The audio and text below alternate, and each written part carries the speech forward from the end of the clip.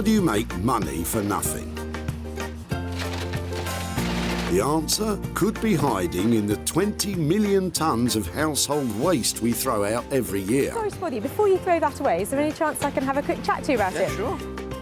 That's why entrepreneur Sarah Moore wants to get her hands on things before they hit the skip. I am a passionate buyer, maker and user of old stuff, and I've turned that passion into a money-making business. I turn old stuff into new stuff and sell it for a profit.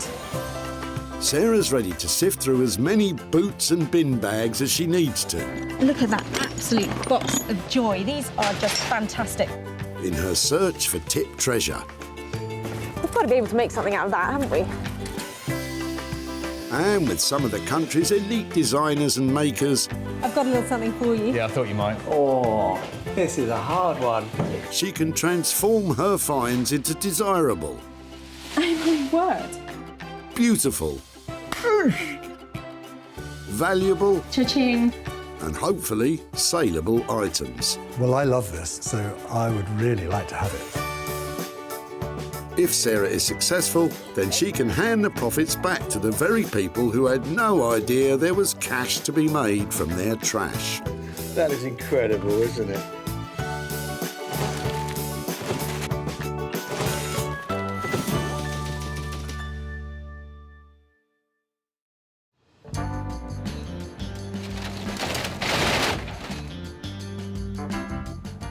Sarah's at the Bredbury Recycling Centre in Stockport, just outside Manchester, where they can have over 200 cars a day through the gates. I am loving this place. It's so busy. There's cars coming in all the time, and in the back of them, I know there is great stuff that I can make into something fabulous. So I'm off now to have a proper old rummage. Remember that Sarah has special permission to rummage about today, so don't you go pestering people at your local recycle centre, or you'll be the one getting thrown out. I love rifling through the rubbish. Sarah's on the lookout for 3 items with the potential to turn into hard cash for their owners. We're looking for stuff that we can recycle, so I'm thinking there's not much in there, but I think you should take the bunny home. Some things, though, are just destined for the dump. But coming in at the far end, Mike and Judith might be able to give Sarah a step up in her search. There's a ladder just coming up here, so I'd really like to take a look at that. I don't know if we're actually throwing it away, but must be able to do something good with that. Hiya. Hiya. Sorry to disturb you, I know you're busy. I was just wondering, are you getting rid of all of this today? Or? Yes, we are. Really? Yes. Yep. Where's it come from? What's happening? What are you doing? Well, we're clearing a house of wife's late auntie. Oh, really? Yes. Yeah, it's Is that a a lot lot- of hard work, really. A life leaves behind a lot of stuff, doesn't it? It does, it does. I'm just quite interested in the ladder. If it'd be okay to have a look at it and get it out and see how it works and all that kind of no thing. problem with that. Lovely, thank you. So was this only ever for domestic use? Was it just in the house, or was it? I think it was just domestic use, yes. I love the fact that it's got all the markings on it. It's Yeah. so funny, isn't it? Because you wouldn't think that a ladder would tell the story, would you? You wouldn't really. I no. love it. There is another set of ladders. Pair of step ladders is always better than one. If you have some, bring them down. Okay. Thank you so much. Sarah knows a moneymaker when she sees it, and with 2 sets, she can double her potential profit. But what does Mike think she'll do with them? Well, I'm not sure really. She might be able to strip them down and re-varnish them or repaint them. But it need a bit of patience. I'm really excited about this ladder. And the really good thing, they said they might be coming back with another one, and that is a whole new ball game. 2 of these, who knows what I can make out of it. I think it's a great idea. I mean, as a society, we chuck away far too much stuff, and if it can be used, that's great. Well said, Mike. So that's the first item found. But what to do with the ladders? Well, Sarah knows a man who might have a few ideas. Rupert Blanchard is one of the most imaginative bespoke furniture makers in the country, ever on the lookout for undervalued materials to rework into contemporary designs. I work mostly with reclaimed, salvaged and abandoned materials. Basically other people's waste. I find some kind of beauty in it and spend a lot of time and give rubbish a lot of attention to try and bring it back into use. Something that someone's really given up on. I like giving things a second, a third, a fourth chance. Bringing something back into use is incredibly satisfying. Rupert's been making furniture for over 10 years, and in that time has developed a thing for drawers. Oh, look at that drawer. Look at that. What a beautiful drawer. He's the man to make old wood useful again, but making use out of those ladders might be a big challenge.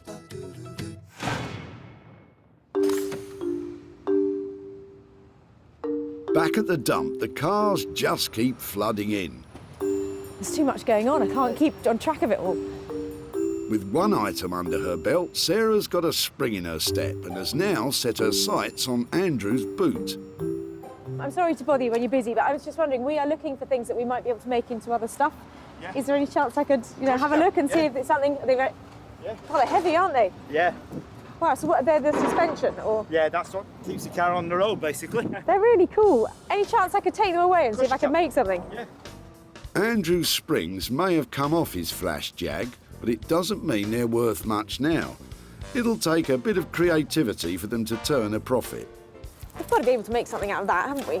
Well, what does Andrew think can be done with them? Well, if she had four, she'd have a coffee table or something like that, and maybe even a stool.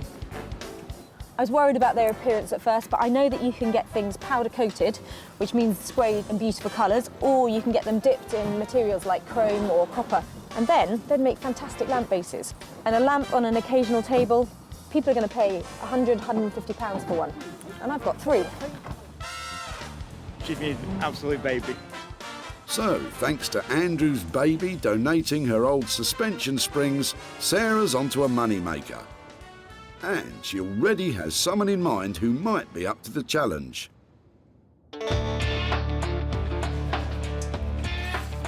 Beck Simon is one of the country's best artist blacksmiths, creating high-end interior furniture and bespoke metalwork commissions. She's a woman that can bang, grind and weld metal into money.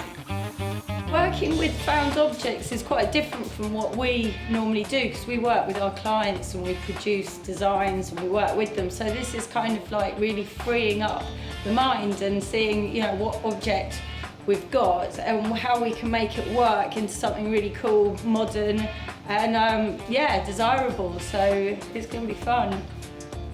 It's going to be fun, is it? Something tells me those springs are going to give you more bother than they're worth. In the meantime, that's 2 items found that Sarah can offload onto her designer pals. But now she needs to find something she can sink her own teeth into.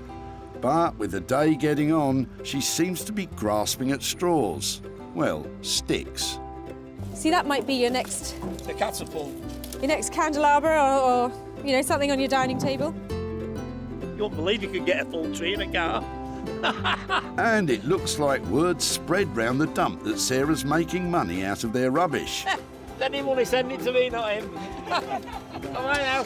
You'll be lucky. But what's this? Eagle-eyed Sarah might have just spotted her own personal project, because Eric could be throwing out just what she's been looking for. I'm really sorry to bother you. I can see you're busy. Yes. I'm just looking at your Monopoly sets. Can I have a quick look? They're my daughters originally. Oh my word, you've got hundreds of bits there. Yeah, hundreds of them, yeah.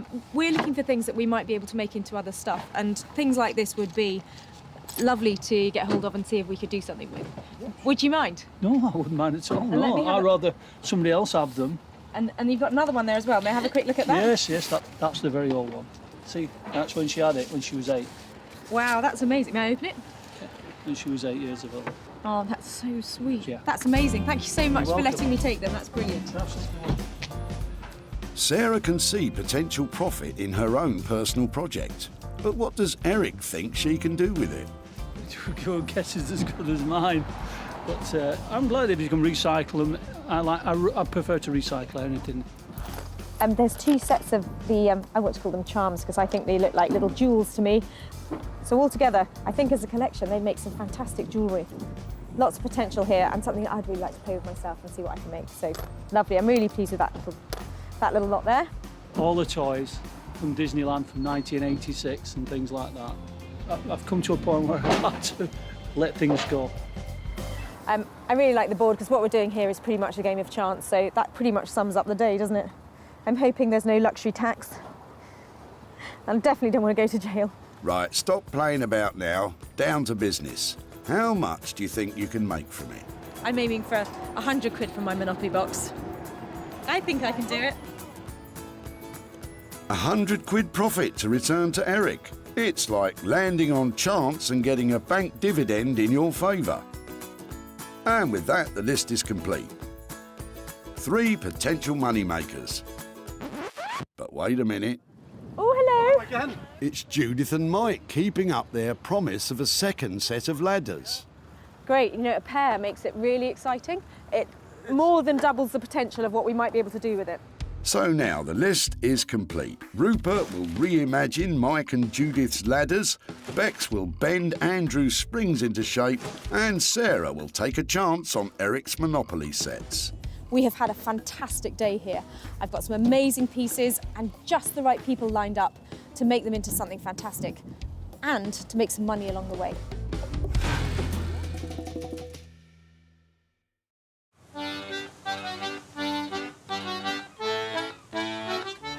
In the southeast corner of England, Margate was once famous for fish and chips and getting sand in your ice cream.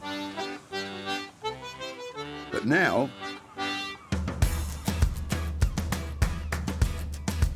Margate's had a reclamation, regeneration. With its old town now home to a bustling vintage clothing and retro furniture scene. And right in the heart of it all is our Rupert. And Carlos the cat. Sarah's about to surprise him with some old ladders. I hope it's something that I'm familiar with and I can identify its history. Rupert, You brought a ladder. do you like a ladder? You brought Wow Years ladders. How could these end up going to landfill? Beautiful ladders. I thought that they were just lovely. I loved the fact that the stuff they were covered in was the story of the house that they come out of. They were part of that home. This is the bedroom, that's the dining room, that's the hallway. Is there anything particular you want me to play with, or am I allowed to just go wild with these two? So I'm seeing maybe a couple of pieces. Do you think that's the direction to go? Well, I think they started out life as 2 separate pieces, and although I'd love to join them together some way, my initial feeling is to make 2 pieces, but 2 identical pieces, to make a matching pair. Perhaps one of the ideas is to make a metamorphic chair, which is a kind of chair that they used to use in little studies and libraries and places where they didn't have room for both a ladder and a chair. But somehow I'd like to bring another element into it. So chairs that flip around, they turn into ladders, they flip around again, they turn into a coffee table. Maybe there's some way that the 2 matching elements can lock together and become something new. Rupert's transformer chair is more commonly known as library steps. First built in the early 19th century as a space saver, they could be used as little stairs to reach topmost bookshelves in libraries, whilst doubling as domestic furniture. But the question is, how much is it going to cost to construct? There's got to be somewhere around a couple of £100 per item to design and produce the final piece. But we kind of have to see if you're what we can do once we've deconstructed it. We learn more, and you have a better idea about what the final outcome will be. At that price, I've got real potential of making some money for those people and surprising them with some worthy, proper chunk of cash, and that would be just the best outcome. We'll give it a good go. Right. Wow, I love Rupert's ideas for the ladders. A pair of things, always more saleable than one, and metamorphic furniture, these things are going to be fab. So chair, ladder, and possibly table, can't go wrong. I want to do what's right for this piece of rubbish. You and me both. So, it's £200 each for 2 items. Or is it £400 for one big item that fits together? Either way, at that price, Sarah's confident of a tidy return. Sarah's next stop is away from the hustle and bustle of seaside salvage and into the heart of the English countryside. Tucked away in amongst the quaint villages is the place where metal goes to die.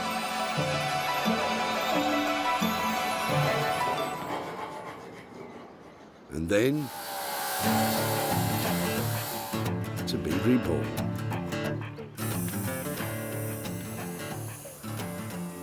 Sarah's ready to surprise Bex with the suspension springs from Andrew's Jag to see if she can, something to do with lighting. I'm really looking forward to seeing what Sarah's going to bring today. Probably something really strange. So, yeah, I'm looking forward to having a look. I don't know what it's going to be and that, but I guess that's part of the challenge. So, yeah, looking forward to seeing what it is. So I'm just eating an apple. There we go. Ta-da! Oh wow, springs. Well, at least you know what they are. We use these, there was one there, we use them for making tools with, so love them. I was worried you couldn't Yeah, heat them up and... we can stick them in the fire. It's harder to work than normal mild steel because it's high carbon, but no, we'll be able to do things. What do you have in mind?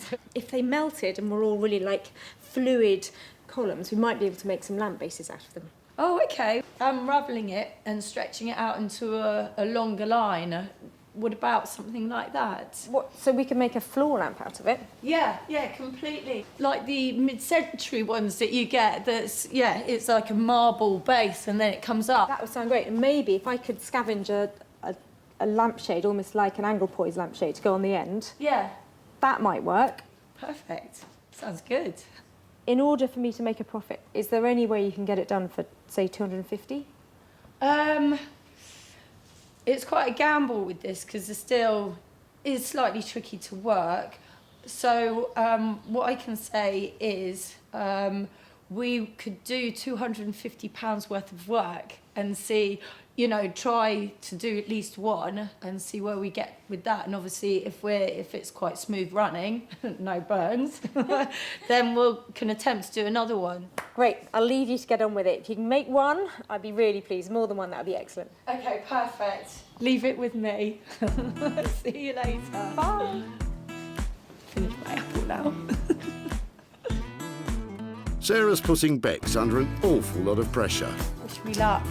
If Bex can get it done for 250 or under, Sarah's on track to make a chunk of money. But there's also the light fittings to budget in, and they could start eating into the profit.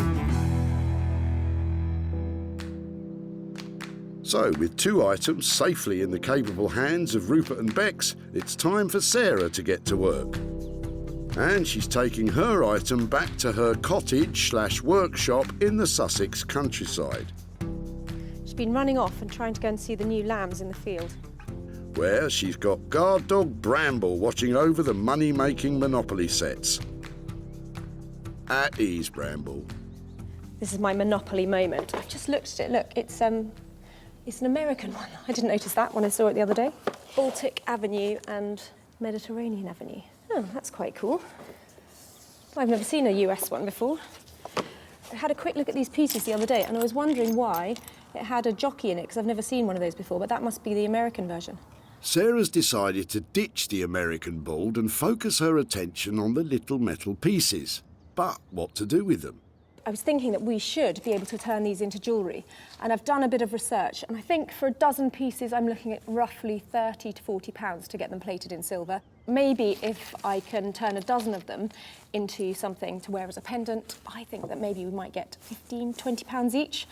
So over £200 worth of profit potentially here. Now that has got to be a surprise after just chucking out a Monopoly set at the tip. It was actually the niece of Charles Darrow, the accredited inventor of Monopoly, who came up with the idea of using charms from a girl's charm bracelet as the Monopoly pieces, way back in the 1930s. So really, Sarah's repurposing them back to their original purpose, kind of. Having objects silver-plated can be done by mail order, and so is quick and easy and relatively cheap to do. But before they're shipped off to be silver-plated, Sarah's drilling holes in them so that chains can be threaded through to make necklaces or bracelets. Don't look what I'm doing with the dog. Ouch! The poor dog's getting the rough end of the stick. Don't look, Bramble. So these are my 14 fabulous pieces. So I'm really pleased with these, and I think they'll make lovely charms. I'm going to get them all silver-plated, including the jockey, to make a little memento for Eric, just in case we don't make any money out of this at all. With just £30 to £40 of silver plating to budget in, if Sarah sells them all, she could be laughing all the way to the bank. Back in Margate, Rupert has started drawing up blueprints for his transforming multi-purpose metamorphic library steps. And if you think that sounds difficult, remember he's only got those ladders to work with. Rupert starts this mathematical mind melter by taking the ladders apart. It's falling apart very easily. He unscrews the hinges to see the raw materials he has to work with. So now it's not a ladder anymore. It's going on to its new life as a multifunctional piece of furniture. With the very detailed blueprints drawn up, he prepares to start cutting. But one miscalculation and the whole thing could be ruined. It's taken quite a while to work out the exact perfect angle I need to cut.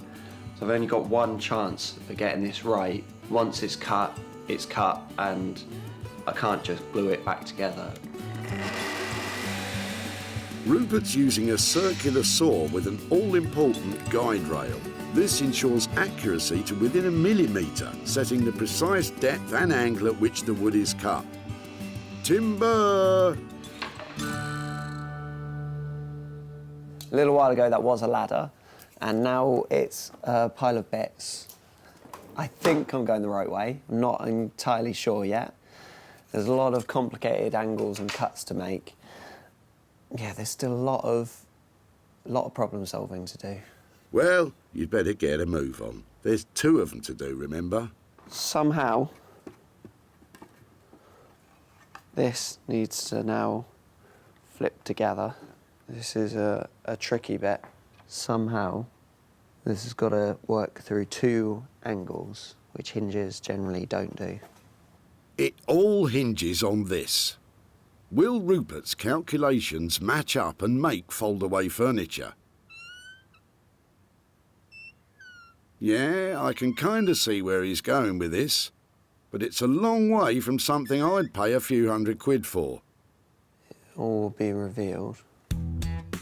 Well, I, for one, cannot wait. Back in Surrey, Bex is making a start on uncoiling that coiled spring soon-to-be floor lamp. Twist it. That's it. Bex's partner in grime is husband Dave, who'll be helping out. To make it malleable, they have to heat it in a furnace to 2,000 degrees Fahrenheit. Then they have to gradually beat out the bends on the end of an anvil. It's just really awkward, the shape, isn't it? They only have a short window before the spring needs to be heated again, and again, and again. It's collapsing on itself, so we need to open it out. High carbon steel is notoriously hard to keep in one piece when heated, so they'll have to be careful. Oh, wait. With progress slow and hot, after an hour of hammering, Bex decides on a different tactic. We're just gonna unravel the middle bit and then the end bit, and then we'll take it next door, do it on the fire bits of the slower and stuff. But yeah, it's tough. Bex and Dave retreat to the relative peace and quiet of their own workshop. Gone deaf. Well, that was fun. Once the spring is straightened, they're hoping to recreate the elegant curve of a classic mid-century lamp. But even after all that hammering, there's still a lot to do. We need to have this finished today, don't we? And Bex and Dave are feeling the pressure. We have to make sure we don't get it too hot so it just breaks. And just as they're making some progress, the spring has snapped. First disaster. With time running out and now 2 pieces of metal, it's back to the drawing board. Or chalk table. Or whatever. So keep the spring in the middle. I mean, we're going to have to now get that together. And then, yeah, it's got that spring detail. By keeping the coils at the end of the springs as a feature, it may save some time. But how to repair that break? I know. Oh, that was quick. So we'll turn that into a little feature. So we'll have about 3 rivets there. So I guess it's, you know, it gives it an industrial look and it covers up our mistake. So nobody will know. Brilliant. But before Bex can rivet the pieces together, there's still an awful lot of unravelling to do. Once the coil is flat enough, Bex can turn to the power hammer to take on some of the bashing. A blacksmith's best friend for over 100 years. Without it, they would probably keel over from exhaustion and have biceps like bulldozers. It's not bad shape from up here. But then, some of the work still needs good old-fashioned brute force. Dave, I think I need your body weight. Get in there, Dave, you brute. After a whole morning of unravelling, Bex and Dave are spent. With still a lot to do, they decide to tackle the rest in the morning after a well-deserved rest. We've got to cut ourselves off, you know, now, because we're sort of running into our critical time, you know, so, yeah. We need fresh eyes now, because it's got to look nice.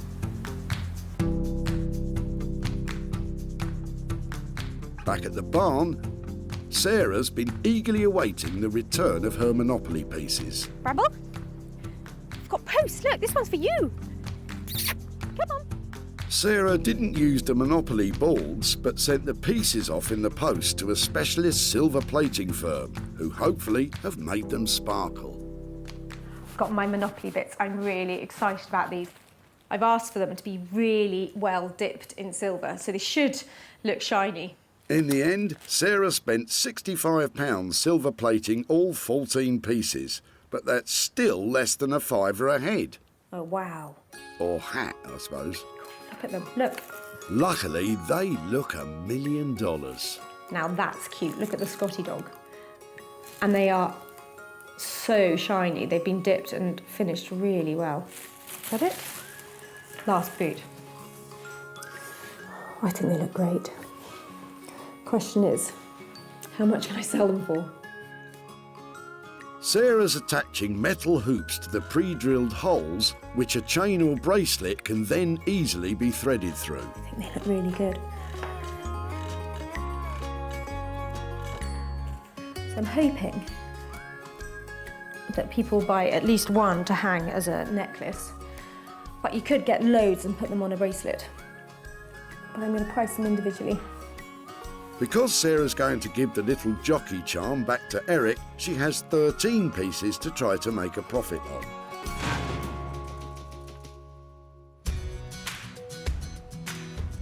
Back at the dump, Eric was ready to say goodbye to his daughter's childhood board games. Can I have a quick look? I've come to a point where I have to let things go. But Sarah saw a potential in its little counters Oh my word, you've got hundreds of bits there. and formed a plan to make some money from them. Your guess is as good as mine. But I'm glad that you can recycle them. I prefer to recycle anything. With a metal makeover, the pieces are ready to be sold. But with 13 of them to shift, Sarah's taken them online. Monopoly is available in 111 countries, so she's bound to find some fans of board game jewellery there. That's them listed, so it's game on. Sarah's back in Stockport to hand over the profits to Eric. That is, if she managed to shift enough of them to cover the silver plating costs. Hi there, Eric. Hi, it's Sarah from the tip. Hello, Sarah. How are you? How are you? Yeah, very well, very well. All right. Thank you so much for meeting up again today. And Yeah. you remember we took your Monopoly set from the tip. Did you think about what we might do with it? I thought you were going to make a charm out of it. So that's exactly what happened. And I've got some pictures here to show you. There they are in the end. Wow. Absolutely amazed. That is fantastic. I just can't get over that. So we sold them at a profit, and I've got that for you today. No. You can give it to charity. Well, do you know something? I'm going to give it to you and see which charity. If you want to give it to charity, It then will go to cancer. Because I'm in remission. Oh, and, really? We pay every month. We give every month to cancer. Oh, well, that's fantastic. I'm really pleased that your Monopoly pieces have helped towards that cause. And as a little memento, I don't know if you remember this fellow, but I bought him for you. He wasn't easy to make into a charm, so I thought something for you to remember your Monopoly set by. He's silver-plated, the little horseman from the American. I treasure it. I can't get over that. With all 13 sold at 10 quid each, once you take off £65 worth of silver plating, Eric's walking away £65 richer. It was lovely to catch up with you Thank again you and to hear very your much. story Thank you and very much. keep up the fundraising. That's Oh, fantastic. we do. Look at, we're very lucky. I'm so pleased I took a chance on that Monopoly set. I think Eric loved that little horseman, and that tiny bit of profit we made, that's going to a charity that means a lot to him.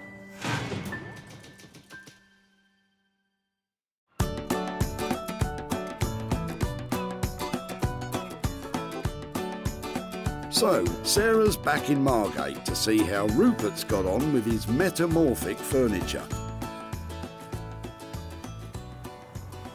Making metamorphic furniture is going to be tricky at the best of times.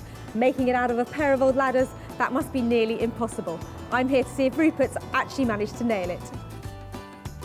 Last time Sarah saw them, they were tired old ladders. But now, they're still ladders. But what's that? Ah, you just managed one set.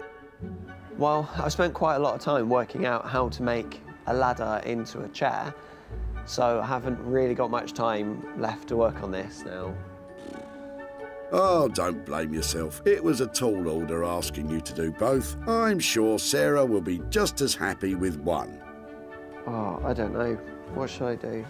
Sorry, Rupert. I think your time's up on this. Hey, Sarah. Hello. How you doing? Really well, lovely to see you.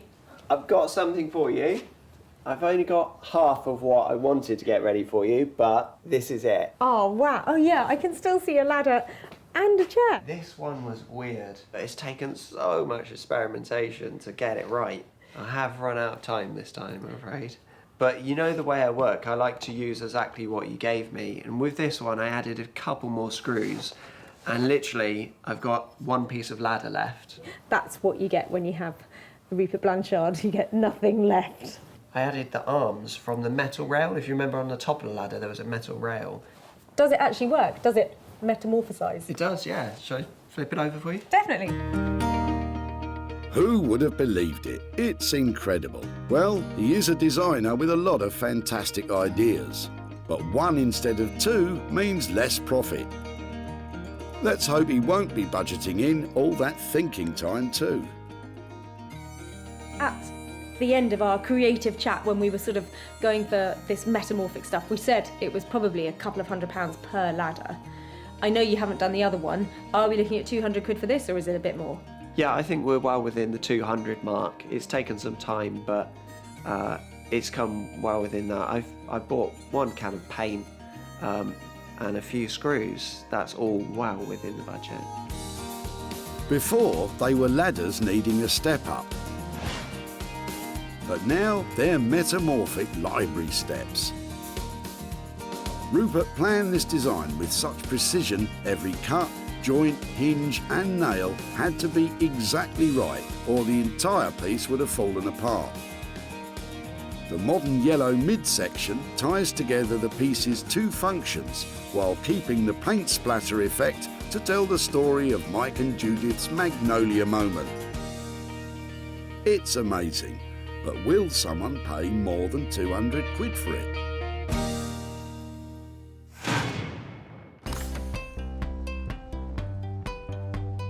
Back at the dump, There's a ladder just coming up here, so I'd really like to take a look at that. Sarah pounced on Mike and Judith's paint-splattered ladders.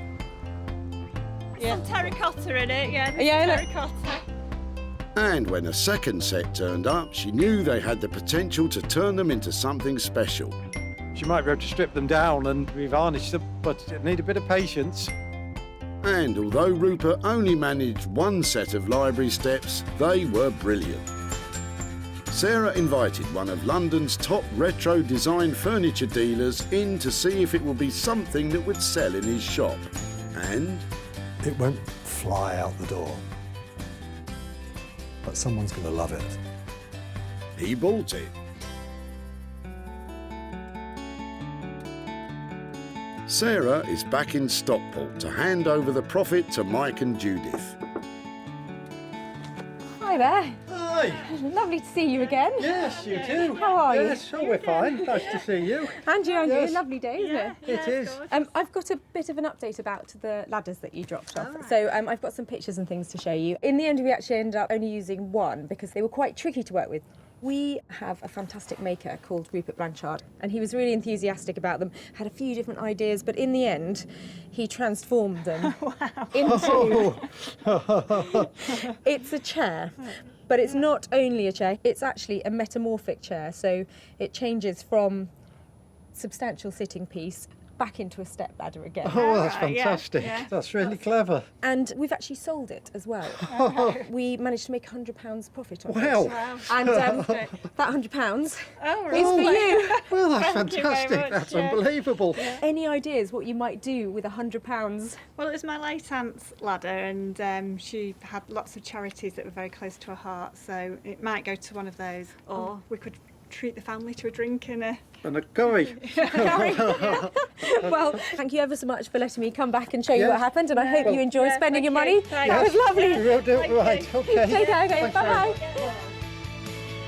Spending on costs and materials transforming Mike and Judith's ladder came in at £200. The metamorphic chair sold for £300, meaning Mike and Judith are stepping out with £100 profit.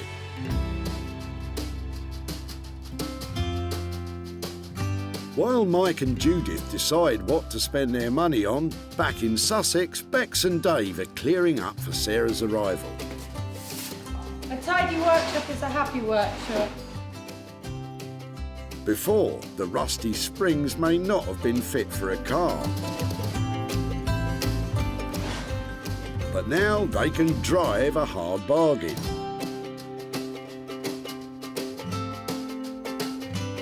The elegant curve of the overhanging lamp is balanced at the base with polished concrete weighed precisely to keep the structure stable.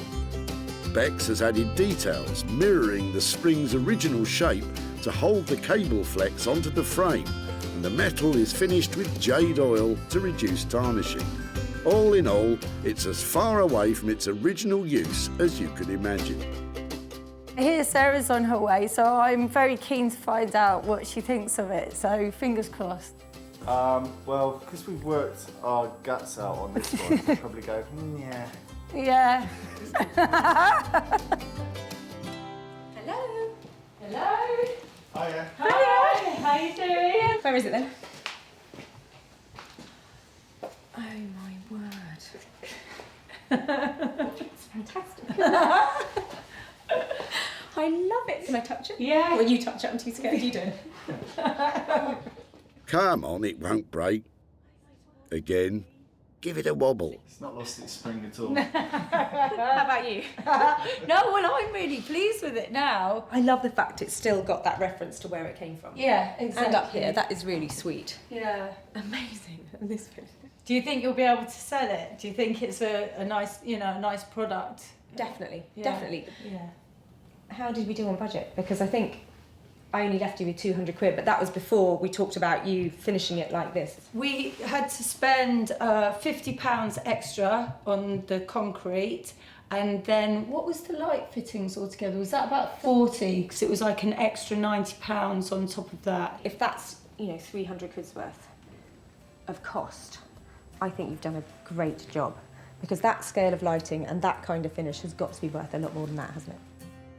I get the impression that Bex and Dave will be glad to see the back of this one.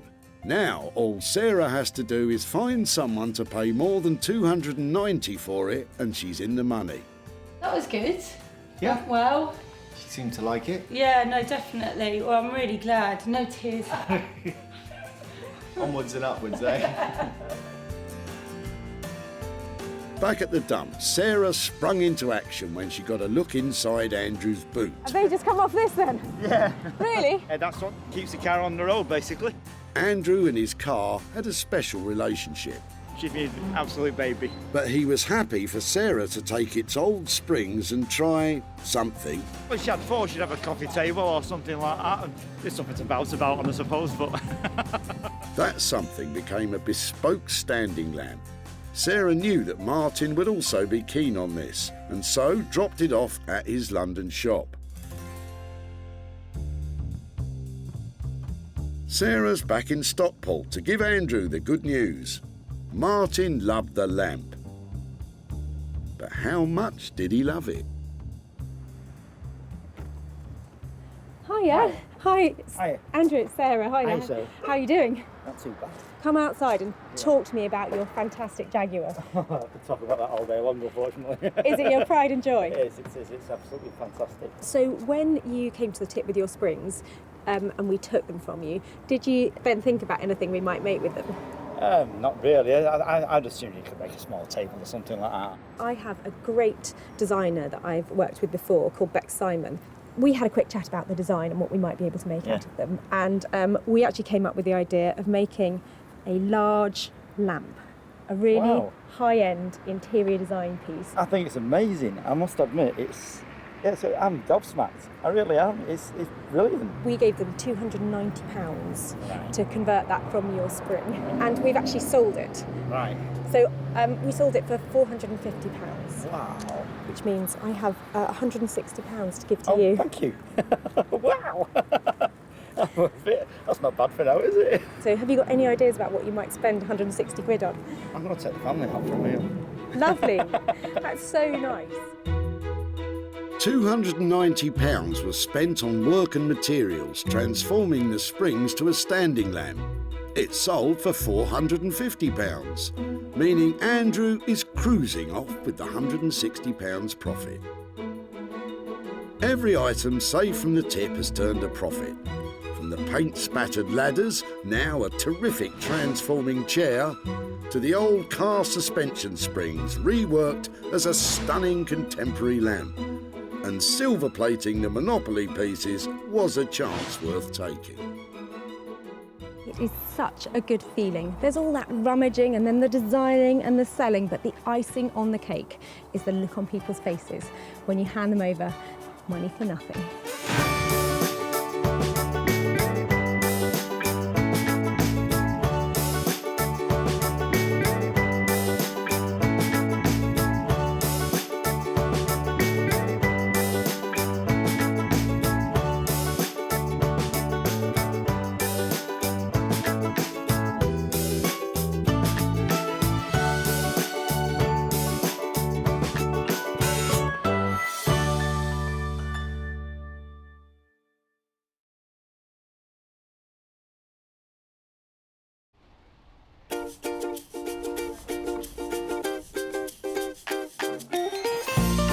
How do you make money for nothing? The answer could be hiding in the 20 million tonnes of household waste we throw out every year. Sorry to bother you, before you throw that away, is there any chance I can have a quick chat to you about it? Sure. That's why entrepreneur Sarah Moore wants to get her hands on things before they hit the skip. I am a passionate buyer, maker and user of old stuff, and I've turned that passion into a money-making business. I turn old stuff into new stuff and sell it for a profit. Sarah's ready to sift through as many boots and bin bags as she needs to. Look at that absolute box of joy. These are just fantastic. In her search for tip treasure. We've got to be able to make something out of that, haven't we? And with some of the country's elite designers and makers, I've got a little something for you. Yeah, I thought you might. Oh, this is a hard one. she can transform her finds into desirable, Oh my word. beautiful, valuable, Cha-ching. and hopefully saleable items. Well, I love this, so I would really like to have it. If Sarah is successful, then she can hand the profits back to the very people who had no idea there was cash to be made from their trash. That is incredible, isn't it?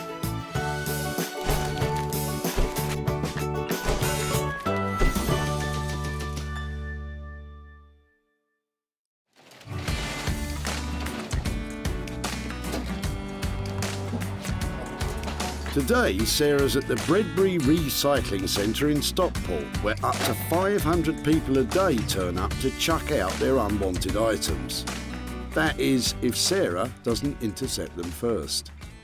It's really embarrassing to be caught looking in people's cars all the time. I've got to do it because they might have something good in it.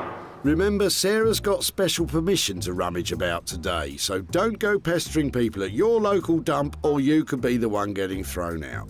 All right? Would it be okay to have a look through your rubbish? Would you mind? Is that... Really? Yeah, sure. Sarah's searching for 3 pieces, which once reworked and sold, will hopefully produce a payout for the people dumping them. You look like you're having a good clear out. Oh, wow. Sarah always has high hopes. I get really excited every time somebody pulls up. I think it might be a Rembrandt. Don't think there's going to be a Rembrandt in there, I've checked. But you never know. And it's clear people have cottoned on to what she's up to. She's a rubbish burglar. Yes.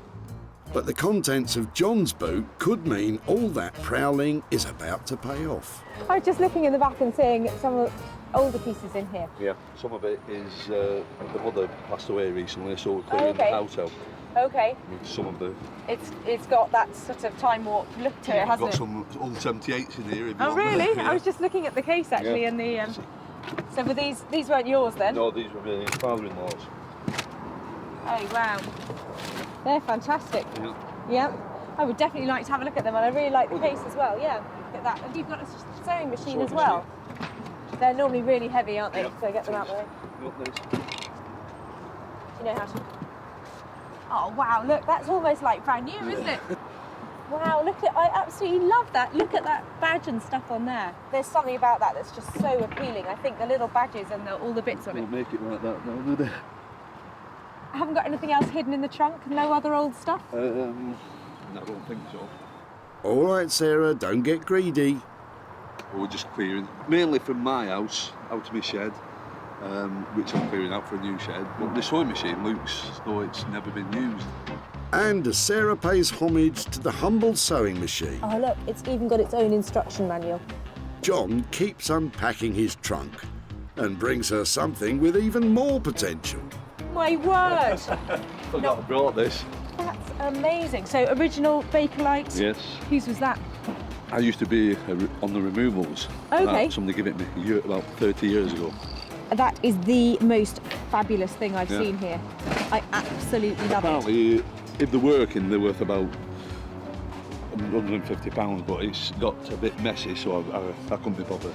I'm going to turn this into something fabulous. I tell you, this is so exciting. Bakelite is an early type of plastic, and radios like John's are collectible pieces of social history from a time when the radio was the focal point of the home. I love it. You've made my day. That is tip gold. That's right. Thank you so much. It's brilliant. See you. Bye. So, John's radio trumps the sewing machine and the old 78 to become Sarah's first item. She's got someone in mind who's sure to take it from the pits to the Ritz and make some money for John. Trot on Mark Phillips, also known as Horse. Electronic superbrain Horse was chief engineer for a world-renowned audio recording company for over a decade. he's now taken his love for restoring vintage sound equipment and made it into a business. I enjoy refurbishing vintage equipment. It's always a shame to see stuff like that go to waste. I think it's great giving a second life to something that would have essentially just been smashed up, thrown in the rubbish. So yeah, it's definitely a job and a passion. Something tells me Hulse is in for a treat with John's Bakelite radio. So it's one item saved from the skip and 2 more to find. Yes, loads of people here. I don't know which end to go first, so I'm going up this way, see if there's anything coming in. Oh man, I can't tell if Sarah's coming or going anymore. But as long as she doesn't go, that's the main thing. Come on you, get back to work. There's still loads of tired old stuff coming in. So that's a nasty bicycle tyre habit you've got going on. The middle-aged men in Lycra brigade. Oh no, God, I'm not one of them. You're not? No, Lycra, I'm not. You'll be shaving your legs soon. Not a chance. Really? Not a chance. It's a slippery slope, you know, Lycra. Less Lycra banter, lass, and more searching for item 2, please. Hang on, what's this? Sarah's swooping in on Peter. I'm just wondering if I could talk to you about your rubbish. Yeah. Are you clearing something out? Or are you Clearing the garden out. Oh, okay. Yeah. Okay, and I was just looking at your table. Do you mind if I? Sure. So it's been outside, has it? Yeah, it's got weather beaten. Came from my friend's house and his mum and dad had it, so it's quite old. Yeah, it's got that sort of 1970s feel. Yeah. Is there any chance I would be able to take it away and see if I can make something out of it? Yeah, you can use it. Fab, okay. I'm glad you can use it. What a find! There's a big market for retro furniture. Well, when it's not covered in mould, that is. So I saw the legs of this sticking out of the back of somebody's car, and it is screaming Urkel, so they're sort of 1960s, 70s British furniture makers, and it's got a sticker on it here that you can see to back it up, the original one. The good news is that Urkel is collectible. The bad news is that somebody's left this out in the garden and it's in really poor condition on the top. If this can be reconditioned and brought back to life, I think that maybe £100 profit. 100 quid? What do you think, Peter? I don't think she'll make much. We'll see about that. And with Peter's mouldy Urkel, that makes 2 items ready to renovate. The table's going to take a lot of work, but Sarah knows exactly where to take it. Jay Blades is a builder turned philosophy graduate turned furniture restorer. Jay has his finger on the pulse of modern design interiors. He loves reworking the very best of original British craftsmanship and bringing it bang into the 21st century. I've always had a passion for the kind of heritage that the British designers have produced over the years. Traditionalists would love to keep it as it is, but to be reintroduced into the market, I like to just add a bit of colour and add something a bit quirky. I really enjoy adding my bit and not necessarily worried about other people's reactions. It's more about, do I like it? If I like it, then it's good.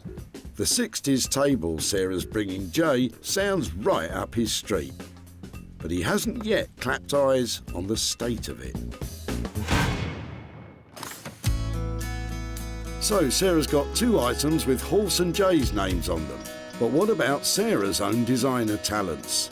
She needs to find something she can put her stamp on. Here you go. Why don't you ask Ian what he's chucking? Excuse me. Sorry to bother you. I'm just here today looking at what people are throwing away. Any chance I have a quick chat with you about your rubbish?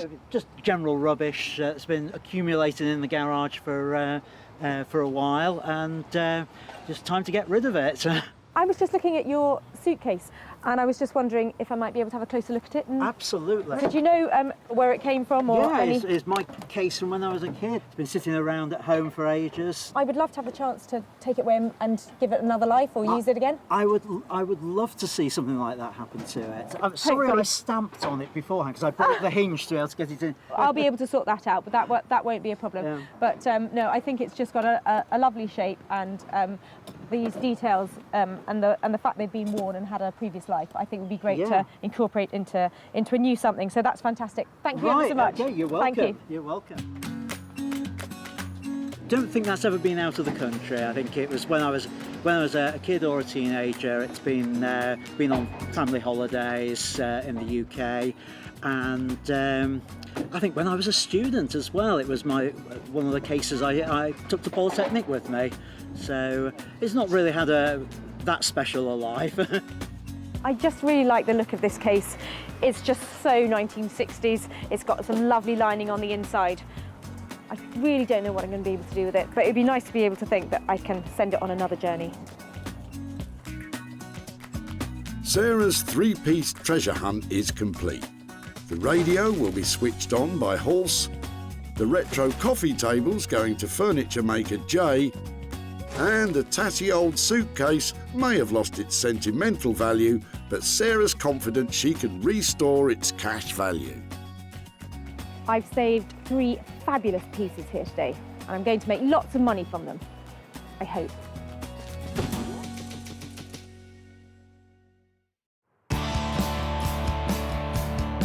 Sarah's next stop is Manchester, where the cultural scene is buzzing with a task force of talented designers and artists. Riding high on the city's wave of creativity is electronics restorer Horse. He'll be working on the knackered old radio, but he doesn't know what's coming. Sarah's going to bring me a piece of essentially rubbish, so I'm going to have fun seeing if I can make it beautiful again, make it functional again. Depending on what it is and what kind of condition it is, I suppose. Hiya, how Oh yeah, good, yeah, very good. I've got a little something to show you. Brilliant, let's have a look. So I'm hoping this is your kind of thing. Brilliant. What do you reckon? Yeah, pretty much exactly, yeah. The only thing I'm worried about is my radio is actually in a bit of a state. It's not as bad as it looks. It's quite reassuring that still works, and I think this one. Yeah. Oh, I think I've broken it. Oops, Butterfingers. Remember, you're supposed to be adding value, Sarah. It would be really nice to think that sound could come out of it again, and I was wondering whether that means it's an accessory for somebody's phone or whether it's just a radio, but possibly something a bit cool. Yeah, the ideal application would probably be a universal kind of small powered speaker. That sounds fab. So basically, it's going to be something that somebody can listen to their music through with their phone or their laptop or something like that. Yeah, you can plug essentially anything into it. You can probably use some of the existing components. I'm going to use valves in it as well. They still make them for certain applications, mainly guitar amplifiers and high-end audio, hi-fi equipment. But they're just a specific warm sound to them. That looks really cool. I mean, I just love that just as it is, you know, Yeah. That's stunning. Shame those valves are going to be hidden away inside, really. Now, Horse really knows his onions when it comes to modifying vintage technology to accept modern gadgetry. He'll make sure that smartphones and laptops with mini jack sockets can be plugged into this old valve-powered speaker. Who'd have thought it? Hopefully will be a beautiful object that is functional and will sound really nice, and it's completely unique. Horse will target a higher-end clientele with his finish on the radio, but how much will he charge? You might be looking at sort of like £300 or so. On that basis, I reckon full steam ahead, let's go for it. Brilliant. I think that radio is in really safe hands. It's going to sound amazing, and I think I might make as much as £100 from it. Sarah's confident, but is Horse on the same wavelength? I think it's definitely doable. I think it's in good enough condition. I'm looking forward to the challenge. Yeah, it's gonna be great. With a bit of horsepower, the old radio could pump up the volume and the profit. Horse's expertise and materials will cost around £300. So Sarah will depend on that high-spec finish to make any money.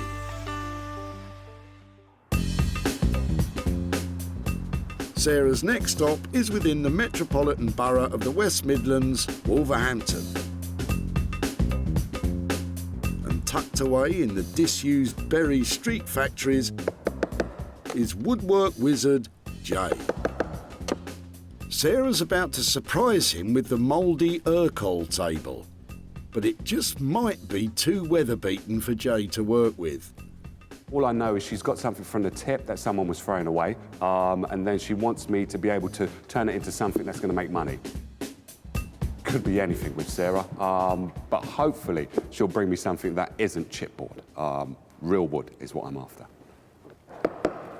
Hi, Jay. Hi, how you doing? Yeah, I'm doing really well. How are things?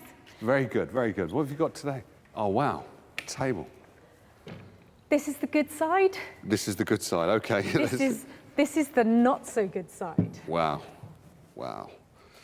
Okay, it's been outside, obviously. Yeah, I think the guys who dropped it off said that they had been storing their plants on it in the garden. Oh, that'll do it. That'll put it in that state. Okay. It's beautiful. Even though it's in the state that it's in, I really like it. I really do like it. I've seen many Urkel tables, but I've never seen one with this kind of round, oblong kind of shape to it. Urkel was a prominent British furniture manufacturer dating back to the 1920s. Its mass-produced furnishings found a ready market in post-war Britain. But now, vintage enthusiasts will pay through the nose for well-preserved pieces. Alas, this one's on its last legs. The only bit I'm concerned about is here, where the plant pot has been down there for quite a while. But if you bear with me 2 minutes, I'll just get this machine on. I love the machine. Everybody has better toys than I do. Everywhere I go, everybody has got these really cool things. I end up doing everything by hand, takes me ages.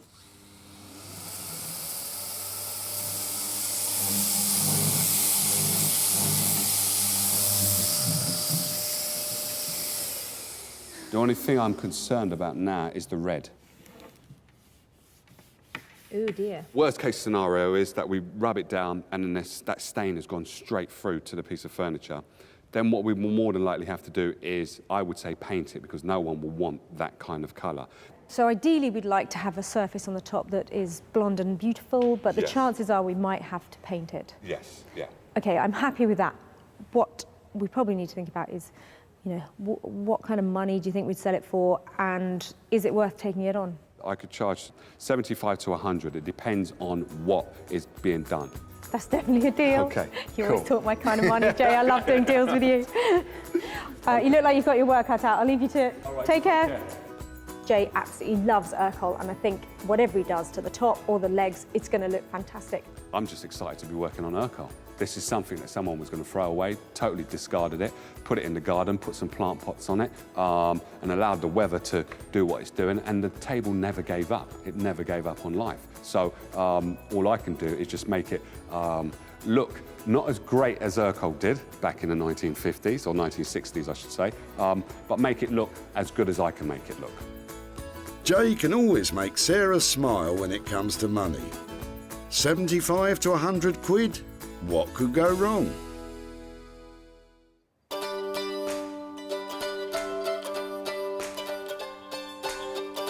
So, 2 items with the potential to make some cash. Sarah's on a roll, but now it's time for her to put her money where her mouth is. Back at her barn, she's hoping to transform Ian's battered baggage into something profitable. Well, this poor old suitcase has definitely seen better days. It's in a right state. It's been taped up. It's never going to have been a valuable object, and it is certainly not worth much at the moment. But I'm hoping that I can make it look just beautiful. They work just. Oh, it's quite tough to get it open. My plan is to paste some pretty fabric all the way over it. Probably not very big pieces, so I can use scraps of it and just patchwork the surface of it so it just looks bright and pretty and you don't see any of this black. Maybe I can get a price tag of 50, 60 pounds on it. Sarah starts by giving it a gentle rub down, being careful not to get it too wet.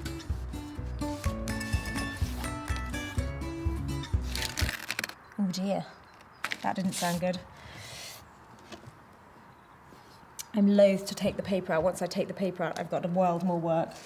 But I think I might just have to take out the loose bits.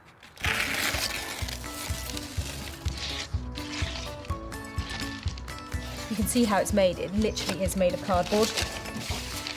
Cardboard suitcases were a lighter and cheaper alternative to heavy leather or robust wool luggage, becoming popular in the 1920s with the rapid expansion in automobile travel.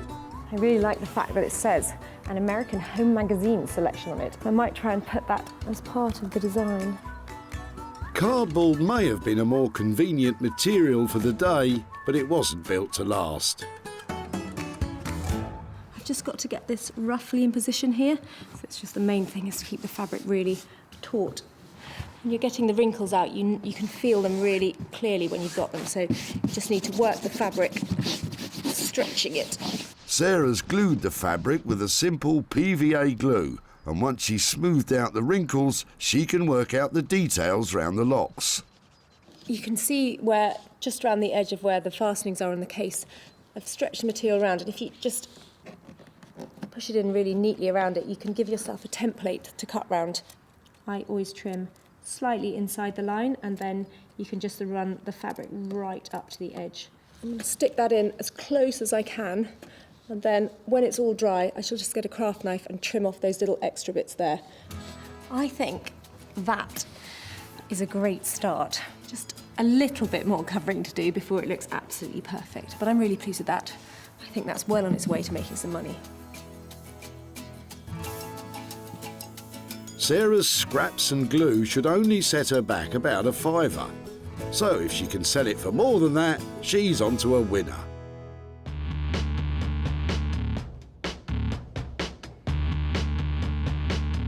At Halsey's workshop in Manchester, some electronic surgery is about to be performed on the old radio.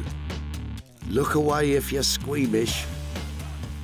So to start with, I'm going to dismantle it, and then I'll just put in a very simple circuit with some new valves. I've got to put in a new mains transformer because it was potentially lethal.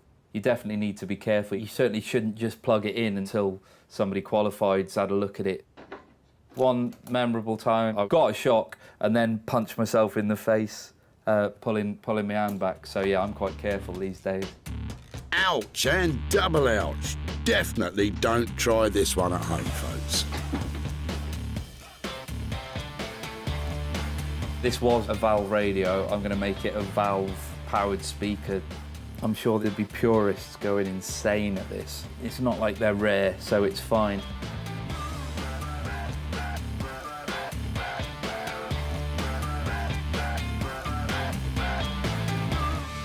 This is just the chassis. So what we need to do with this is clean it up and then put the bits back in that I'm going to be using, and then start building the circuit around that. The case needs some serious cosmetic work too, and that's Halsey's biggest challenge. What you can do is use what's called wet and dry paper, which is an abrasive, bit like sandpaper. You can start off with quite a coarse grit, and then you move to a finer grade and kind of keep doing this. It can be quite rewarding because it's quite nice to get the scratches out, but yeah, it can be pretty laborious, especially when they're as scratched as this one. It's lost its sheen a little, so I use this special Bakelite polishing paste, and this sort of takes a thin layer off and buffs it up to a nice shine. If Halse can get the balance of shiny, new, usable, traditional old object right and up the value to over £300, this radio is on course to make a tidy profit. It's nice to have a finished product that actually sounds good and is usable and means that you can kind of have such a nice looking object that's useful again. All's tickety-boo in Manchester then. Back in Wolverhampton, Jay is sanding down the Urquell tabletop to determine if the stains can be removed so he can keep the natural colour of the wood.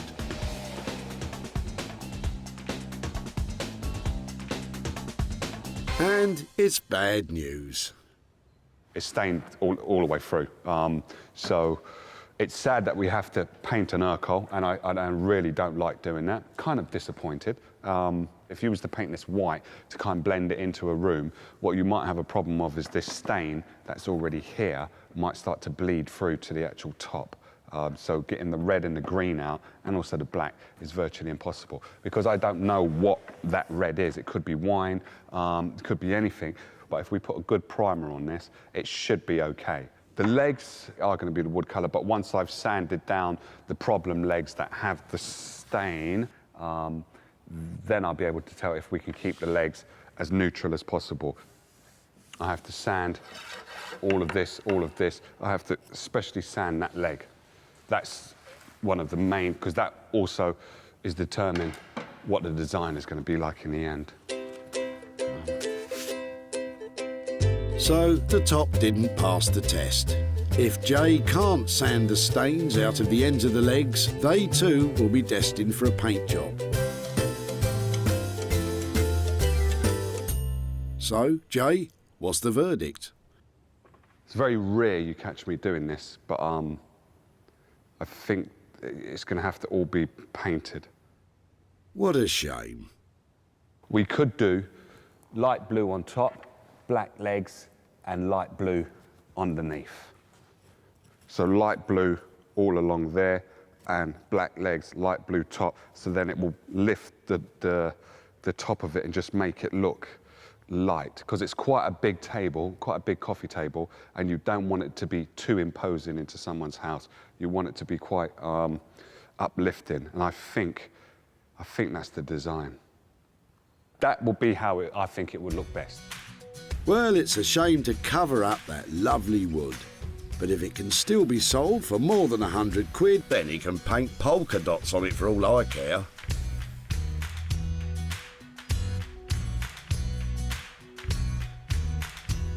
Back in Sussex, Sarah's nearing the end of her own restoration project. Basically, I've covered the whole of this case in a new layer of fabric on the outside. I've carefully cut round the things that are on here already. It's tricky to get it done perfectly, but the overall effect of it, I think, is really pretty. And that should make it saleable. So I was hoping for 50 quid, but I don't know, I might make it an even higher price. What do you reckon, 60? 70? Before, this was a battered old cardboard suitcase. But now, after some careful craft, a bit of glue and some offcuts, it's transformed into luxurious luggage. You wouldn't lose it at the airport, would you? Time to hook a buyer. I'm not sure I want to part with it. Tweaking the photograph so it looks absolutely the best it can. I think that's singing out now, don't you?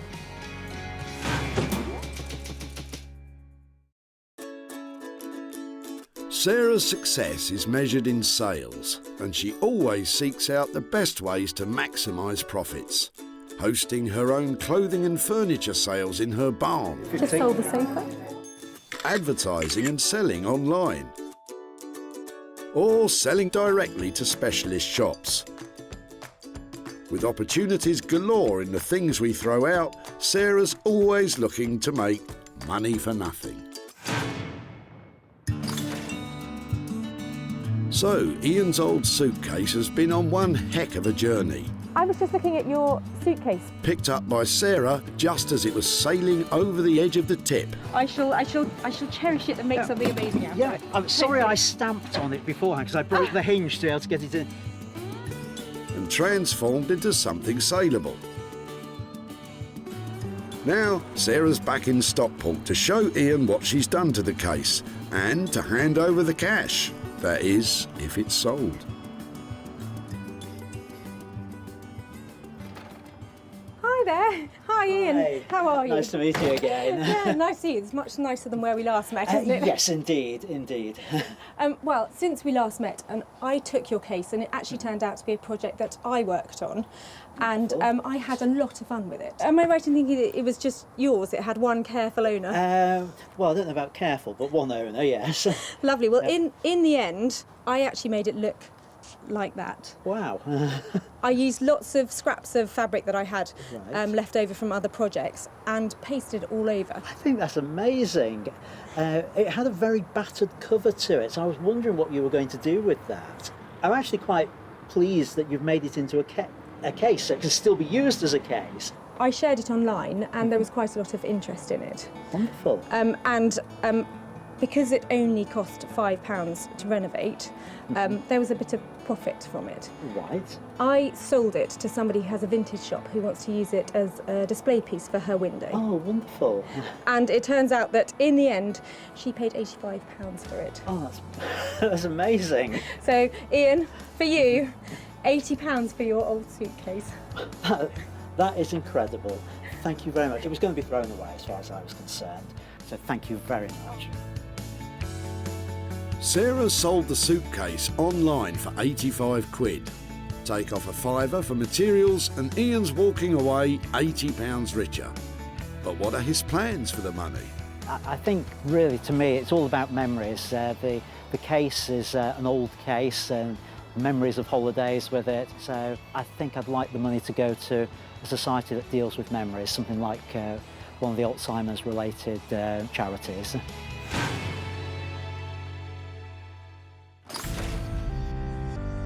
So, the money's in the bag for the suitcase, so to speak. And in Manchester, how's Hulse getting on with the radio refurb?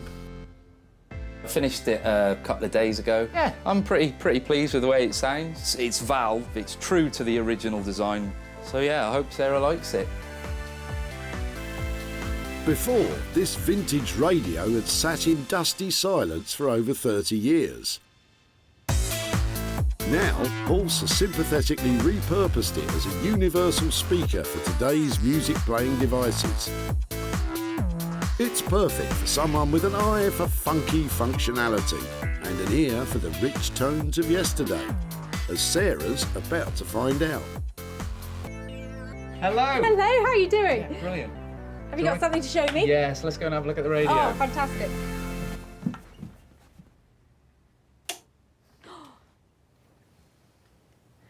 Does it work? It does, you just have to wait for it to warm up. Ah, Brahms. Piano Concerto No. 2 in B flat.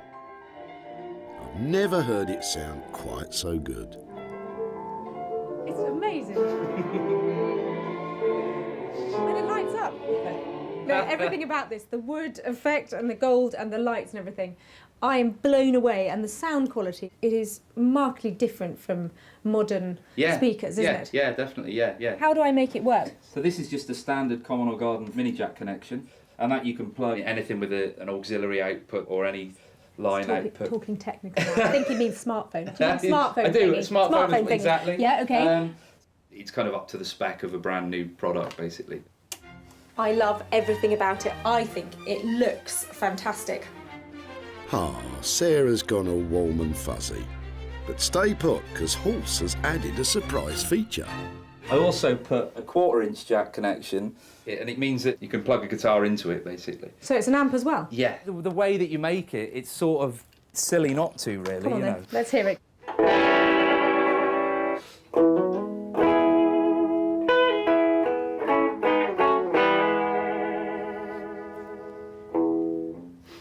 Horse, you're a genius on so many levels. I think that just is the icing on the cake. That was lovely, wasn't it? All right, Sarah, enough of the mellow jamming sesh. Let's get down to business. Hulse came in on budget at £300. Now, Sarah needs to get selling. Right, so all I need is some of your excellent music connections and a nice buyer, and then everything will be perfect. I am seriously impressed with what Hulse has managed to do with this radio. I mean, it was in a really bad state, and now you can play your music through it, you can play your guitar through it, and I think I'm going to make some money out of it. I think she was generally quite chuffed with it. I think the addition of the guitar amp was a last-minute bonus. So yeah, no, I'm pleased. I'm glad she really likes it. This vintage radio was nearly dumped at the tip. If they're working, they're worth about £150, but I couldn't be bothered. John was happy for Sarah to take it away for nothing. And with the expert attention of electronics engineer Horse, hopefully will be a beautiful object that is functional and will sound really nice. It was turned into a glorious custom-made speaker with a contemporary twist. And when Nick from online retro furniture store Smithers of Stamford took a look and a listen, he bought it. Hope to do some more business with you soon. Thank you. Take care. Bye. And now Sarah's back in Stockport to show John the radio's transformation and hopefully hand over some cash.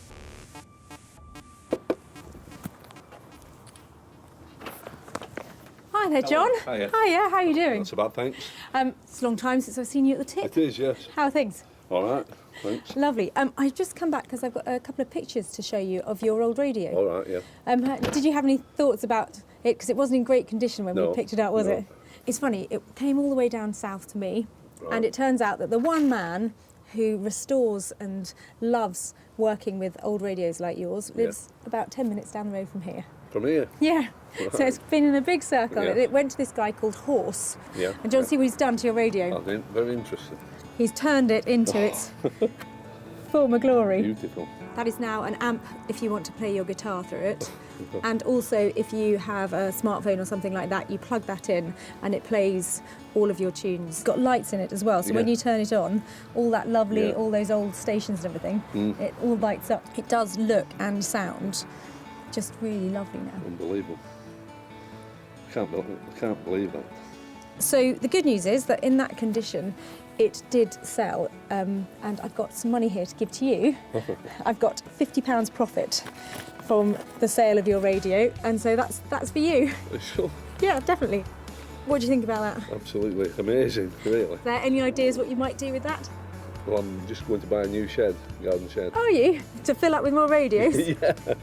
That's the reason why that came out, ready to buy a new one. Well, fantastic. I think that's a great idea. That something that came out of your old shed is going towards a little bit towards buying a new one. So brilliant. Sarah paid Horse £300 for his specialist work on the radio, and it sold for £350, making £50 for John to put towards his new garden shed. Blooming marvellous. I was a bit astounded, really, to how good it was. I thought about having it renovated myself, but I don't think it would have come up as it has done. I think it's quite amazing what he's done with it. It's so satisfying to see an old piece like that radio restored to its former glory and sounding amazing. And I think that £50 might have been music to John's ears too. With 2 out of our 3 items sold for a profit, it's so far so good. But Sarah has got one more pickup to complete the set. Maybe Jay's painted Urcol will leave her feeling blue. I think it looks really cool. I hope Sarah would like it. I hope she will. Evidently, she's got to sell it. She has to sell this on. So if she likes it, then she will be able to sell it more. I like it, but I'm not going to be selling it. I'm not sure how this is going to go. Well, there's only one way to find out. Get her in. I love pickup time. I've got an Urcol table in here, but I know it had a few problems and I'm hoping Jay has managed to turn it around. When Sarah picked it up, the table was on the brink of being lost forever. But now it's a fresh, modern gem with a new lease of life.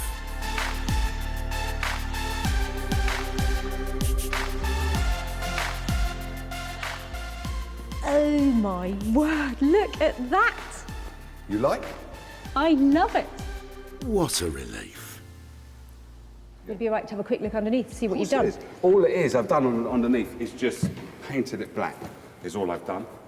Yeah, it's amazing how well the black suits it, isn't it? I mean, it looks like it was made like that. Yeah. It looks like a massive, beautiful blue egg, doesn't it? It's stunning. It does look like a blue egg, actually, yes.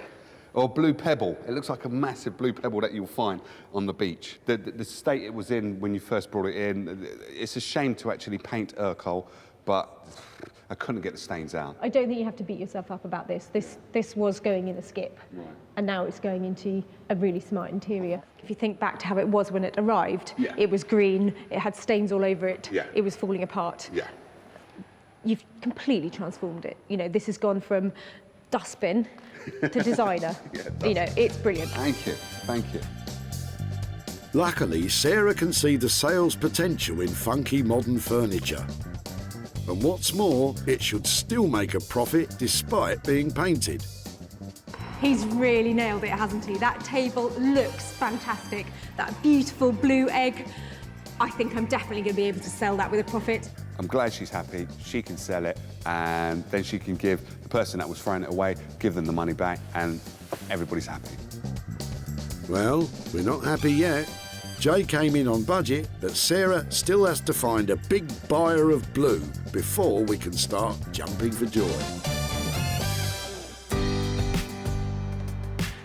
Who could have imagined that the Urkel table nearly reached the end of its life as a plant pot stand? Just wondering if I could talk to you about your rubbish. Yeah.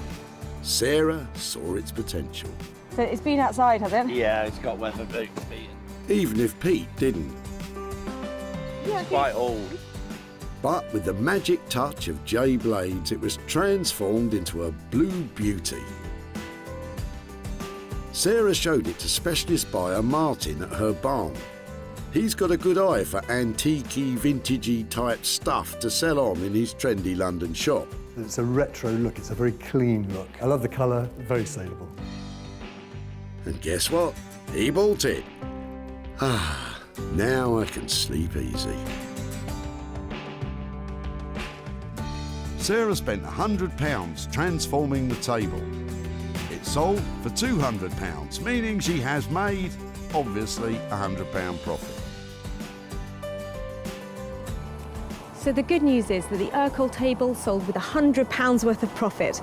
But the bad news is I haven't been able to make contact with Peter again and time has run out. So this money is going to go to children in need. Give that girl a gold star, because Sarah's made a profit on everything she saved at the tip. The cardboard suitcase came up lovely and rosy. The vintage radios brought old school and modern technology into harmony. And the retro Urkel table is now cool, blue and contemporary. There were 3 things that were saved from the skip that would have been lost forever. And who knows, maybe next time you're at the tip, I could be taking your rubbish and turning it into money.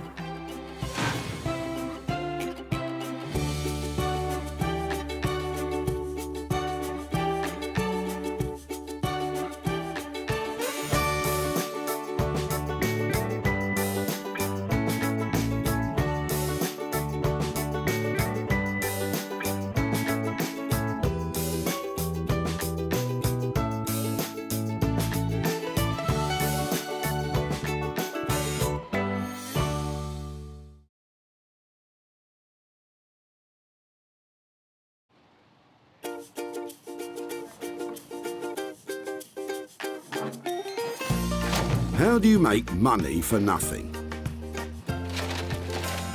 The answer could be hiding in the 20 million tonnes of household waste we throw out every year. Before you throw that away, is there any chance I can have a quick chat to you about it? Sure. That's why entrepreneur Sarah Moore wants to get her hands on things before they hit the skip. I am a passionate buyer, user and renovator of second-hand stuff, and I've turned that passion into a money-making business. I turn old into new and I sell it for a profit. Sarah's ready to sift through as many boots and bin bags as she needs to. That is the most fabulous thing I've seen here. This is so exciting. In her search for tip treasure. I love where I fling through the rubbish. And with some of the country's elite designers and makers. Hello, hello. What have you got today? I want to do what's right for this piece of rubbish. She can transform her finds into desirable. Look at that! Beautiful. Speechless. Valuable. You're joking. And hopefully saleable items. You always talk my kind of money, Jay. I love doing deals with you. If Sarah is successful, then she can hand the profits back to the very people who had no idea there was cash to be made from their trash. Wow!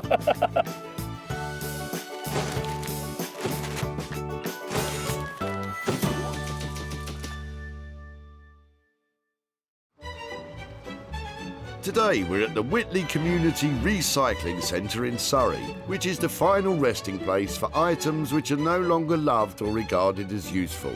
Well, to most people anyway.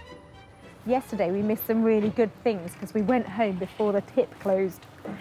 So today I'm here till the bitter end, and so are you. Sarah's challenge today is to search out 3 items which she believes could be reworked and turned from trash into cash. And she's just spied Colin with an item which would have most other people stumped.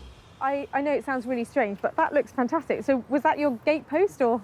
It was an old gate post, yeah. It was from a house we moved a couple of years ago, and a gate post. So you took it with you? No. Actually, it was an old gate post. They put new gate posts in. This was just left at the side, and I've actually used half of it already. Okay. As a lamp. Well, do you know something? I was just thinking that I'm looking for something to use as a base of a lamp. No. So that is, mine might be a side light, but I think that would make a really cool, just that little bit there. No, for sure. Might be just great for me to use, if you don't mind me having it. You're more than welcome to have this lump of wood. I'd love it. That's brilliant. Excellent. Thank you so much. Good luck with that. Thank you. It was surplus to requirements, just brought it to the local dump to get rid of it. There you are. Somebody else wants to use it. Fantastic.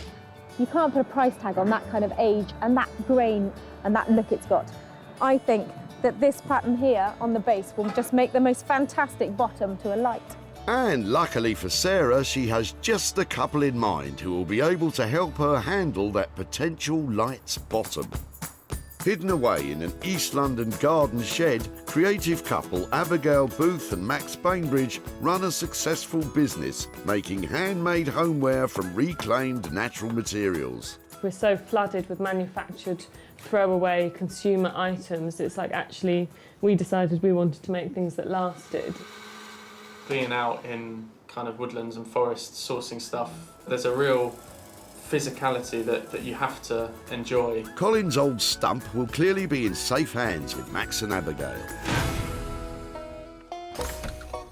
Back in Whitley at the tip, the plundering continues with Sarah on the lookout for her next item to salvage.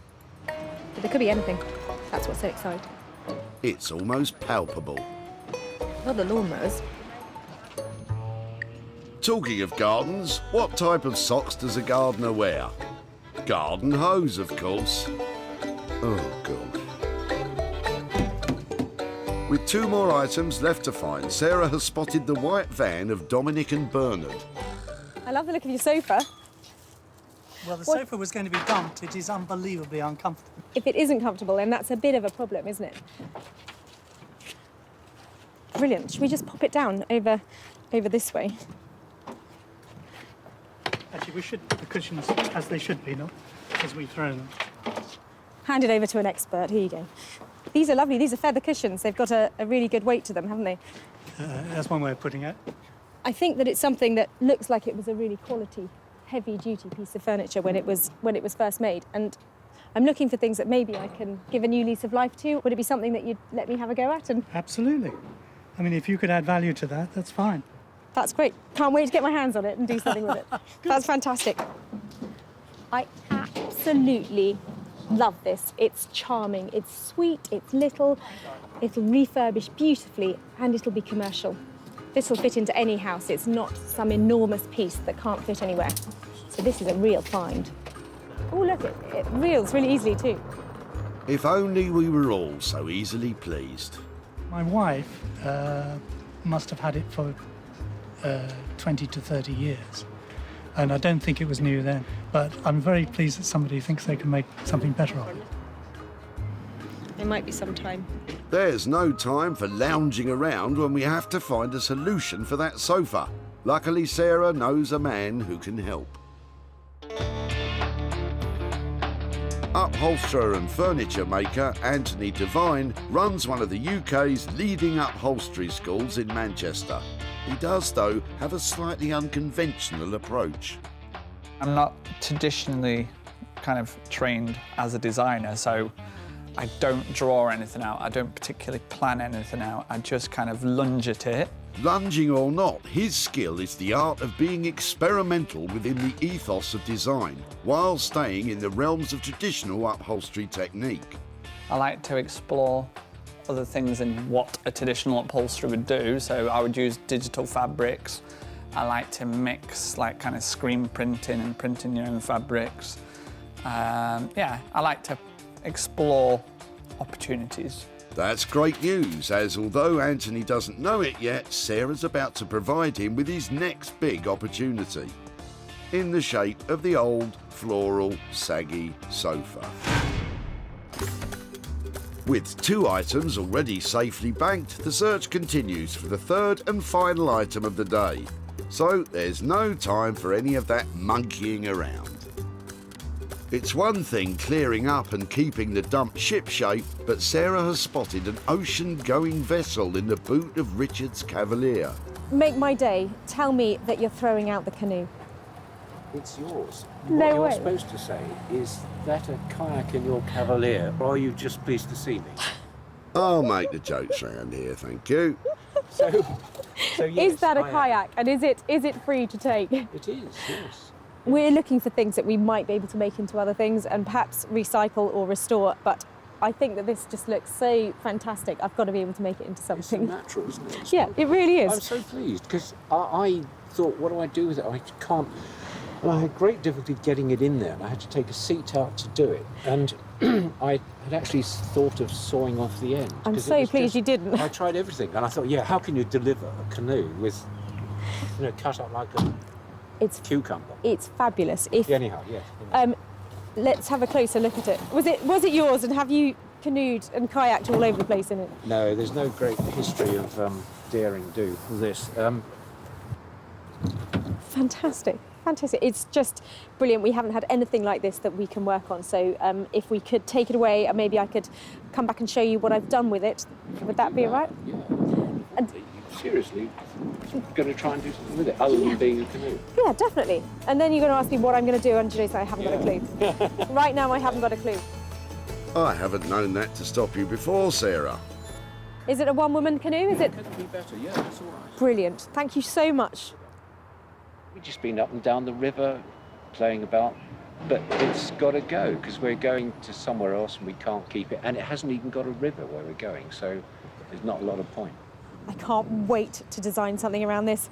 I'm thinking sofa, I'm thinking drinks, I'm thinking just amazing. This is going to look fantastic. It's going to be great. I'm going to make a fortune out of this. Do you ever get the feeling of being up a creek without a paddle? Well, the good news is, on this occasion, we do have a kayak. So, Max and Abigail will lick the lump of wood into some sort of shape, Anthony will alter the floral sofa, and Sarah will grab the gunnels and tackle the kayak herself. I found some little gems today. They might look like diamonds in the rough at the moment, but by the time I finish with them, they're going to be shiny bright and worth an absolute fortune.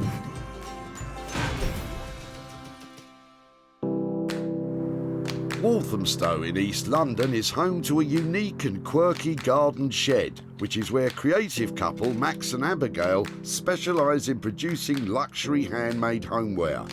They're blissfully unaware of what Sarah's bringing along today. Knowing Sarah, it could be anything. You could end up with some pallets, because, you know, it could be... It could be anything. But they have had experience of Sarah's dump finds before. What Sarah thinks is a kind of feasible idea could be somewhat of a challenge. Yeah. Now, there are some things that I begin to wonder why I rescued, and this is definitely one of them. I don't know why I didn't put it in the skip, but I'm hoping that Max and Abigail will be able to manage to make something out of it. I've no idea what Max and Abigail are going to do with that lump of old wood. You could say I'm stumped, obviously. Oh, yeah. How are you? A little something for you to work some magic on.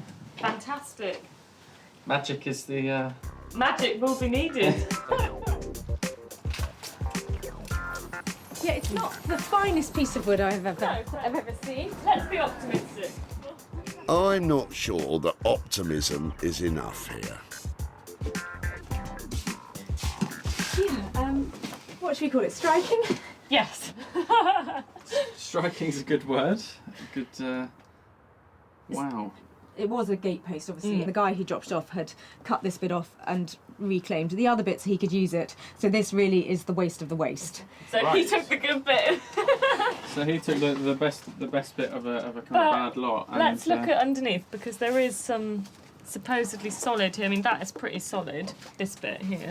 Is it something that's worth taking on, or do I take this back to the tip and just say, we've tried, but actually this is not workable? No, I think we'll definitely give it a go. Yeah, I was going to say, don't take it back before we've tried. A couple of examples that we've got of where we've kind of worked things in the past, where it's kind of taken, just taken a kind of a lump that's really quite badly rotten, like this. And what kind of money should we be talking about to just have a go at turning that into something? I think, for the sake of just giving it a go, I think 50 quid just to cover the cost of labour and that kind of stuff, and we'll just have a bit of a play and see what we can do. I would just be amazed if you can transform that into anything. So I don't think you have to feel worried about taking that on and making. I would just love to see something made out of it. And okay, well, yeah, we'll see this as a bit of a kind of just a bit of a sort of experiment and giving it a bit of a go. Great. Well, let me give you these lovely things back, and I'll leave you with that little beauty. Excellent. Brilliant. All right. Bye bye. See you later. Thanks. Well, I think it's pretty amazing that Max and Abigail can even begin to think about taking on a project like that. And I know that if they can't do anything with it, then really nobody can. Not what we were expecting, if I'm honest. As we were saying to Sarah, just to kind of have a play, give it a go, and yeah, see what we can get, really. So, Sarah has left Abigail and Max with a budget of just £50 to play with.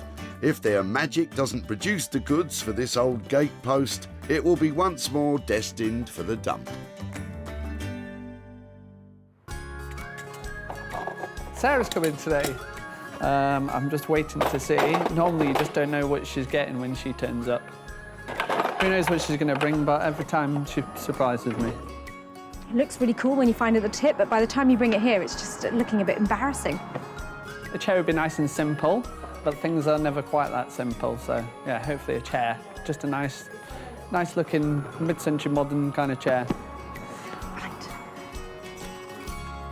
Hiya. Hello, you all right? I'm doing really well, how are you? I'm very good, thank you. I'm actually a bit embarrassed about what I brought here for you. Come and have a look. Oh my God. Ta-da! Oh my God. It's not that bad. It's not that bad, I have seen a lot worse. Well, Right. do you want to... Should we get it inside? Do that, yeah, and then we can have a proper look at it. I think it's on wheels, but we could lift it. Do you want me to go backwards, being a gent and all? Oh, that's very nice. Don't look at my bum. Right. See, nice and substantial, well made. The frame's not bad, I'll give you that. How far's that going to go? So, the people who dropped it off said they lived in a little cottage, so they'd always needed quite petite pieces of furniture. It's a good size. But their major complaint about it was the fact that whenever they sat in it, it was actually just really uncomfortable. It looks really soft. I mean, the seats are very soft, the cushions are virtually gone. We're going to lose these straight away. Out of fashion, don't like the frills. We need to improve on the seat depth, so I think we lose these as well. And then we either retain the seat cushions, but we definitely need to bring them forward, so we increase the seat depth back to front, or we basically just have a fixed seat, so imagine it looking more like that. See how it's turning more modern? All them out there, and then put a bit of shape into the back of it. Maybe raise it up, get rid of these skirts at the bottom, and see how it's starting to lose all its weight. You're talking a really good game here, but it sounds like it might be really expensive. What kind of money are we talking about? Do it for 800. All in for 800? 900. Can we leave it at 8 and see if you can squeeze it in? If it runs over budget. Right, we'll go 800. Because it's you, so. That sofa is now in a really safe pair of hands with Anthony. I love his ideas for it. It's going to look really high-end, really luxury, and hopefully have a price tag to match. It's going to grow as we get involved in it. Some things may change, and we may change things back, but hopefully it won't look too dissimilar to this, but different when she returns. So, Anthony has radical plans, but with a price tag of £800, Sarah's going to have to achieve a premium price if she's to make a profit on this saggy sofa. From a saggy seat to a potentially soggy seat. Back home, Sarah has grand plans for Richard's old kayak.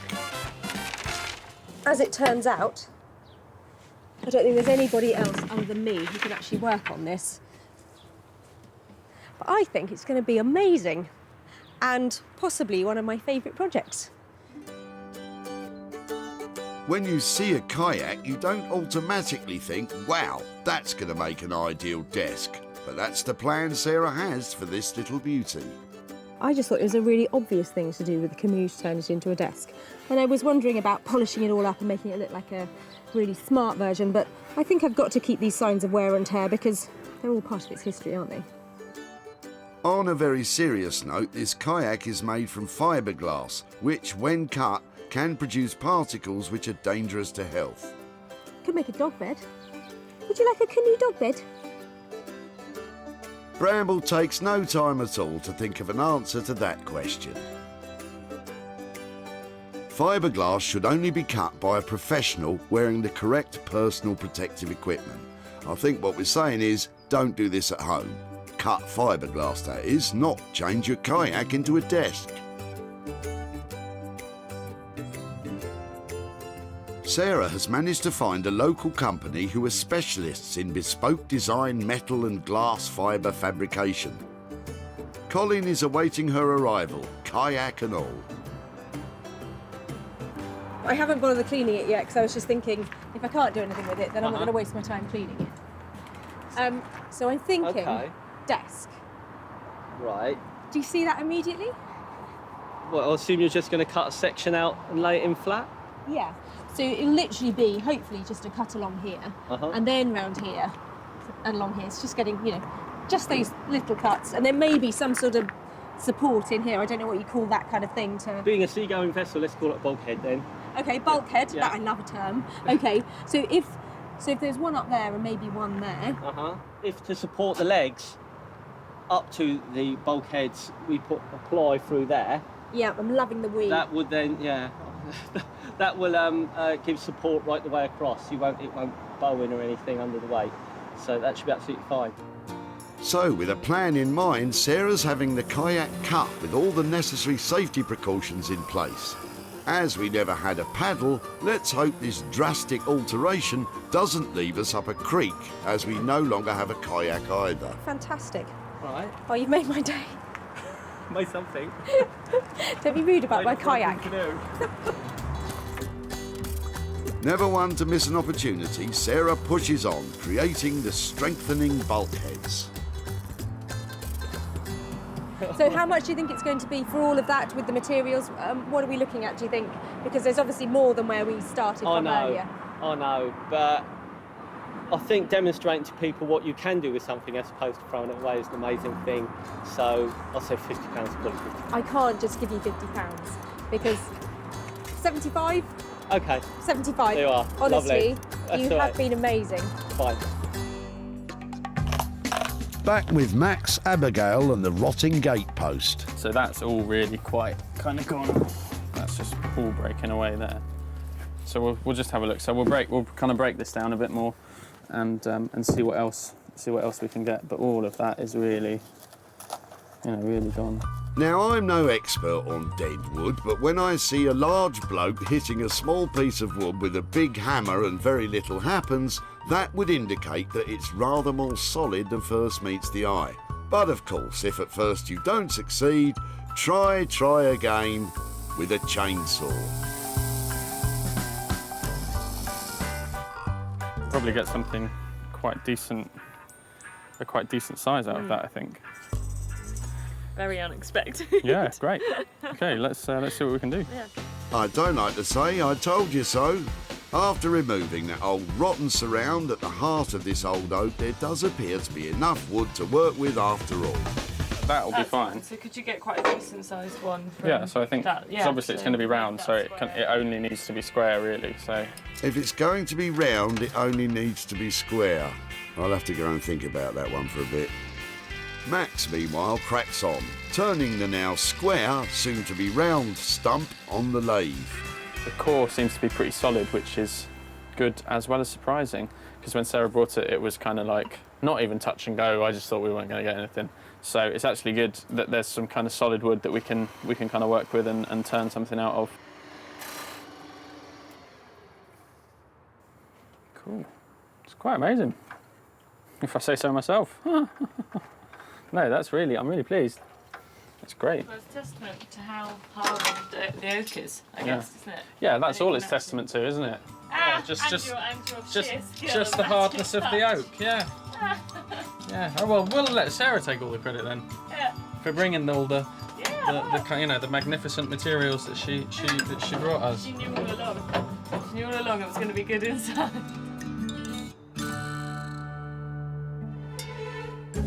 In Manchester, Anthony's well underway with his plans to modernise that old floral sofa. Put the first kind of base coat on, and we're just going to put some more kind of spray on here, and then we're going to pull this apart. And we're going to photograph it from above and then have it digitally printed. To be honest, people will probably think, what is going on? But these are the ideas that kind of tick away in my head. You're scaring me a little bit now, Anthony. Perhaps you should take up a hobby. Spend a little time away from soft furnishings. Do something different at the weekends, maybe. I've stripped a fair few sofas in my time, but never quite like this before. Let's just start exposing bits and pieces. Right, and we'll go for all the finer detail after that. That's pretty much how we want it to look in terms of deconstruction.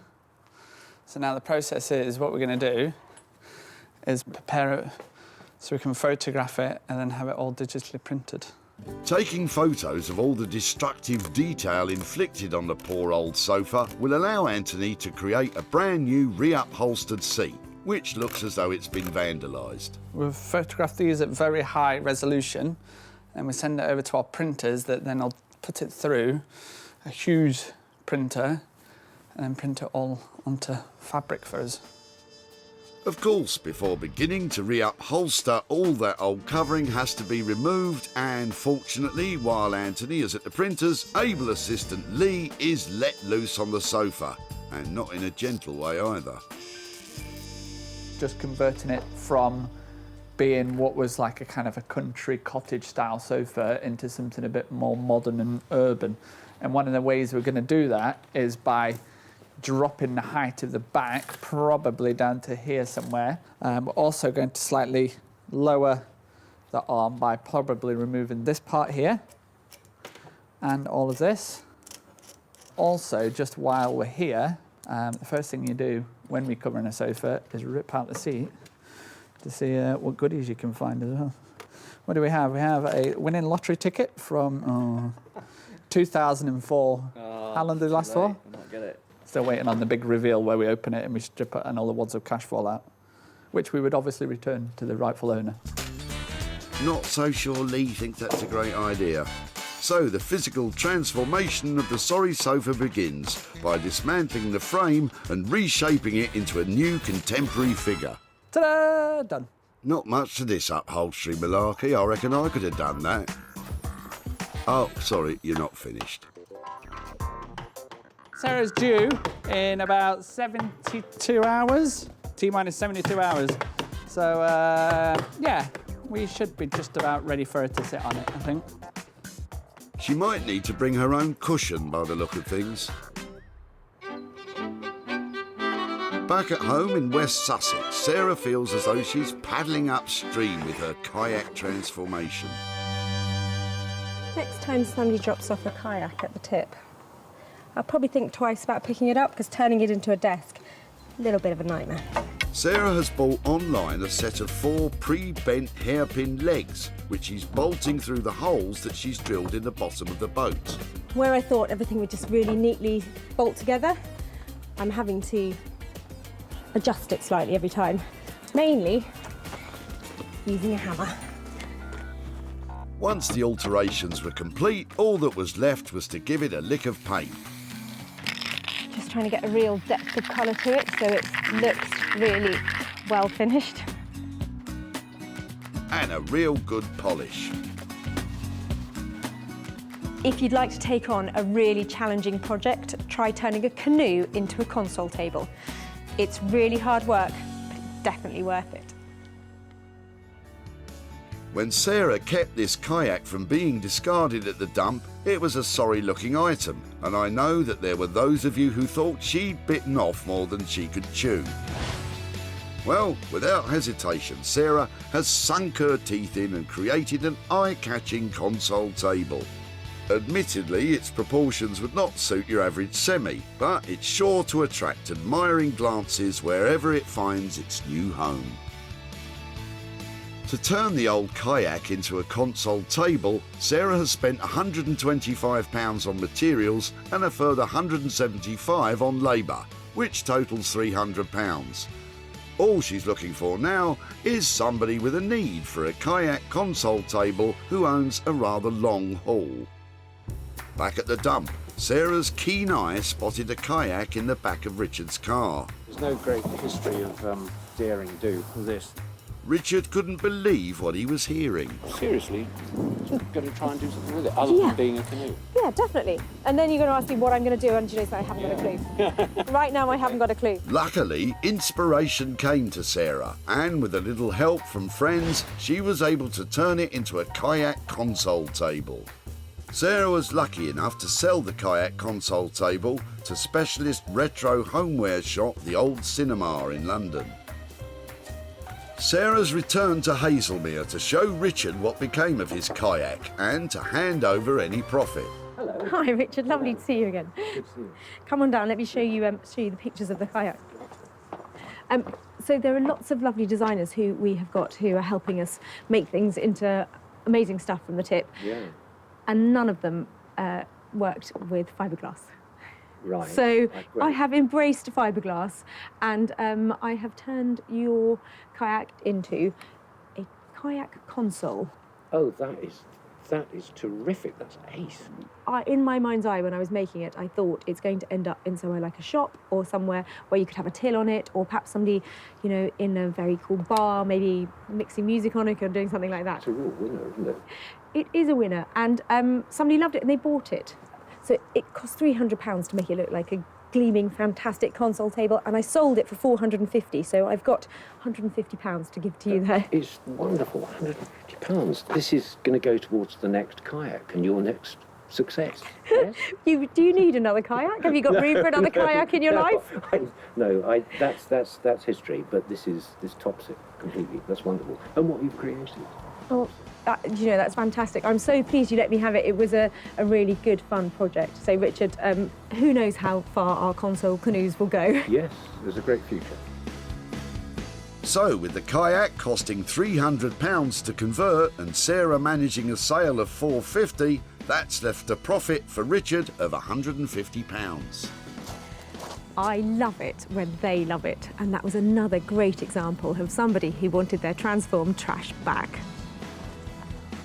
The final result is superb. The finish is terrific. The idea was inspired, and whoever's got it, I'm really quite envious. I think it's terrific. I think it's a slightly better table than a canoe, in fact.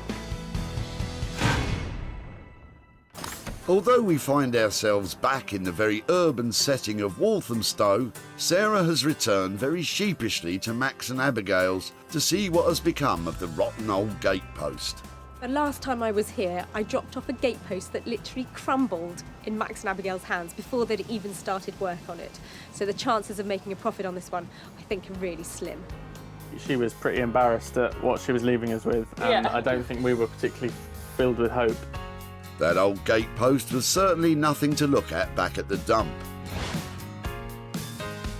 But with a huge amount of skill and craft, what was once deemed beyond salvage has become a range of wondrous wooden bowls. Consisting of 2 sets of pinch bowls, an oak pot and 3 further shallow bowls, Max and Abigail have worked their magic to create some truly beautiful wooden tableware. This is my favourite bit. Even though that gate post was really bad, I'm still excited. Welcome. You're joking. Seriously? Yeah, 100%. That's the reaction we wanted, isn't it? That's good. That's gone down well. Absolute genius. Honestly, and these pieces that came out of it as well. Yeah, so we thought it was quite nice to just kind of keep some... Well, keep a bit of the signs of age, so here you can really see actually how solid, so if that's the edge, I mean there was a hell of a lot of solid, it wasn't much of that before you actually hit solid wood. Yeah. To come back and find this is, yeah, really cool. I think I left you with a budget of £50. Because you managed to do so much work, has that changed? There was a slight amount of cursing of your name after you'd left, but then I would say we spent probably about £100.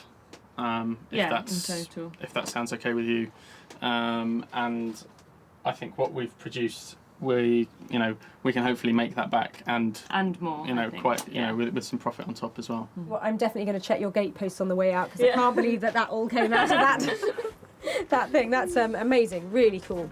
That's There you brilliant. go. Thank you so much Thanks for very those. much. You're welcome. All right. Thank you. Genuine surprise. So this completely exceeds my expectation of what I was going to see here today. From rotten old gatepost to this, I mean, the level of craftsmanship is amazing. And I might even make as much as £50 worth of profit. We genuinely thought that we weren't going to get much and that it wasn't going to be, that it wasn't going to be that great. But no, I think she's pleased. Yeah, I think she's really pleased. So even with Max and Abigail upping the cost, this transformation from a gammy old gatepost to wooden pinch pots of perfection cost just £100. I think I can see these selling for a profit, at a pinch.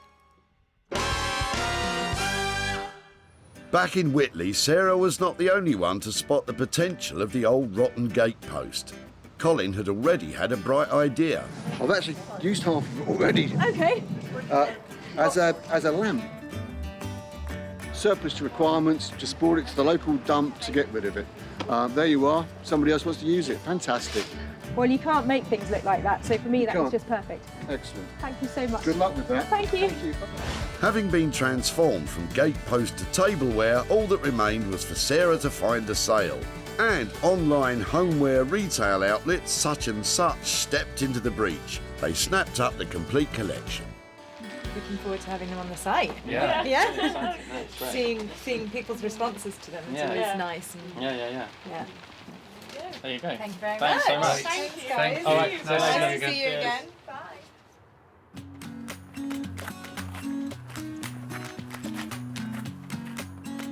Sarah's returned to Surrey to deliver the good news to Colin, along with, hopefully, some cash. Hello. Hi, Colin. How are you? I haven't seen you since Whitley Dump, isn't it?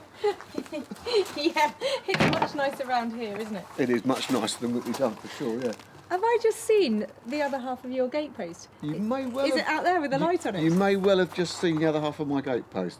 Well, that was the part that, of course, I didn't need the part that I took to the dump. That's all I needed, so I threw it away. And you laughed at me at the tip.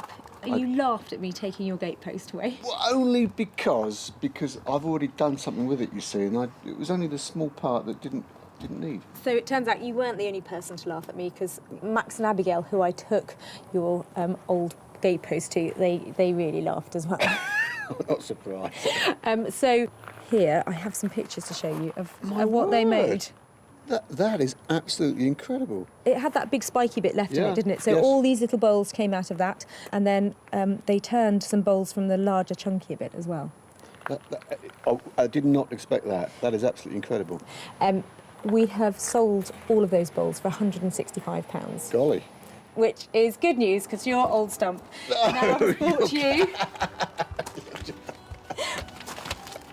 £65. That is incredible, isn't it?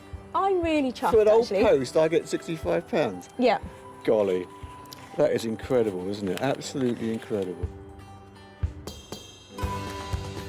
With costs of £100 and a sale price of £165, Colin has £65 profit. So what will he do with this massive windfall?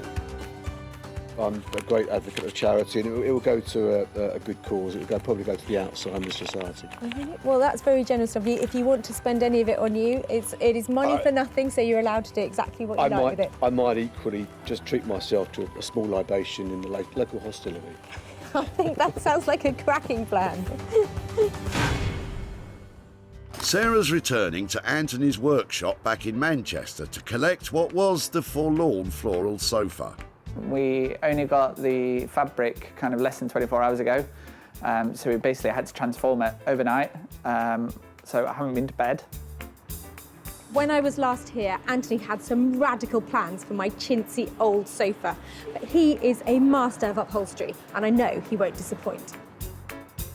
This one is, well, it's out of my comfort zone and definitely out of hers, so we'll see how she likes it. Anthony has taken that old floral sofa destined for the dump and transformed it into a brand new refurbished floral sofa that looks like it's destined for the dump. Underneath that unusual appearance, this saggy old sofa has been stripped back to the bare bones, massaged and moulded into a new modern shape and covered in brand new material created with cutting-edge printing techniques. Hello. Hello, how are we? Yeah, really well. How are you doing? Good to see you. And you? How's it gone? Let's go. Oh my word. There's a lot to take in. Do you like it? It's the new shabby chic. That's what we're calling it. It looks like it might be dirty, doesn't it? I know. Forever pulling, Just get that bit of fluff off. I think it's really clever, isn't it? I'm not sure if it's ever been done before. To put back the old texture onto the new, yeah. Can you just get a bit of fluff off the end there? No, that's real. Just looking at that, there's a mark on the back as well. Who do you reckon is going to snap this up? Where's this go? I'm thinking probably design agencies, PR companies, and marketing. Somebody that's got like a little funky office and wants a kind of reception area. So we're looking for a funky office currently without a sofa to snap up this chic and unique seat. But in order to know how much to charge, we have to know how much we spent. I had to bring Lee in because I was running behind you, putting me under pressure all the time. But I'll take him out for a pint, and we're still on budget. I'll buy the pork scratchings, okay? Very northern. Yeah, I like pork scratchings. I didn't know you could get pork scratchings quite so far south as Sussex. I thought they became crackling as it passes Watford. So with the deal struck, all that remains is to get the sofa in the van. Oh, and sell it, of course. Well, Anthony has definitely delivered on the radical. That sofa is a really clever design, and he's identified that niche market to help me sell it. Obviously, it's not Sarah's normal kind of style. It's different to what I'm used to, although these things are always rattling around in my head. Yeah, I'm really pleased, really pleased. Despite an initial scare regarding the budget being blown, Anthony has in fact been able to complete this project for the agreed amount of £800. And a packet of pork scratchings, of course. Back at the dump in Whitley, Sarah spotted Bernard and Dominic sneaking a sofa from the back of their van. Well, the sofa was going to be dumped. It is unbelievably uncomfortable. Would it be something that you'd let me have a go at? Absolutely. I mean, if you could add value to that, that's fine. Can't wait to get my hands on it and do something with it. That's fantastic. Sarah was not the only one keen to get her hands on Bernard and Dominic's old sofa. Family-run business Smithers of Stamford, who specialise in the sale of one-off vintage retro and quirky items, were also quick to see the appeal and snapped up Anthony's shabby chic sofa. Sarah has returned to Whitley to catch up with Bernard and meet Sue, the sofa's owner, to show what became of their once saggy seat. Hello again. Hi there, Sarah. Hi there. Hello. Good to see you again. Oh, hi My there. wife, Sue. Hi there, Sue. Hi there. How do you do, Sarah? I'm fine. Hi Nice there. to meet you. Thank you very much for letting us come and show you a little bit of what we did with your. Yes. Is it your stepdaughter's? Your It's daughter's my daughter's. Yeah, sofa. my daughter's sofa. Well, it was actually my sofa. I lent it to my daughter because she needed some furniture. Okay. Well, I need you to brace yourself, okay? For what you've done to it? Yes. Okay.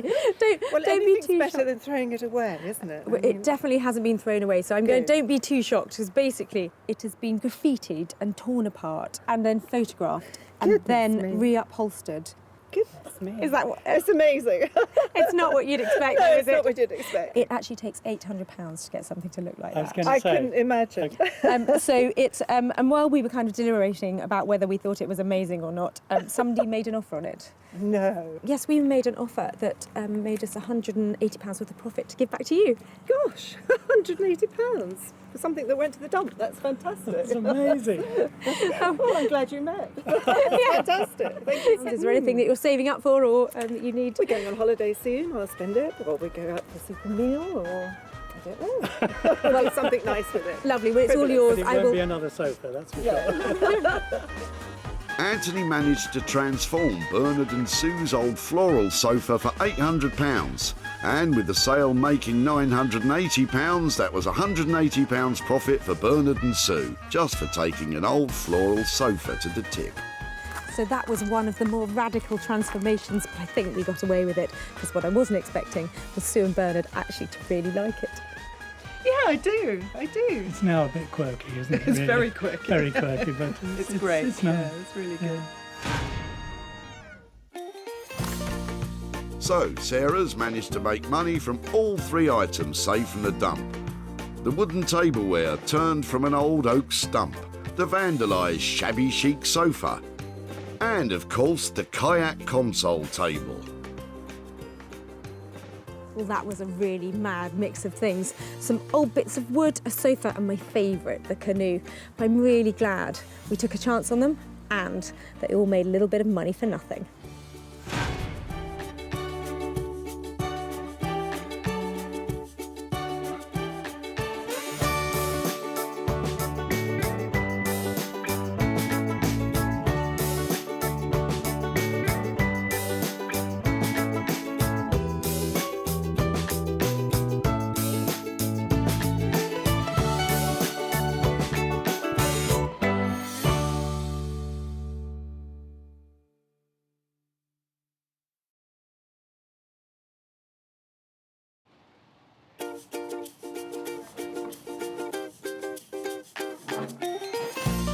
How do you make money for nothing?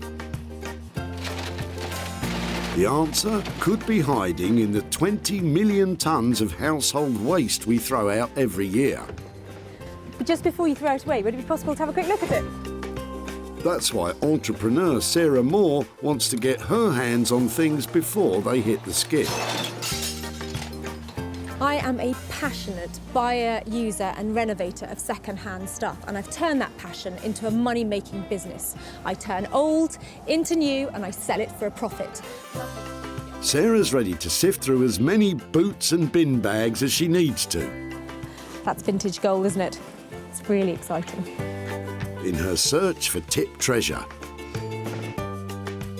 I love it. And with some of the country's elite designers and makers, What are we going to do with that? Oh no! she can transform her finds into desirable, Amazing. beautiful, valuable, Cha-ching. and hopefully saleable items. That's £80 profit. If Sarah is successful, then she can hand the profits back to the very people who had no idea there was cash to be made from their trash. Oh, that's fantastic. That's unbelievable.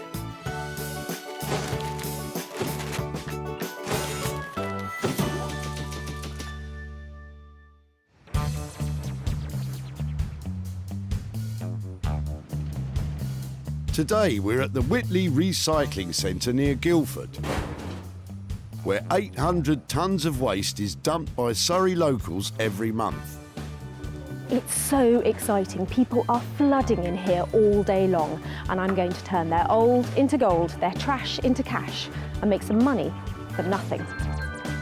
Remember that Sarah has special permission to rummage about today, so don't go pestering people at your local recycle centre or you'll be the one getting thrown out. What are you clearing out? What's going on today? Sarah's combing through cars looking for 3 unwanted items to turn into cash for whoever's dumping them. I'm loving the look. Well, thank you. Thank you. It's my smart look. Flattery will get you everywhere, Sarah. At the far side of the centre, Philip may be about to dump just what Sarah's been looking for. That's vintage gold, isn't it? Any chance I could have a word with you about your sewing machine? Of course. Are you throwing everything? Everything must go. Wow, so how long have you had this? I don't know. I think it's been probably around for about 40, 50 years. Right, yeah, it looks about that age, doesn't it? Sorry. It's heavy. That's right. Heavy's great. It hasn't got the sewing machine in it as well. Probably. It has. It has. Do you actually want it? I really want it, yes. There's such a lot of things to dispose of today. The sewing machine is more than enough for now, Philip. But what do you think Sarah will do with it? Hopefully, if she's a good girl, she'll learn to sew on it. Careful, Phil. That attitude's about as out of date as the sewing machine. It is absolutely beyond use, but it's these legs and this lovely flywheel and all the bits down here that I think are where the money is. But everybody has made tables out of these things, so I've got to find something to make out of it that is really original and inspired. And at the moment, I'm lacking the inspiration. But I'm hoping, with a little thought, this could be something fantastic and actually quite valuable. So that's the first item all sewn up. Sarah may not be sure how to transform it into a moneymaker, but she knows a man who could. Rupert Blanchard is one of the country's leading reclamation and bespoke furniture makers. He's used to turning Sarah's foraged furniture into something saleable.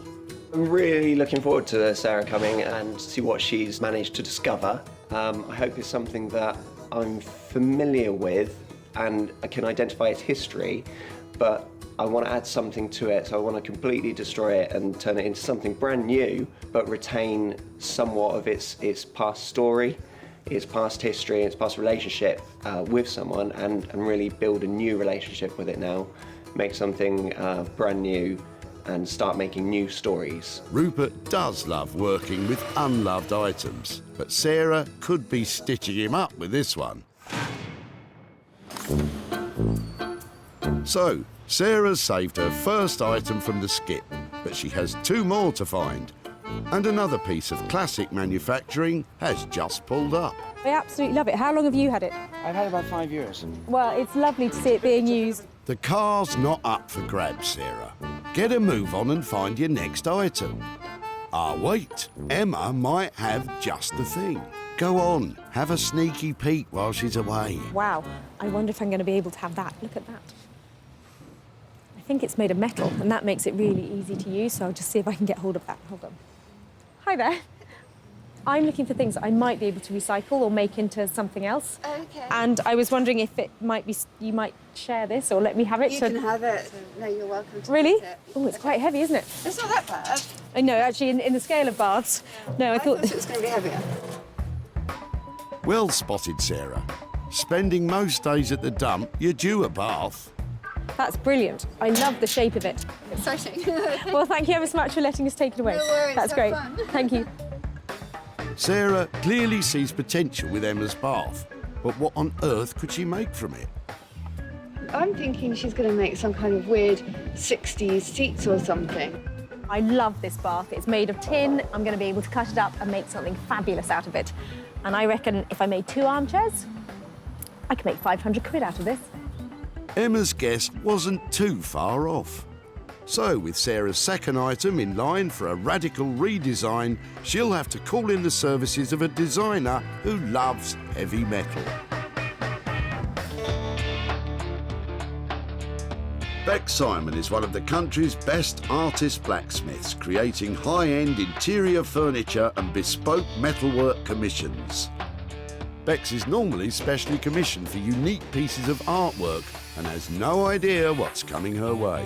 Working with found objects is quite different from what we normally do, because we work with our clients and we produce designs and we work with them. So this is kind of like really freeing up the mind and seeing, you know, what object we've got and how we can make it work into something really cool, modern, and yeah, desirable. So it's going to be fun. It would seem bath chairs are the obvious choice.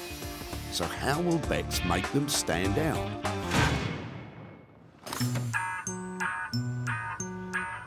Sarah's successfully found 2 items for designers Rupert and Bex. Now she needs to find a third she can apply her own skills to. And with the day getting on, she may not get to be so choosy. Oh, hang on a minute. There's that. A plastic plant pot. I think we'll keep on looking.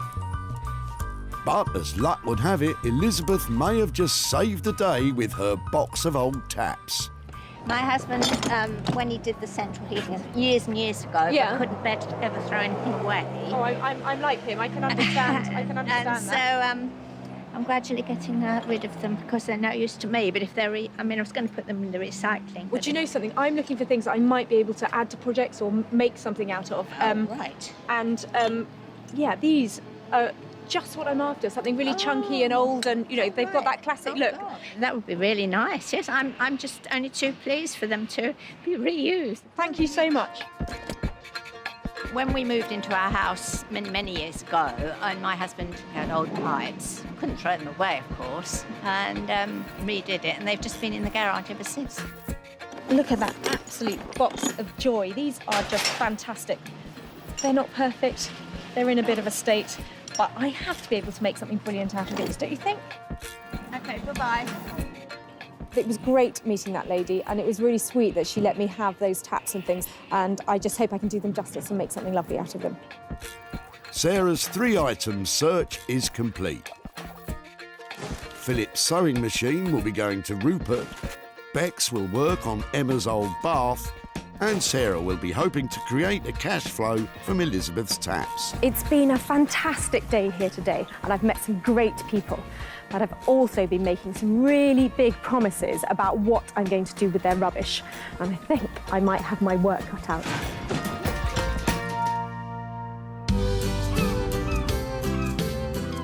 Sarah's first stop is the seaside resort of Margate. For over 200 years, the town has been a popular holiday destination for Londoners. But with the recent opening of the Turner Contemporary, a cultural renaissance has been happening here, and designer Rupert Blanchard is at the heart of it. He's looking forward to another special delivery from Sarah.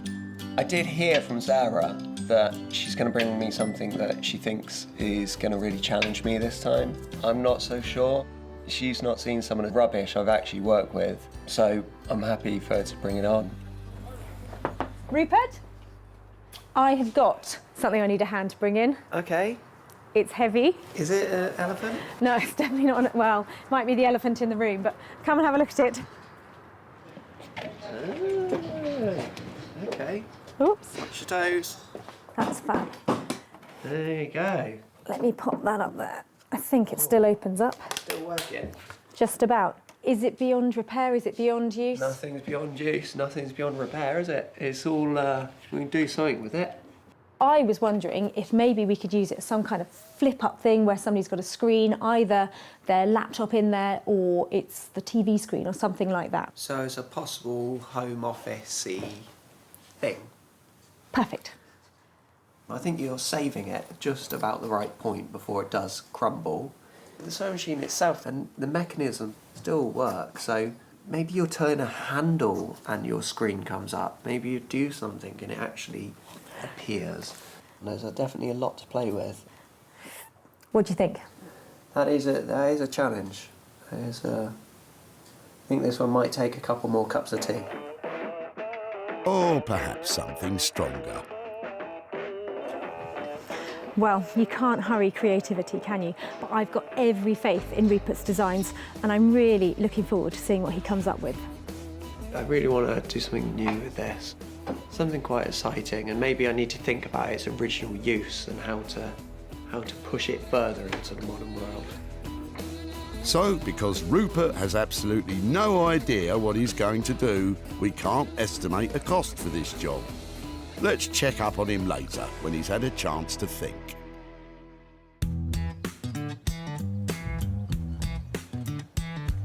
So, while we leave Rupert to put the kettle on, we travel further inland to the Surrey countryside. We're waiting for Sarah as scrap scavengers Bex and husband Dave. Sarah thinks a bath is just what these two need. It's a bath. Don't take it personally. Oh, wow. Okay. It's tin, it's not one of the cast iron ones, so Yeah. it's not too heavy, but it's metal, Yeah. so I thought of you. And obviously how dirty we are. We need a bath. Tin baths are a cheaper alternative to heavy cast iron. It should make no difference to the sale price once they've turned it into... What's it being turned into? So I was sort of wondering whether this could be a pair of armchairs. I was just wondering if we could cut in each end off to make a kind of like cool armchair.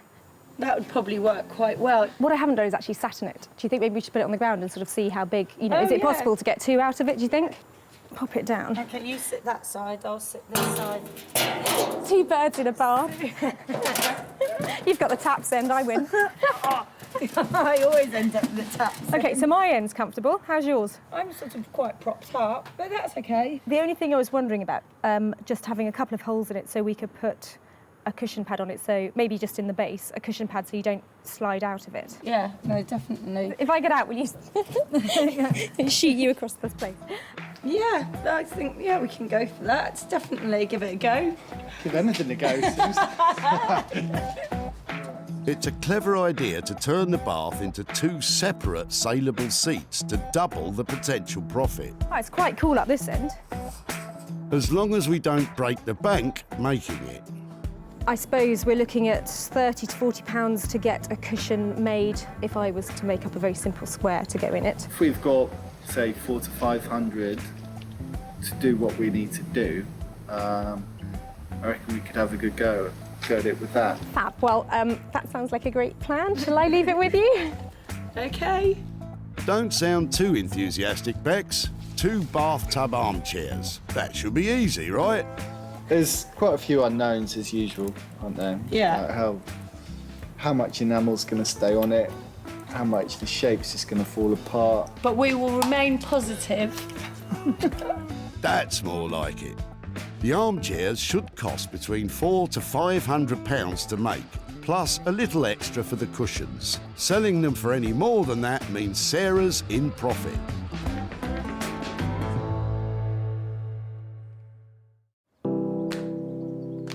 So, with Bex about to crack on with the bath, and Rupert, well, hopefully he has some idea now of what he's going to make.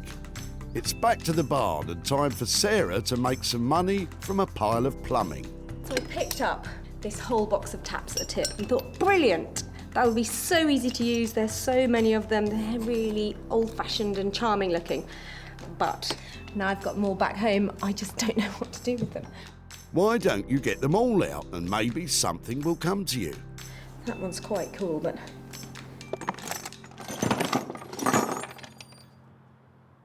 So, Any ideas?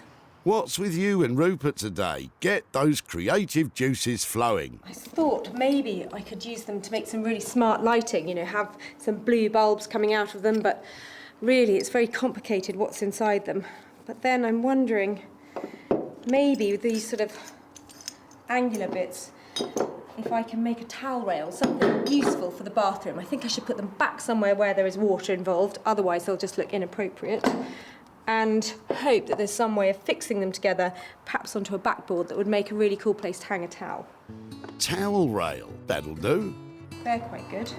There's one there. Okay, so I've got two of those. Except I didn't see a rail in that box. And I have got this piece of copper pipe left over. It's not brilliant, but I'm thinking maybe...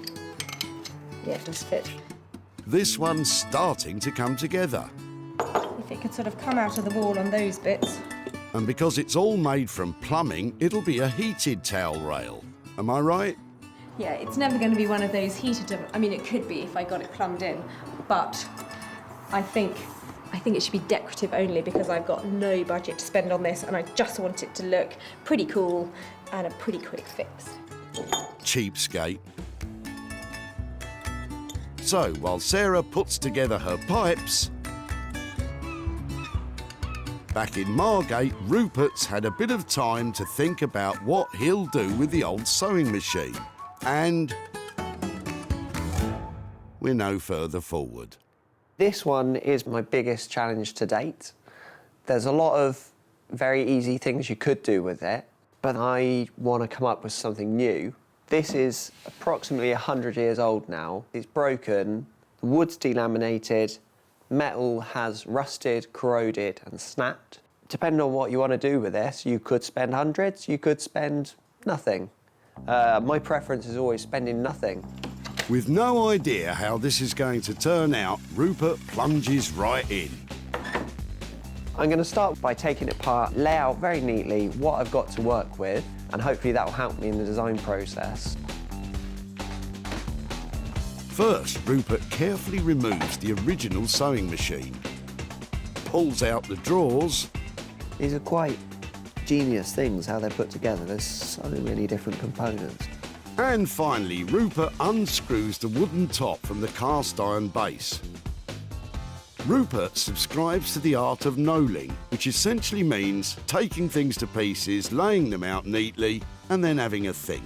So I've taken Sarah's Discovery apart now into many, many components. There's a lot of beautiful little elements and lovely little design details going on. But what I do with them, I still don't know. A few more cups of tea. More tea? I'll just go and get an ice cream while you think, shall I? The Singer Company, who manufactured the first practical sewing machine for general use, was established back in 1851. By 1900, Singer was producing 40 different sewing machine models. And by... Oh, I've had enough of this. I can't stand it. Rupert, tell me you've got something for us. Hooray! Something new! And it's a big bit of wood. Rupert, what's the plan? I've gone through so many options trying to come up with the right one. So I think I'm trying to do some kind of table, but with something a bit extra, an extra little twist, an extra little kick to it. I'm not going to say quite what it is because I want to surprise Sarah. People are either going to love or hate this one. Ooh, a surprise. I like a surprise. Some kind of a table with something else. Excellent. For the tabletop, Rupert's using some reclaimed wood he had lying about. And while we were away, he's also applied a spray varnish finish to the metal base to stop rusting. Rupert really wanted to make this piece unique and even reached out to social media for inspiration. I put it on Twitter after a while of coming up with lots of different things to think what other people thought. And one of the things that was read, I did think of this before. I wanted to do like a rotisserie chicken, turn it into a barbecue, but you have a chicken on it and push the pedal to slowly turn. If that's the kind of ideas you're considering, I can't wait to see what your secret surprise is.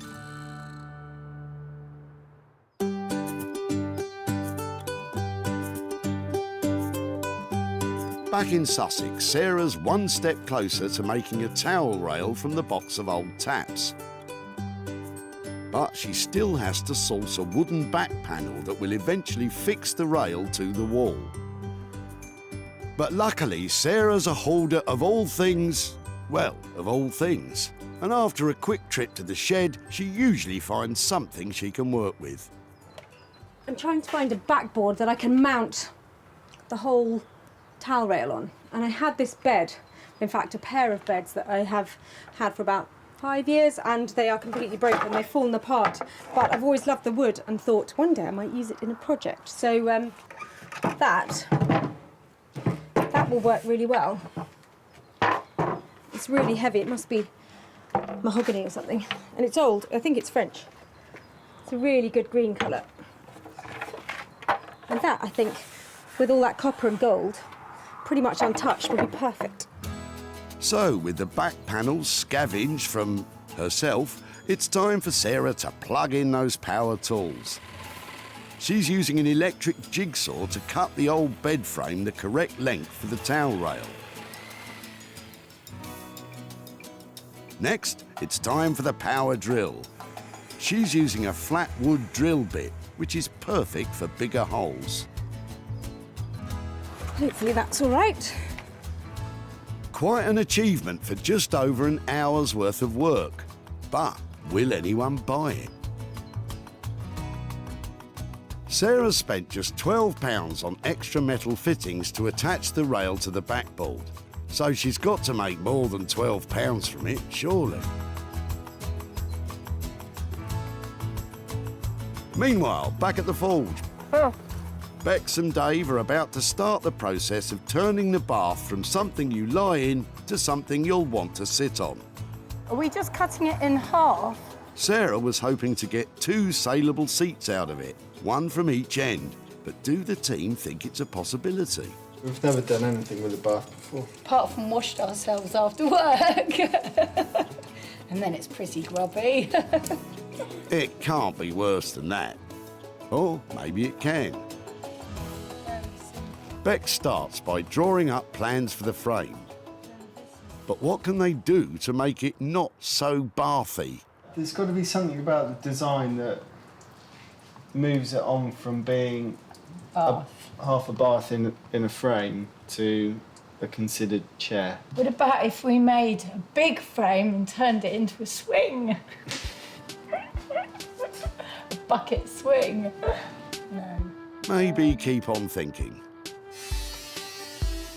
Dave gets to work cutting the first seat from the plug hole end. Dave's very careful not to chip away at the enamel, which could spoil the finish.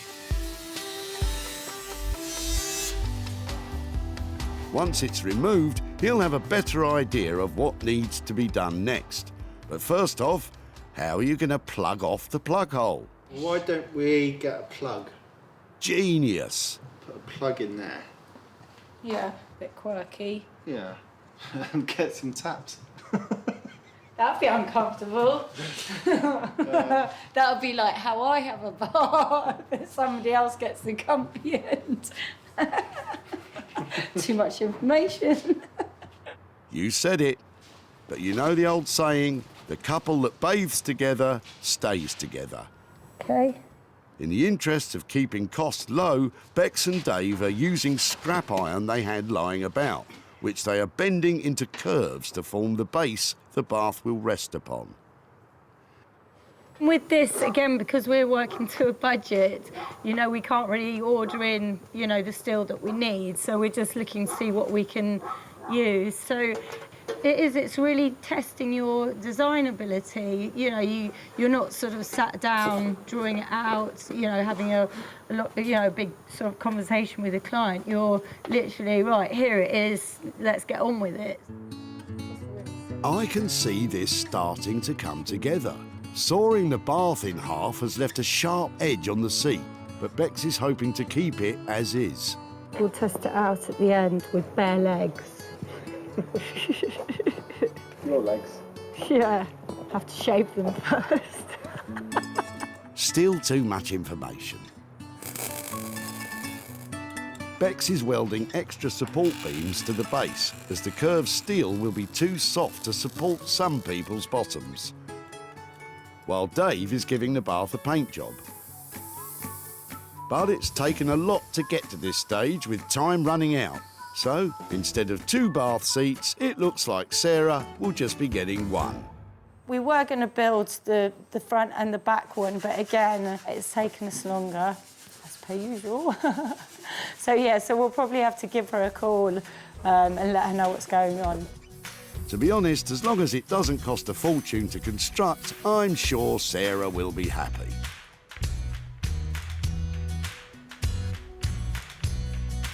Back at the barn, Sarah has downed power tools and is nearing the end of her own restoration project. She's attached the rail and bits of old taps to the wooden back panel. and now is nailing more bits of broken bed to the sides for a classy finish. When Sarah found the old taps, they were headed for the skip. But now, it's a modern, funky towel rail. Sarah used matching black steam valve handles that make the piece more industrial than domestic. The extra materials Sarah used were compression joints, which form an L shape attaching the rail to the backboard. And the backboard? Well, it was an old bed, but I think it does the job nicely. All in all, a quick and effective turnaround, Sarah. Just for a change, I have to say, that was refreshingly fun to make. It's really quite simple if you're using any of these compression joints that you can get at plumbers merchants, because they literally tighten up together and give you a really secure join. Probably not waterproof if you don't really know what you're doing, but certainly good enough for making this kind of thing. So probably all in all, it was only about an hour and a half to make, and I only spent £12 on materials. So hopefully, enough here to make some profit. I'm sure you'll find some plumbing lover to buy it for more than £12. So go on, get it sold.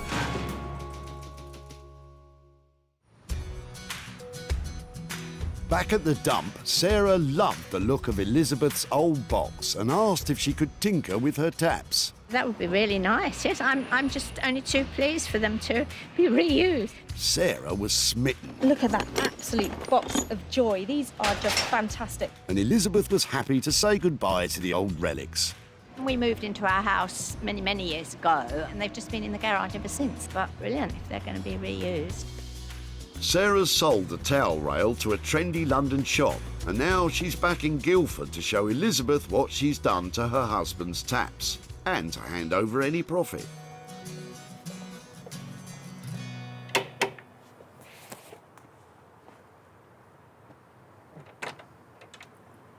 Hi there. Hello. Hi, Elizabeth, it's Sarah from The Tip. How are you? Hello, I'm fine, thank you. I just thought I'd update you about what happened with your taps. Yes, right. Were you wondering what we might do with them? Well, I couldn't think of anything, actually. They're just old taps to me. Yeah, well, we had, it was actually something that I worked on. So I had a good look at them, and I was thinking about all sorts of things, maybe turning them into lighting or something like that. Oh. But in the end, I thought that it's probably better to keep them in the kind of water environment. So I turned them into a towel rail. Oh, my goodness. What do you think? That's amazing, isn't it? Yes. I know these were your late husband's. Yes. I hope he would approve. They've actually... He would. He would. So after the stuff has been made, we try and sell it, and they were actually sold for £75. Goodness me. What do you think about that? Do you think... I can't believe it. And from that £75, I've got £63 to give to you. So let me... No, thank you very much. I'll send that to his charity. Did he support a particular charity? Well, we had two, because he had dementia. He used to go to a day centre, so half of the money went there, and the rest went to a place called the Rainbow Centre, where my little grandson attends for disabled children. Sarah's rustic take on a towel rail cost just £12.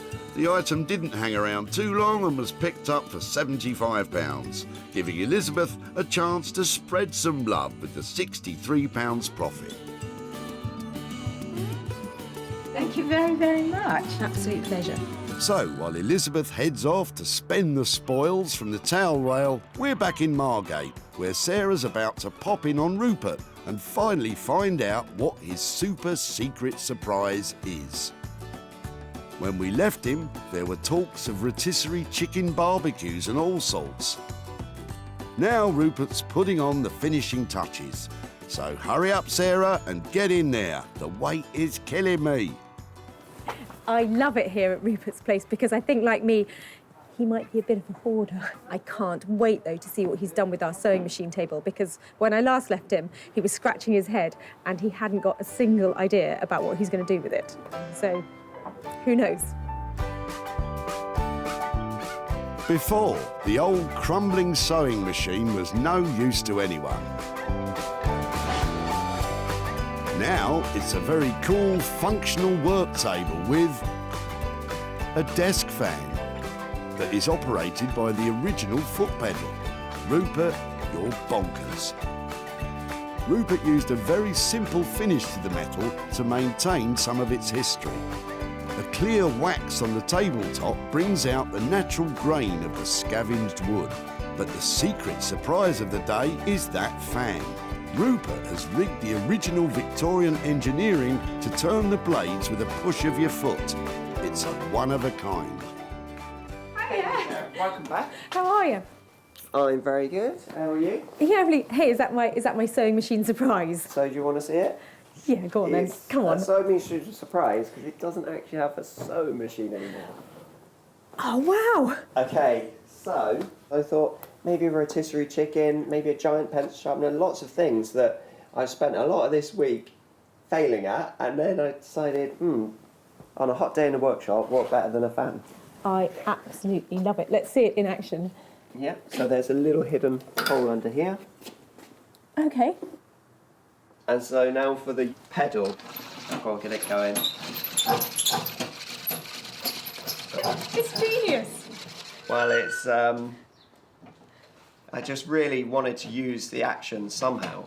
The sewing machine itself had completely seized up. There are some bits missing internally, like someone had already taken parts off of it. So I started looking at it and realised it's all about the base. The base is a real classic. Yep, Rupert's bringing booty back with his big, beautiful base. Go on, Sarah, give it a whirl.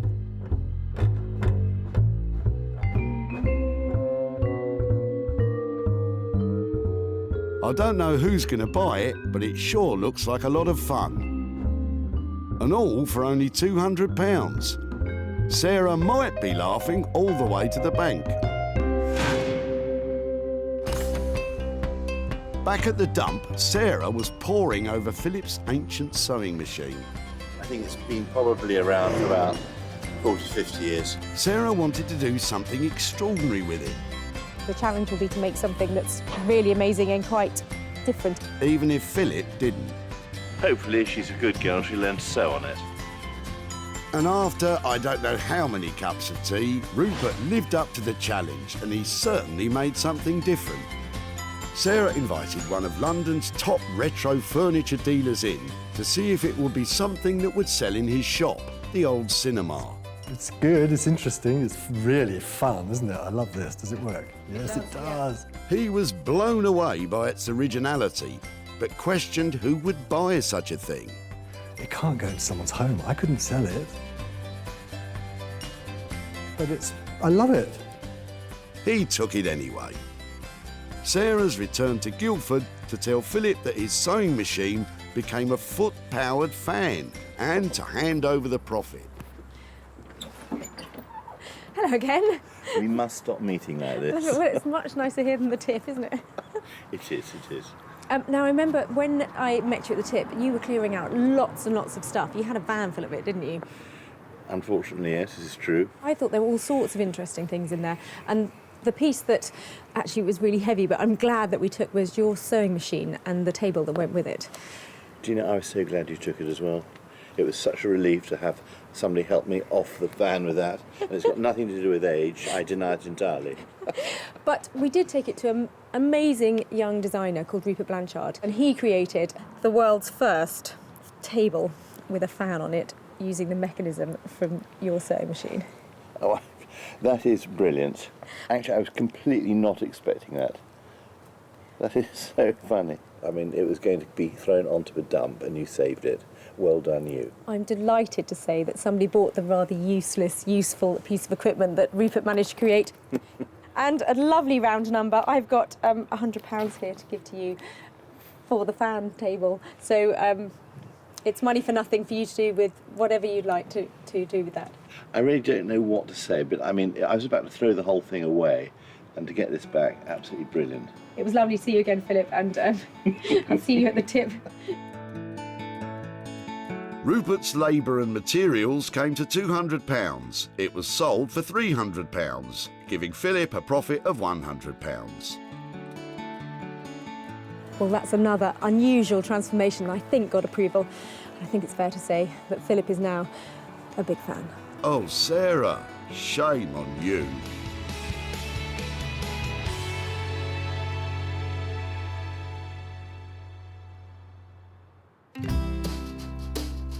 Sarah's had success with Rupert's fan table, but it's time for our bathing blacksmiths to reveal what they've been up to.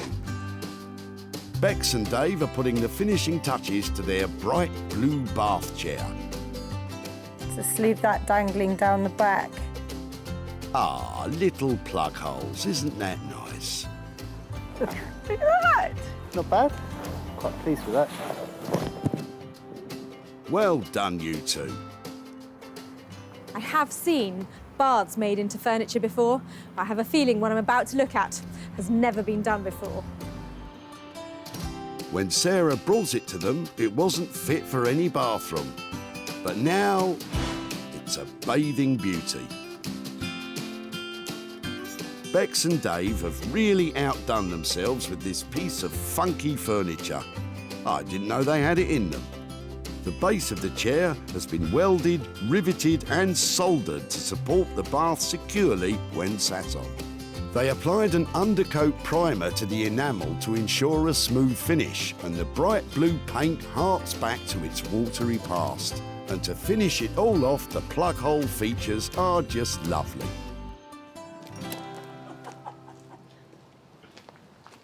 It is amazing.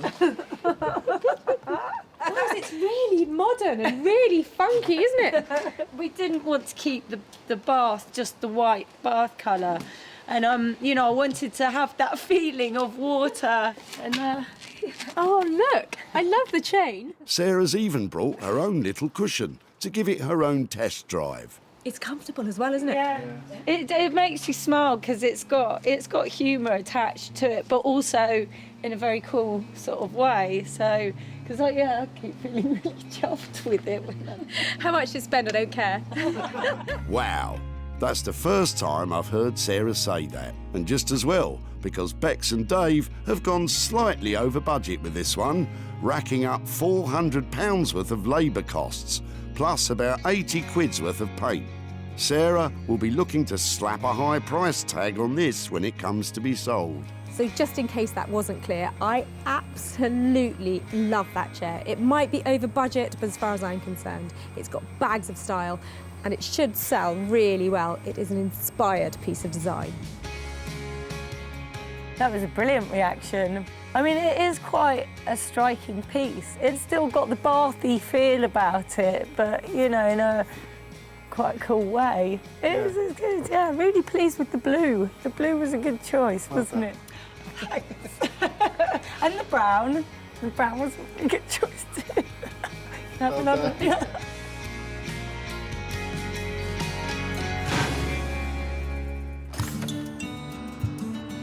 Back at the dump, I wonder if I'm going to be able to have that. Look at that. Emma wanted shot of her old bath, trading it in for a new model. It's actually cheaper to buy. A whole new one. Sarah had grand plans for it, I reckon if I made 2 armchairs. and Emma agreed. I'm thinking she's going to make some kind of weird 60s seats or something. And that's kind of exactly what they became, kind of. Now Sarah's back in Surrey to show Emma what Bex and Dave have achieved.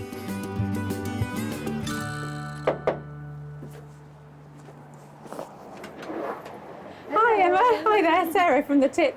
Nice to see you. And you, how are you? I'm very good, thank you. How are you? Yeah, very well. I've just got some pictures to show you of what we did with your bath. Oh, lovely. We took it to Guildford to this fantastic artist blacksmith who's called Bex Simon. Oh, wow. And she and her husband have been doing some lovely things with this. And your bath has been turned into a somewhat glamorous, I would say, oh my God. seat. Oh my. It has been completely sprayed blue, Yeah. all the stuff that was, all Oh, the white that's bits of it, lovely. and they have made a lovely frame for it, and they kept some of the little quirky bits on it, like the chain and the plug and that kind of thing. What do you think? I'm amazed, utterly amazed. Normally at this point I'd like to be saying, I've sold your bath and I'm here to give you some money for nothing, but as of yet your bath hasn't sold. If it does, or when it does I should say, it would be great to be back in touch and I'll be handing over some money for nothing for you. So, despite this wonderful transformation by Bex and Dave, the search continues to find this unique chair a new home. But with costs of $480 spent and no income generated, this could be a potential loss for Sarah of £480. If they do make any money out of it, which would be absolutely lovely, I would like to give any profit to the RSPCA in Wormley for Donkeys and Horses Sanctuary. I think they're overrun with little ponies and donkeys that need some extra care, and a bit of cash would be lovely. Well, Emma loved what we did with her old bath, which is always a relief. And now I've got to redouble my efforts to sell it because the money would be going to such a great cause.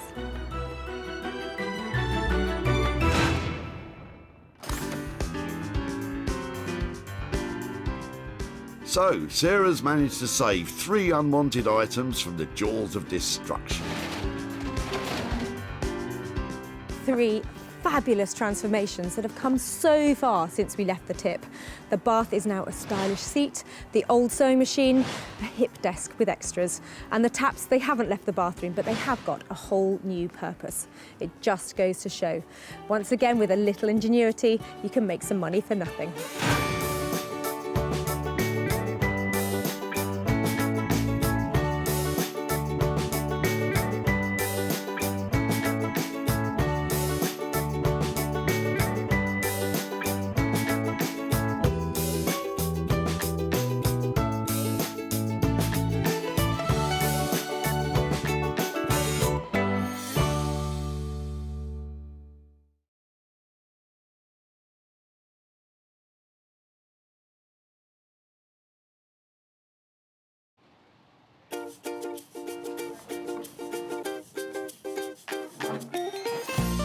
How do you make money for nothing? The answer could be hiding in the 20 million tonnes of household waste we throw out every year. Before you throw that away, is there any chance I can have a quick chat to you about it? Sure. That's why entrepreneur Sarah Moore wants to get her hands on things before they hit the skip. I am a passionate buyer, user and renovator of second-hand stuff, and I've turned that passion into a money-making business. I turn old into new and I sell it for a profit. Sarah's ready to sift through as many boots and bin bags as she needs to. That is the most fabulous thing I've seen here. This is so exciting. In her search for tip treasure. I love where I fling through the rubbish. And with some of the country's elite designers and makers. Hello, hello. What have you got today? I want to do what's right for this piece of rubbish. She can transform her finds into desirable. Look at that. Beautiful. Speechless. Valuable. You're joking. And hopefully saleable items. You always talk my kind of money, Jay. I love doing deals with you. If Sarah is successful, then she can hand the profits back to the very people who had no idea there was cash to be made from their trash. Wow!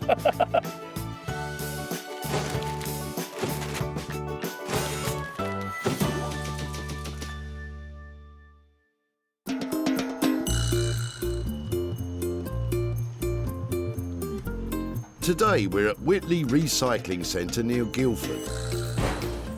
Although much of the waste and unwanted items we chuck out ends up in landfill, some of that tack could be transformed.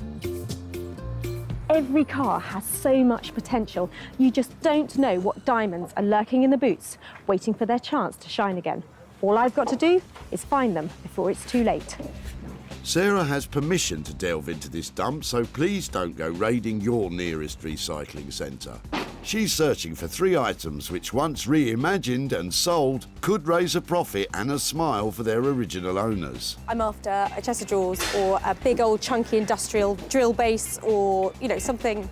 None of the things that I have. Sarah doesn't want to be painted into a corner, so just as well something has caught her eye. David is discarding 7 drab-looking chairs. I like your chairs. Would it be right to come and have a good chat about them? Yes, sure. Are they yours? Have they been in the home? Or? No, they're from our tennis club. I've just been playing tennis and... You got roped into dropping them off, did you? Well, I said we live near here, so I could drop them off from Godalming. Yeah. How many have you got? 7. 7? Right, yeah. They would be something that I'd really like to have a go at making refreshed and, you know, giving a new lease of life. Would that be all right to take them from you? Yes, really? There we go. Yep. I'd love to keep in touch with you, or perhaps, you know, the tennis club, to say what I've done to them. Would that be okay? Yes, that's fine. Brilliant. Thank you ever so much. It sounds like Sarah's enthusiasm has rubbed off on David. I'm glad somebody's going to use them. I don't know, maybe put new backs on them, new backs, new seats on them, polish them up or something, yeah. The thing I love best about these is there's 7 of them, because although each one may not have a lot of value, if I times it by 7, I'm definitely going to make some money out of them. I've got a few plans. I'm hoping I can make them look better than they do at the moment. It's game, set and match for the tennis club's old chairs, which make up Sarah's first item. And with renowned furniture restorer Jay Blades poised to pick up this project, it could be love all. Jay is a master craftsman, breathing new life into forgotten and forlorn furniture and repurposing salvaged items. I've always had a passion for the kind of heritage that the British designers have produced over the years. Traditionalists would love to keep it as it is, but to be reintroduced into the market, I like to just add a bit of colour and add something a bit quirky. Let's hope that the tennis club's old chairs are a quirky enough proposition for Jay.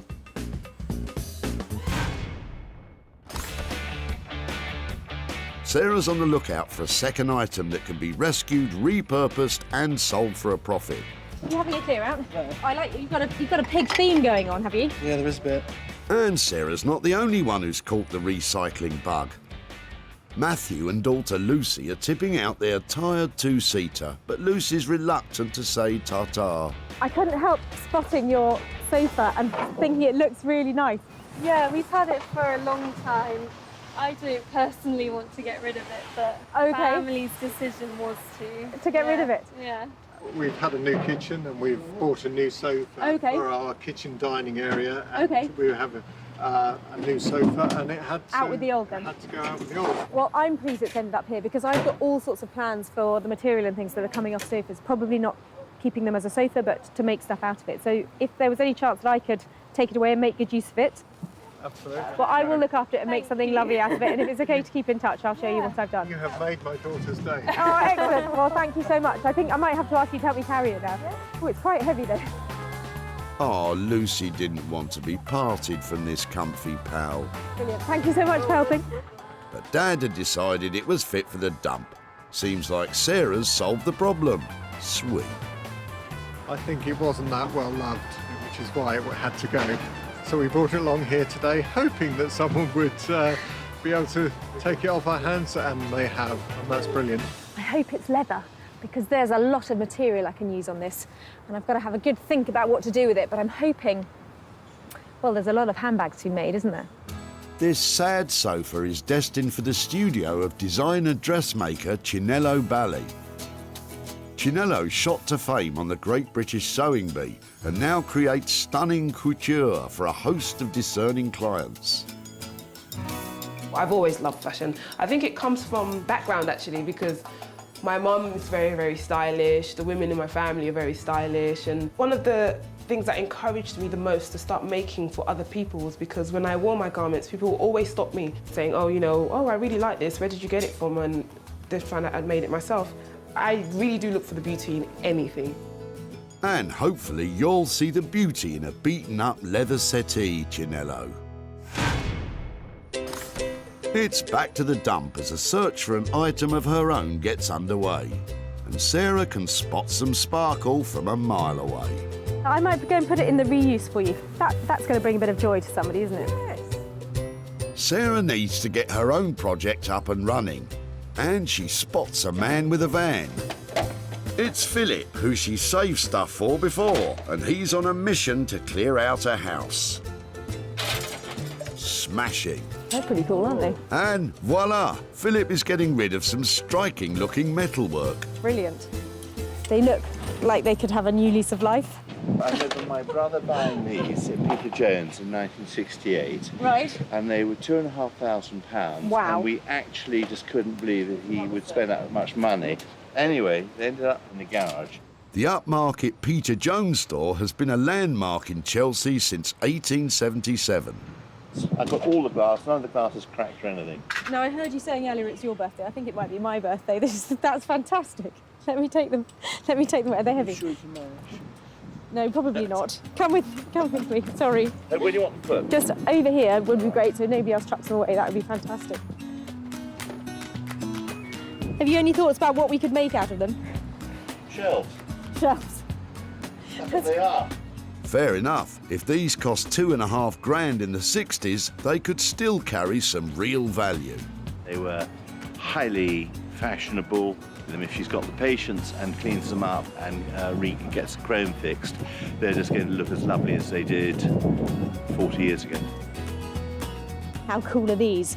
I love the fact that they were really expensive when they were new because it means that they'll have great integrity to them. They'll have some real quality. I've got high hopes for remaking these into something fabulous. Sarah wants to repurpose these sassy 60s shelving units and ideally provide a profit for Philip. They make a fine, upstanding item 3. Sarah's crafty pals now each have their items. Jay will rethink the tennis club's industrial chairs. Chinello will turn Matthew and Lucy's two-seater into some tailored togs. And thanks to Philip, Sarah has a project all to her shelf. I found some little gems today. They might look like diamonds in the rough at the moment, but by the time I finish with them, they're going to be shiny bright and worth an absolute fortune.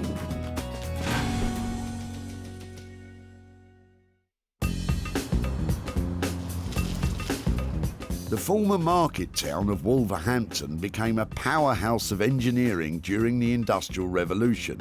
It was where the first set of automatic traffic lights were introduced. And furniture restorer Jay Blades is revving up and ready to go. Sarah will be along in a little while. Don't know what it's going to be.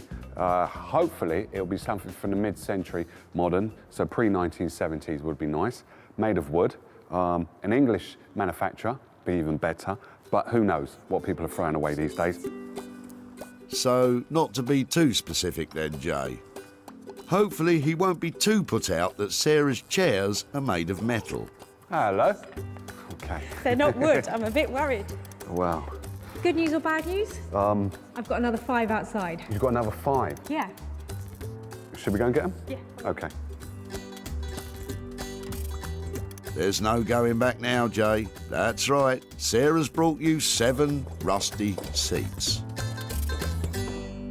First things first is you know I like working with wood, and this is metal. Yeah, I've got a bit of wood, thank you. It's not in great condition. No, but it's not too bad. The only thing I'm concerned about is just the frame, the amount of rust that's on there. Oh, look, there's a label. Yeah. Nita Limited, excellent, ER. Yeah. They're royal. There you go. They've got the Queen's name on them. This little symbol confirms that the manufacturer of these chairs once supplied the royal family. Anything with a brand name, anything like that, always gives it that little bit of provenance that makes it a little bit more interesting and probably worth a bit more, doesn't it? Yes, most definitely. The ideas I've got, I would do 3 in one cover of fabric, so these will be kind of matching, and then do another 3 in another fabric, completely different to this one, and then one odd one as a wow factor. Having in mind that the wow factor one is going to be the bee's knees. Well, that sounds very intriguing, Yeah. but... Price. Price. Yeah. To do the work on these, rub them down, you're probably looking at about 75 to 80 pounds per chair. You don't need to go to the gym this week, I tell you. I've got my work cut out. You've got your hands full here. Yeah, most definitely. So we do have a deal. We're dealing, Jay. We're dealing. I'm happy. I'm happy. Furnished steel frames, brand spanking new upholstery, and at least one unique standout seat. These seats could end up as the pride of the West Midlands. Really important to see that those chairs have got tags on the bottom with a maker's mark, because that adds value. And with Jay's ideas for making them into a really cool set, I think there's potential to make at least a couple of £100 there. These are not the normal thing that I normally work on, but I always like a challenge. But these are really, really interesting. I do like them, to tell you the honest truth. but it's a lot of work. Hell of a lot of work. These tennis club cast-offs will command a sizable budget to take from tired and tarnished to shiny and sought after. At £80 each, Sarah's going to have to make in excess of £560 to stand any chance of making a profit. From Wolverhampton to Canning Town in London's East End, amongst the legacy of its industrial past and its gleaming regeneration lies a fashion hotspot, although it might not look it from the outside. Sarah sees her sad sofa as an ideal project for Chinello Bally. Chinello is an uncompromising designer dressmaker, but she's certainly not an upholsterer, and she has no idea what Sarah's bringing. What will she make of that tragic two-seater? Well, Sarah's been to the dump, so it could be anything really. It could be, she could bring me a lampshade and say, you know, turn this into something amazing. Don't know with that girl. So I just don't know what it could be. It's really dusty. Didn't we have this sofa? Do you? I think we had this sofa, yeah. Oh, wow. It's really bad. It's been in a barn and it's got bird poo on it, so it doesn't... Oh, okay. It needs cleaning up. Do you think that smells like real leather? It smells like a barn. That's where it's been, don't tell anybody. I've seen you do all your lovely freehand cutting. I didn't know whether it was bodice or armour type stuff, but I just thought, I know you'll have great ideas. There's a garment in this, definitely. I'm thinking lace as well. Can we put more to it? Yeah, that's absolutely fine. Do you know, I'm thinking maybe a dress or a jumpsuit. Something very sexy, feminine. But playing with the leather, I'm really looking forward to this one. And is there any problem with the thickness of the leather? Oh, no, I actually felt it. It's not that thick. It's not that bad, actually. Shall we rip into the leather and then have a look at it? I thought you'd never say it. Let's get stabbing. Looks like the sofa's got someone excited. Instead of actually cutting it, I'm going to just rip into this. Get ripping, girls. Oh, it smells like leather, doesn't it? Yeah, it does. It sounds fantastic, you know, I can see this amazing couture garment, but how much is that going to be to actually make? Well, for my charges, you'll be looking at about £300. Okay. So try and keep it within sort of that price range. The lace and the leather, I would never put it together. I can't wait to show it to you, to be honest. Looks like Chinello loves that leather. Phew. I'm so excited that it's a black leather sofa. It's black, I love black. It's leather, leather's amazing. And it's a sofa, what kind of transformation is that? I'm just really, really excited about it. At a cost of £300, this is certainly no off-the-peg job. So will Sarah go from rags to riches and pull in a profit?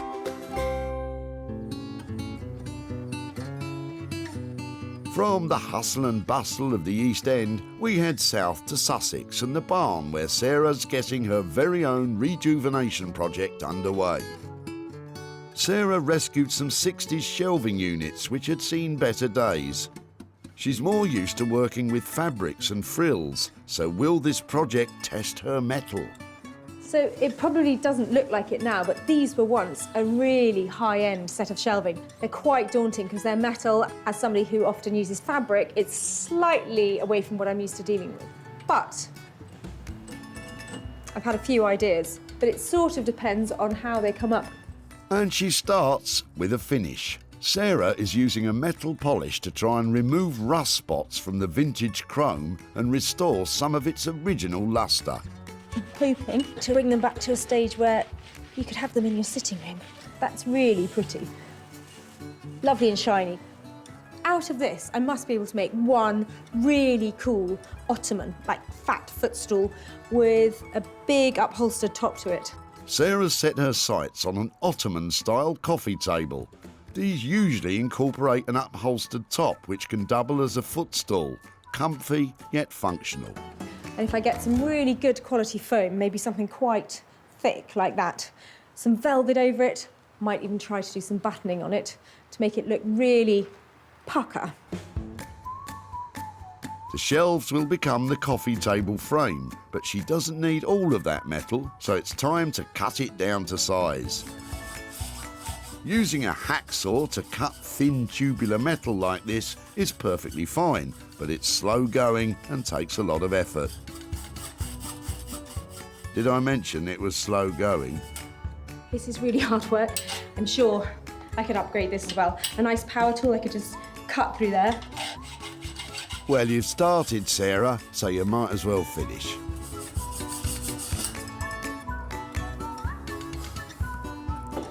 Glad that's over. So that bit there, hopefully, is going to slot into that bit there. And with a cut and shut frame just about ready, Sarah can turn her attention to the planned upholstered top, which will have a plywood base. And she wouldn't be our Sarah if she didn't already have some materials standing by. This is a big old length. I think it's old mattress ticking, so it's really robust and firm. It'll certainly do the job. But it's just whether it's high-end enough. I have a feeling that this, when it's all together, would look good.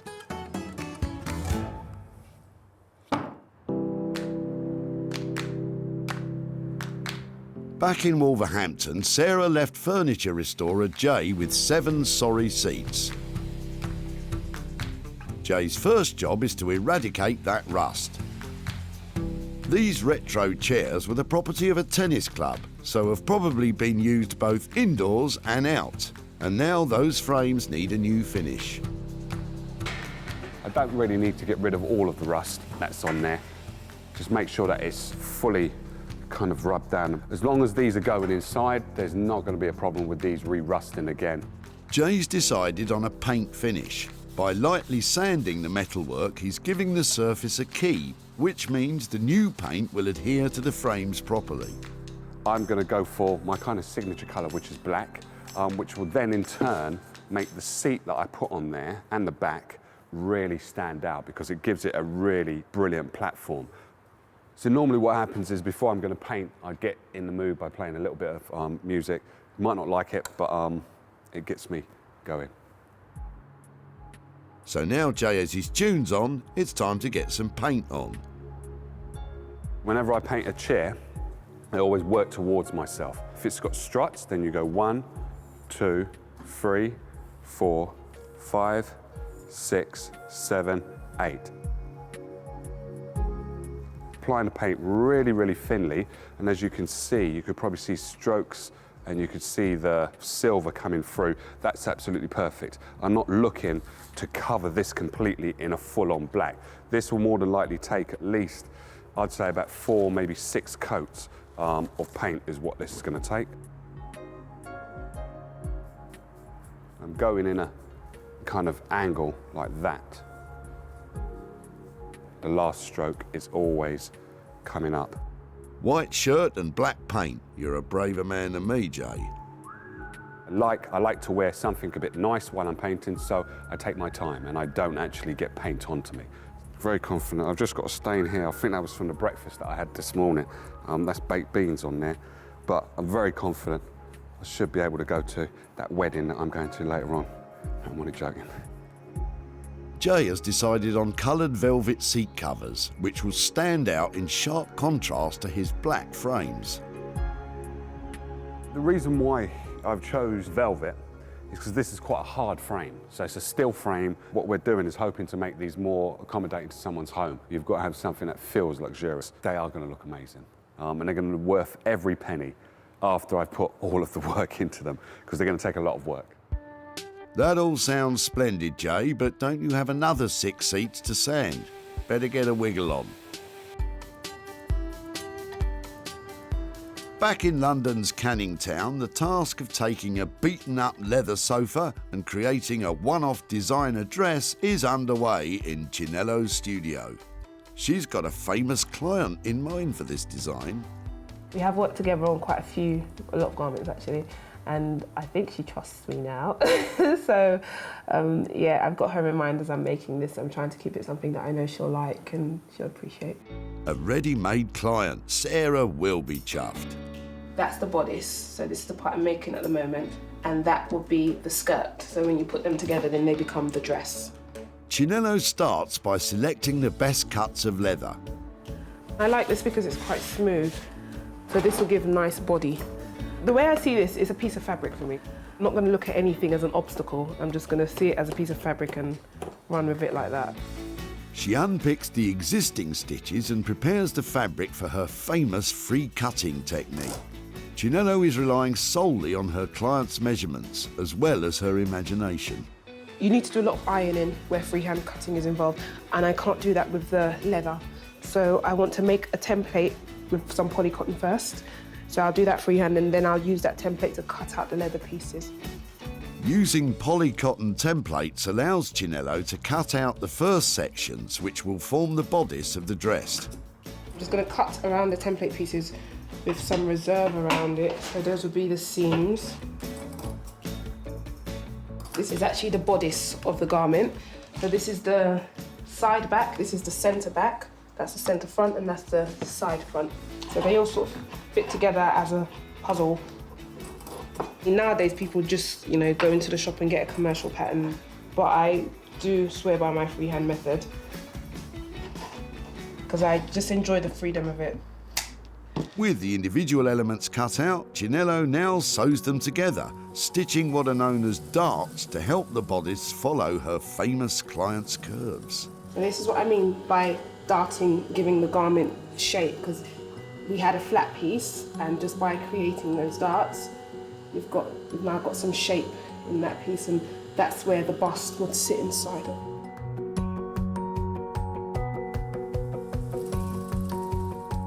It's not long before the bodice starts to take shape.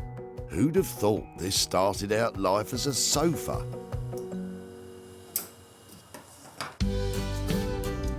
Back in Sussex, Let's put it down on the floor next to Bramble.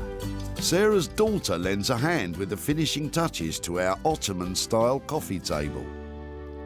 So my plan for the top of the ottoman was to cover it in this pink fabric and then bead it with some really lovely buttons all the way across it.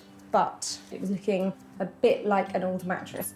And then I bought some fabric, spent 50 quid on it. But it is some really beautiful Indian fabric, Indian style. It's a lovely linen. And in order to make it really bright and funky, I've made some tufts to go on it.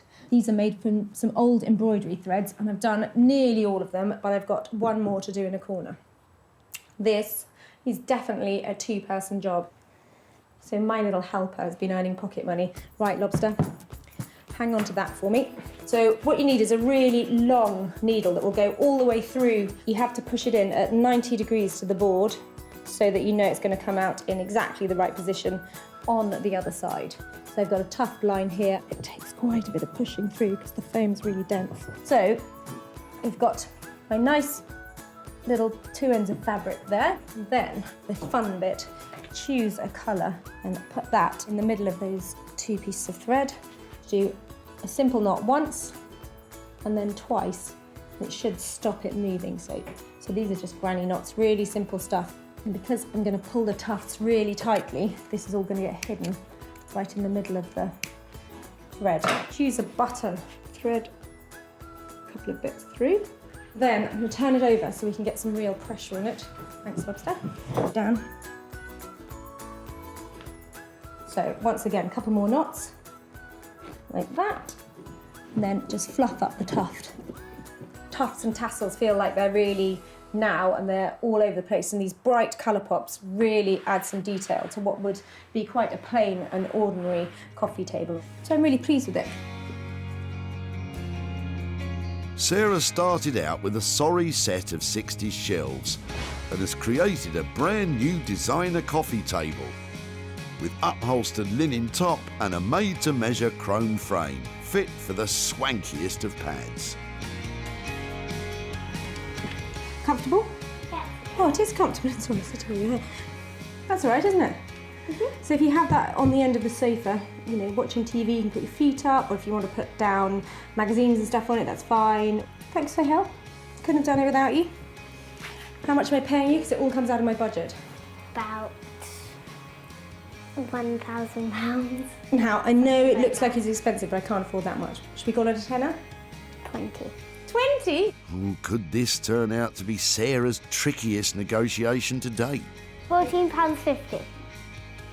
12. £14. Come on then. Back at the dump, Philip's shelves were surplus to requirements. although he did think they should be kept as they are. They were highly fashionable, and if she's got the patience and cleans them up, they're just going to look as lovely as they did 40 years ago.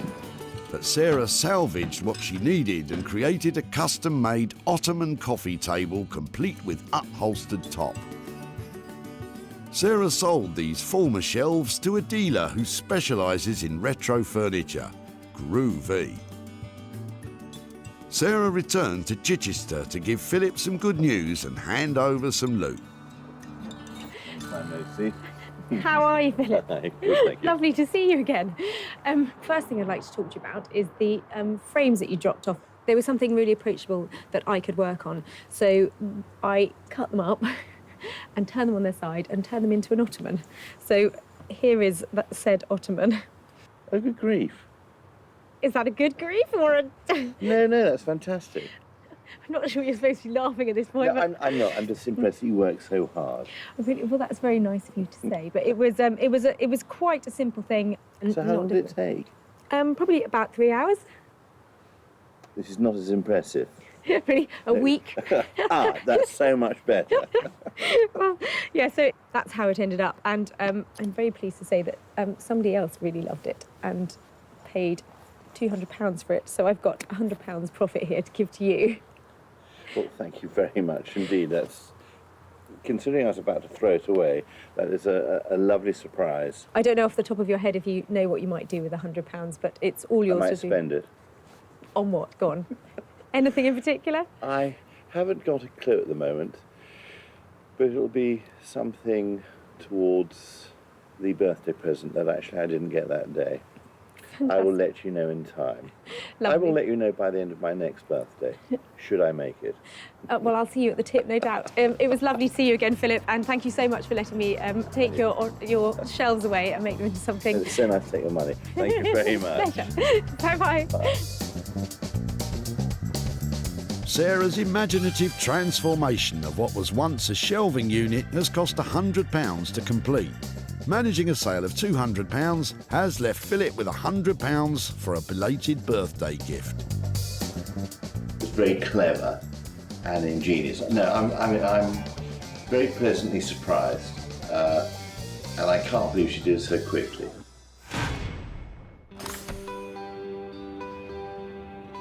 Sarah's back in wonderful Wolverhampton to check up on the industrial chairs that she left with furniture rejuvenator Jay.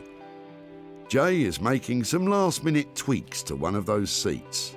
I think it's gone brilliantly according to plan. They look, for me, the chairs just look to die for. I think she should love them the same way I love them, but you never know, she might not like it.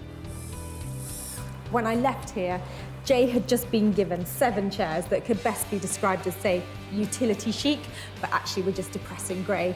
I'm hoping that with his bags of ideas and all of that style that he has, he's managed to drag them up into something really stylish, and with £80 budget each, he better have nailed it. Jay took on 7 sad stackable chairs and has transformed them into 7 signature seats, with rust-free frames in black and rich-coloured velvet seat covers, including this standout, eye-catching wild card.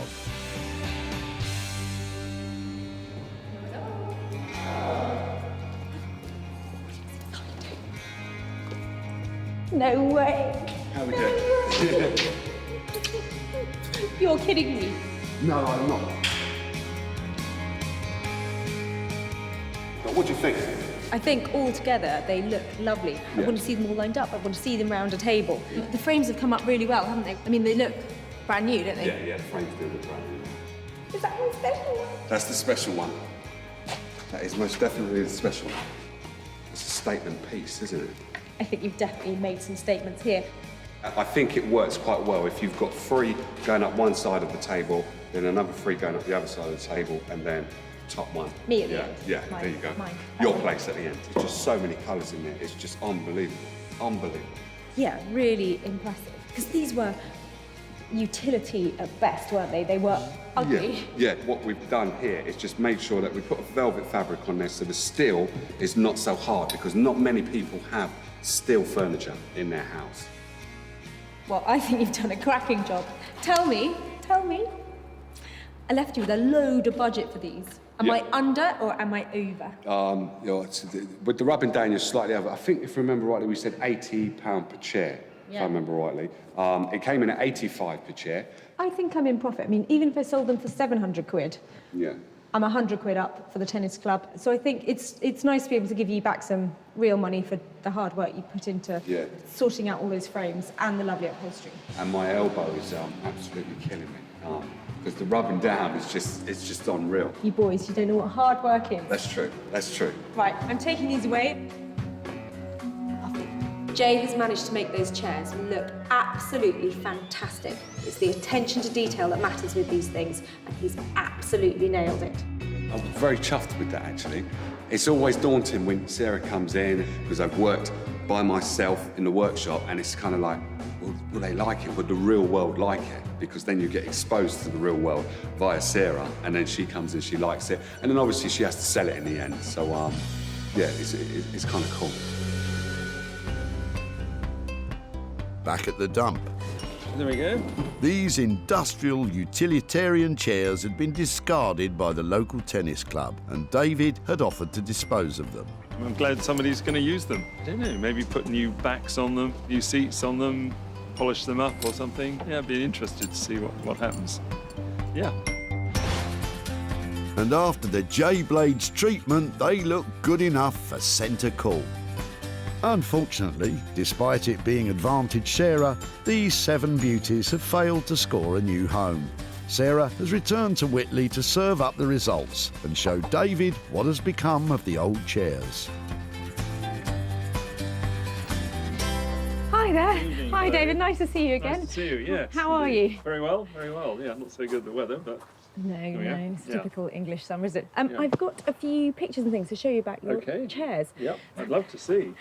They were completely... Look at that. They look amazing. They really do. Completely different. So would they look out of place in the tennis club now? They look too good, I think. It does get like that. At this point, I'd love to be saying I've sold them for loads of money and handing over watches of cash for the tennis club. Right. But they haven't sold yet. Okay. So I just thought I'd come along and update you on how they are. Yeah, and yeah. I think they have a good chance of selling. And when they do, I'll come back to you with a profit. All right. Thank you very Lovely. much indeed. Really nice to see you again. Okay, and thank good you to very see much you. for letting Well me have your done. chair. Thank you. Okay. Thank you. Thank you. Okay. All Bye-bye. right, bye-bye. With Jay serving up an ace updating the 7 old chairs, his cost totaled £595. Although hopeful a sale can be achieved, currently they remain unsold, which means there is no profit at the moment to return to David and the tennis club. I didn't think you'd get anything for them or be able to do anything with them, so I'm very pleased you have been able to, and he's done a grand job on them anyhow.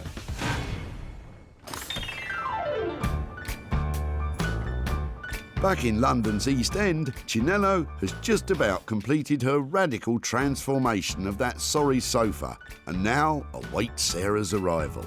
I don't know if I'm nervous what I think she'll think of it. I think she'll like it, but obviously you never know.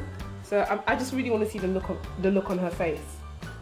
I hope it's not one of disgust, but I just want to see what she thinks of it when she comes in. I'm hoping I'm about to have a Cinderella moment, that Chinello, with her £300 budget and a wave of her magic wand, is going to have turned that tired old sofa into a beautiful designer gown. Thanks to Chinello's magic touch, the curse of the couch has been lifted. A truly enchanting transformation has taken place. Elizabeth is modelling a handmade leather dress with fitted bodice, leather skirt and luxury lace detailing.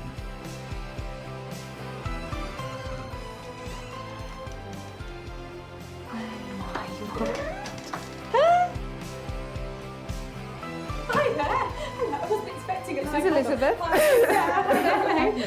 Wow, do you know, that's amazing. Do you like it? I'm speechless. What were you thinking before you came in? You were I suppose because I've seen these dresses before, I was thinking that it'd be something like that, you know, more just less petite, should we say, on the leather front, but it is fantastic. I love what you've done with it with the lace. Genius, genius. Let me give us a turn. So cool. I love the zip in the back. It does look really cool. I feel really underdressed. I don't know about you, but I'm feeling really dowdy over here. So what does it feel like actually wearing something like that? It feels amazing, and I kind of look sexy in it, so I kind of love it. Yeah, well. She didn't want to take it off actually. She wants it for herself. Okay. Well, like Sarah's going to give you a price for the dress. So yeah. I think that we left saying you had £300 worth of budget. We still kept it sort of within because the things we have added to it we had lying around in the studio anyway. Yeah, but so it's fine. It's still within budget. So I know that you said that you had somebody in mind. Did you actually fit it to somebody? Yeah, this is made for Laura Mvula. She's a client of mine, and I called her up and said, you know, this is the situation. Would you fancy something? And she said, you know, that she wouldn't mind. So I think she would love this. And have you discussed price with her? I haven't discussed price. That's your job, Sarah. Oh, lovely. Well, you know, looking at it looks amazing, doesn't it? Nobody's going to see that and think there's an old sofa, are they? I mean, I shall see you soon. See you soon. That was lovely. Thank you ever so much, Linda. Bye. Bye.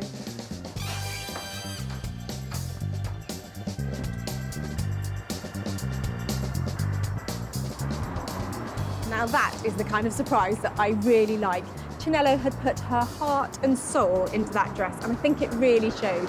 She might have sold it as well, which is really helpful, and she's definitely left me something that I can make a profit out of. I'm very happy with her reaction. I'm really happy that she loved the dress and it's made it all worth it. That's good.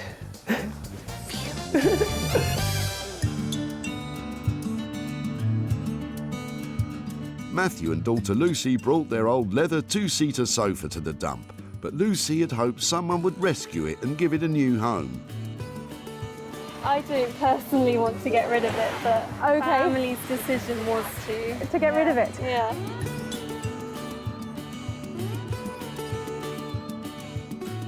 Chinello reclaimed the leather and worked a mini miracle. Chinello designed a dress with singer Laura Mvula in mind, and so Sarah has a ready-made sale.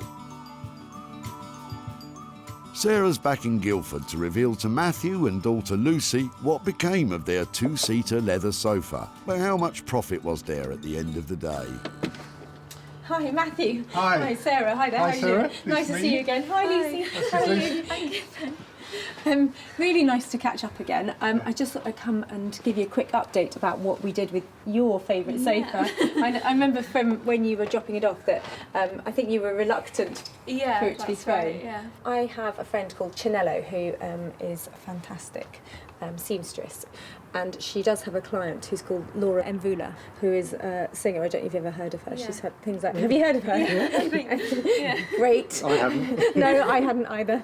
She has commissioned something from Chinello to be made out of your sofa. Oh my word. I've got a picture of it to show you. And it's quite dramatic. Oh my word. It's amazing. What do you think? Well, Amazing. it's staggering. I can't believe that that sofa has become that. Because it was commissioned, it meant that it was actually sold. So there's some profit left.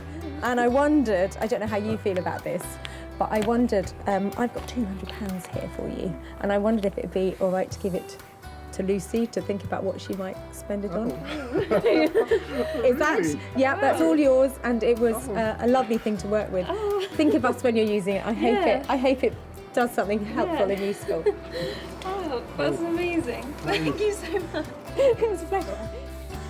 For Chinello to work her magic transforming Matthew and daughter Lucy's sofa into a show-stopping dress cost £300. But with a commission already in place, a sale of £500 was guaranteed, leaving £200 with Lucy, who, by the way, is studying A-level textile design and intends to spend the cash on materials. This is a complete surprise. It's amazing that they've managed to get a profit from it. I never thought that would happen. Sarah has shown salvation to 3 items from the dump. The rusty metal frames designed into a stylish one-of-a-kind ottoman table. The 7 old tennis club chairs, re-energised from utility to dishy dining. And the black leather sofa, revamped into a sassy, show-stopping gown. The natural hoarder in me would love to hang on to everything that we find, but actually it's a lot more satisfying seeing things totally transformed and sending them off to a new home.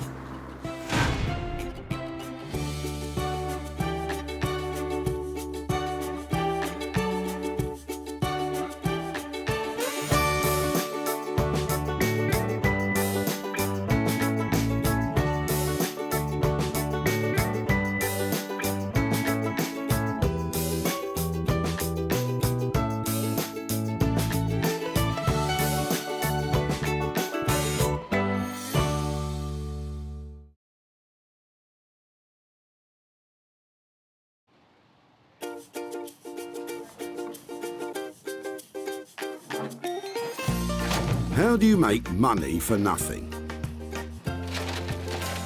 The answer could be hiding in the 20 million tonnes of household waste we throw out every year. But just before you throw it away, would it be possible to have a quick look at it? That's why entrepreneur Sarah Moore wants to get her hands on things before they hit the skip. I am a passionate buyer, user and renovator of second-hand stuff, and I've turned that passion into a money-making business. I turn old into new and I sell it for a profit. Sarah's ready to sift through as many boots and bin bags as she needs to. That's vintage gold, isn't it? It's really exciting. In her search for tip treasure. I love it. And with some of the country's elite designers and makers, What are we going to do with that? Oh no! she can transform her finds into desirable, Amazing. beautiful, valuable, Cha-ching. and hopefully saleable items. That's £80 profit. If Sarah is successful, then she can hand the profits back to the very people who had no idea there was cash to be made from their trash. Oh, that's fantastic. That's unbelievable.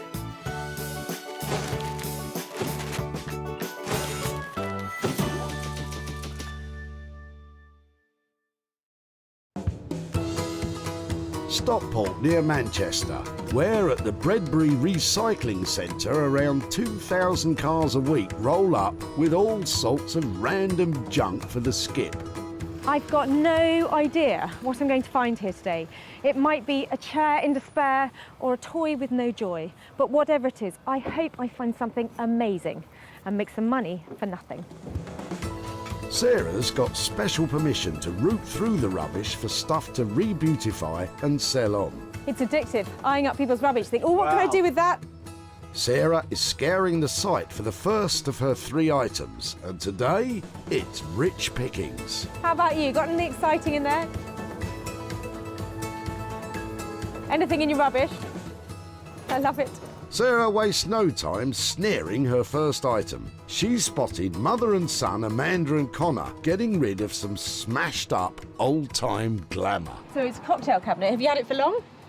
Well, it used to be my uncle's. Okay. He's had it for about 30 years. Okay. It used to be his mum's, funnily enough. Is it something I could have a better look at and maybe Yeah, see if I might be able to take it away? Oh wow, I like the mirrors. You're welcome to it. My mum will be over the moon. Is it heavy? Do you think you could help me carry it? Yeah, sure. Top tip, when it comes to junk jumping, Brilliant. Thank you so much. enlist a strapping young lad to help with the heavy lifting. Nice and easy does it. This little beauty could soon be worth a bob or two. Lovely. Sarah thinks she can see a profit here, but what does Amanda think she'll do? No, I haven't got a clue, but it'd be nice to see something good come off it. I love this cocktail cabinet, but I think it needs a real makeover. There's lots of detail in it that needs replacing, and I want to rip out all of this old tired looking stuff. I want it to be funky, I want it to be fun, and I want it to be really expensive. First item's nabbed. And Sarah has someone in mind to lift this cabinet's spirits and make some money for Amanda. She's scheduling a cabinet meeting, maybe over cocktails, with print designer Zoe Murphy. Margate-based designer Zoe has taken the reconditioned furniture scene by storm. Zoe's speciality is transforming fuddy-duddy old pieces with bright 50s-inspired designs. And her exciting reinventions sell in some of London's most prestigious stores, including Liberty's. I have got a big issue with waste. I hate the idea of sort of inefficiency on the planet and things going to landfill. It's always bugged me loads, and to the point where I even wrote a letter to the Queen when I was 7 years old, telling her about the environment. And my love of recycling has brought me right round to using second-hand furniture pieces as well. Sounds like Zoe's studio might be the last chance saloon for this old cocktail cabinet. Sarah is still sweeping through the car boots looking for her second item. I love things like this when you can just see how much wear there's been. Look at that. That handle tells 100 stories. Look at the size of it, how much it's been worn down. I mean, that is literally careworn, isn't it? Just a little too careworn, even for Sarah. Get a load of this though. It's Gary with a trunk full of trunk. Sarah needs to get her hands on it before it's in the skip and out of bounds. Been doing a little tree surgery in the garden, have you? Pretty much. We've been there a while, but it's time to get rid. It looks like it might have been a birch. Actually, Sarah, I think you'll find it's a white poplar. See those diamond patterns on the bark? Dead giveaway. Any chance that I could take a few pieces? Yeah? Help yourself. Really? Oh, yeah, but I think that might be heavy. Is it really heavy? My original plan was to do something with it, and then it dropped to maybe put it on the wood burner, and now it's just... Get rid. Get rid, it's in the way. Well, maybe I should make a whole range of seating or stools or breadboards or something like that. I'm going to wheel a few away, OK? Thank you ever so much. Sarah's on a roll now and full of ideas. What do you reckon, 6, 7 big serving bowls? Something like that? And what does Gary think Sarah might do with them? A bowl or some seating, maybe. It'd be interesting to see. So, Sarah, you could have just landed a pile of rotten wood. Good luck with that. I'm hoping that you've got 6 enormous, beautiful bowls here, but I can't really tell what condition the wood is in the centre because obviously it's been left out and it's in bad condition on the ends, but must have some potential, mustn't it? Well, if there's money to be made, yes, it must. Sarah's second find is a rather sorry-looking lot, but she knows exactly who to turn to for help. Top-notch craftsfolk Max Bainbridge and Abigail Booth. Hidden away in an East London garden shed, creative couple Abigail and Max run a successful business, making handmade homeware from reclaimed natural materials. From beautiful wooden utensils to luxury soft furnishings, the fine arts graduates really know their craft. We're so flooded with manufactured throwaway consumer items. It's like actually we decided we wanted to make things that lasted. There's a kind of physicality to it which I love, from being out in woodlands and forests sourcing stuff or chainsawing it. There's a real physicality that you have to enjoy. We love it. Yeah. But can they make anything out of Gary's sodden poplar stumps? Maybe they should carve a magic wand first. So that's 2 items in the bag. Now Sarah needs to find a third item to work on herself. After all, she shouldn't be hiding her own talents under a bushel. You've got to love what comes in here. Somebody's just throwing away like a mini plastic car. It's just great. You think that's mini? Take a look at Paul's little beauties. Where are these from? These yours or yeah, these? they're all dismantled and broken toys. Pop it down the floor, they look heavy. Yeah. I do know some of them were kind of collector's items, but they're pretty well shot, to be honest. My father died a couple of years ago, so we had to clear out from his house. So did you actually play with these? Are these... A long time ago. Is this something that maybe I could take away and Yeah. just see if I can do something with? Yeah, fine. That's fab. I shall cherish those and look after them for you. All right, no Thanks worries. ever so much. All right, no problem at all. I absolutely love this stuff. I love it. The condition is really bad, but these are just iconic 1970s fabulous things. Die-cast model cars became a huge craze in the 1950s and are massively collectible now. Rare cars in pristine condition can make hundreds of pounds. Though making a profit on this play-worn pile will mean that Sarah will have to step things up a gear. It's like Diamante and the lights. Absolutely love it. I've still got some of it at home, which is kind of sentimental, really. Batman, Thunderbirds, Joe 90 stuff. What does Paul think Sarah might do with this bounty of bashed-up toys? No idea whatsoever. No idea whatsoever. You and me both, Paul. Sarah's a champion boot raider. She's got hold of 3 potential treasures for free. The glass cabinet will be reimagined by Zoe, the wood blocks carved up by Max and Abigail, and those old toy cars will be transformed into something special by Sarah. I've loved the things I've saved today. The question is, can I actually make any money out of them? Sarah's next stop is the glorious seaside town of Margate, which has been enjoying something of an artistic revival lately. Happily riding the crest of Margate's creative wave is print designer Zoe, who's helping turn the town all trendy. Little does she know what Sarah's got in store for her today. I do trust Sarah's judgment. I like how in the past she's really let me do whatever I want though, so yeah, I do trust her just. That smidgen of trust might be thrown out the window when Zoe claps eyes on that clapped-out cabinet. I've brought you another little beauty. Careful, you two. Brilliant, thank you. Oh, wow. First impressions? Yeah, I like it. Very, very feminine. Nice, solid print on the glass. Zoe's making all the right noises, but Sarah knows this is a challenge. I think it'd be difficult to see it selling and being a very commercial object unless it has a real makeover. The one thing I do have a lot of lying around that I do like to show off sometimes if I can is my high-heeled shoes. And I can really see a cabinet like this being great if repurposed as a kind of shoe cabinet. Because this is a narrow piece as well, it'll put it in a bedroom maybe, or a hallway if you wanted it there. I can imagine probably some big bold prints coming in across here. It will instantly make it more fun. So if it's potentially going to be really glamorous shoes, maybe we've got a lot of glitter going on, maybe we've got some sparkle, perhaps some gold detail and bright attractive colours that are all about, you know, a glamorous occasion or a big fun night out. A glittering, sparkly high heels cabinet. I'm totally sold. But how much will the work cost? It will probably cost me a couple of days' work and all of the materials, about £500 to do it for you. That just sounds fantastic, and you're right, it's those people who love their shoes that will love this, and that will make it sell. A glamorous showcase cabinet for shoes. What a novel idea. But can Sarah find a well-heeled buyer for such a niche piece?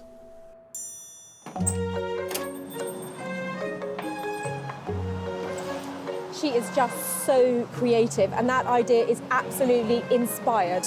And the price tag that comes with it means I'm going to make some money, I hope. I hope so too, Sarah. Zoe's charging £500 for her work, meaning Sarah must sell high in order to stomp up a profit.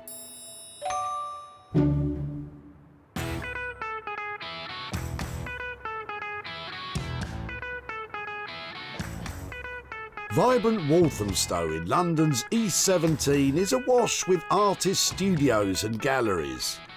Honest. Hidden away in a quirky little garden shed, creative couple and business partners Max and Abigail specialise in making luxury handmade homeware. I can cut it on the chainsaw. Very unexpected. Yeah, great. Okay, let's see what we can do. Yeah. The wood block should be in good hands, though they haven't got a clue what Sarah's rolling up with. Well, knowing Sarah, it could be anything. You could end up with some pallets. What Sarah thinks is a feasible idea could be somewhat of a challenge. Yeah. Well, I don't know what can actually be made of these, but they've got plenty to work with, and they're really heavy. Hiya. Hello. How are you? Hello. How are you? Yeah, really well. I've got a lot of something for you. Wow. Do you want to come and see what I've Can we have a look? Yeah, come on down. Wow. Yeah. They're great. They're fantastic. Yeah. Yeah? Absolutely. Brilliant. Things I do in the name of recycling.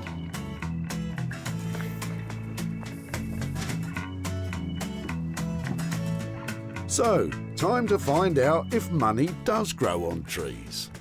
I've had a few ideas, like things that I think would be great for me to be able to sell. And one of them was sort of this lovely suite of bowls, but I'm all ears to hear what sort of stuff you can make out of this.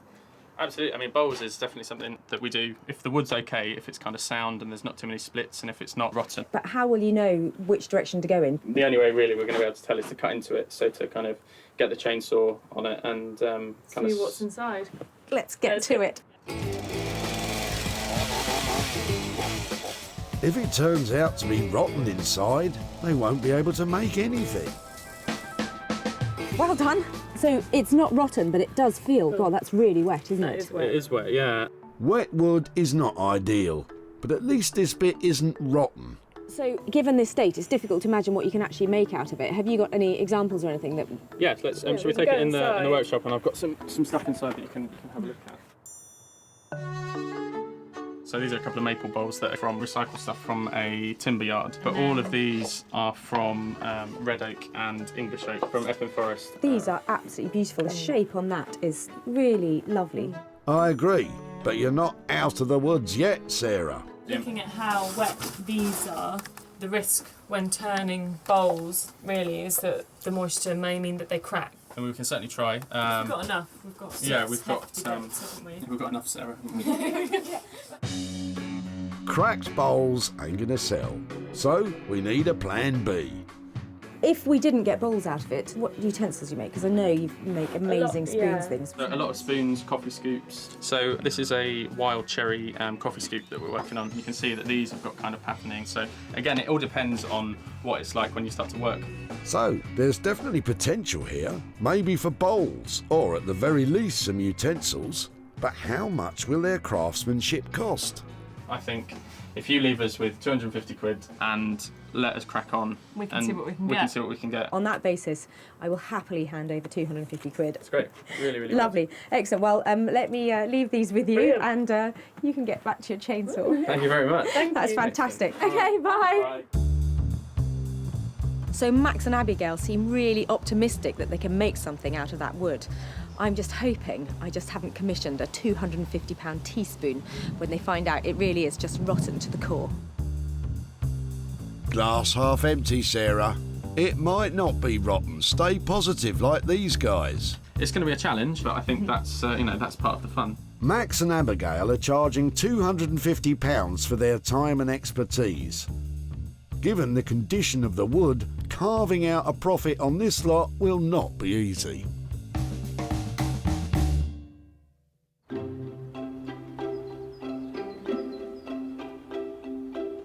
The designers are firmly on board.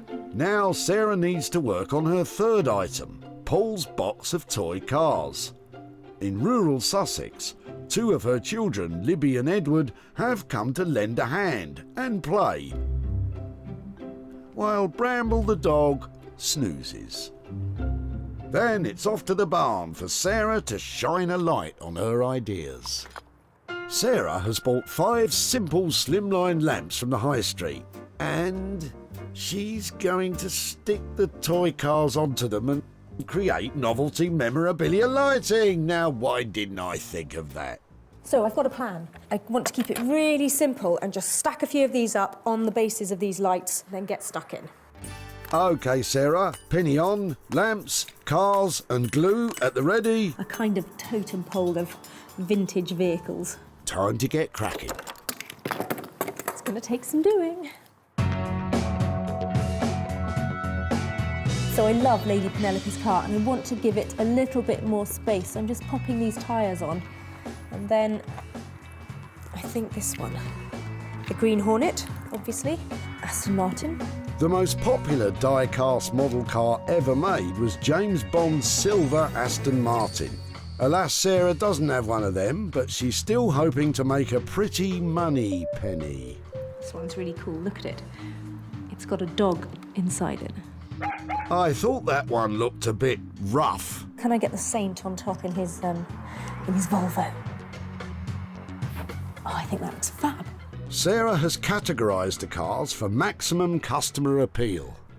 It's really cool rescue stack. Everything's got its little hazard lights, and there's a really sweet little snowplow there on the top. Can I get that on next? And maybe pop that one into there.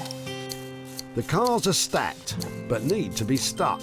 And for that, Sarah's using a special kind of traffic jam. This is 2-pack glue, and it's really useful. It dries in about 5 minutes, something like that.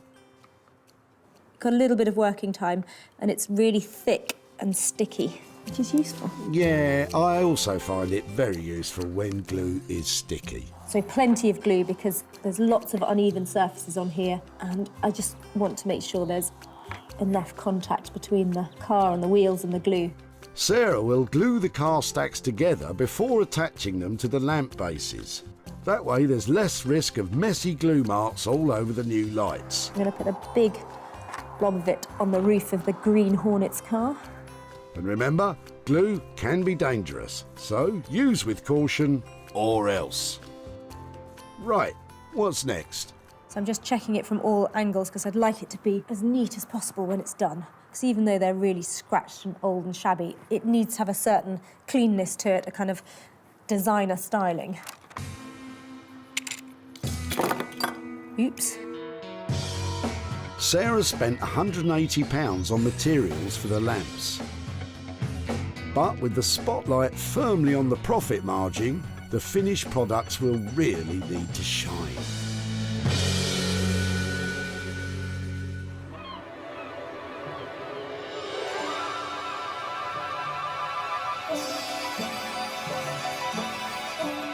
In Margate, the buds of creativity are starting to blossom in Zoe's studio. So I have this really interesting looking piece from Sarah. It's been broken on the side here, and also the lock has been kind of locked open.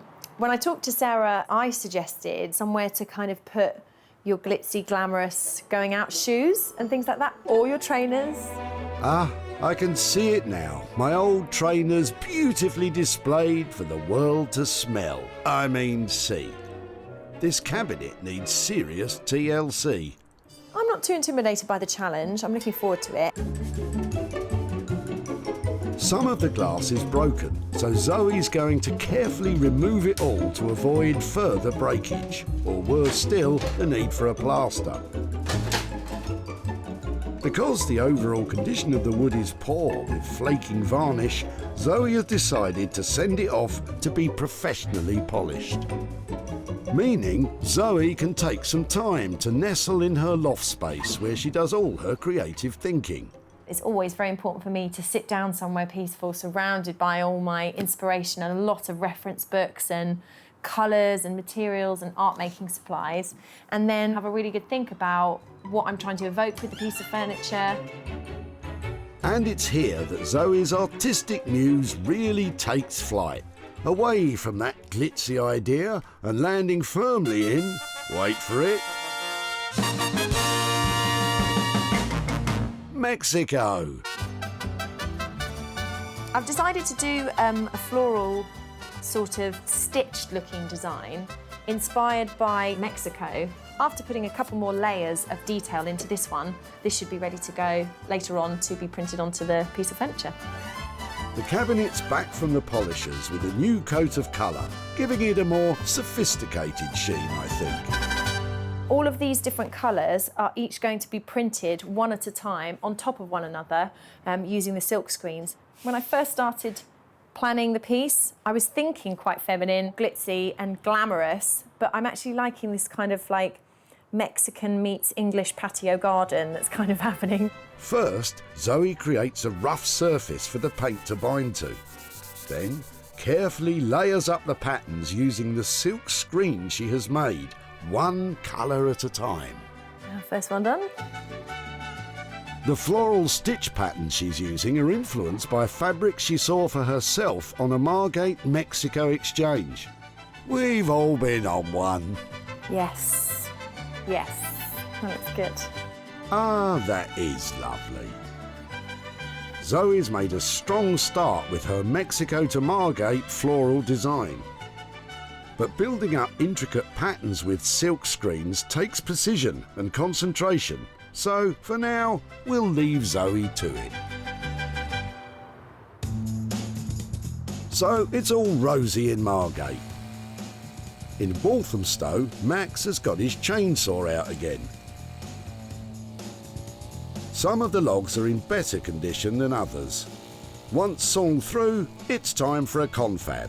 If I spin that over, cut that into slabs to see what we can get, because we can small kind of chopping boards or some cooking spoons or eating spoons. Yeah, I think that's probably the best.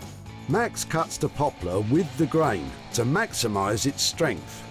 After the trauma of being sliced and diced, Max and Abigail indulged the new look wood with what can only be described as spa treatment, starting with a relaxing lounge in the sunshine. We're just kind of laying it out in the sun just to kind of dry the surface off a little bit, so that when make it more workable. Yeah, so when we feed it through the planer, it's not kind of completely saturated.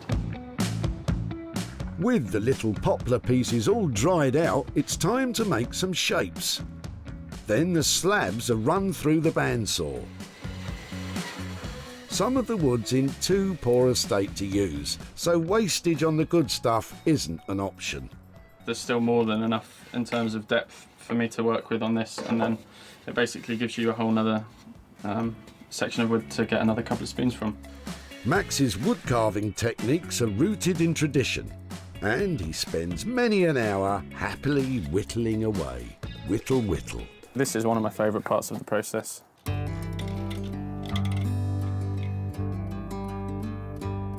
I mean, the colours are amazing. You wouldn't guess as you get in that you get the kind of greys and the greens running all the way through. Like Michelangelo's David emerging from the marble, kitchen utensils are starting to take shape. But it hasn't been easy. Even though Sarah brought us a lot of wood, it's actually been quite difficult to kind of process that down and get solid stuff out of it. But I think we've done quite well. Max and Abigail now take time with the precious few utensils they have made and treat them to some gentle exfoliation. When you're dealing with stuff that's all made by hand, there's not really a way of speeding that process up. It's kind of... There aren't shortcuts, basically, are there? No. That's what you learn quite quickly.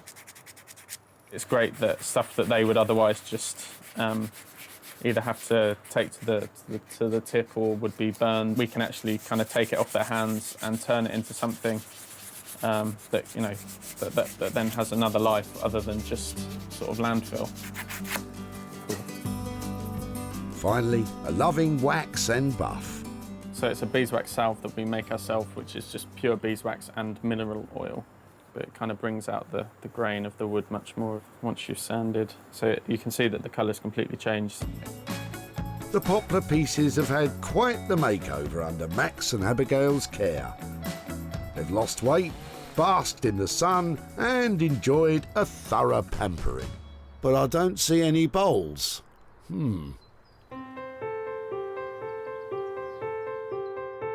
Back in Sussex, Sarah's in the barn putting the finishing touches to the vintage toy lamps.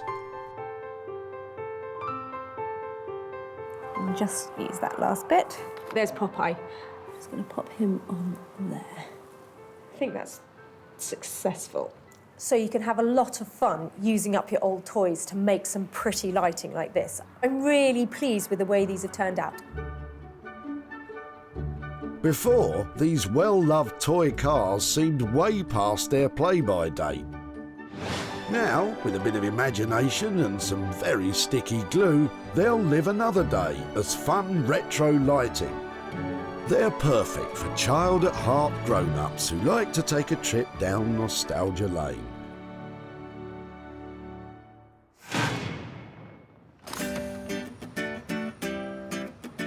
At the dump, Paul's collection of cars had long run out of gas. I do know some of them were kind of collector's items, but they're pretty well shot, to be honest. Sarah created 5 bespoke lights with nostalgic charm. And they've all been sold to Rowdy Roddy Vintage Store Boutique and online shop in Glasgow. Now Sarah's back in Stockport to show Paul her car creations and hand over a profit. I hope. Hiya. How are you? All right? Nice to see you again, Paul. How are you doing? Too. Yeah, not too bad, thanks. Yeah, so it's been a while since we've seen you in the tip. How are things? All right, yeah, good. Yeah, not too bad, thank you. When I had a good look at the toys you dropped off, I just loved the fact that they were worn and they had, you know, like signs of age to them. Yeah. So I thought they had to be made into something that was decorative and where people could see them just the way they were. Yeah. Okay, so what I did with them is made them into lights. Okay. I've got a few pictures here. Oh, wow. Bought some retro looking lights, so they sort of had the right kind of feel. Yeah. And got some really strong glue and stacked them all up together. Yeah, that's cool. I recognise, gosh, yeah, I recognise the old police band there. We have actually sold them. Oh, right, okay. A collection of 5 has been sold all together to a shop. Right. And I've made some profit for you. Oh, right, brilliant. So I've got £145 here. Oh, wow, brilliant. To give to you for your old dinky toys and your old toys. Wow, brilliant. Thank you very much. That's super. Brilliant. Super. Excellent. Well, they were a lot of fun to work with. So thank you very much for letting me have them. Oh, right. Yeah, no, it's fine. Thank you. Pleasure. Well, lovely. Thank you ever so much for that. Okay, cheers. take care. Thank you. Bye-bye. Sarah spent £180 on lamps and glue for the 5 car lights, and they've been sold for £325, meaning a pretty profit for Paul of £145. Didn't expect anything at all. You know, it's a bit of all junk to me. It was nice surprise, definitely. I think we'll go out for something to eat. Maybe, you know, take the family out for some tea and treat the little one or something. So yeah.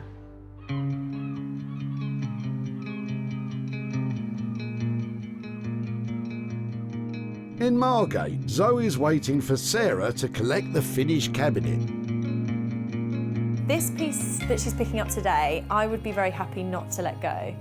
I can see my shoes being inside the cabinet instead of someone else's. So yeah, I'd like to hang on to it, but I don't think she's going to let me. Before, this was a smashed-up cocktail cabinet whose partying days were well and truly over. Now, the wood's been lovingly restored, the glass replaced, and that broken lock's been fixed and is sitting pretty. Zoe's imaginative designs have been lovingly and skillfully applied, giving the piece a refreshing burst of colour, inside and out. It's the perfect place to house shoes or precious knickknacks. It could even be the belle of the ball as a cocktail cabinet again. But what will Sarah think? Hello. Hello. Hiya. How are you doing? I'm really well. Oh my word, how have you managed that? Oh, it looks beautiful, doesn't it? It looks really classy. I really, really like this one. I love it. It looks just crispy and stunning. It's really... Is it what you were imagining? No, I have to say, it is so much fresher and so much more stylish. It looks expensive and luscious. Oh, I'm so glad you like it. I think it's safe to say she does, Zoe. I don't see this as just something for shoes. I think what you've done with it is just make it into something that has got huge appeal. You know, this could be whatever people want it to be. I really love doing it and I really want to keep it. Well, too bad. You can't. Zoe's ideas changed from a glittery shoe unit to a more, let's say, refined piece. I think our initial budget, all in, we were hoping for 500 quid. Is that still the case? Yes, we have just about made that. Fantastic. Well, that, you know, it's great news all round. It looks absolutely beautiful. At the tip, Amanda and Connor's bashed-up cocktail cabinet looked like it was suffering the mother of all hangovers. Well, it used to be my uncle's. Okay. I had it for about 30 years. They were happy for Sarah to take it. You're welcome to it. My mum will be over the moon. Sarah carted it off to Zoe, who added glamour and Mexican flair, and it was snapped up by Janet from Margate's Lombard Gallery. She doesn't need to second-guess the appeal of Zoe's work because she sold it before. This lovely floral design on the top, it's so big and bold and vibrant. I love it. Now Sarah's back in Stockport to show Amanda and Connor what's been done. Hiya. Hi, Amanda, it's Sarah. Hi there, how are you doing? Okay. I've got a few pictures to show you of your cabinet and what we did with it after you dropped it off. Yeah. We chose a designer called Zoe Murphy who lives down in Margate. So your cabinet went on a little holiday down to Margate, and I've got some pictures here to show you. That is what happened to your cabinet. Oh, wow. Does it look like the same thing? She stripped everything back and then lacquered it all over to give it a really luxurious finish. Yeah. And then put these lovely flowers onto the top of it. What do you think? Brilliant. She had a budget of £500. We've actually sold your cabinet, and it sold for £600 in the end. Wow. So it was something that, you know, it was going to the tip, and it sold for £600. And the good news about that is that I've got £100 here to give to you for the cabinet. So thank you so much. I like that reaction. Yeah. Any ideas what you might spend that on? I haven't got a clue at the moment. Probably pay for some of these things the kids are doing. Oh, really? Are they on we summer got holidays? these Are they? camps and scouts. No, it never really goes down to me. It's always spending it on the kids. I've got 2 children. I know exactly where you're coming from. Inclusive of work and materials, as well as a specialist polisher, glazer and locksmith, Zoe charged a grand total of £500. The cabinet sold for £600, making a sweet profit of £100 for Amanda. Lovely.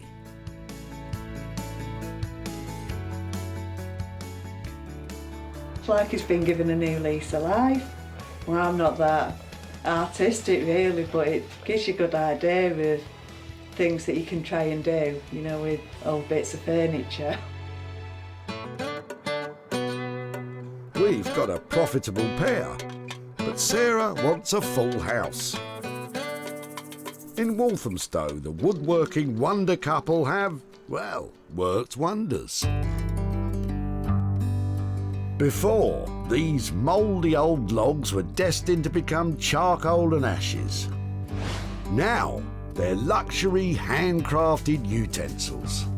Max and Abigail delved deep into the wood to tease out 3 eating spoons, 2 chopping boards and 3 pairs of coffee scoops, cooking spoons and spatulas. They used centuries-old methods to create 11 completely unique items and ladled them with love. They're perfect for any cook who values the quality of their tools as much as their ingredients. Max and Abigail were lumbered with wet old logs, and it was a hard-fought battle. There was a definite panic stage, wasn't there? Yeah, it was kind of like, you know, at one point Yeah. it was just sort of actually, are we going to be able to get anything at all? Luckily, we were able to get some stuff then. We've got quite considered, elegant designs, I think. I mean, Yeah, I'm slightly nervous of what Sarah's going to say, just Yeah. because maybe she's, I guess you know, she she dropped off- off yeah. 6 massive logs. And I guess maybe there's an expectation that you're going to be able to get a vast amount of stuff. we're excited to see what she says. Yeah. But will Sarah be stirred by what's been made? Hiya. Hello. You're excited. I'm really excited. Wow. Was this Oh, this is the carnage, yeah. Oh my word! Wow! That's fantastic. Wow. That is made from that wood. Pretty much for every kind of spoon that we made, we probably had 5 or 6 that didn't work. You know, you got to a certain point in the process and there'd be just a kind of patch of rot, or it would just snap or split. So basically what you're saying is it was a total nightmare to work with. Once we got stuff that we could work with, it was you just kind of get back into the sort of process which we really love. We talked about making bowls and that kind of thing, so we had a go. Oh wow. And it was, you know, the kind of the actual, you know, again, the wood itself, it was just kind of, you got to a stage where you just kind of had to stop working. So you can kind of see here how pitted it is. I think that is beautiful, but I can understand why your integrity is admirable. I think your soup would end up on your lap with that bowl. A real shame, but despite setbacks, Max and Abigail have worked a mini miracle with those utensils. It's really difficult to imagine that this came out of the wood, and also to just how light it is. It's quite a kind of lightweight wood and it's quite a delicate design, but they're more than kind of capable of standing up to being used. Yeah, absolutely.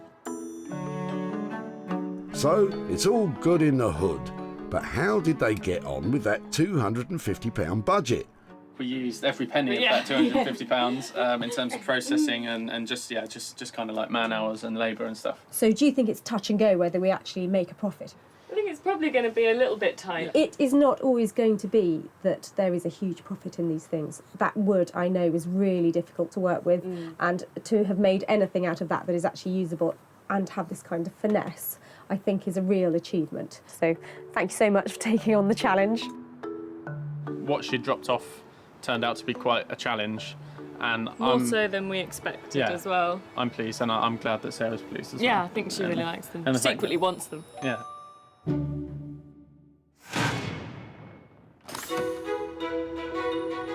At the dump, Gary's wood blocks were about to be chucked. My original plan was to do something with it, and then it dropped to maybe put it on the wood burner, and now it's just... Get rid. Get rid, it's in the way. Max and Abigail created luxury kitchenware. And it's all been bought by Ali and Nikki from online homeware store Such and Such, who specialise in selling handmade products. Oh, we'd love to take all of them if we may. Yeah. Beautiful. Absolutely. Yeah. Well, we can box them up and we'll be ready to go. Now there's a happy ending. Now Sarah's in Stockport to visit Gary and give him some good news, with any luck. Hiya. Are you all right? Hi, Sarah. Nice to meet you again. Yeah, how are you doing? Yeah, not bad. Come on down, let me show you what we've done with your tree stumps. Yeah.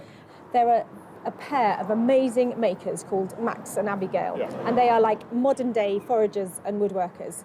So they were a great fit for your logs. So I've got a couple of pictures to show you. Any ideas what we made out of them? Not a clue. They made beautiful handmade spoons, chopping boards, tasting spoons. What do you think? Yeah, it's really good. It's, I didn't expect them to be anything like that. It's really impressive what they've done. I mean, I just thought they'd go for landfill or something like that. So to see them like that is really, really good. We gave them a budget of £250 to do that. Yeah. And after that, they have been sold. And we sold your pieces for £300. So I've got 50 quid here for you. Yeah. Well, thanks. How does that feel? Yeah, it's good. Good. Well, money for nothing. Yep. Bang on, that's exactly what it is. Max and Abigail charged £250 in total, and the 11 utensils were sold for £300, meaning Gary is now 50 quid richer. With the money, I'll probably get something for the garden. Just there's always something I can add to it. We spend a lot of time out here, so that's probably what we'll do. Sarah saved 3 items singing their swan song at the dump. The played-out toy cars became quirky novelty lighting. The sodden wooden blocks became luxury kitchen tools for discerning cooks.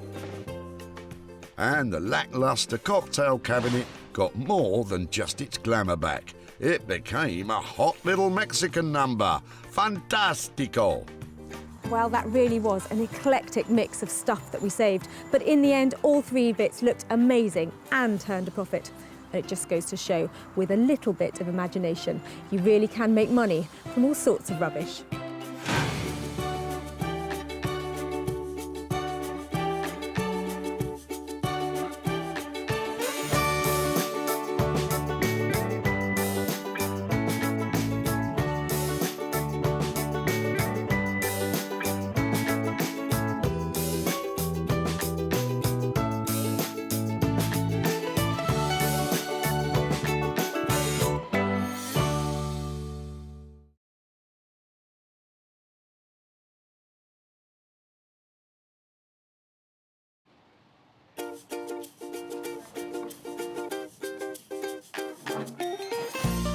How do you make money for nothing? The answer could be hiding in the 20 million tonnes of household waste we throw out every year. Before you throw that away, is there any chance I can have a quick chat to you about it? Sure. That's why entrepreneur Sarah Moore wants to get her hands on things before they hit the skip. I am a passionate buyer, user and renovator of second-hand stuff, and I've turned that passion into a money-making business. I turn old into new and I sell it for a profit. Sarah's ready to sift through as many boots and bin bags as she needs to. That is the most fabulous thing I've seen here. This is so exciting. In her search for tip treasure. I love rifling through the rubbish.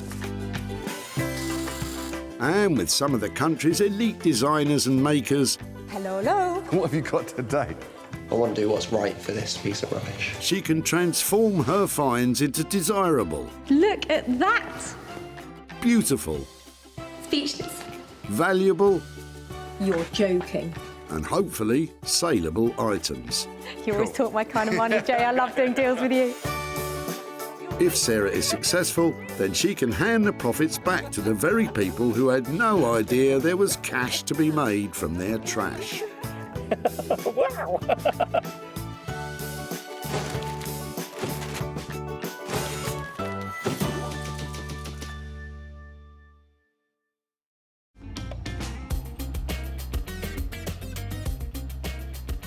Stockport near Manchester.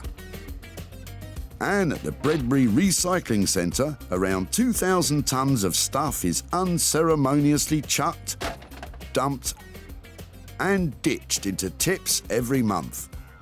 On the lookout for potential treasures is Sarah Moore. I'm really open-minded about what might come in today. I'd love to find something that's an antique or something, but any metal, anything we can cut up, anything we can weld together, so much potential. Sarah has special permission to scout these skips, so please don't go raiding your local recycling centre. Sarah's on a mission. She's got to save 3 items from the crusher that she can transform into something beautiful to sell on. How about you? Got anything exciting in there? Any profit she makes will go straight back to whoever dumped it in the first place. So they'll get some money for nothing. Sarah's in line for her first find of the day. She spotted some ancient history in Robert's boot. Just wondering what you're chucking out today, or are you dropping off the old barrow? It's over 100 years old. And I've saved it. I don't know why I saved it, but I did. I can tell why you saved it. There's something so appealing about that, isn't there? It's history and it's oddballs, yeah. Yeah, I'm in your camp, I have to say. I think it came out of an old mill. They call them a sack truck, though. Yeah, they used to have them all the railway station, didn't they? But this is a really heavy-duty one, so that's going to be something industrial, isn't it? Made of cast iron many years ago. Yeah. Is there any chance that you'd let me take it away and do something with it? Well, I'd have to charge you a smile, at least a smile. I'll definitely give you a smile for that. And sold for a smile. Bye now. Thank you ever so much. Wait a minute, what about that smile? Lovely. It feels really cool. I'm just talking about your sack, Baron. It has seen better days. It's got cast iron wheels on the bottom, and this one has worn away on one side, is broken, but I think it's got great appeal. Sarah sees great potential, but what would Robert do? If she puts a plant in it, then it can be turned towards the sun different seasons. But anything like that, anything old, people go potty for. Too true, Robert, too true. But Sarah's got other money-making ideas. This would make a fantastic coffee table. I'm just wondering whether we just support a huge sheet of glass on it. It's great, lovely. A coffee table, that's more like it. Right. So Sarah has her first item, but she'll need some help. There's that little gold mine in that car. And when it comes to heavy metal, Sarah knows the perfect person to take this on. Artist blacksmith Beck Simon bangs, grinds, welds and smelts metal into bespoke beauties. Her unique pieces are normally specially commissioned, so Sarah's project could be an adventure. Working with found objects is quite different from what we normally do, because we work with our clients and we produce designs and we work with them. So this is kind of like really freeing up the mind and seeing, you know, what object we've got and how we can make it work into something really cool, modern and yeah, desirable. So it's going to be fun. Bex has no idea what's coming her way. Let's hope her imagination is ignited by the wobbly old sack barrow. So that's one item swiped and 2 more to find. I'm just looking to see what's around, trying to work out if I could actually make something out of some golf clubs, because somebody's just thrown a whole load away. Hands off, Sarah. If it's in the skip, it's out of bounds. So get yourself back to those car boots. Ooh. Quite an interesting bag in there. Hello, what's all this then? Best mates Sean and Kevin have arrived with a boot full of booty. What's the furniture you're dropping off? Oh, really? Oh, look, you've got a lucky penny down there. You better hang on to that. That'll bring you a lot of luck. So, may I just have it? Does that just slide out? Solid wood. Yeah, it's obviously been around for a bit. It's solid wood. It's got nice dovetail joints, so it's definitely got some integrity to it. I mean, I think that anything old will eventually only go up in value because it gets scarcer and scarcer, and somebody in the end is going to say, I just want to have that. Yeah. I watched a programme and there was a wall unit. Yeah. To me, it just looked nothing. Yeah. But the value of it turned out to be just over £1,000. Really? Well, you just got to hope you've got one on your wall then, haven't you? That is actually something that we might be able to reuse, perhaps make into something else. Yeah. Would that be okay to take it away and see what we can do with it? Yeah, of course it is. As long as it goes through good home, Very pleased with that. That's lovely. Sarah knows exactly how to make money out of this, and Sean's got ideas of his own. I've sand it down, restain it, put some new handles on, tidy it up and probably sell it on the auction or something. Brown furniture has got such a bad reputation, and when you look at this you can probably imagine why, but I think that we have some potential here. Second item saved, and Sarah knows someone who can help the drawers make more than just a pretty penny. Exciting young designer Zoe Murphy has taken the reconditioned furniture world by storm. Zoe's a screen printing and textile design queen. Her bright 50s-inspired designs add a burst of colour to old furniture. She even sells bespoke pieces to Liberties of London, and her work sells at a premium. I work predominantly by putting images onto old pieces of furniture. Everything I make is a lot of the time about fun. I'm based in Margate. I really kind of revel in all the sort of faded glory and glamour of the place. So I really believe that things should always be given a second chance, and I try to see the good in stuff like that. Well, let's hope she can see the good in those old drawers. It's going to take more than a few flowery stencils to make them into something saleable. But I'm sure Zoe has what it takes. Touch wood. Now Sarah's got to search for her third and final item that will put her own talents to good use. And she's found the perfect bit of kit for a nosy Parker. I'm loving this. This has given me a whole new dimension to the recycling centre. I don't have to run up and down anymore. This is brilliant. Might do some bird watching as well. Well, Sarah, you're not far off a magpie yourself. And if there's one thing magpies like, it's metal. Nicola and Stephen's kitchen ceiling is in the back of their van. Strange place to keep it. But Sarah's spotted something shiny in there. Hiya. What are you doing there? What are you chucking out? The copper pipe and the ceiling from the kitchen. Have you had a bit of a shocker? Yes. We left the bath on then. It's the shower. Oh, really?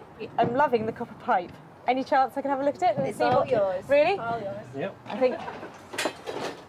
Brilliant. This is just what I need. I love the fact it's all worn out. So you're getting a whole new bathroom and a whole new kitchen ceiling, or? All at the same time. Well, we're doing the kitchen, and now we've got to do the bathroom. At the same time. Well, actually, if there's any value in what I make out of it, that will be coming to you. So maybe you can help pay for a new sink or something like that. That's fab. Thank you ever so much for that. Thank you. Thank you. Brilliant. I've been looking for those all day. Copper load of that. Oh dear. Now I'm really pleased with this. Look at those. Whole load of copper pipes. They've got heaps of potential and I think I can make a load of money out of them. I'm not going to tell you how though. This is my little secret. I reckon she'll make a trombone or some dangly earrings. Oh, yeah, might get some for the missus. Sarah's going to turn Nicola and Stephen's domestic disaster into a lucky break. But how? I have no idea. No idea. There we go. So we'll get on with a brand new kitchen and a brand new bathroom now. Yeah. Well, it all sounds like a bit of a pipe dream to me. Sarah's three-piece scavenger hunt is complete. Bex will give Robert's sack barrow an uplift. Zoe will wake up the tired chest of drawers Sean and Kevin brought in.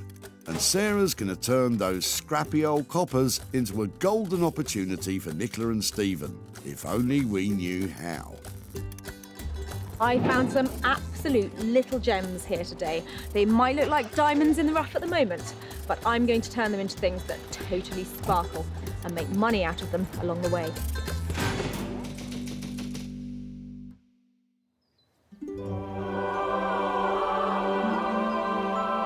Sarah's first stop is deep in the heart of the picturesque Surrey countryside, where, in amongst the tranquility of country living,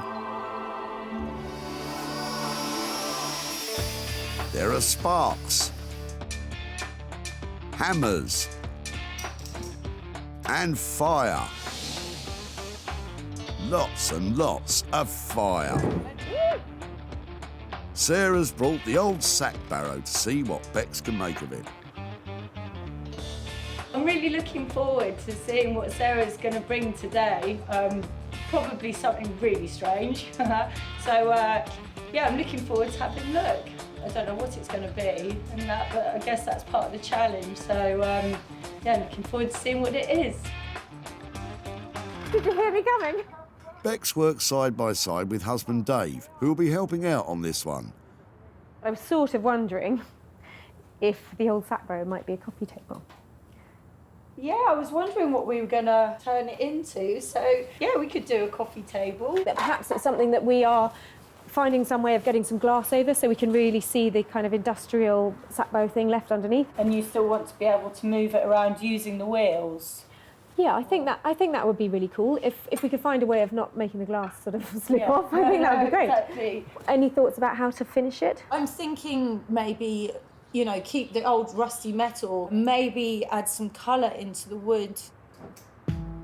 One option for treating the wood is to have a scorched finish. It doesn't just give a distinctive burnt look, it also creates a charcoal barrier that is rotten fire resistant. Darkens it all down a lot though, that's the thing. Or another option, if you really want to look the biz, paint it gold. Yeah, so maybe it's just rub back gold paint on, wax up. I would just mix it up, keep going for it until you get somewhere that you really like. Try it on the samples and then just make a plan and go for it. Whatever finish they do go for, it can't be too expensive because Sarah wants to stoke up a profit on this one. Realistically, I'm looking at 400 quid to sell it for. If we've got 50 quid's worth of materials, maybe I'm trying to give 150 quid back to the guy at the dump. That would leave 200 quid to transform it. It's going to be a morning's work, isn't it, for the two of us? Yeah. Going really fast. Yeah. If we keep it really simple. No cups of tea.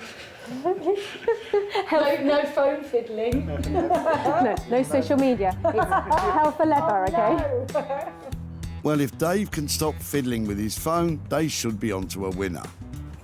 So with this piece, we're not after a massive transformation. We're going to use all of those shapes and all of that heritage that I get from the sack barrow and just turn it into something lovely to go into somebody's home. And you never know, we might even make some money from it too. Bex and Dave are charging £200 for the work. But they're all forgetting to budget in the glass tabletop. I bet that won't be cheap. And it could even eat into the profit margin.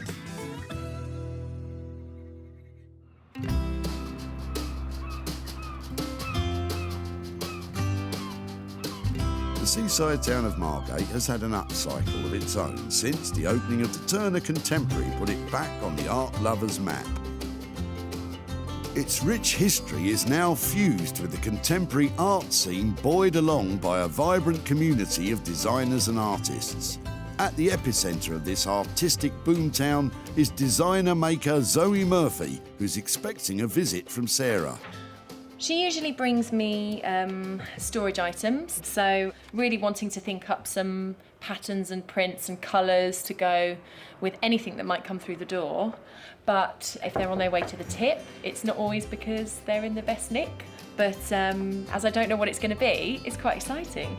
Hiya, how are you doing? Oh, look, do you want a hand? Yeah. Ah, bless, it's like the worn-out chest of drawers is in for rehab. Time for some serious TLC. It's definitely seen better days. We're lucky to save it because it was really close to being chucked away. Yeah. We're missing one of the stops there that suspends the drawer at the right place. And it's quite smelly as well, isn't it? I don't bring you quality. It feels to me really quite bedroomy, and it would be more interesting and probably more valuable, I was thinking, if we could position it as something that people have in their living room or in their kitchen, maybe something to do with drinks or something a bit more exciting. We could add other components to the top to make it much more of a drinks cabinet that is a bit more suggestive of kind of like maybe 1950s sort of American style stuff, maybe some palm trees and some flamingos and things like that. I'm thinking pink legs coming off the bottom. Yes, you could do whatever you like to it, but that fun cocktail hour moment, I think it would be fantastic. Oh, I love palm trees, and I've got the pink legs. Throw in some cocktails and I'm in heaven. But how much is Zoe's redesign going to cost? I know that you have really good prices on your furniture because they are great pieces. What can you do with this little thing? I think probably around £600 in cost from our studio to do this for you. I'm so pleased you're going to take it on, and I look forward to having a celebratory cocktail from this when you're all done. Yes, I think so. That has made my day. What a fantastic idea. I'm a massive cocktail fan, and I can't wait to see those designs. Right, Zoe, Sarah's gone. Come on, what do you really think? Well, the condition of this one is really bad. But sometimes that's quite exciting. I like having to go really far in restoration of a piece. Yeah, this one's going to be quite a bit of work, but I'm looking forward to making a beautiful swan out of a very ugly duckling. So, it's all go for the cocktail look, but will it be more cosmopolitan than Rusty Nail? Zoe's talents and time will cost around £600. So this self-effacing little chest will really need to be all singing, all dancing for Sarah to make a profit here. The designers are firmly on board. Now Sarah needs to get her own hands dirty. At her barn in rural Sussex, Sarah's children Libby and Edward are doing some upcycling of their own. But what about those copper pipes? I had this vision of making some designer lighting, but now they come to be sitting on the desk.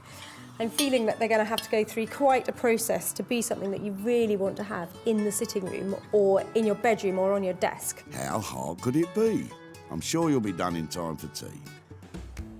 I've got this block that it was outside in the stable yard when we moved in. I'm not sure what it's for, but it's really hefty and I've been using it as a doorstop. I'm hoping that that would make a really good base for a chunky light. Something else for free. I like it. But Sarah has had to buy some shiny plumbing bits and handy lighting fittings.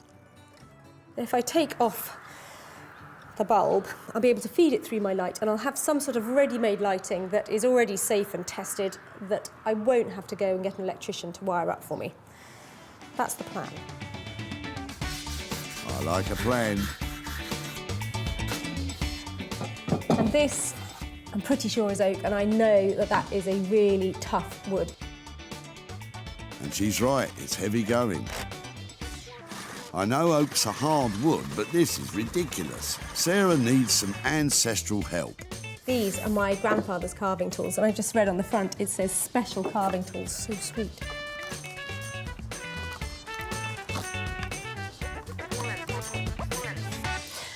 Now what? A bit of metal work, I think. So these pipe cutters are really simple things, and hopefully I just click it on, move it round, and it should cut the pipe, so. Here we go.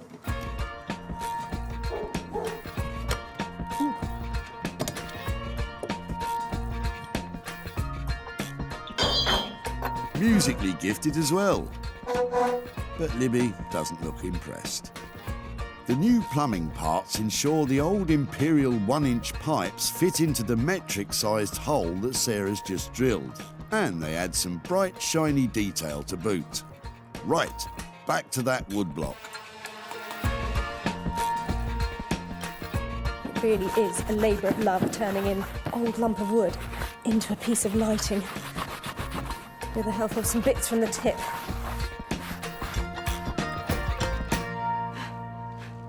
Once that flex is thread through, she'll be home and dry, easy.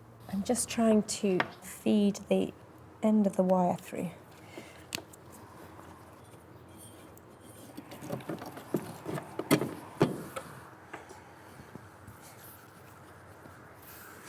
For goodness sake. It's really not your day, is it? Gently pull that bit.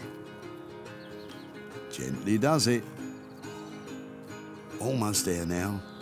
By the time I get this finished, we'll need lights because it'll be so late. OK, I was wrong. It might not be done in time for tea, but despite appearances, Sarah's almost finished.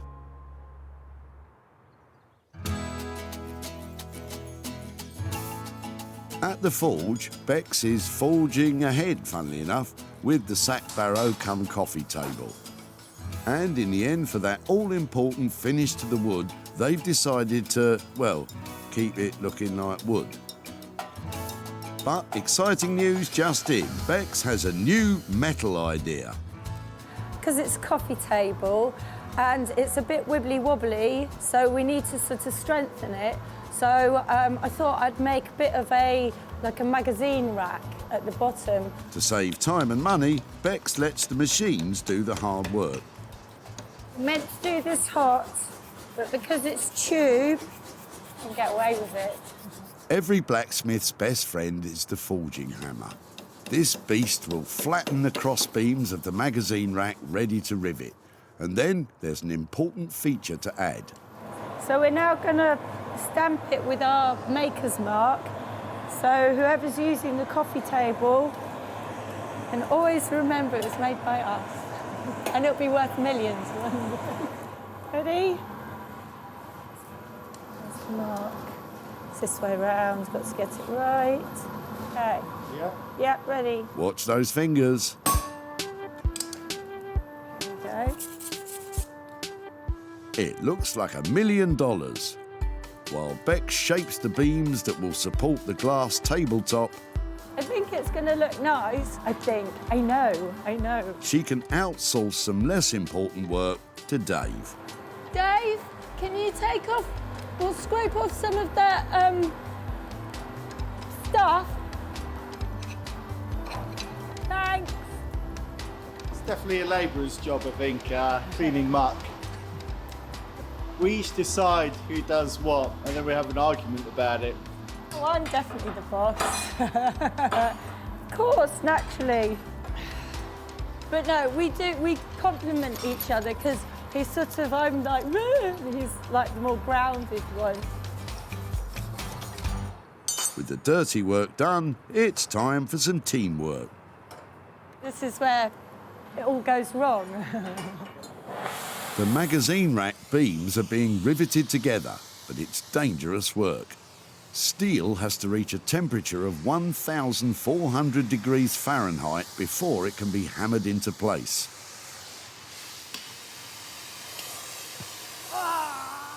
Ouch! Look. That might slow things down a bit. Why has it gone like I that? don't know. She hits her hand all the time. I wouldn't worry about it. No, it's just a bit swollen for now. You're all heart, Dave. It's all right, it didn't fall off. It's not broken. I just hit it quite hard. Anyway, back to work. Come on then. What a trooper. Oh, don't. It's really embarrassing. I'm going to hit it this time. Hopefully I'll hit the snap tool and not my hand. With the sack barrow in safe hands, well, in hand, everyone's fired up in Surrey. But with a glass tabletop still to buy, the profit might be the one taking a hit. In Margate, Zoe's getting to grips with a small chest of drawers, but it's showing signs of previous employment. Definitely had some time probably in a shed as a painter and decorator's assistant. It's currently just a sort of very thin ply, which will lift off. There we go, stage 1, remove lid. And so I'm probably going to fit a new one. There's a lot of repair that needs to get done. And on closer inspection, Zoe's having a change of heart about this chest's future prospects. I talked to Sarah about turning it into some sort of cocktail bar or cabinet, but I don't know how convinced I am with that idea. I like the idea maybe of turning it into a dressing table instead. So the high-legged cocktail idea has morphed into somewhere to get dressed up for cocktails instead. Well, I can live with that. Zoe wants the finished dresser to evoke a glitzy 50s era with feathery birds, super bright colours and ornately lined drawers. It's just my style, funnily enough. But does Zoe's redesign have legs? Yes, but not for long. They're in really disgusting condition and they've gotten damp at some point. That's okay though, it's kind of a good incentive to get rid of the legs. I've actually found some that I like the look of, in a sense putting some high heels on the piece, so yeah. I'm gonna say goodbye to the mouldy old legs. Sorry legs, off you get.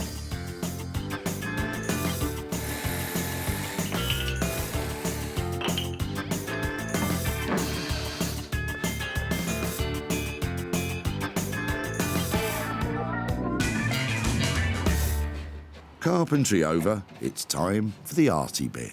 So I've always been really keen to make this piece all about kind of glitz, glamour, and desperate to include some element of sort of flouncy flamingos in it as well. Zoe's creations feature intricate silkscreen designs, but she's going to start off with some large blocks of colour. I'm going to create some of the bigger shapes with a very bright pink.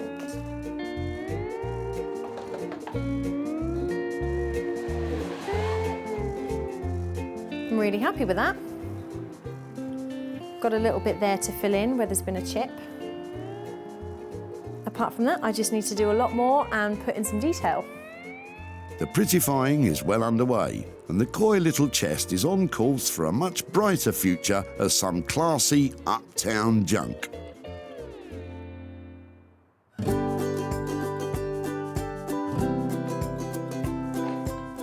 At her barn in Sussex, Sarah's finishing off the lights made from Nicola and Stephen's copper pipes. Bring it in there. So it's nice and taut. I just think I might stick it in place there like that. Now I'm going to fill this whole cavity with very gluey glue and hope it all gels together beautifully.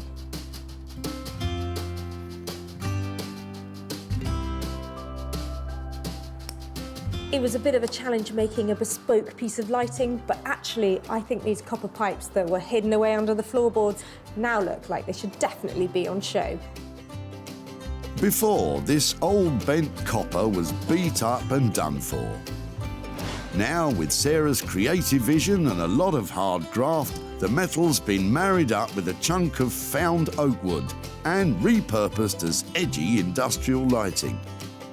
It would look great in a New York-style penthouse apartment, or even my two-bed bungalow. Now, Sarah needs to get selling.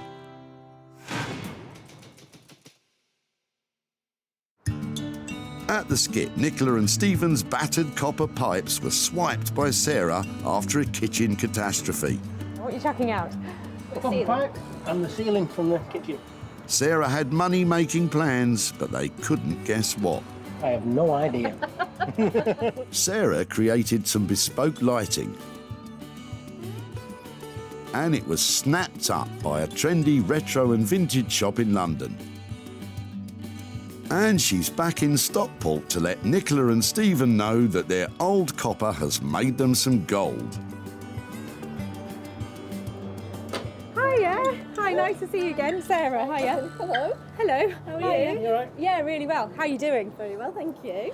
Not bad. Not bad? So when I saw you at the tip, Yes. you'd had a bit of a shoker with your plumbing, hadn't you? Yes, indeed. What had happened exactly?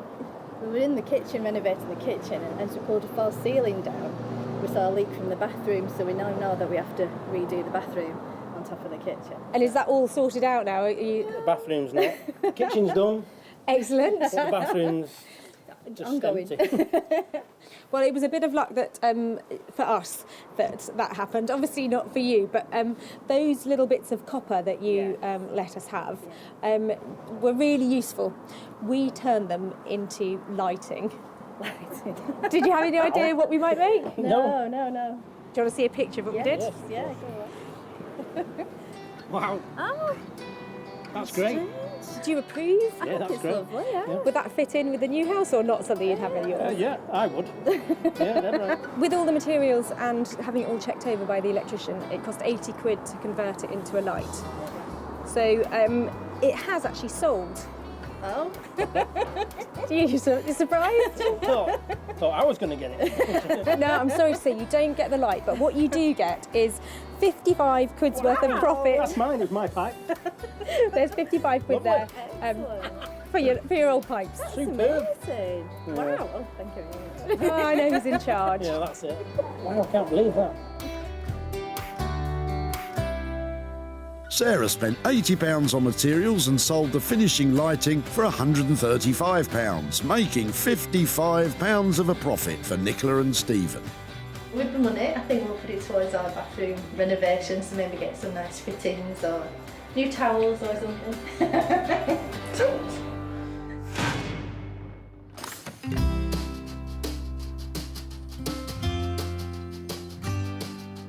So the copper lights were a great success. Back at the blacksmith's bunker, Bex and Dave are putting the finishing touch to the sack barrow, the all-important glass tabletop. The toughened glass has been custom cut and screws will hold it firmly in place. Now all they can do is wait for Sarah. It looks quite sweet. So now I feel quite pleased. Do you feel pleased, love? It's turned out good. You can see it in someone's home. It was quite a challenge, to be fair, you know, but yeah, it's worked out quite nicely. I've come to pick up the sack barrow stroke coffee table. I left it and it was in a terrible state, and Bex and I have had a brief chat about what she might be able to do to get a frame and some glass on top of it, but I have to say my expectations are very much on the level. This old sack barrow was destined for the tip. But now it's a tip-top designer table. It's truly one of a kind. But what will Sarah think? Hiya! How are you? Oh my word! I absolutely love it. It looks like mid-century. It looks so cool. I think what you've done to it is It's worked out well. Like the metal sort of looks leathery, doesn't it? Oh, seriously? Oh my goodness. I absolutely love it, really. Oh really? Oh my gosh. I'll give you a hug. I really smell because I'm wearing yesterday's shirt. You're a little genius, girl. That is fantastic. Go on, get in there for a cuddle, Dave. Or maybe later. Have you ever felt like that about any of the other pieces? I don't think I've ever cried over a sack barrow. It's a daily occurrence for me. Now Sarah just needs to find a buyer who feels as passionately. I absolutely love this table.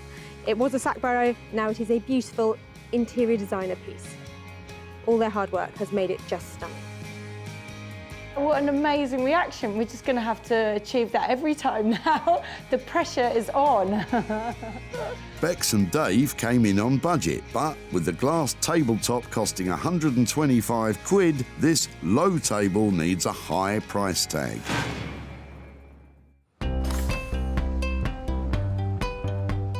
Back at the dump, Sarah got an offer she couldn't refuse. Well, I'd have to charge you a smile, at least a smile. I'll definitely give you a smile for that. And took on Robert's old sack barrow. Robert appreciated its aged appeal. Anything like that, anything old, people go potty for. But it was up to Sarah to come up with a plan. This would make a fantastic coffee table. And with the help of Bex and Dave, that's exactly what it became. Sarah showed the table to Martin at her barn. Martin owns the vintage shop in London that took the copper lighting, so he's added the table to his collection of things to sell onto retro fans. Bex and Dave's work cost £200, and the glass tabletop took the total cost to 325 quid. It was sold for £475, making a profit of £150 for Robert. So I've sold the table that was made out of the sack barrow that Robert dropped off at the tip, but he doesn't want the money, so I'm going to give it to children in need instead. With 2 out of 3 items sold for a profit, it's looking good. But Sarah wants to score a hat-trick. In Margate, Zoe's putting the finishing touches to the chest of drawers. And the excitement's mounting on pick-up day because Sarah hasn't seen it for, well, ages. Sarah's coming. Oh. And I have no idea yet quite what she's going to think. We talked about glamour and glitz and lots of glitter. I like to think this is a bit more grown up, but it's still all about flamingos. Before, this bog-standard chest was brown, broken and about to become burnable waste at the tip. Now, with a huge amount of TLC, Zoe's reimagined it as a little glamour puss of a dresser. It sports slender new legs and all the runners, stops and dovetailing on the sumptuous fabric-lined drawers have been carefully restored.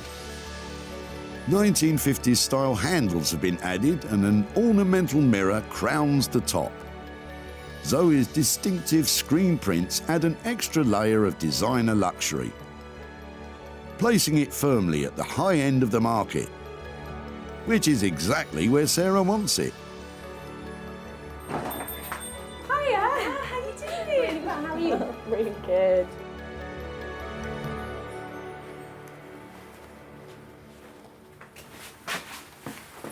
Oh my word. So you mentioned flamingos. I had no idea it was going to be that exotic. It's so cool. Oh, I'm really glad you like it. It This is is one amazing. piece that I've made for you that I've been I thought it's really out there and it's really specific to me. It's all about kind of growing up in Margate, going and visiting the Flamingo arcade. So it is beautiful. The padding in the bottom of the drawers. You just want to put the silkiest things in there, you know, like gloves or, you know, just knickers, something it's underwear. This fabric actually is one of my most favourite vintage kind of finds. I knew it was going to be right for it. It's sensational, it really is. Oh, well, I'm really pleased you like it. It was one of those ones where I thought, oh, love or hate, love or hate. Well, I love it. No, I hate it. No, I love it, especially because there's even more Zoe magic. I just noticed the glitter in here. Yes, there's a bit of glitter in the paint. I did promise you some glitter, and I got this far, and I thought, oh, there's no glitter in it, it's going to kill me. I might cry, I genuinely absolutely love it. It is, like, just the transformation is huge. It smells nice as well. Yeah. Oh, Sarah, not again. I'm tearing up myself now. Quick, let's talk hard cash before we both lose it. Zoe came in on the £600 budget, and with her name attached to it, it should make some money. It is worth every penny. It is a remarkable piece of furniture. takes a little bit of a leap of faith to leave somebody with £600 and a really distressed chest of drawers and expect to come back to something like that. Zoe has made that fantastic. I think she's happy with it. I think she wants one. And yeah, I'm just looking forward to hearing who has it. And I hope they love it as much as I have loved making it. At the dump, Sean and Kevin gave Sarah the chest of drawers. Once it goes through, it goes over. I'm happy with that. Sean had ideas for it, if not the inclination. I've sand it down, put some new handles on, tied it up and probably sell it on the auction or something. But Sarah had Zoe in mind to help recreate it. Maybe some palm trees and some flamingos and things like that. It metamorphosed into a funky dressing table. And it was sold to Janet from Margate's Lombard Street Gallery. Janet has exhibited and sold Zoe's pieces before and knows they have real appeal. It is fantastic. Oh, beautifully lined with fabric to reflect the sort of the flow of the flamingo design. Wonderful. Now Sarah's back in Stockport to meet up with Kevin. He's on his own today because best mate Sean couldn't make it. Hiya. Hiya, nice to see you again. So what will Kevin make of the revamped drawers? The little old chest of drawers, do you remember what we took from you? That kind of like 2-drawer chest? It had some great potential. So we took it down to this amazing girl in Margate called Zoe. Do you want to see what she's done with it? Yeah. Oh, that looks well nice. Does it look different? Yeah. So she has done big transformation on it. The whole of the chest of drawers stayed the same, but she's replaced the legs and the handles to give it a new look. Yeah, it looks nice, that. Well, when we did up the table, we also managed to sell it. Alright. So I've got £100 here for you guys. That's all yours to spend on whatever you like. So that's coming back to you. Thank you. It's a pleasure. The chest of drawers originally belonged to Kevin's girlfriend's late mother, and the money's going towards something to remember her by. For what it's worth, it has been made into something absolutely beautiful, and I hope she'd approve of what we've done to it, because it really is stunning now, so I hope she'd approve. Yeah. It's really good to see you again, and thanks ever so much. Okay, bye-bye. Bye. Zoe's work came in at £600, and it was sold for £700, making a profit of £100. Sarah's saved 3 dumped items destined for eternal doom. The copper pipes are fabulously illuminating, darling. The wheelie old sack barrow is a spanking new designer table. And the dowdy chest of drawers is a dishy babe of a dresser. Pats on the back all round, I'd say. So that's 3 great transformations and 3 items that have sold for a profit and have found new homes. Next time you're at the tip, I could be making money for nothing for you.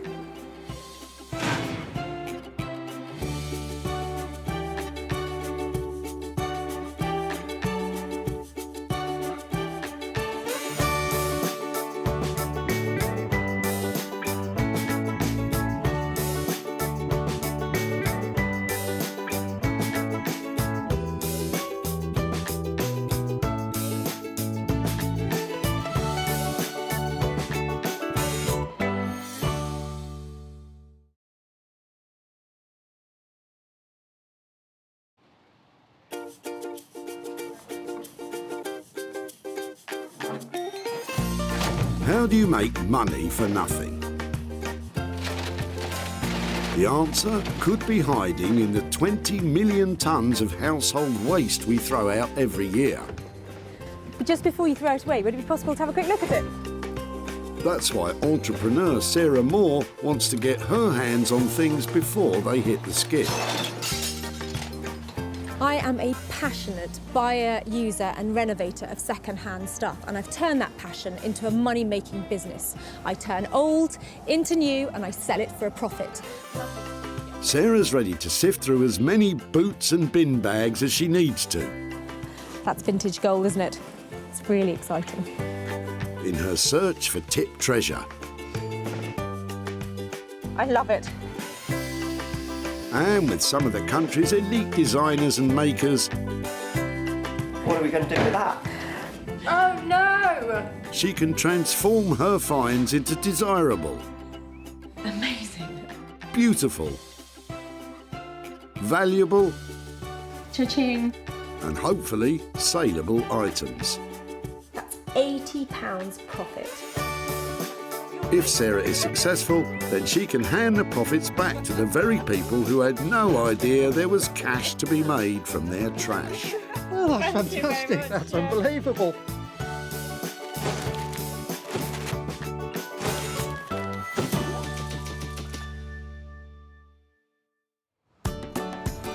Sarah is at the Whitley Community Recycling Centre in Surrey, where the people of Whitley and the surrounding area bring a treasure trove of unloved and unwanted items destined for landfill. It's so exciting. People are flooding in here all day long, and I'm going to turn their old into gold, their trash into cash, and make some money for nothing. Sarah's here looking for 3 items with the potential to be turned into something desirable again. And Sarah has spotted Dion and Trevor removing something very interesting from the back of their car. Sorry, just before you throw that away, sorry to bother you. I like your jerry can. It's yours. Really? No, tell me about it. So where's it from and how long have you had it and why are you chucking it away? I've had it for 8 years and it's got a hole in the bottom. Oh, that says it all. I know why you're chucking it away now. I'm throwing it away to be recycled. Do you know something? We're trying to take stuff from people and make things out of it that we think might give things a new lease of life. There's something about that that's so classic. It would be really cool to see if we can make something out of it.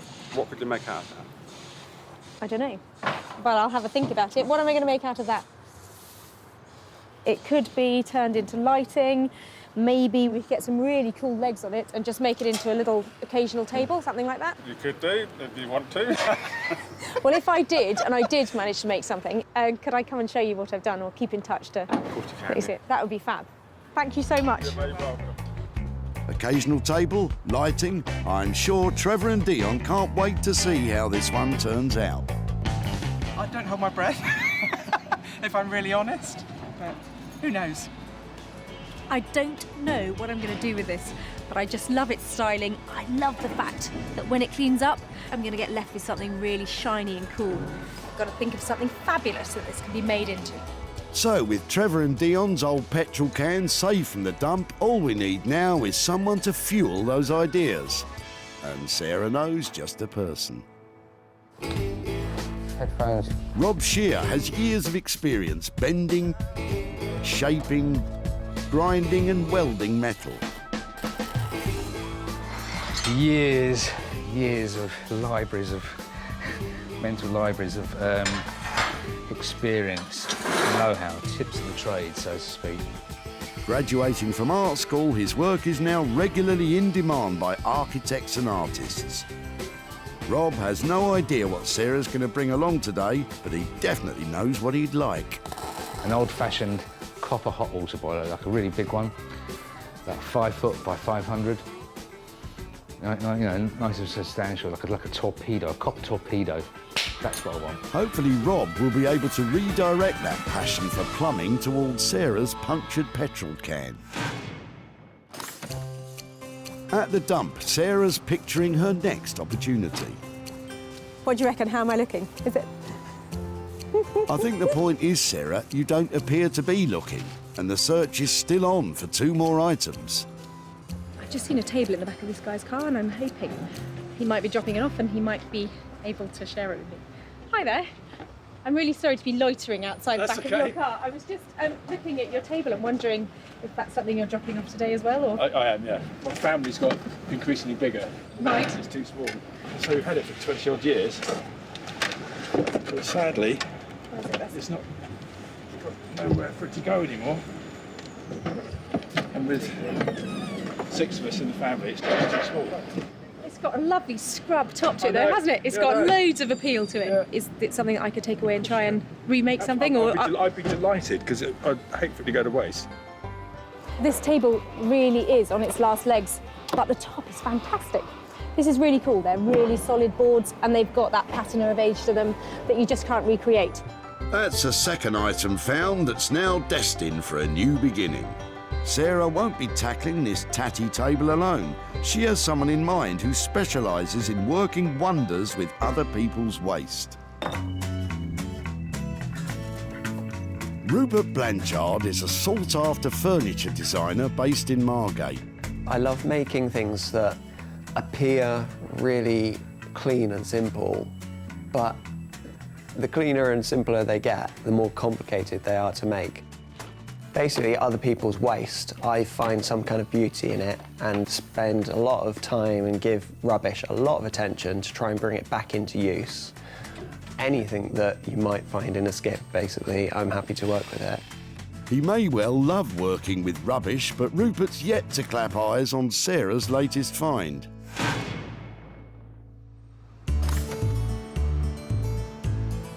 Of course, it's important to remember that not all that glitters is gold. Don't you love the dump? Probably not as much as you, Sarah. With one item left to find, Sarah spotted Janet and her sister Julie, who are helping their mother move by clearing out items which won't make it to her new home. Hi there. Hello. I'm loving the look of the stuff in the back of your truck. I'm looking for stuff that maybe we can give another life to or reuse in some way. It would be great to get this out and have a look and then maybe see what other stuff you have. Yeah, sure. Oh, I love a carpet sweeper, look at that. Isn't that great? Sarah's already saved some of Janet's stuff before, but she's straight back in there for round 2. And for once, she's spoilt for choice. Don't know what to pick first. I'm quite interested in the chair because I know things like this recovered are perhaps really good to go into bedrooms and you know, they're usable pieces of furniture because they're quite small. It was given to my mum by a friend of hers, so she wanted something in her hall. And the cat, as you can see, sat on it most of the time. I'd love to have a go at giving this a new lease of life. That would be fab. It'd be nice to see it revamped. It's not in great shape at the moment. It's covered in cat hair. It's got lovely brown velour on it. So at the moment, it's not looking lovely, but it's a really easy makeover, this. It's got a wooden frame. It means you can staple stuff to it and cover it, and it will look fantastic. The chair is going to look lovely, actually. I think if that's covered in a nice tapestry sort of material, vintage material, that would look really lovely. But, you know, wait and see what she does. It'd be interesting. So, Rob's taking care of the petrol can with a hole in it, Rupert's dealing with the old table, and Sarah's fixing up an old velour chair which the cat is missing already. I love the things that I've found, but I hope I haven't bitten off more than I can chew and I can actually make some money out of them.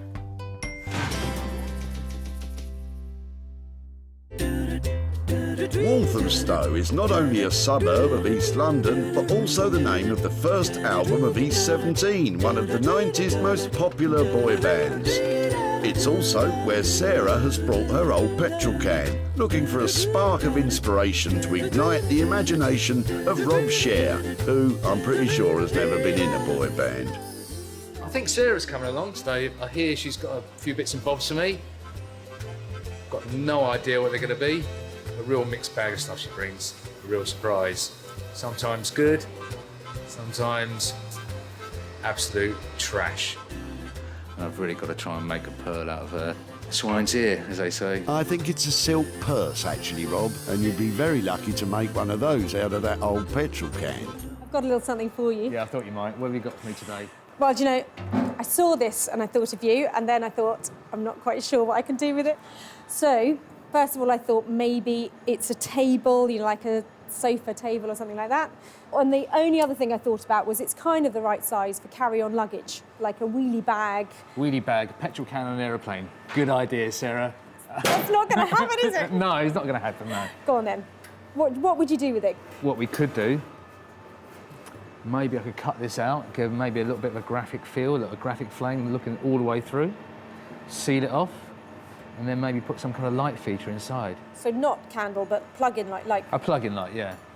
That's really cool. So something, what, for somebody's, like a man office or the garage, you know, like... Man office. Do you know what I mean? Like I know, a den. yeah. I think that's really good, and lighting is a great option. It's going to appeal to the boy in the man. Man in the boy, boy in the man. Clearly designed to appeal to a cross-section of the male population, this old rusty punctured petrol can is about to become a unique designer lamp, perfect for gracing any man office. So what are we talking about money-wise to get that done like that? Well, I've got to take the surface off, I've got to cut it open, I've got to make the tube which goes inside, finish it, rivet it on. I mean, it's about 250 to 300. So we're looking at quite a high-end item here in the end, aren't we? This has got to sell for a load of money. It doesn't look great now, but I have every confidence that the next time I see it, it's going to look really fantastic. So I give you the challenge. Always a challenge from you, Sarah. Don't worry, it's going to look lovely by the time we come back. Rob is a genius. That light is going to look amazing. I can see it going into all sorts of different places, so I couldn't be more pleased. Brilliant. Sarah's going to have to spend up to £300 for Rob's expertise. But with premium price tags for lighting, Sarah is still hoping to make a profit from the old petrol can. Margate is a traditional British seaside town which has recently been rejuvenated by a cultural renaissance, a part of which has been the burgeoning revival of all things retro. It's where Rupert Blanchard has his workshop. Today I'm hoping that Sarah's going to turn up with something really rotten, really far gone, something that most people would only assign to landfill, and hopefully I can pull something out of it. Sarah knows that if anyone can save Andrew's table, it's Rupert. There's a really sweet story behind this table. The guy was dropping it off, he's got 4 kids, and you can see where there glitters all over it and everything, and they've just grown out of it. So they've got a new, bigger table, and this one, surplus requirements. But I was wondering if there's anything we can do to make it into something like smaller or cubey, or just not a table. Oh, this is a hard one because it's such a nice table, but it's obviously outgrown its use and it is actually rickety. If we're working with the material as it is, yeah, it is a lovely worn kitchen table, so why not have it as a worn kitchen table? Maybe just becoming it a bigger table. You're talking about putting slabs of new product in here to make it into something really substantial. You can have a split, perhaps it does pull apart, if another element comes in, something that just really brings it up to date and celebrates what it is. It looks like Rupert is convincing Sarah to see the inner table in this dinner table. I love that idea, and I love the fact that it was redundant because it was too small, and now we're making it into something really impressive and bringing everybody together around the table again. That will be brilliant. However big the table becomes, Sarah will be hoping the cost stays small. So if we're looking at some kind of insert in stone or something like that, are we looking at 400 to 500 quid, depending on the material a little bit more? It's about 2-3 days work, depending on what we're casting or, as I say, the material. So, yeah, I think you're about right. Brilliant. OK, that's a great place to leave this and then go forward. Hopefully come back and find something much more substantial. I love the fact that Rupert has recognised that that table has been at the centre of so many good times. And I know with his radical redesign, it's going to be surrounded by a lot more fun in the future. With this transformation costing as much as £400, Sarah's going to have to sell the table at a premium before she sees any profit.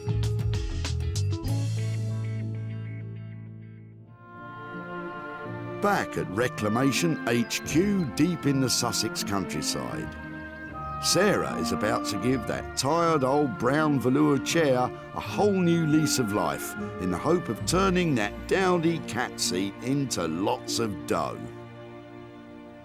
To keep costs low and profits high, Sarah has an idea which will turn her collection of old free rags into riches. Sarah's idea is to create a new patchwork material as a luxurious replacement for that old brown velour.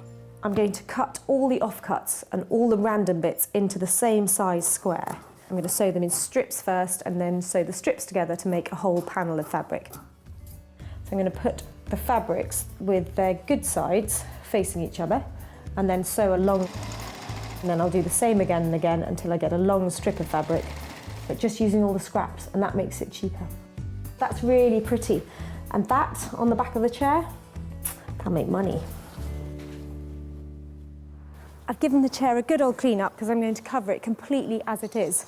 I've got some fire retardant calico here, which will bring it up to the right regulation, so I know that it's safe to use.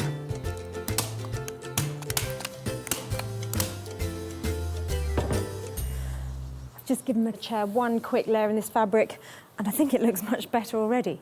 Now I'm going to lay on our new panels of patchwork fabric. I want this to go all over the seat and the back. And then here, right around on this side, I'm probably going to use a piece of plain fabric. I think that's loads. The tip of the trade is to begin at the front edge of the chair with the fabric turned back on itself.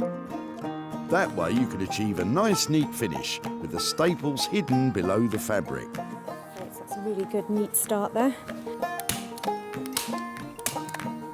Quite lucky there, I've got a line going all the way along the back. That makes it look like I almost planned it. Very well, it's fine. With the new patchwork cover securely stapled, that old brown velour chair is already totally unrecognisable. Looks better already, doesn't it? In Margate, Sarah's tatty old table find is revealing to Rupert the reason why it ended up in the tip. Okay, so this one, beautiful table, Sarah dropped off to me. Although I say beautiful table, it's had its day, it's sadly knackered. I'm just trying to work out how it's made, so I'm just going to try to separate it all. It shouldn't be too taxing, given that it's already ridden with woodworm and barely hanging together as it is. I can already see that this table's had a strong history. There's marks and glitter and PVA glue from the previous children playing around the table. And sadly, the family that this came from, they just outgrew it. You're often with old wood like this, when you start playing with it, you reawaken old smells or all sorts of things. Every meal and every glass of wine that's been spilt on it. A nice old kitchen pine table always makes me hungry. Could go for a nice sandwich around this table right now. That's the last piece of the top. Walthamstow was lucky enough to have a new fire station built only 3 years ago, but hopefully we won't be needing their services today. This kind of goes into the risk assessment. Let's put that there. Headphones. Of course, we all know there's a perfectly valid reason why we avoid all forms of ignition when dealing with petrol. Okay, so more importantly than any of this is to get the proportions right. So what I've got to do now is cut this right. I'm only going to get one chance. So tape measure. Oh, look at that! Look at that! Look at that! Look at that! The form's right across this line here. That's good. That's good. It's meant to be. It's meant to be. Now, at the moment, you may be thinking of a flame silhouette light for a man office. But Rob has had a spark of inspiration, potentially a dangerous thing when dealing with a petrol can. Having noticed a striking resemblance to the shape of a Zippo lighter, Rob is now going to cut the top from the can and have a light in the lid. Not sure what Sarah's going to think of this radical rethink. Okay, here we go. Not looking good.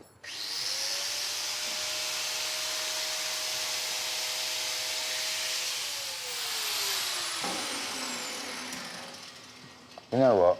You're going back to the original plan? I'm just going to put a little bit more water in it. No, thought not. If Rob doesn't combust in the making of this new Zippo lamp, Sarah's going to be in for a big surprise when she sees the new design. It's difficult to watch.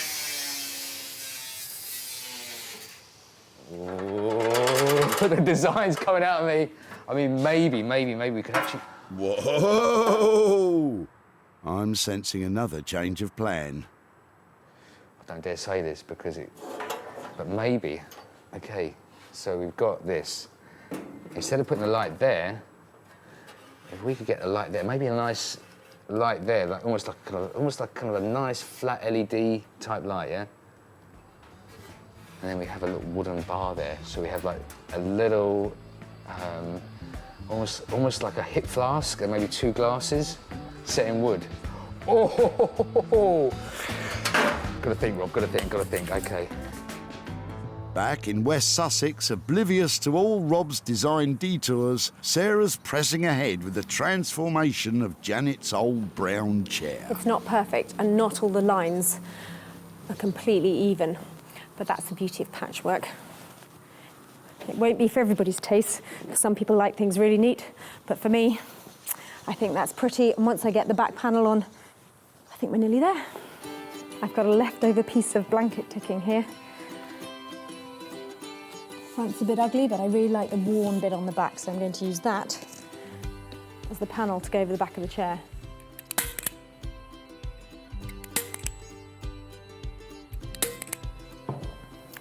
Because I want to get a really neat finish all along the sides, I'm actually going to hand sew it in place, tucking it under as I go, like that, so I don't have to buy any expensive braid or anything to finish it off. And I think some little hand stitches, happy for them to be visible so it looks handmade. Just catching the chair and the fabric. And that means the whole of the chair is going to feel really tight and the fabric underneath won't be moving around.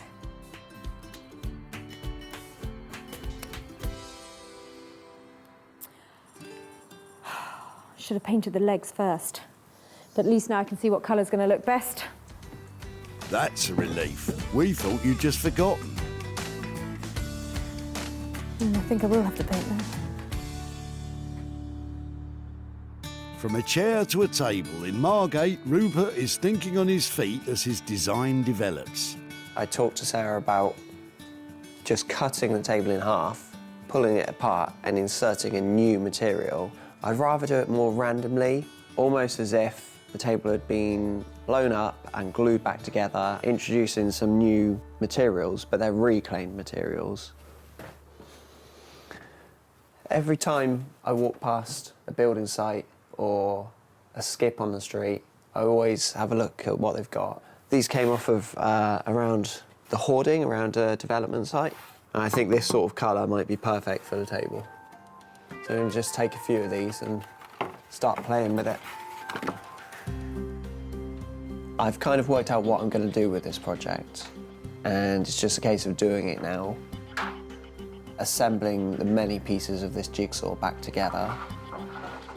I've got to work for quite a while to get it all nice and level, all sanded, all lovely. But I might put a thick sealant on it, maybe several coats of varnish, to get it to a really clean, glossy surface. Tried to give it a little bit of an edge. Something a little bit different table. With Carlos the cat overseeing things, this table has grown from a table too small for a growing family to a tabletop large enough to seat a party. By adding extra materials sourced without costs, which add a splash of colour, Rupert is definitely thinking big. So, that's pretty tight there. So actually this is, having done all this, I think I'm gonna have to take this bit out, yeah? This bit's gonna come out and then we're gonna have the light bulb running in there. That's gonna sit up like so. And I've got to find some kind of catch to hold this, oh, it's a bit sharp, hold this down when it's been moved. So there's gonna be a hinge on this side. Haven't quite found a hinge yet, the hinge, or maybe I'll just make one. And then when we lift it up, like so, got to find some way of actually keeping it up there. Okay, so the little bits and pieces are going to take the time. It's unusual for Rob to have such freedom of design on a project. More often than not, when working for architects and artists, specific plans are provided detailing exact dimensions and specifications. So, with all this creative freedom, anything could happen. Not quite even, so I'm going to start again on this. As part of the ever-evolving plan for the old petrol can, Rob has placed an order for a hip flask, which will sit in a copper-lined recess sunk into the wooden insert at the bottom half of the can. At the same time, in the lid, Rob has installed a light bulb of epic proportions. What I'll do is quickly fix this in so that's fixed in. Like I say, I want to replace it with some... I might even just use roofing nails, like zinc roofing nails, which might look okay as well.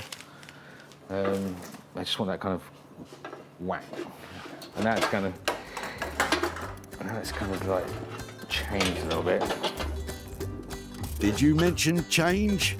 If this continues, there won't be much change from that old petrol can. With an ever-evolving design and limited resources in the shape of the original old petrol can, it's important for Rob to keep in mind that whatever we end up with still has to have a potential for profit. Back at home in the barn, Sarah is nearing the completion of the revamp of the brown velour chair. So the only thing I'm thinking about now is these legs are looking really odd because they're still brown. I do have a few pots of paint that maybe I could try out to see what looks best. I think the blue is too harsh, and the green is a bit dull, so that one I think. I hate painting. I'm going to give it a quick and dirty coat for the first one and then a nice neat one afterwards. Of course, if you'd remembered to paint the legs before covering the cushions, it wouldn't be a dirty job at all. It wouldn't have been worth a £5 before. I'm going to ask over 100 quid for it now. Over £100 for what was a tired old velour chair. But now, after plenty of patchwork, patience and painting, it's transformed into a modern piece of furniture that's sure to turn a profit. With Sarah spending just £15 on a fireproof calico material and sample pots of paint, this patchwork seat has the potential to provide plenty of profit. Back at the dump, Sarah picked up from Janet her old brown velour chair, which had definitely seen better days. I'm quite interested in the chair. It was given to my mum by a friend of hers, and the cat, as you can see, sat on it most of the time. Sarah took the chair home and provided it with patchwork and paint. I'm going to give it a quick and dirty coat for the first one and then a nice neat one afterwards. With the transformation complete, the old brown velour cat seat had become a stylish piece of modern furniture. The revamped patchwork chair was perfect to be offered for sale in Sarah's very own barn sale of recycled items. With a suggested price of £125, bids were invited, written on folded pieces of paper, with the chair being sold to the highest bidder. Fingers crossed they might buy it. Sarah is back in Whitley to show Janet how her old brown velour chair has been transformed into patchwork profit, and to hand over the cash. Somebody friendly there. Hi there, hello again. Hello. How are you? Very well, thank you. I've got a couple of pictures to show you because after we took away your brown velour chair, Yes. you're laughing. We did some work on it, so I thought I'd show you what we did to it. Yeah. We made it wow. vintage style. Oh, isn't that nice? Well, I'm glad you like it. Yeah, it's really lovely. So I made a patchwork fabric using lots of offcuts and things that I'd had from other projects. Yeah. And that sort of thing. So Oh, it looks really pretty, doesn't it? Isn't yeah, that I think it was a good makeover. Do you think your mum would approve of it? Yeah, I think she will. Actually, she likes flowery things, so I think she would see that as a big improvement. Excellent. So in the end, somebody actually paid £100 for it. Good grief! So that means I've got £85 to give to you. Fantastic. Thank you very much. Oh, my It's pleasure. unbelievable. Wow. Good grief, who'd have thought? So, Sarah spent just £15 on this transformation and was able to achieve a sale price of £100, which leaves £85 profit to hand over to Janet. So, what does she have in mind for the money? Behind Cork Castle, there's a cattery, and she always used to love to go there. And so what I was thinking is we could take the money there and we can give it to the cattery. And so, you know, I can say, you know, that's what we've done. We've the chair. Is that going to be a problem? Does she know you've got rid of the chair? Yeah, no. Really? Oh no. It might get me off the hook a bit. So. She's going to know now. I tell you, you're going to be in lots of trouble. Well, maybe, yes, maybe buy her an ice cream to sweeten her up first. Use the £5 for the ice cream and give the £80 for the cat. It was really lovely to see you again. Too. Thank you very much. My absolute pleasure. Yeah. Bye-bye. Thank you. Bye-bye. See that cat over there? That's the cat that sat on the chair. Will that cat home? Is that one over there? I think if we give the money to the cat's home, buy Mum a cream tea, that means that everybody's happy. Then the cats are happy, Mum's happy. So yeah, a good result. With the patchwork chair producing a profit, Sarah now has high hopes for the punctured petrol can belonging to Trevor and Dion. She's back in Walthamstow, where Rob has finished fiddling with the old fuel can, which, after a number of different design directions, has come full circle and is back to being a table lamp for a man cave. The original idea was to cut a hole all the way through it and put a light in it. After she'd gone, I had a little bit more to think about it. I quite like the shape of it, a Zippo lighter. So that's when I decided to split it. And I was originally going to have a hinge on it and have the clip. And I just preferred the idea of having a much more stationary kind of fitting, much more stationary fixing. More of a table lamp you'd have on like a little low table. Well, I'm not quite sure what I'm here to pick up from Rob. I know that it's changed a little bit from our high-end lighting, and it's got something to do with a hip flask, which sounds very interesting. You might want to take a big gulp from that, Sarah. I don't know what she's going to say, actually. I hope she likes it. I really hope she likes it. When Sarah saved this old petrol can from the dump, it was on its final journey. But now it's been refitted and repurposed with the intention of reselling for a profit.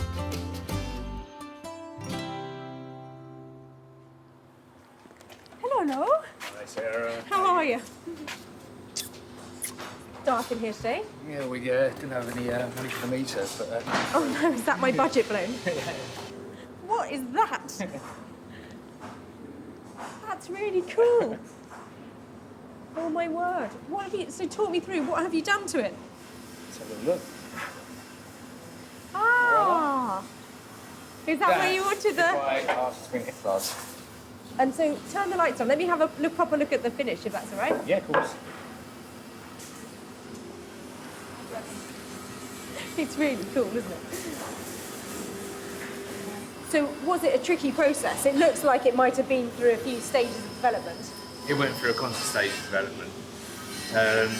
It was, it was designed on the fly, really. So. Rob was left with a budget of up to £300, but including the price of the hip flask, the final cost has risen to £330. I have just some reservations about the finish for that kind of money, just to tidy it up. I mean, if I know that I think there's a few little things you could do. And one of them was actually putting a car trim. You know, like the trims you get on the windscreen. Yeah. I quite like that with the reference to the car. Okay, so It's like a rubber trim around the edge. I think that we'll definitely just have to make sure that that is tied up, if that's all right. I think that. Give me a shout, and I'll get it picked up when that's finished up. But for taking on the challenge. Well done, Rob.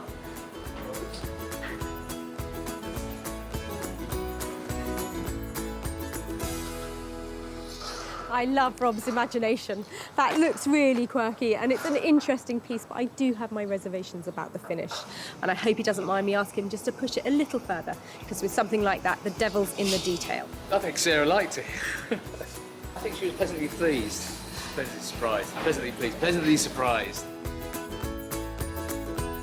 Rob finished his petrol can creation for £330, so all that remains now is for Rob to smooth out those rough edges and for Sarah to find it a new home.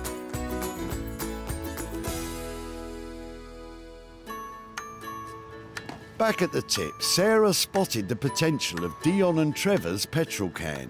I like your jerry can. It's yours. I've had it for 8 years and it's got a hole in the bottom. Sarah's potential ideas were met with a certain cynicism. I don't hold my breath, if I'm really honest. With the help of Rob, that old punctured petrol can has now, after a few changes of plan, become a Zippo-styled table lamp. Sarah's returned to Whitley to show Dion and Trevor what has become of their old petrol can. Hi there. Hello, Tara. How are you doing? Very well, thank you. Hello, hello. How are you? All right, thank you. Nice to see you again. I've got a few bits here to show you about your jerry can. All right. No. Come on out, let me show you.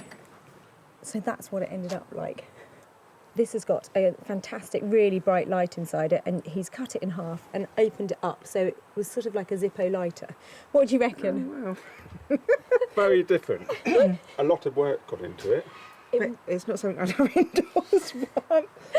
Normally at this point I would say, great, it went really well, I've got fantastic news, I've got money to hand over to you, but I haven't managed to sell this yet.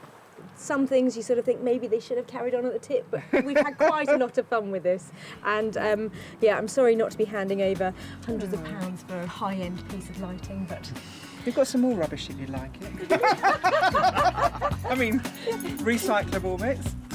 So, despite all Rob's hard work, the search continues to find his light a new home.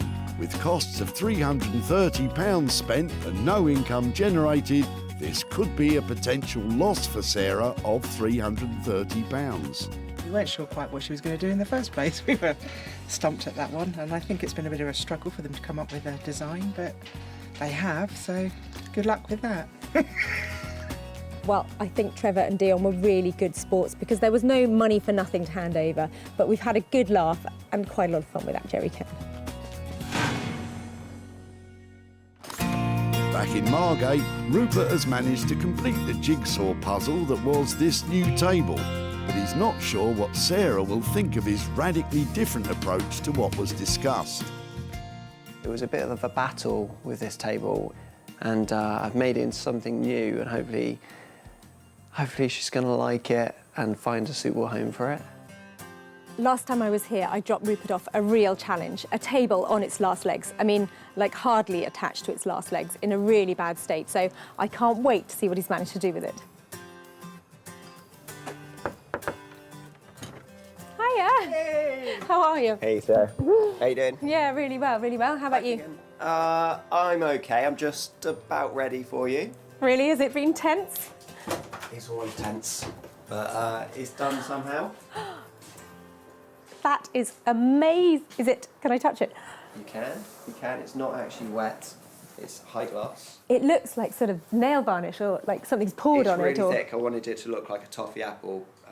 That's what it is. It really does, doesn't it? It's beautiful. So it's huge. It is rather big. I know originally I said maybe I just cut it in half and cast a new bit in the middle. But when I looked into that, the table was so rotten and it would have cost so much over the budget to cast a nice piece. So I decided I'll work with exactly what I've been given, make something new. It is something old. Absolutely amazing.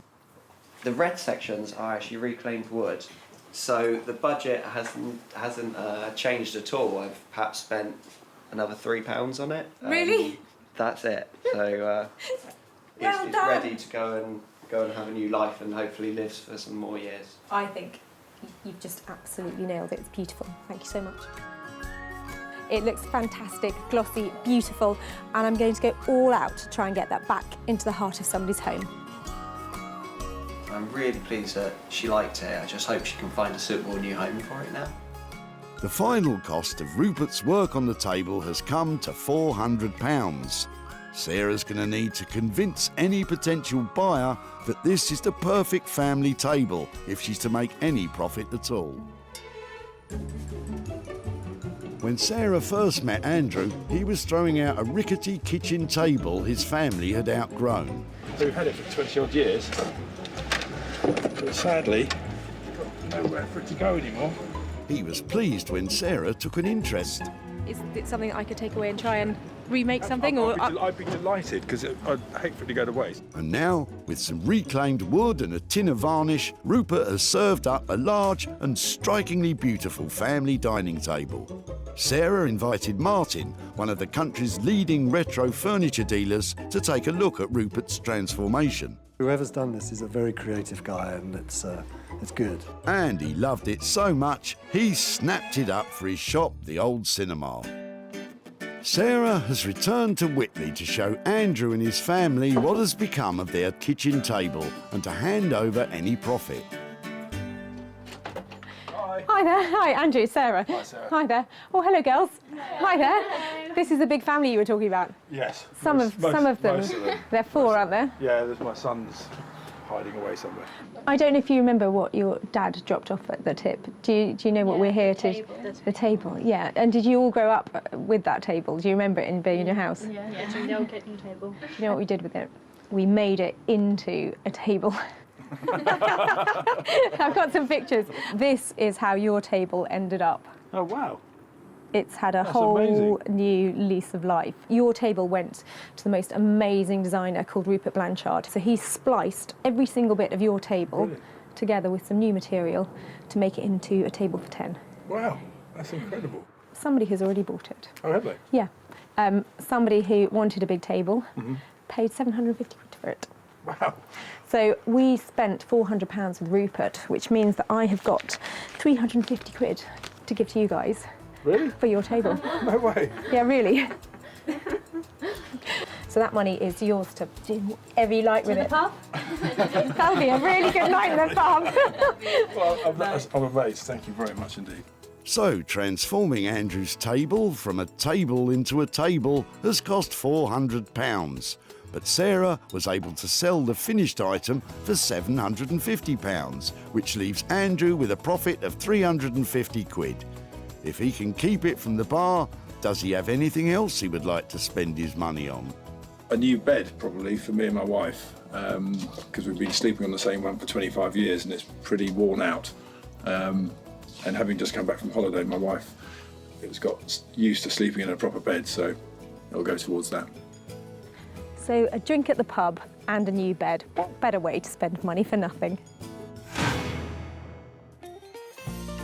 So, Sarah managed to make a profit on only 2 of the 3 salvaged items. The dining table restructured by Rupert and the brown velour seat seen to by Sarah. Rob's petrol can lighting has still to find a new home. Well, that's 3 things saved and only 2 things sold. Sometimes it's not as easy as you think to make money for nothing.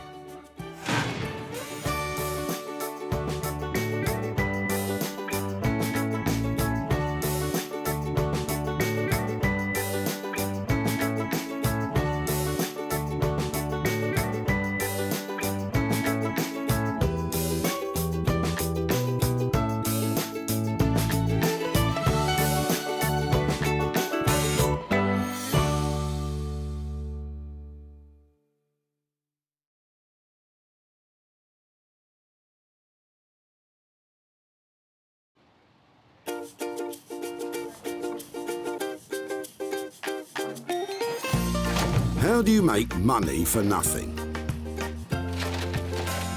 The answer could be hiding in the 20 million tonnes of household waste we throw out every year. Sorry, Spotty, before you throw that away, is there any chance I can have a quick chat to you about it? Sure.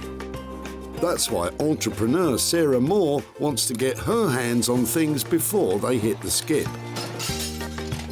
I am a passionate buyer, maker and user of old stuff, and I've turned that passion into a money-making business. I turn old stuff into new stuff and sell it for a profit. Sarah's ready to sift through as many boots and bin bags as she needs to. Look at that absolute box of joy. These are just fantastic. In her search for tip treasure. We've got to be able to make something out of that, haven't we? And with some of the country's elite designers and makers, I've got a little something for you. Yeah, I thought you might. Oh, this is a hard one. she can transform her finds into desirable, Oh, my word. beautiful, valuable, Cha-ching. and hopefully saleable items. Well, I love this, so I would really like to have it. If Sarah is successful, then she can hand the profits back to the very people who had no idea there was cash to be made from their trash. That is incredible, isn't it?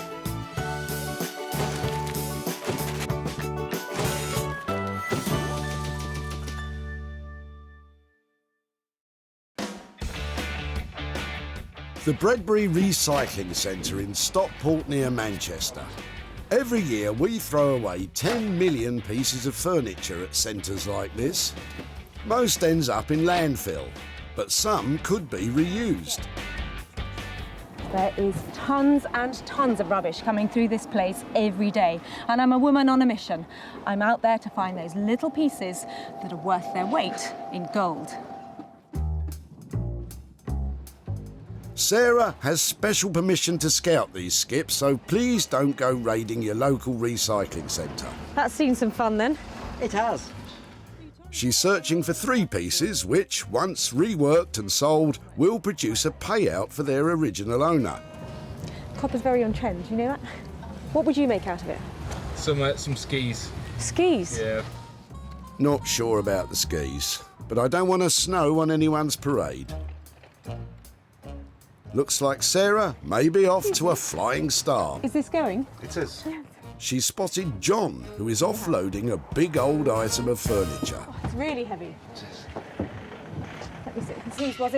Was it yours or? It was actually a great aunt of my wife's. Wow, that's brilliant. Lovely. So it looks like it's got some Bakelite handles on it, so it's obviously got some age to it, hasn't it? I would say it's sort of turn of the century kind of thing. Brilliant. And so what was your wife's aunt's name? Oh gosh, I forgot. It was like Maud or Audrey, isn't it? Something. You put me on the spot now, I've forgotten.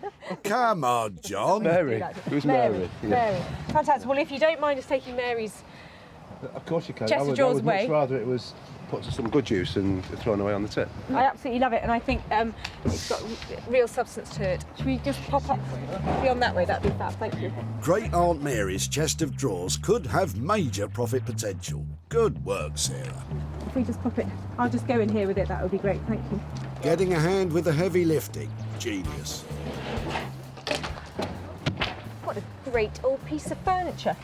It's obviously got some history to it. It's not in perfect condition. There's a massive split all down the side here, and there's a few chips off the corners of it.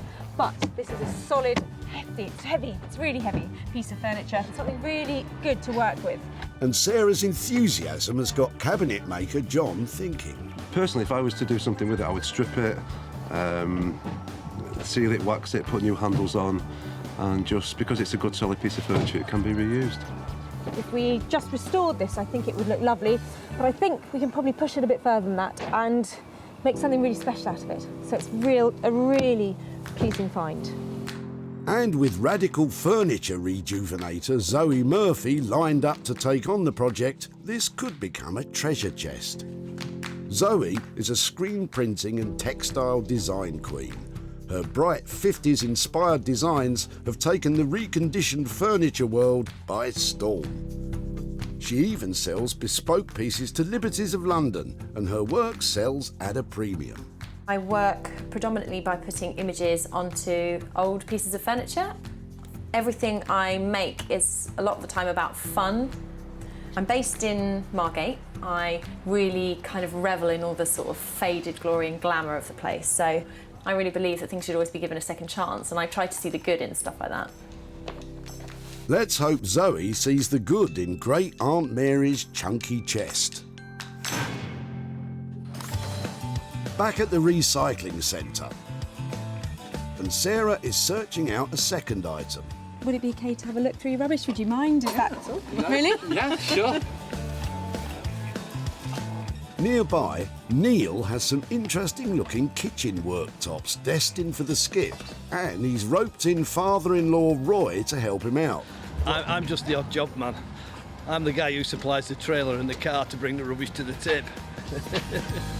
Do you mind if I have a look at your rubbish? No, help yourself. Yeah, it's fine. What's new kitchen, is it, or old kitchen, or? Well, it's part of what we've just put a new kitchen in, and it's what's actually left over. Really? Yeah. And so you're getting rid of that bit? Yeah.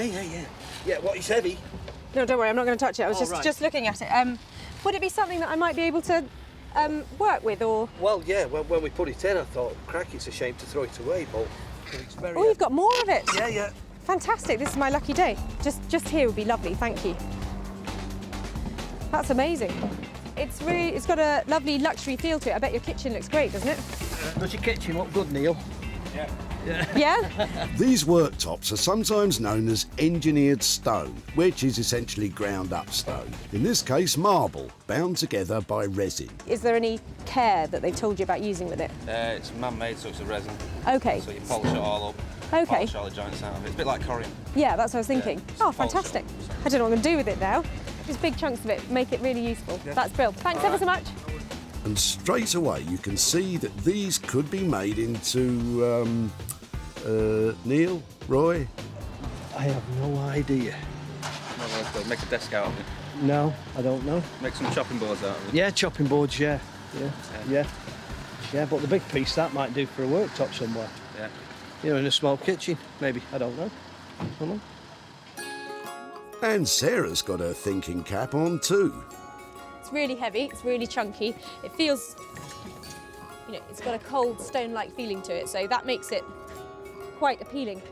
There are a couple of little side tables there. Is that something that goes in somebody's garden on a really cool pair of legs?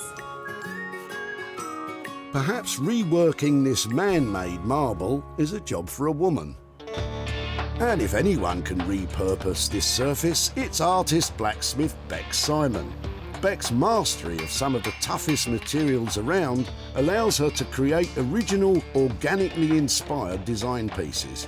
And although it can be hot, heavy work, it can also be truly rewarding. This sort of thing is quite new to us because we normally work on a commission basis. So to be presented something and turn it into something else is quite exciting for us. So I like the challenge and I'm really interested to see what she's found and what we can do to it. So yeah, it'll be good. Let's hope the man-made marble sparks Beck's imagination, providing a searing profit for Neil and Roy.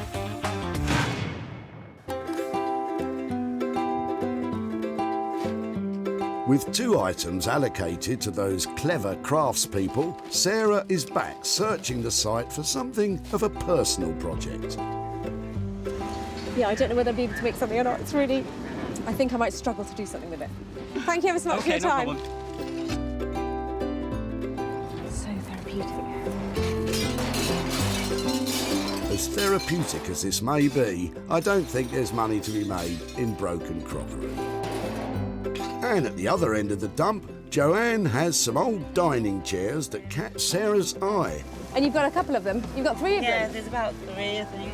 Fab. I'd love to have a look at all 3. I'm just trying to work out how old they are. So these, yeah, I think these are quite interesting because we've got 3 of them. That's fab. That's brilliant. Thank you. And what else? You got dolls in there as well? Yeah. A friend gave us some, and I gave them to my granddaughter, and she was scared of them. Oh, really? That one, she was really scared of that one. You can probably see why, can't you, from a child's point of view? Wow. I think those I can't do much with, but I think the chairs might be worth. If I could do something with them, would it be all right to keep in contact and show you what I did with them and that kind of thing? Yeah?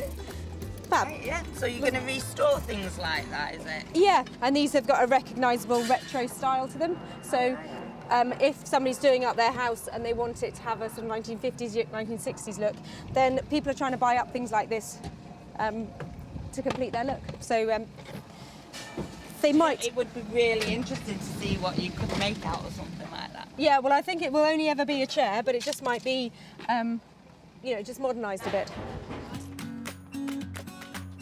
If these chairs scrub up well, Joanne could be sitting pretty with a profit. I don't think there'd be any value in them as they are, no.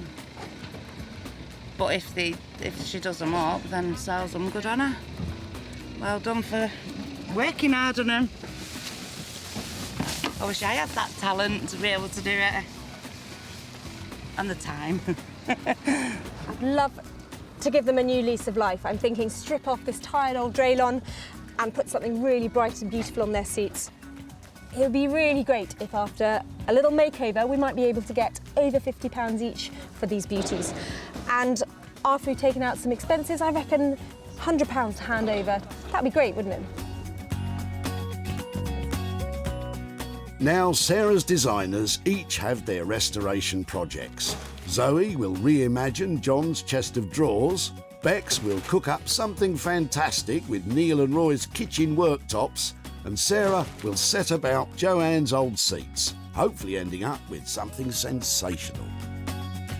I've saved 3 fabulous pieces here today, and I'm going to make lots of money from them. I hope.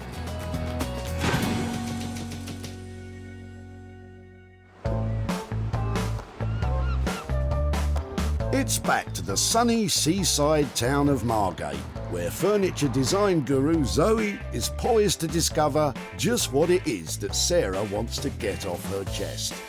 I'm really excited because Sarah's bringing along a piece of furniture for me to have a look at. I'm thinking it probably will be something that is really well made, but definitely shabby and needing some care and attention. So that should be good. I trust her. Do you? Yeah, I think so. Hiya! Hiya, how you doing? I'm really well, how are you? Good to see you. Now don't look, I don't know if you're going to like it or not. It's massive! It's really heavy as well. Are you right to just help? Yeah. Let's bring it in out. Oh my goodness. So heavy. What a monster! So someone was throwing this away? Yeah. Oh, why? Well, who did it belong to? I think the guy said that he'd had it in his garage for ages. He'd been storing things in it, and he was a cabinet maker. Had he made it? No, I think it'd just been in his family. I really like it. It looks really good quality. It's got all the dovetail joints and everything, so it is a solid piece. I show you something, I had all sorts of ideas, but I've just seen one of your new pieces. I think it's just blown away all the thoughts I had about it, so I'd really like to hear what you think you could do with it. It's really big, but it looks really well made. I love padding draw linings with fabric or bright coloured patterned papers and boards, and creating almost like oversized treasure chests. And have you had any initial thoughts about what style of pattern or what kind of thing we could use for it? in here is the beginnings of a bit of an illustration about the slightly more traditional, more arts and crafts sort of heritage designs that could go onto a piece like this. Masculine and kind of audacious and making a statement. I think that looks fantastic. I actually love the bird, I have to say. That looks quite cool on there. Yeah, I think that'd be brilliant. Big, bold, audacious floral prints, new handles, new linings. I'm sure when it's finished it's going to be the kind of piece which would easily be able to draw a crowd. It sounds like it's going to be a labour of love. How much does that mean it's going to cost? I think around about the £900 mark for us to work onto this for however many days it takes, do all of the design work, print all of those custom designs onto it, reline everything and make it perfect, ready to go. I think that sounds amazing because I know it's going to be a huge amount of hard work. Just lining a drawer takes a long time, doesn't it? And to take on this, I think that's great. £900 is certainly not pennies, but you'd expect to pay top rates for Zoe's input on a project of this size. Wow, that girl has such fantastic ideas. The energy coming out of that studio is amazing. And that chest of drawers is going to look $1 million when it's finished. I'm actually quite fond of this. I'm looking forward to lining all these different drawers, plus a nice big surface area to get a gorgeous print onto as well. So yeah, I'm really looking forward to doing it. Great Aunt Mary's sizable chest of drawers will take a sizable budget to turn them from shabby to chic. And with such a big spend, Sarah will need to sell for more than £900 to make a profit. From the seaside to the heart of the Surrey countryside, with its rolling farmland, picturesque villages and its piles of rusting metal.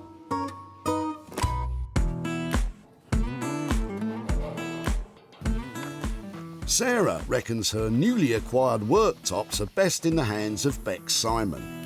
Bex and husband Dave create all manner of metal fixtures and fittings in their blacksmith's workshop, and they simply love a challenge. I'm really looking forward to seeing what Sarah's going to bring today. What do you reckon we're making? A coffee table? A chair? A boat. We think we're building a boat today. Well, whatever you end up making, she's hoping her man-made marble will float your boat. Hiya! Oh, both of you, how are you? Got a little something for you. Oh, let's have a look. I've got quite a bit of it. Yeah. I've got 3 nice bits. Ooh, brilliant, thank you. It's quite heavy. And you might be thinking, it's not very metal. Yeah. It's very posh. Yes, it is posh. That's exactly what I thought. So I was wondering about making some tables out of it with metal legs. Oh, yeah, sure. I mean, how many pieces have you got? I have got 3. I think this is. I bought this one because it's the smallest and the lightest. Shall I go and get the other bits? Let's have a look. This material is a bit of a departure for metal worker Bex, but at least Sarah's looking for metal legs. Tell me about the bottom sort of frame that you had in mind then. I know you've got your really long pieces of metal. It was a bit crazy to have the top and then it's like screw up a piece of metal so it does really weird things and make legs out of it. I think doing 3 of those, that's going to take us a long time because then to make it level and looking nice. I mean, that could be quite good fun. I'm up for that. So that's 3 tables with geometric metal frame legs.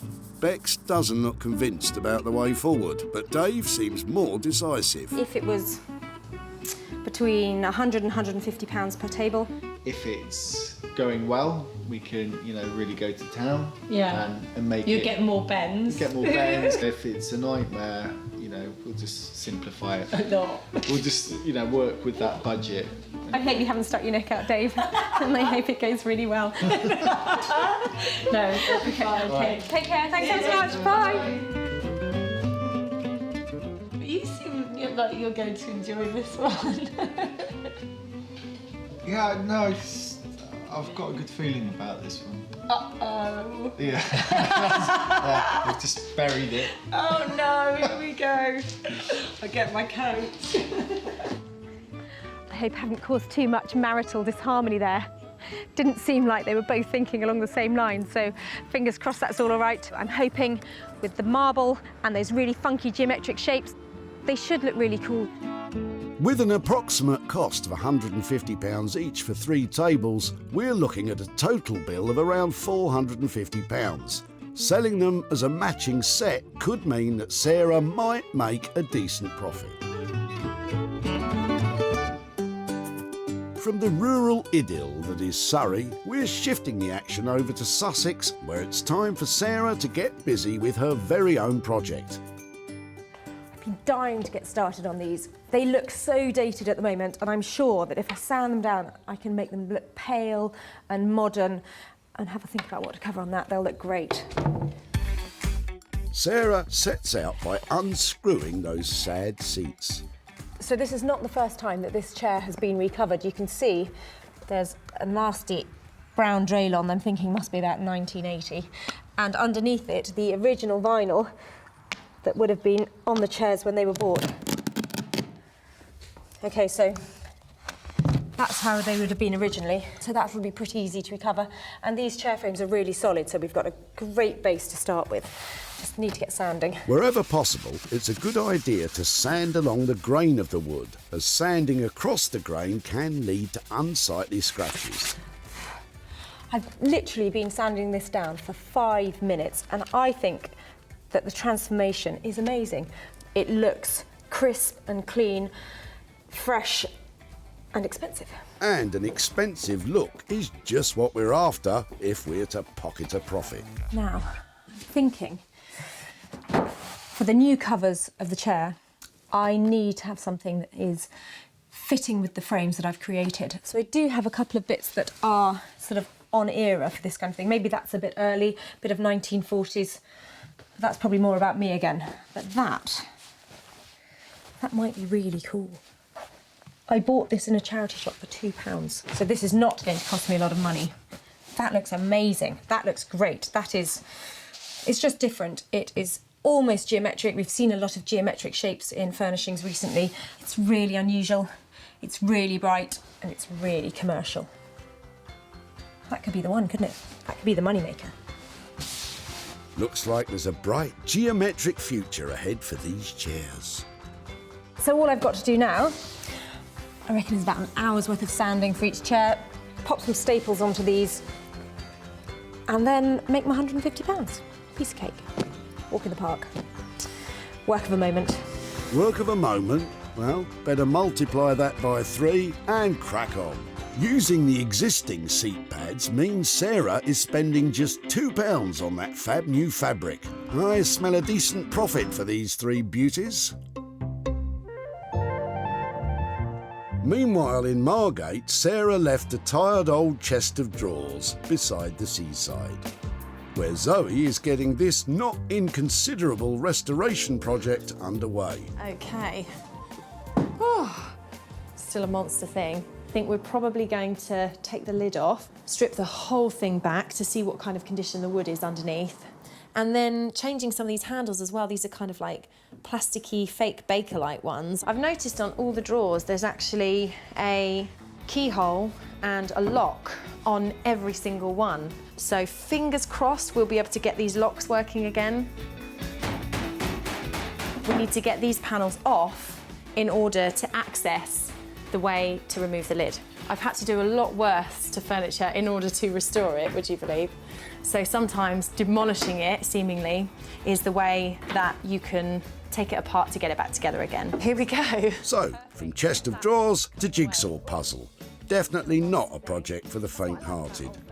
Zoe's next job is to strip the wood, and for this, she uses a professional paint and varnish remover. Leave this for about a minute maybe, nice and thick, and when it bubbles up, it'll have loosened all of the varnish. Always wear heavy-duty protective gauntlets and a face mask when applying a chemical paint stripper. Stripper is working perfectly. It's lifting the varnish, which is really good, although the wood underneath isn't amazing. A lot of the damage and watermarks are still there. So we're going to have to look at getting them out a bit as well. That looks like it's been in someone's shed and it's had a leak onto it or something like that. With some of the heavy, dirty work out of the way, Zoe can start thinking more about the design stage of this rejuvenation.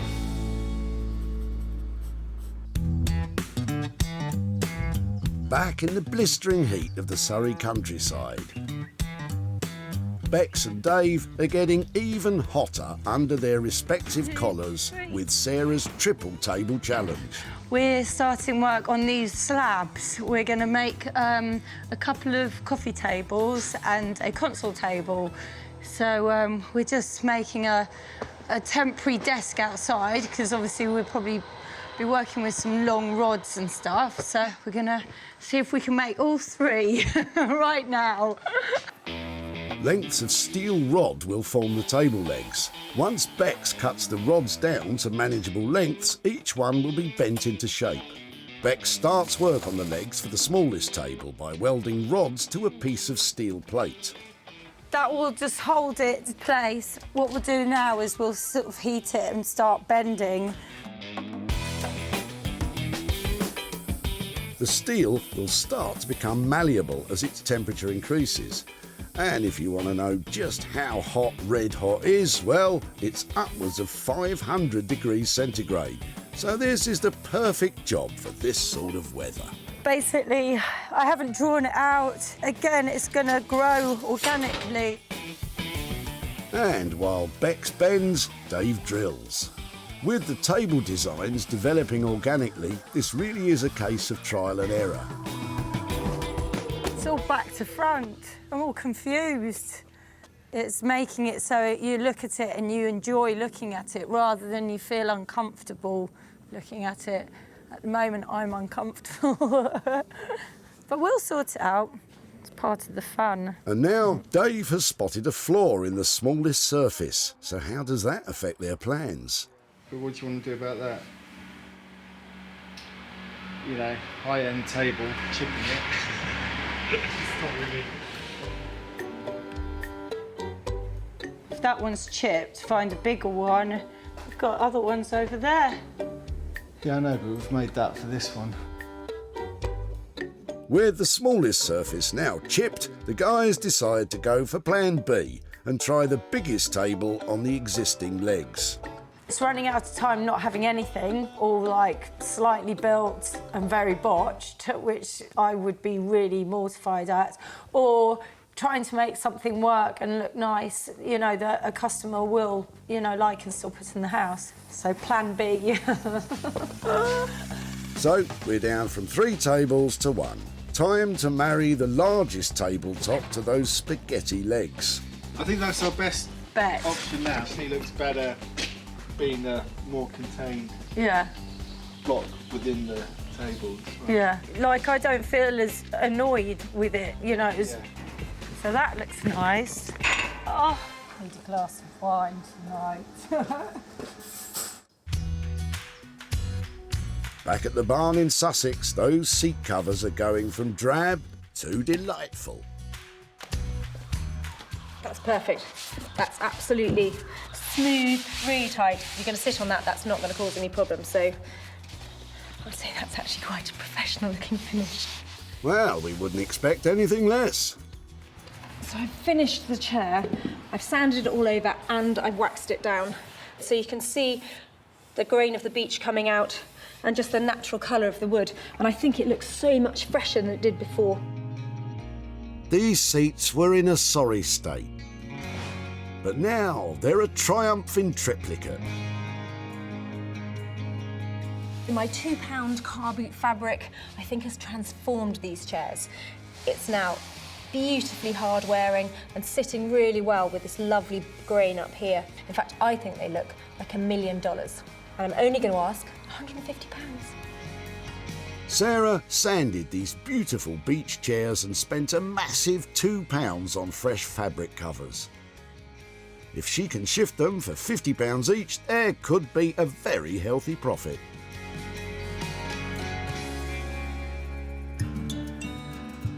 Back at the dump, Joanne's chairs had seen better days, possibly in the swinging 60s, but Sarah spotted their potential. These have got a recognisable retro style to them, so love to give them a new lease of life.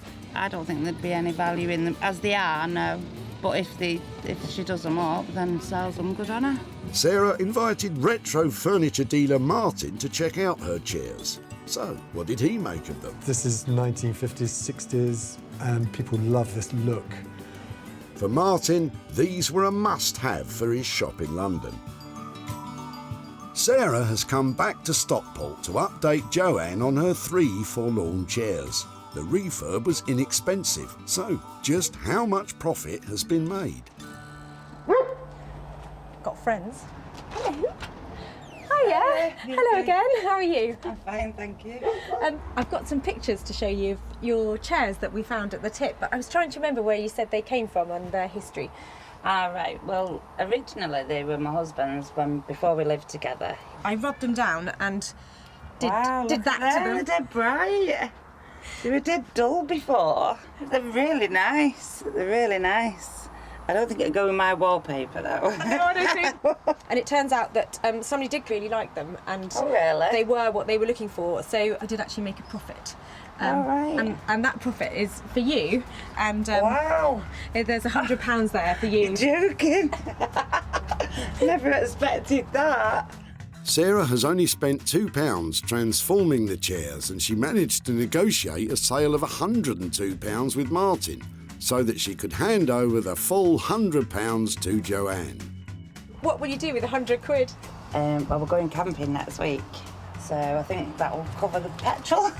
Fantastic. I hope you have a lovely time Oh, camping. thank you. Thanks for doing that. Yeah, and I'll think of you. I know, yeah, that's brilliant. Take Thank care. you very much. Bye-bye. Bye. I can't believe that the profit on them was £100.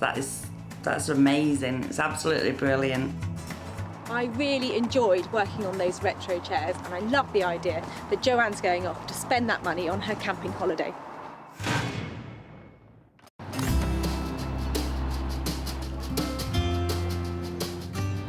Sarah's back in magnificent Margate, where she left furniture and fabric designer doyenne Zoe with a sizable task. Now, I left Zoe with a real challenge. She had a big, broken, brutal-looking chest of drawers, so I can't wait to see if she's managed to bring that delicate Zoe magic to it. Zoe took a tired, tatty old chest of drawers and has created a stunning piece of bespoke furniture. hand-printed surfaces, lovingly restored woodwork and new fixtures and fittings. I'm keen to know what she thinks about the all-over print on the front, because that's something a little different. I don't normally do that, but I loved making the pattern for them, so hopefully she'll love them. Hiya! Hello, how are you? Really well. How are you? Very good. It's amazing out there today. It is very nice. Thank you for bringing the good weather to Margate. I have something to show you here. Is that it? Yes, I can see it. Are you ready? Yeah. What do you think? I think it's fantastic. What have you done? Is it paper? Have you... This is all hand printed onto the surfaces, and this design has actually been made especially for this chest as well. It's bespoke. Me pulling on all my textile design background. It is transformed, isn't it? It was never going to look like this, you know. I can't believe you've done it. This interior is just inspired, and I think that when people open it, it'll be such a surprise. Does it work? Yes, I hated the idea of passing on something that had a function but that was redundant, so I jimmied out all of the locks and took them up to my local locksmith, who kind of winced a bit when I said, oh, can you fit some keys for this and stuff, but he did an amazing job, and actually we've got 2 keys that fit every single one, and they've even got little tassels on as well, so. I know that we had quite a big budget on this. I think we left you with £900 to play with. How has that come out? Are we still on budget for that? Yes, we're on budget. I'm always seeming to go a little bit over on things that I'm really fond of, but yeah, we're definitely on the 900. I think it looks lovely, and your finish is always surprisingly good for what you can do with an old piece of furniture. So I don't know how you do it, but I'm so pleased that you do. This restoration wasn't cheap, but then creating a unique design classic was never going to be. Zoe's design and labour costs came in at a whopping £900, so Sarah needs to beat that to make a profit.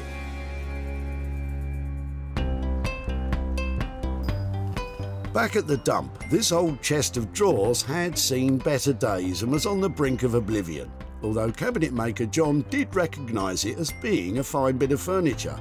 I would strip it and seal it, wax it, put new handles on, and just because it's a good solid piece of furniture, it can be reused.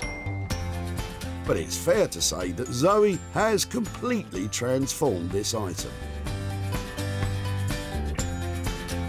And it was sold to Janet at Margate's Lombard Street Gallery. Sarah's visiting John to let him know the fate of his furniture. But with costly reimagining, is there any profit in the air? Oh, hi there. Hi, I'm Sarah. Hi, Sarah. How are you? I'm Charlotte. Hi, Charlotte. Hi. Hello again, John. Hi, Sarah.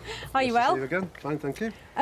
Just thought come back and catch up with you about your chest of drawers. I've got some pictures here. Oh, wow. Wow. You like it? I do. I really do. That's amazing. Zoe works with pattern and screen printing and lots of different techniques and really breathes new life into furniture.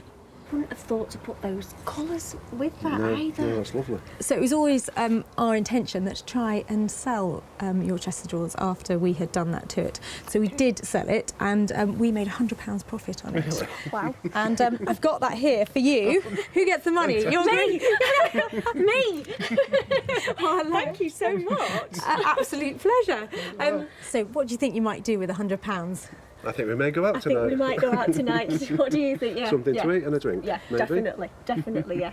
Lovely. Well, I think Aunt Mary would be. You can raise a toast to her, can't you? We'll raise a glass to her tonight, definitely. Yeah. Thank you. Lovely. Thank well, you it was for that. Pleasure. Really Thank you, nice to Sarah. see you. Yeah, and you. I finish that story. We'll have a few drinks tonight.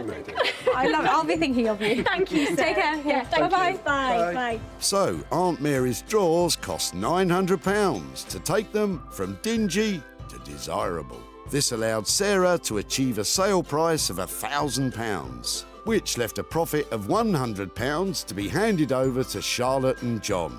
What's done with it is something that we could never have envisaged being done. No, we wouldn't have done that ourselves. Absolutely not. No. And the colours that we used. It looked fantastic. Absolutely brilliant. Brilliant. We've never imagined that No. to look like that. No. It was wonderful. Wonderful. Well, that was a great reaction and hardly surprising, really, given that fantastic transformation of that old chest of drawers.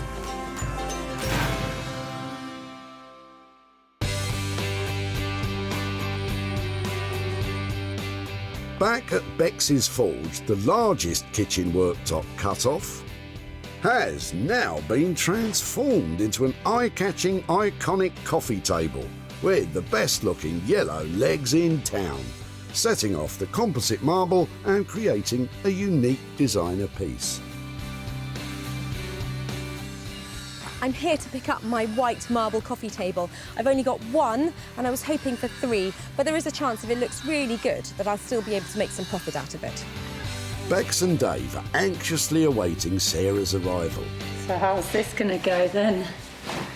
Tears? No tears? This is the no tears. No tears. Sarah asked for 3 matching tables with gilt legs. So, how would she feel about her single coffee table with yellow metalwork?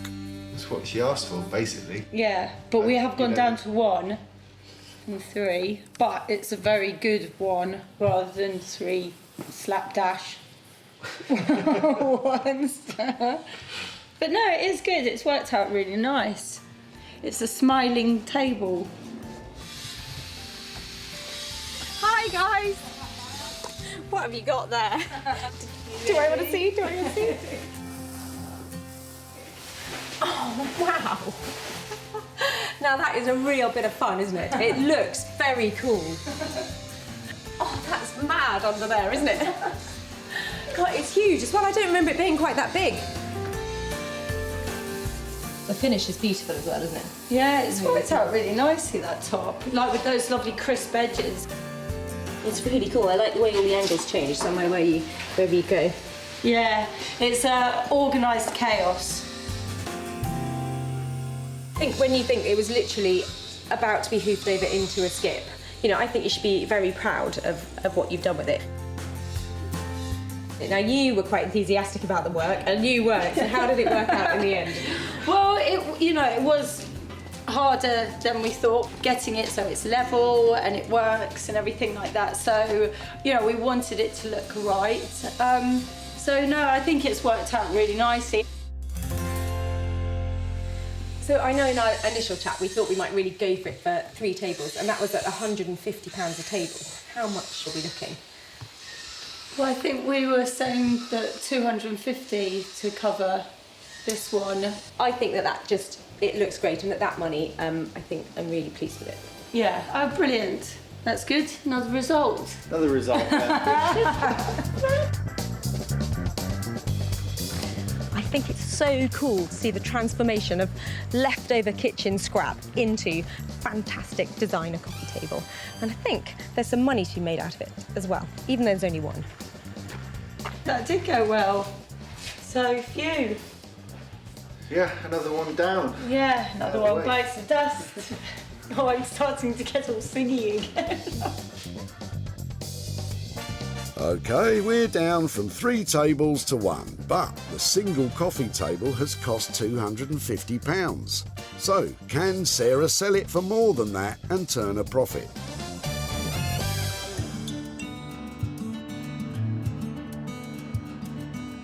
Neil and father-in-law Roy took a trip to the tip to jettison some offcuts from a new kitchen worktop. Roy wasn't particularly inspired as to what they could become. I have no idea. Yeah, but the big piece, that might do for a worktop somewhere. Yeah. You know, in a small kitchen, maybe. I don't know. But Bex and Dave created an inspirational coffee table. With a brand new custom-made coffee table to sell, Sarah decided that this piece should be sold to someone with an eye for the unusual.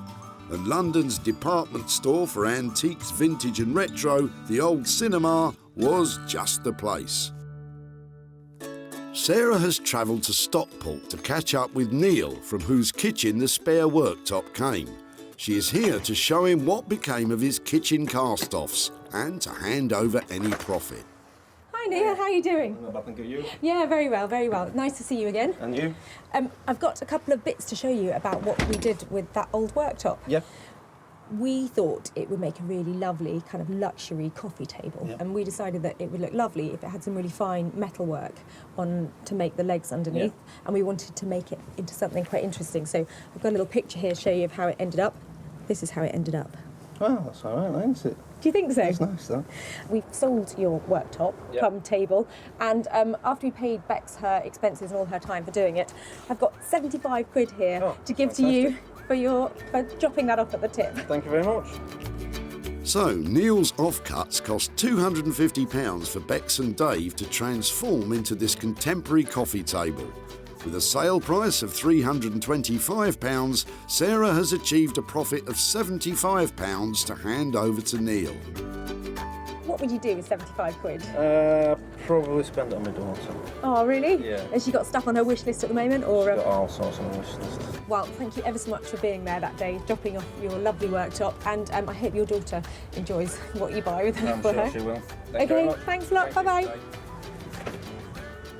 Another satisfied customer. Today, all 3 saved items have made a profit. From the 3 dated chairs spruced up by Sarah to the drab drawers returned to former glories by Zoe, and finally the composite marble worktop transformed into the crazy-legged coffee table by Bex and Dave. We're really on a roll. That is 3 great transformations and 3 chunks of cash handed over, and all going to prove that just with a little ingenuity, you really can make money for nothing.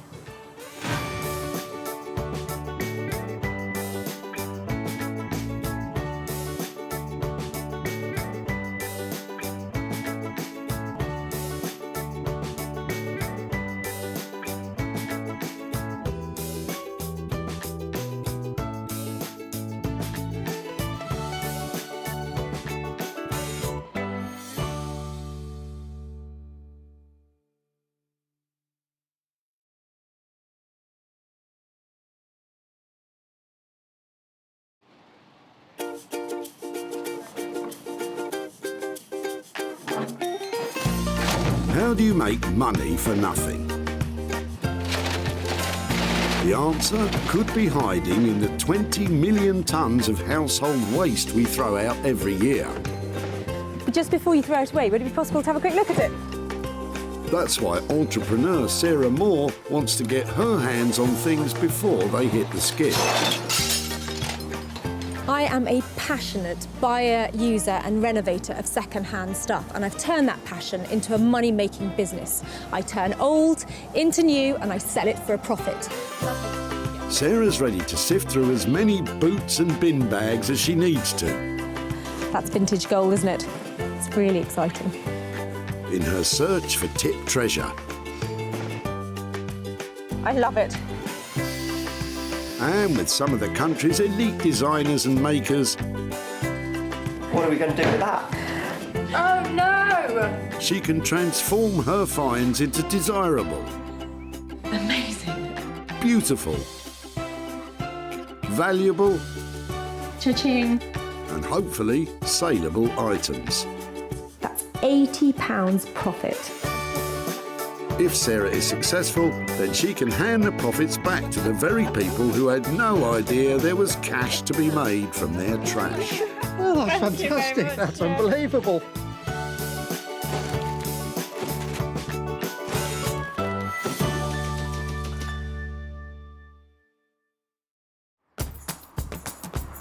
The bustling Merchants Way recycling centre near Walsall can process up to 2,000 carloads of rubbish a day, and they take all sorts. I just love the fact that you never know what you're going to find. Check these out. Aren't they cool? Sarah wants to be able to prove to the dumpers that they could be making some serious reddies from their refuse. To do that, she's been given special permission from the council to search for 3 unwanted items before they get binned. I like your Christmas trees. She may have just missed out on some festive treats, but with more vehicles arriving every minute, it doesn't take Sarah long to spot her first item, nestling in the back of Judith's car. Hiya, are these yours? Yes, well, they're my mum's, but Okay, I'm sorry to bother you. Is it all right just to have a quick chat about them? Yeah, sure. What, are they a pair of bedside cabinets? Yeah. Lovely. Would it be possible to bring them out and have a look? Yeah. Wow, they've got some age, haven't they? Yeah. I think about 1950s, I think. Okay, and have they been in your family? Yeah. They're in good condition, aren't they? Uh-huh. Lovely. So do you remember these growing up? Were these? Oh yeah, they were Mum and Dad's wedding present. Fantastic. So they'd have had them since new, wouldn't they? Oh yeah. His and hers? Yeah, that's right. Yeah. I'm looking for stuff like this that I can maybe do something else with. If it would be okay to take those away, I'd love to see if I could do something with them. Yes, certainly, yeah. Brilliant, thank you so much for that. They're lovely. It's a shame to be throwing them away, but if something's going to, be done that's nice with them, it's nice to see that. I love this little pair of cabinets. They're really sweet and they're really useful. I'm not quite sure, though, if I should decorate them, add some details to them, or just leave them the way they are. But I'm sure I can make money out of them. And Sarah knows just the man to help her turn old cabinets into new money. Jay Blades is a builder turned philosophy graduate turned furniture restorer. Jay has his finger on the pulse of modern design interiors, reworking the very best of British craftsmanship and bringing it into the 21st century. I've always had a passion for the kind of heritage that the British designers have produced over the years. Traditionalists would love to keep it as it is, but to be reintroduced into the market, I like to just add a bit of colour and add something a bit quirky. I really enjoy adding my bit and not necessarily worried about other people's reactions. It's more about, do I like it? If I like it, then it's good. Well, here's hoping Jay has a soft spot for this 1950s wedding present.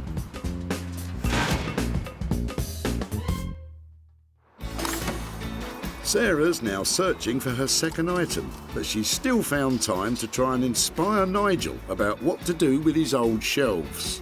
Well, I'd love to make something out of anything, but I've tried it as a planter and I just can't find any use for it in my brain, so... Yeah, I know they do sort of upright vegetable gardens these days, don't they? Yeah. So you can, put them against the wall and grow stuff. In fact, I'm going to take that back on the street. That's a really good idea. I'm taking that down anyway. I'm glad you just pricked my conscience then. Nice work, Sarah, but be careful or there'll be nothing left for you. And don't even think about it. You know you can't just grab something out of the skip, so behave yourself. Instead, why don't you sneak a peek at what treasures Richard might be about to tip? I've spied something exciting in the back of your car. Sorry to bother you. Okay. Is that yours? Have you had it for a long time? I've had it, nearly 40 years, but it wasn't mine originally. It was given to me, and I've been just using it to keep tools in. Really? And what, you just had enough of it now? We're moving house and trying to clear out a lot of stuff that we don't need anymore. It's got a great shape to it, hasn't it? And it looks so battered and worn and really cool. It's got character. Yeah, I really like that. I'm looking for things that I can repurpose or upcycle or turn into other things. Okay. And there's something about that is just so beautifully worn. You can't recreate that, and it's really quite appealing for me. Okay, well, it's all yours. Do you want it? I'd really like it. I really would. I don't know what I'm going to do with it, but I absolutely love that. Thank you very much for letting me have it. You're welcome. Well done, Sarah. I had a feeling Richard was going to come up trumps. But what does he think you'll do with his old toolbox? Yeah, I haven't got a clue. I can't imagine, but it'd be interesting to see. I can't wait to see what she does with it. I absolutely love this, and there's something about its chunkiness that is shouting laptop or some sort of place where you put some technology. It'd be amazing if you opened it up and you had a screen on the top and a keyboard in the bottom. I think this could be a portable office. Lots of space for other things. Just really cute, and it's got just about the right amount of patina and wear on it that makes it really appealing to have on your desk. A chunky little piece of loveliness. Are you sure, Sarah? A 21st century office in an antique box? It all sounds a bit far-fetched. But if it's something electrical you want, then there's one man that might just be able to help. Meet Horse, electronic superbrain. Horse was chief engineer for a world-renowned audio recording company for over a decade. He's now taken his love for restoring vintage sound equipment and made it into a business. My name's Mark, everyone calls me Horse. I'm electronics engineer by trade. I enjoy refurbishing vintage equipment. I'm also interested in kind of antique radio equipment. It's always a shame to see stuff like that go to waste. I think it's great that you're giving a second life to something that would have essentially just been smashed up, thrown in the rubbish. So yeah, it's definitely a job and a passion. Horse might know his way around a circuit board, but let's just hope he doesn't get his wires in a twist when Sarah presents him with this empty old toolbox. Sarah's now got 2 items crossed off her list, but she can't relax just yet. She still needs to find her 3rd and final piece. But it looks like she's not the only one who's hard at it. Emptying garden waste. We cut my friend's garden and getting rid of the stuff. It's hard work though. We gotta get on with it. And then, like I said, we still want to work.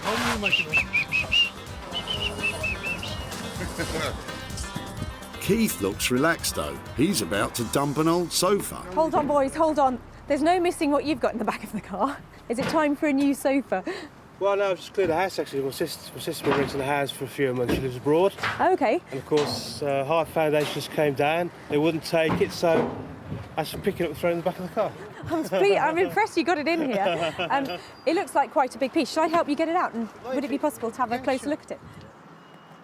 Oh, dearie me, Sarah. I know things are getting desperate, but surely you can't be serious about Keith's tatty old sofa. I'm after big pieces of furniture that I can refurbish, perhaps bring into, modern design and that kind of stuff. So for me, this is a really exciting thing to see here. It would be great if I could stop it going into the skip and take it away and try and do something to it. Right. Lovely, thank you. Keith seems in a bit of a hurry to get away. Mind you, I'd be keen to see the back of that sofa too. But what on earth does he think Sarah will do with it? Well, I don't know, because Sarah says she can do a lot with it. It'll be really interesting to find out, to see what she can do with it. It certainly will be interesting, Keith. But is Sarah still feeling confident about tackling this charity shop reject? Part of me looks at this and thinks, I'm not sure I can take it away with me because I just hate the colour. But underneath it, I know it's got a clean, bright white cover. And once I've exposed that, I think I'm going to feel a bit more positive towards it. And I can cover it in some really bright, exciting fabrics and make it saleable. Everybody needs a good, comfortable sofa. And this is one of those. If you say so, Sarah. But one thing's for sure, Keith's not hanging about any longer, just in case you change your mind. Thank you. Bye. Bye. Bye. So, the sorry sofa completes a hat trick of salvage swag for Sarah, which he now has to try and convert into hard cash. The bedside cabinets will be reworked by Jay, the old toolbox will be placed in Horse's capable hands, and Sarah will be trying to bring a smile back to the sad sofa. It's a dirty job, but somebody's got to do it. I've had a great day here raking through the rubbish, and I think I'm going to clean up.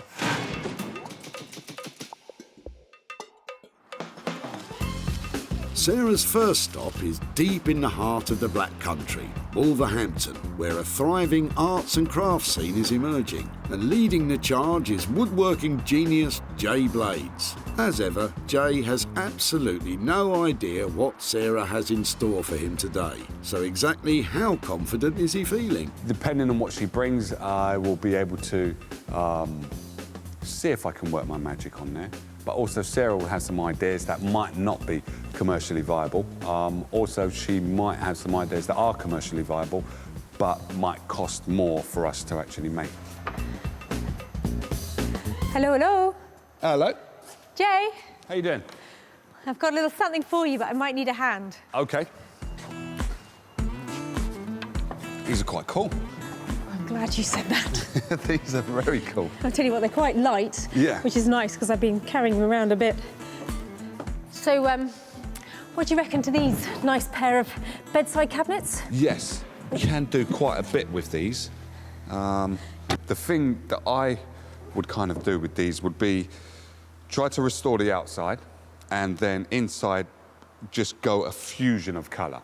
And hopefully put some holes in here so it becomes kind of like a more modern thing, so people can charge their phones in there and stuff like that. And I might, depending on how the cover comes out, I might introduce a colour there, but I won't introduce a colour that's going to make this look a bit too out there. It's going to blend in. Actually, I like that. I think a little pop of colour at the bottom, I think that's a good idea. Yeah. It makes them fresh, and maybe change the handles on them maybe as well if you find something appropriate. Yeah. But obviously, you know what I'm like, I've got budget in mind. How much do you reckon it would cost? I'd say this would be about £75 for the two, because I'll have to remove the backs, work on the inside, and take off the doors, restore the actual... That might be a problem there. Bloomed a bit, hasn't it? Yeah. Depending on how good the veneer does come up, I think you would definitely double your money on these ones. Yeah, definitely. Well, that's potentially great news. With labour and materials estimated at £75, Sarah could be in for a tidy profit. But only if Jay can bring those 65-year-old bedside cabinets into the 21st century.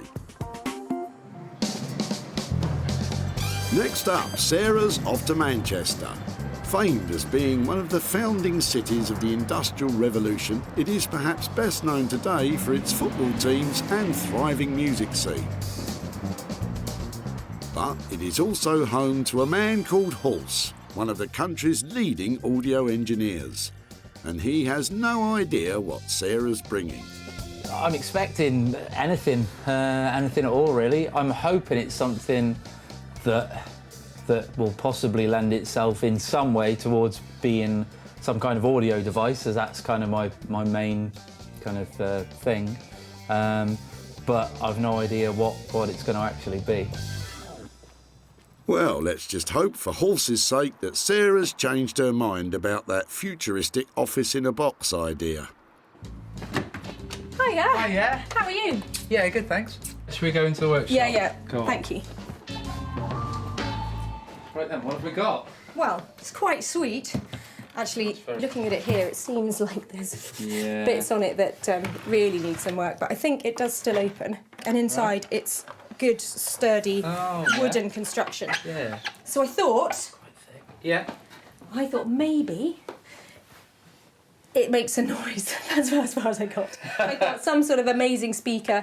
Yeah. I don't know if it's something that you put in here and you open up like an old record player, or, you know, I have no real plans for it other than the fact that it would be so nice if you could make that. Something to make a noise. What do you think? Because it's got a handle, I'd want to make it portable, but you could still make a decent sounding kind of like a ghetto blaster sort of thing, and make it rechargeable possibly. I'll look into that as well.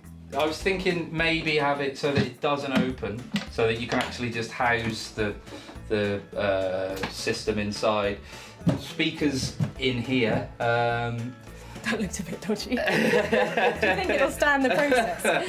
Okay, that sounds good. I totally agree. If you don't need to see inside, there's no point in making it complicated, is there? Maybe makes it a bit easier. Maybe have like a panel on the back or on the side with adjustments on. Okay, and so to make something like that, what kind of value are we talking about in terms of what I need to pay you? I reckon probably 300 to 350, probably. Okay, and so that sounds quite expensive, but what do you think the retail price would be for something if it's got really good sound quality? Yeah, I mean, if it like, I don't think 450 is out of the realms of possibility if it does sound good, you know, and if it looks good. I think this has got the potential to kind of break. To look weathered enough to be cool, but not quite, you know, useless. Yeah. Paul certainly has a big challenge on his hands, and it's a big risk for Sarah too. With labour and materials estimated at £350, converting the box into a speaker is not going to be cheap. So let's just hope Horse can make it sing.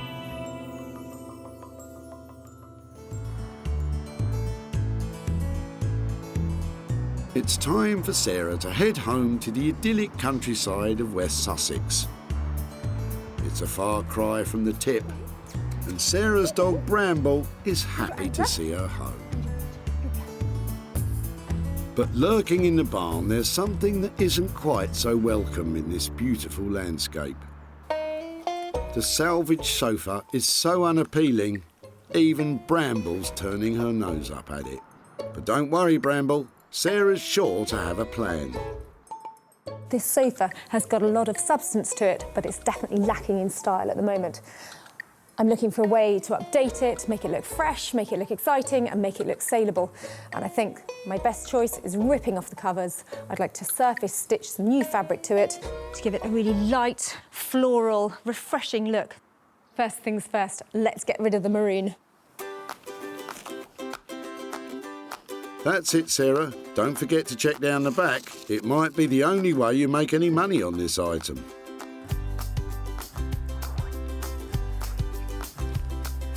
That's quite promising, really, isn't it? It's well made. It's improved immeasurably already. Sarah should be pleased. Not only is the sofa in good condition, it also has the regulation fire safety tags attached. But she can't leave it looking like that. No offence, Bramble, but dog hair and white sofas, it's not a good look. So what exactly is Sarah going to cover it with? I found some of these old linen pillowcases that I've had for ages that I got at a car boot sale. They're really nice. And I'm hoping that I might be able to make the back cushions for the sofa out of those. And I've washed everything else, but I don't quite know what I'm going to do yet. So I'm going to go and start laying things on the sofa, find out if I've got enough fabric, and then get stuck in. Come on. But it's not just Sarah's fabric that's worrying her. There are swallows in here, and I think they're about to fledge. Oh, look, they have. So those are baby swallows having flying lessons up there, which is very sweet for them, but I really don't want anything they might leave behind going on the sofa. I think if the swallows are in here, I'm going to take the sofa outside. With the sofa safely out of harm's way, Sarah can finally get started. So the plan is to cover the whole of this frame as it is in these lovely strawberries and chintzes. Sarah managed to scavenge these feather cushions back at the tip, but before she can cover them, she has to tackle the sofa. First up, Sarah has to staple a base layer of fabric to the sofa's wooden frame. And when you're doing this kind of thing, don't hold back on the staples because they're cheap, but the effect you want needs to be really tight. It takes quite a while to get the first layer tightly wrapped in place. Bramble's found a way of entertaining herself though. Excuse me. But if the stapling wasn't taking long enough, it's going to take Sarah even longer to hand stitch all the extra patches on. So we'll find out later if she really can turn these rags into riches. Over in Wolverhampton, Jay's ready to work his magic. We're starting on the bedside cabinets that Sarah's brought in and just trying to get my colour scheme to make sure that everything works. What I'm hoping to achieve is keeping this as it is, as neutral as it possibly can, so trying to bring this back to its former glory. Then inside the door, the wow factor inside. So I'm hoping to paint this one colour and then have wallpaper on the door and probably wallpaper on the shelf that's inside there. And I'm just checking to see if this colour lifts this wallpaper. So the colour that I see that has the minimal amount is a blue that's here. So rather than copying this blue, I'm going for that blue what's right there. That little minute piece of blue, I'm trying to just lift that.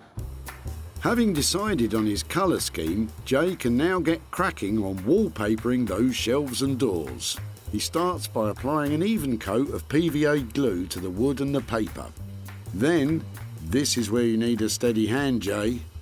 And mind you don't get any creases. Sarah won't be able to sell it with a lumpy finish. And that looks perfect.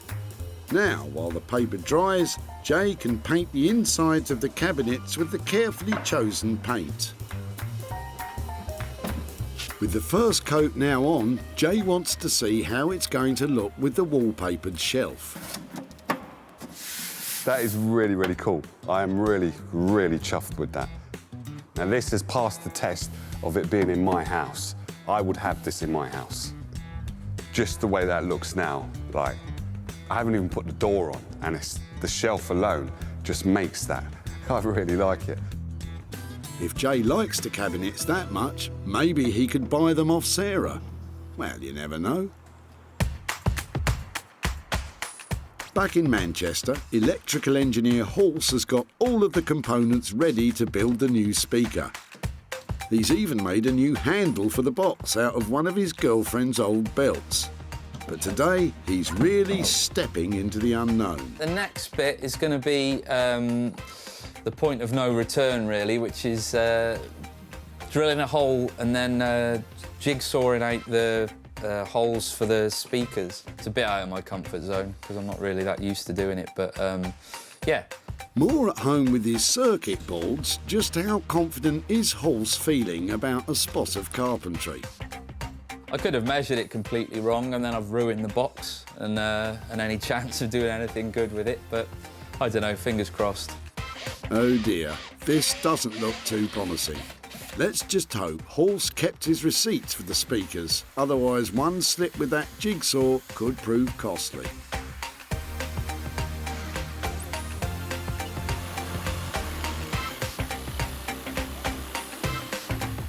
With the first hole cut, it's time to see if Horse's measurements add up. Will the speaker fit or fall straight through the hole? Just double check, that's... Oh, there we go. Not too bad. Nice one, Horse. I never doubted you. Now, you just need to do it all again for the second speaker.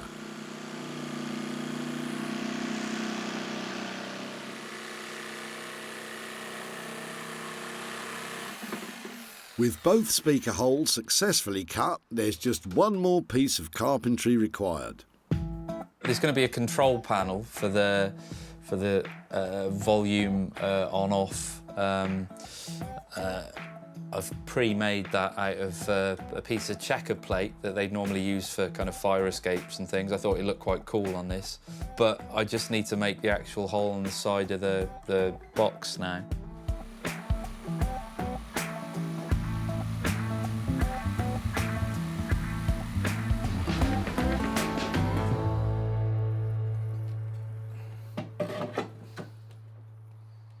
So there's going to be some tidying up to do, but eventually this is to make, this piece of wood is so that it's further recessed to protect the control knobs, but it's going to sit back like that. I'll have to tarp this up a bit, but it's roughly there, it's fine. I'll have to put some edging around there as well, some leather or something, but yeah, I'm quite pleased with that. With the box now virtually ready, Horse just needs to wire up the electronic components and the new mobile speaker is good to go.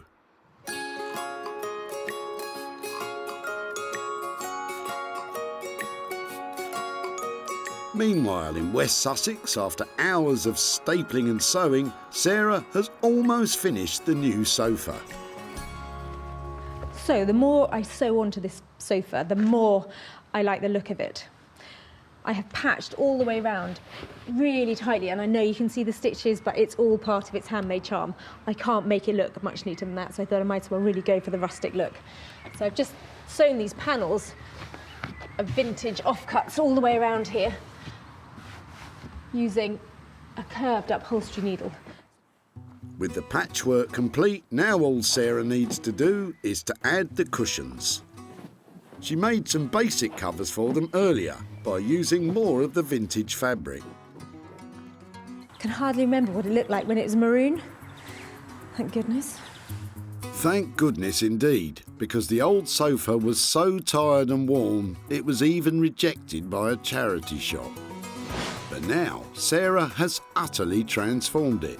With just a bundle of vintage remnants, she's made the sofa bright and welcoming and just bursting with old world charm. And after all her hard work, I think it's time Sarah put her feet up. So, I hardly want to sit on it because I just know I'm going to have to plump up the cushions again, but now that is a really good selling point because this is so comfortable. It really is. It's lovely.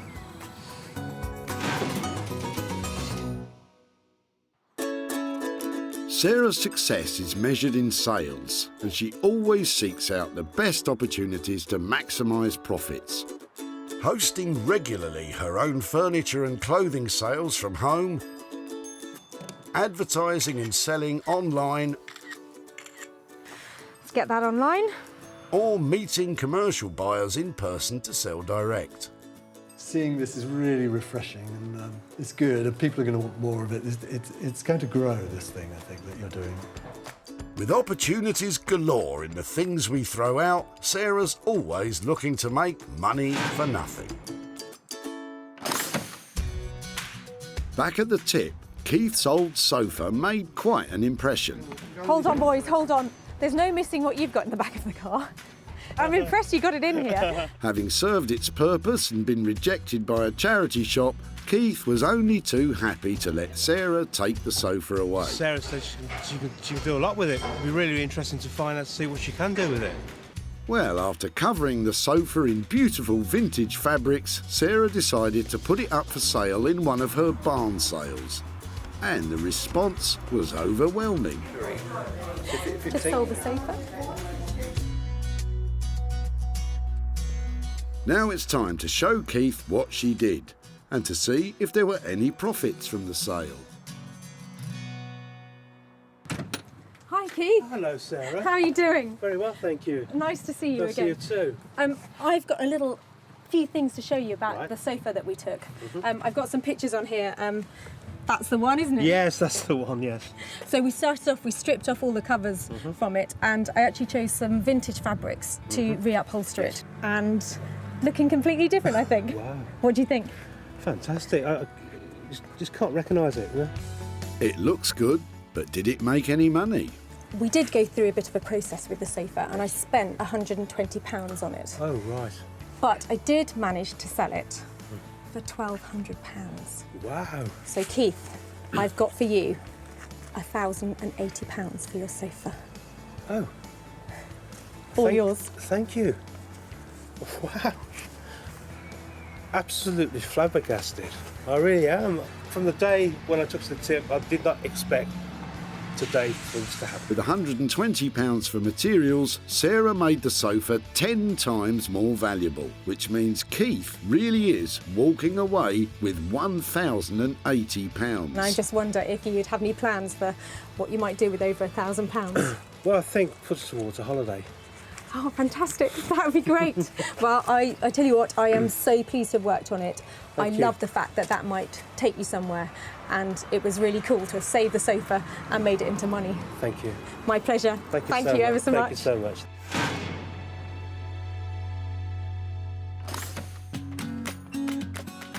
Over in Wolverhampton, Jay is applying the finishing touches to the bedside cabinets. Well, Sarah's due any minute to come and pick these up, and I'm in a bit of a rush to try and get these finished. So excuse me while I crack on.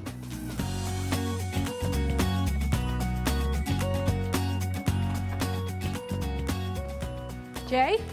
Hello. Hiya, how are you doing? I'm very good, but I'm not ready for you to see them just yet. Do you want me to come back in a minute? Just give me 2 minutes and I should be ready. I'll go and have a coffee. I'll see you in a sec. All right. Don't worry, Sarah. I think it'll be worth the wait. When she last saw them, the 65-year-old bedside cabinets were looking tired and worn. But now, with a delicate restoration of the veneer, a splash of colour and designer wallpaper on the doors and shelves, Jay has reinvented these relics for modern living. Looks gorgeous. Jay's pleased with them, but it's now finally time to find out what Sarah thinks. Oh, there they are. What do you think? They look fab. They're really shiny, aren't they? They are really shiny. And I'm loving the blue. It's a good colour combination. May I look inside? Of course you can. What have Go you for done? it. Well, basically, we've painted blue inside and on the lip at the bottom, and then put some wallpaper on the shelf and also some wallpaper on the back of the door, and drilled some holes in the back so you can load up or charge up your phone or your laptop, whatever you've got on the side of your bed. Well, I think what you've done is given them that really fresh update that means that people who have a funky house will love these, and they didn't look like that before. So I think what you've achieved on that budget is really quite impressive. Thank you. I think Jay has really managed, just with a light touch, to make those cabinets look contemporary. He's put that lovely designer wallpaper in there and that popping blue colour on the base. And now I have a chance of selling them for some real money. I think Sarah's reaction was really, really cool. She really liked them, and hopefully she should be able to sell them. As I said, they will pass my house test, so let's see if she can do it. When Sarah first met Judith at the tip, she was letting go of her parents' old bedside cabinets. Wow, they've got some age, haven't they? Yeah. I think about 1950s, I think. Mum and Dad's wedding present. His and hers? Yeah. Yeah. Brilliant, thank you so much for that. It's a shame to be throwing them away, but if something's going to, be done that's nice with them, it's nice to see that. Top vintage furniture dealer Martin couldn't agree more. Who did that? Jay Blades. Did he? It's amazing. I like that. Bedside tables, and particularly a pair, are really desirable things, so they're easy to sell. Martin was so confident the cabinets would sell that he bought them for his shop. Now, Sarah is off to tell Judith what happened to her parents' old wedding present, and hopefully to give Judith a gift of her own. Hi there, hello again. Hi, it's Sarah. Hi there. How do you do? How are you doing? Thank you. Yeah. I've just got a couple of pictures and things to show you about your cabinets that you dropped off. We had a look at them and we were wondering about turning them into a cocktail cabinet or doing something with them like that. Yeah. But actually, I took them to a designer called Jay Blades, who loves colour and gets really passionate about furniture and updating it, and mainly keeping it just the way it is. He had some good ideas about turning them into sort of slightly more modern bedside cabinets so they could keep their original use. Yeah. So I've got a couple of pictures I can show you of them. He had an idea. Oh, they look lovely. Do you like them? Yeah. So what and the picture inside, that's lovely. Mum would like that. She would. She wouldn't have minded a bit of colour on there and that kind of thing? No, she would have liked that, and she would have liked the thought of them being used, not just discarded. I gave Jay a budget of £75 to update them, and so he did all that painting and the restoration of the veneer and that kind of thing. And they were bought for £125. So that means that's lovely. I have got a little £50 present for you. Thank you very much. So I hope that's a good return. And I wonder, with £50, is there anything particularly to do with that kind of money? I think I'd like to buy some flowers with the money for Mum and Dad. That would be nice. Mum loved flowers as well. So. Oh, that's really lovely. It's nice to think that it goes back full circle. Yeah. Breathing new life into the cabinets cost £75. It didn't take long for Martin to snap them up for £125, meaning Judith can enjoy shopping for flowers with her 50 quid. Well, I am delighted that Judith approved of what we did with her cabinets and the fact that she thought her mum would like it too. And spending that money on a big bunch of flowers in memory of her mother, well, that's a very sweet idea.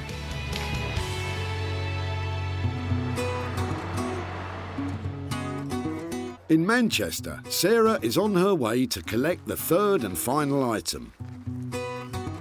When she last saw it, the old toolbox had some charm, but no longer had a purpose. But now, Horse has turned it into a fully functional and stylish mobile speaker, complete with a rechargeable battery, Bluetooth connectivity, and even a USB charger. So how's he feeling about Sarah coming to see it? I think there's quite a transformation, so I think hopefully she's pleased with it. I think it looks quite cool, but then I'm a massive nerd, so I quite like the idea of a Bluetooth-powered speaker, but I'm not sure everyone's that fussed about it. I love surprises, Horse. How's it gone? Pretty good. Oh! You're nuts. Do you know that? You are nuts. Look at that. Wow. So, you've been really busy, haven't you? What on earth have you put inside there to make it like that? There is a very hefty battery, so you've always got this kind of compromise between battery life and weight. So that's the battery. I mean, Okay. it's not short of a car battery really, but it's going to last. Okay, so normally this won't be on show, will it? No. Right. Normally these are shut, and then there's also screws to put in the side just to properly seal it, because you wouldn't really want it open. So, yeah. Horse, you're really clever, do you know that? It's got an instantly attractive look about it. And what, this bit here, so this is, Yeah. talk me through what gadgets you've got in here and how it works. So that's sort of, on and off switch is the big switch there. Main volume control. That's an input just so you can plug anything into it that's got a mini jack connector from like a smartphone or whatever. This switch either turns it to the input, or if you turn it to the right, then it engages the internal Bluetooth receiver, so you can just use it without having anything connected to it. This is the voltage that the battery's at. Okay. So when that drops below a certain point, you'll kind of lose volume and fidelity, so it just kind of tells you whereabouts you are. The USB charger there that will send power to any kind of USB device. So you can charge something on there as well. You can. And I think it's that kind of attention to detail that just makes it so lovely. It feels like it's a well thought out design. Well done, it's cool. Ace. Brilliant. Ace? You've aced it. I absolutely love it. Shall I demonstrate? It's a really good mixture, isn't it, of kind of retro and Yeah, I think new. so. I think so.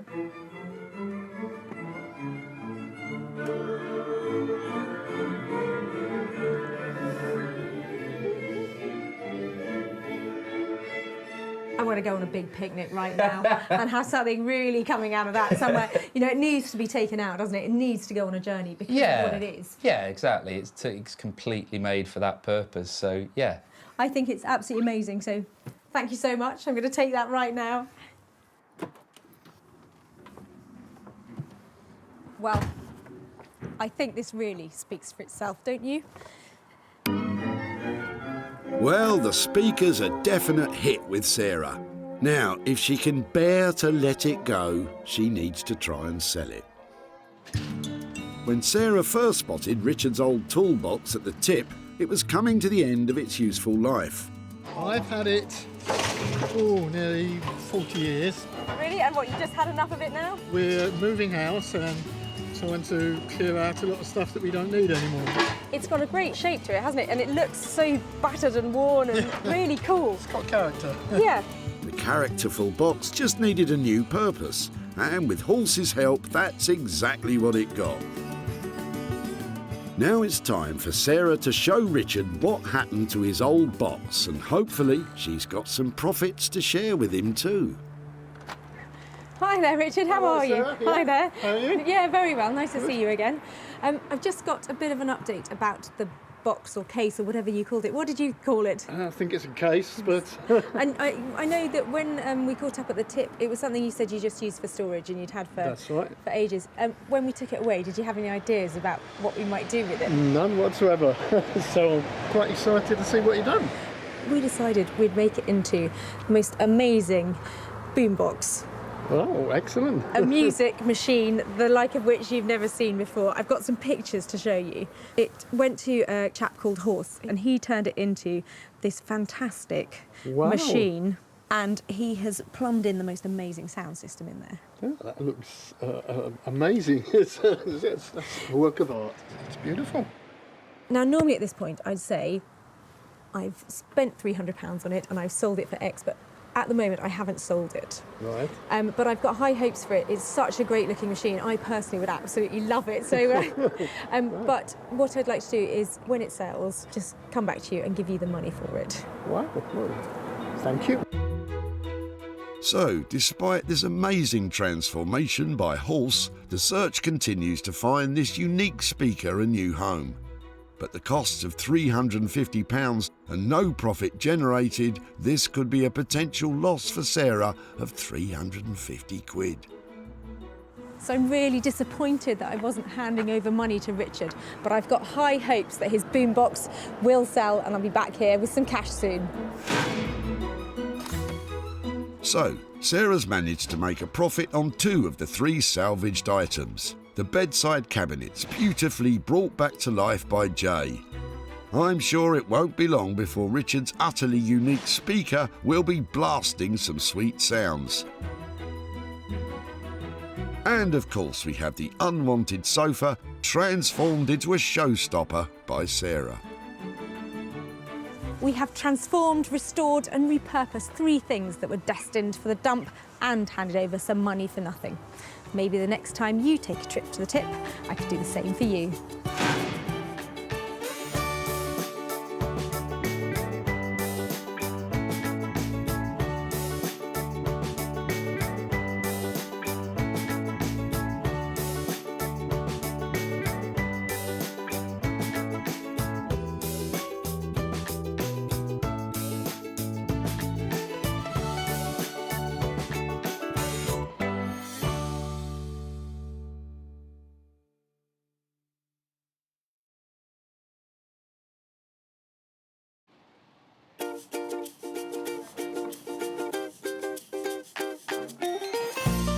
How do you make money for nothing?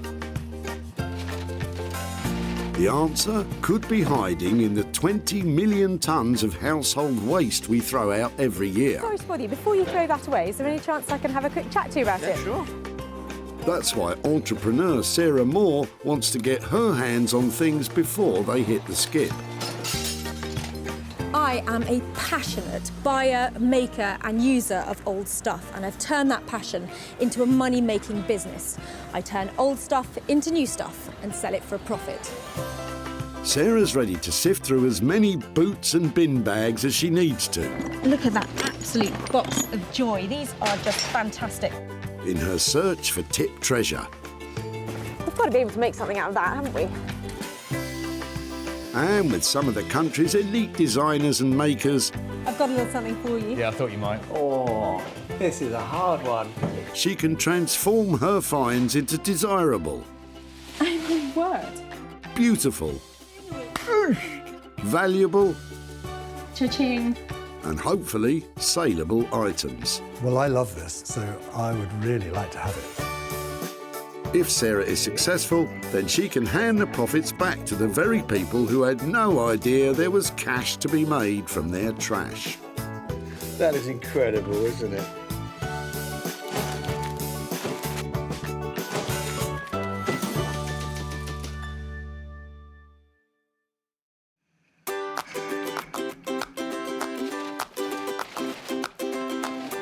For most people, a trip to the tip is about as exciting as rearranging your sock drawer.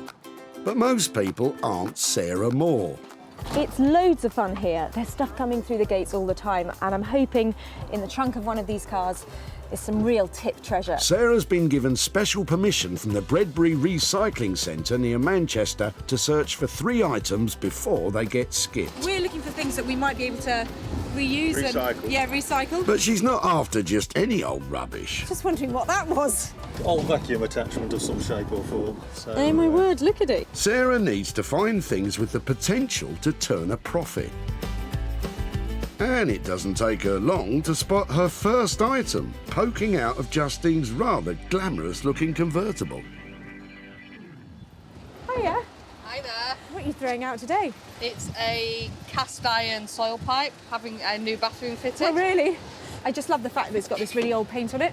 And I did speak to my decorator about that, and he said that to rub all that down and repaint it when he paints the outside of the house is not cost effective, because it would be about a day's labour just to rub the whole pipe down. Really? And it had to be changed anyway because of the new bathroom. I know it sounds really strange that somebody might want to take away a soil pipe, but we're looking for old stuff, you know, particularly stuff that has a bit of integrity and like we can remake into stuff. Right. I'm not sure if anybody will take on a soil pipe, but would you mind if we kept it just to see? All.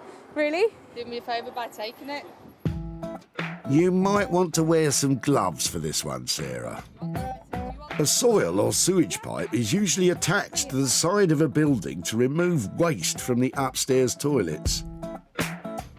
And there's just one more section to it. Keep them coming, Justine. After all, you can never have too much old soil pipe. It looks like it hasn't been used for a while. Has it not been used? Oh, it's been used. Really? I don't want to think about that, do I? Yeah. Thank you so much. If we just pop it here, that would be great. By the looks of things, this pipe has seen quite a bit of action. But exactly how old is it? It's a very old terraced house, in 1926. Okay. It was built, but it's the original cast iron pipe. Yeah, well, do you know something? It's going to a better place. Oh, that's good. Thank you so much. You're very welcome. Bye, bye. Sarah seems happy, but what's Justine thinking? I'm just glad to get rid of it. I don't know what she'll do with it. Justine does have some concerns, though. I'd have put my makeup on if I'd have known I was being on the television. Not to worry, Justine. While you pop off to the powder room, Sarah can take a closer look at her first item. It's a really old cast, probably Victorian downpipe.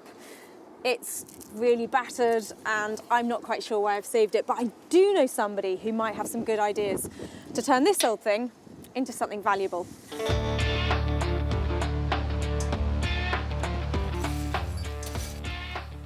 Beck Simon is a renowned artist blacksmith that can bang, grind, weld and smelt metal into bespoke beauties.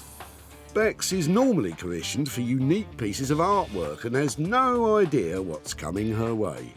Working with found objects is quite different from what we normally do, because we work with our clients and we produce designs and we work with them. So this is kind of like really freeing up the mind and seeing, you know, what object we've got and how we can make it work into something really cool, modern and yeah, desirable. So it's going to be fun. Let's just hope Bex is still smiling when she sees Sarah's pipe dream, and that it doesn't just all end up causing a stink. One item down, two more to go, and as Sarah's search continues, the dump is definitely getting busier. Oh, that's classy, isn't it? I love it. That is a special little pony, isn't it? I don't think so, Sarah. There's only one ride left for that old nag. Every time somebody pulls up, who knows what's going to be in the back of that van? Could be it. You might be right, Sarah, but Richard and Tom look pretty keen to dump that old blanket box, so you'd better be quick. Hiya. I'm really sorry to bother you. I'm up here today trying to find stuff that we might be able to make into other things. Would it be all right just to have a look at what you're dropping off and maybe chat to you? So whose is it? What's it doing here? How did it get here? Well, it's a bedding box. It was my mum's. She's moving house. We've tried to offer it to a charity shop, but they didn't want to either. So really? Yeah, it's a last resort tip. I think it's really quite cool, actually. Would you mind if I took it away and tried to make something out of it? Yeah, absolutely. Yeah? By all means. Thank you ever so much for your help. I really like that. That's made my day. So thank you so much. I'll get in touch. Thank you. Thank you. I love it. And I think we're going to make something really valuable out of it too. What about Richard and Tom? Do they think there could be any money in it? Give it a bit of sanding, make it really stand out, make it...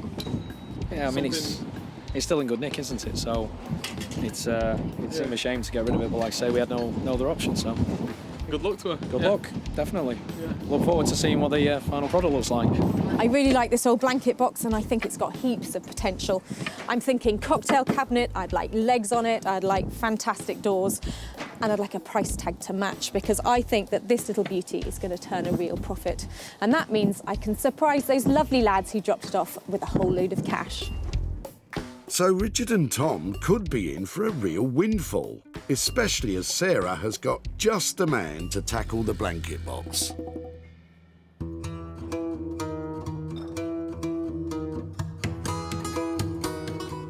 Rupert Blanchard is one of the country's leading bespoke furniture makers. He searches the country for undervalued materials to rework into contemporary designs. Basically, other people's waste, I find some kind of beauty in it and spend a lot of time and give rubbish a lot of attention to try and bring it back into use. Rupert's been working with reclaimed materials for almost a decade and sells his high-end designs all over the world. I like giving things a second, a third, a fourth chance. Bringing something back into use is incredibly satisfying. Well, let's hope Rupert's satisfied when he sees the salvaged blanket box.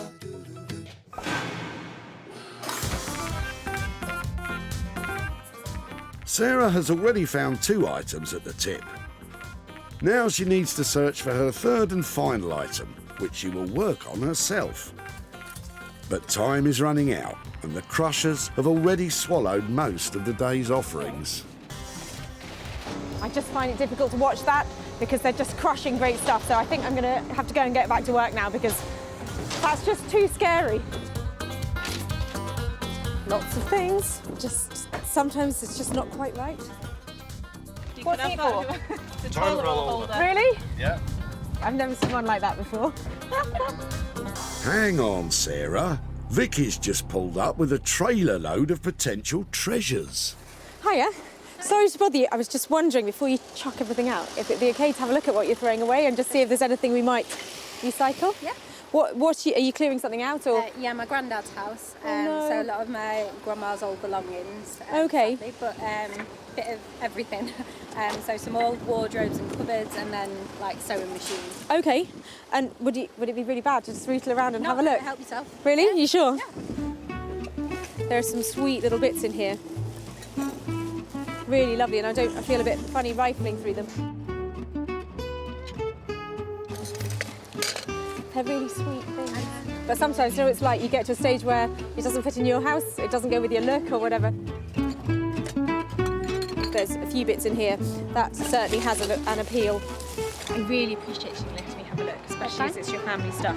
If it's okay, I would love to see if there's something in there and then come back to you, and that's brilliant. If you're happy, I'm just going to take this off. You go. Thank you so much for sharing. Sarah's found her final item. But exactly why is Vicky letting go of her grandma's stuff? Helping my granddad clear out my grandma's old room. He's finally ready to let go of a few things of my grandma's because he's getting on a bit. We needed to clean out the room so he's got more space to move around. It'd be nice if it could be reused for someone else who'd get pleasure out of it, because I know my grandma certainly did with a lot of these things, so it would be nice if it could go elsewhere rather than in the bin. So this is a really eclectic little collection of stuff. Part of the stuff she dropped off were these plates, this china.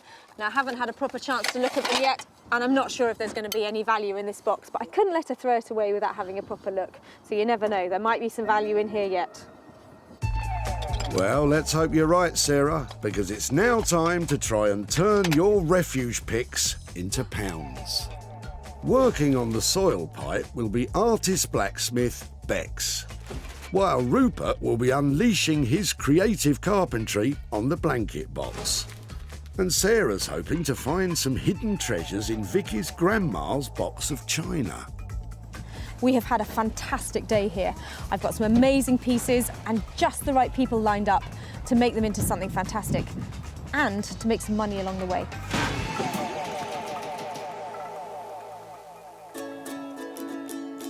Sarah's first stop is Surrey, where, tucked away down a country lane, is blacksmith Bex and her husband Dave's workshop. So I'm waiting for Sarah to come.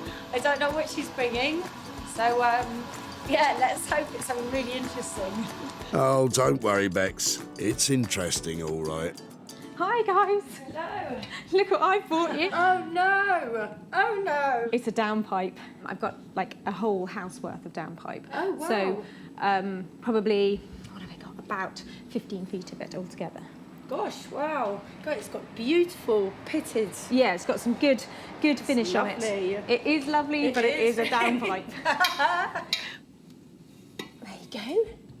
Do you want to hear the plan? Oh, go on then. This is really exciting. Okay, so bear with me because it takes a bit of imagination. So I was thinking that if we could cut them in half, Yeah. and if we could have lots of half little tubes, you know, like sort of like guttering sort of style, Yeah. and have, you know, like tube, we can make ourselves a lounger. Oh, right. And I can get some little velvet cushions made to make it up into a round again. Oh, wow. And then have it like, you know, like a luxury, amazing chair that you have in the corner of the sitting room. Oh my gosh, that sounds really nice, really nice.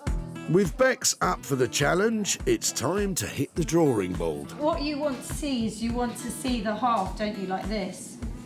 Yeah, exactly. Yeah. And then you've got the cushion going on the top, like that's what you want to see. And it could be sort of like that with an extra one on the headrest and more here. Oh, right, I get you. So if we're talking about, you know, a frame, getting all of these pieces into position and the legs, how long, you know, what kind of money are we talking about for that? I reckon for both of us working on it, about 600 quid to do that. Got 600 quid on the frame. It's probably going to cost me a couple of £100 to get the cushions done. So an 800 quid piece. Another challenge on our hands. I'll leave you to it, shall I? Never say I don't spoil you. As Sarah heads off, there's one all-important question on Bex's mind. When do you think the last time some... Probably a few days ago. No, seriously? I expect so. Ugh. This has been ripped off our house. I'm gonna wash my hands. Have we got some detergent? Have you given them a sniff? Have you? Go and smell your hands. It might be dirty work, but it's not cheap. With a budget of £600 for the frame, plus an extra £200 for the cushions, let's hope Sarah isn't flushing her money down the drain. Sarah's next stop is sunny Margate on the coast of Kent. Once a mecca for British tourists in the 1950s, it suffered a major decline over the years due to cheap package deals sending the holidaymakers overseas. But today, Margate is a place where vintage is an advantage and reclamation is the order of the day. And one man leading the way in all things repurposed is furniture redesigner Rupert Blanchard. I'm really looking forward to Sarah turning up today and see what she's managed to discover. Hopefully it's something fun, but I'm really happy to play with anything that she's come up with.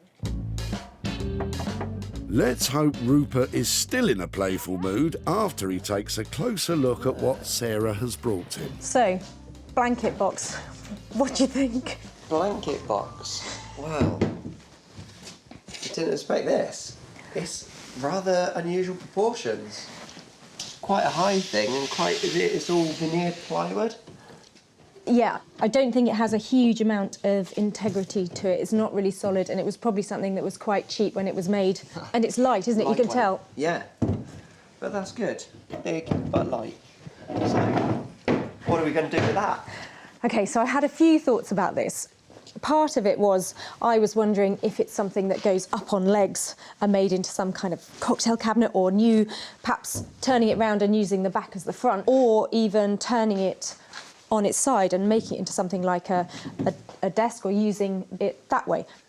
You're saying some sort of desky, cabinet-y thing. Rupert doesn't seem convinced. I don't know. The question is, can he see the potential that Sarah saw when she salvaged it? I don't know. Is it something that you think is workable or not? Because it's OK to say, I'm not sure that this is... Yeah, no, I can definitely work with it. Great. Work with it. Just coming up with the thing that's right for it. Is this something then maybe that I leave with you for a few days, maybe give you a call and we can catch up and see if you had some thoughts about it, or if I think so. Feeling that it will be, it'll keep me warm through the winter from the fire.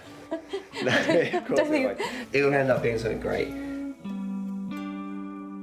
So Sarah's going to leave Rupert to it in the hope that a good idea does come his way. Can't say it's my favourite of all the pieces I've ever worked with, but that's my challenge really, to make it my favourite piece. Every piece I work on I try to, if I'm not happy to have this in my own home, I don't want to work on it. Let's hope Rupert has a moment of inspiration soon. because without a plan, Sarah has no idea what the budget might be, but at this stage she's just hoping the blanket box doesn't go up in smoke.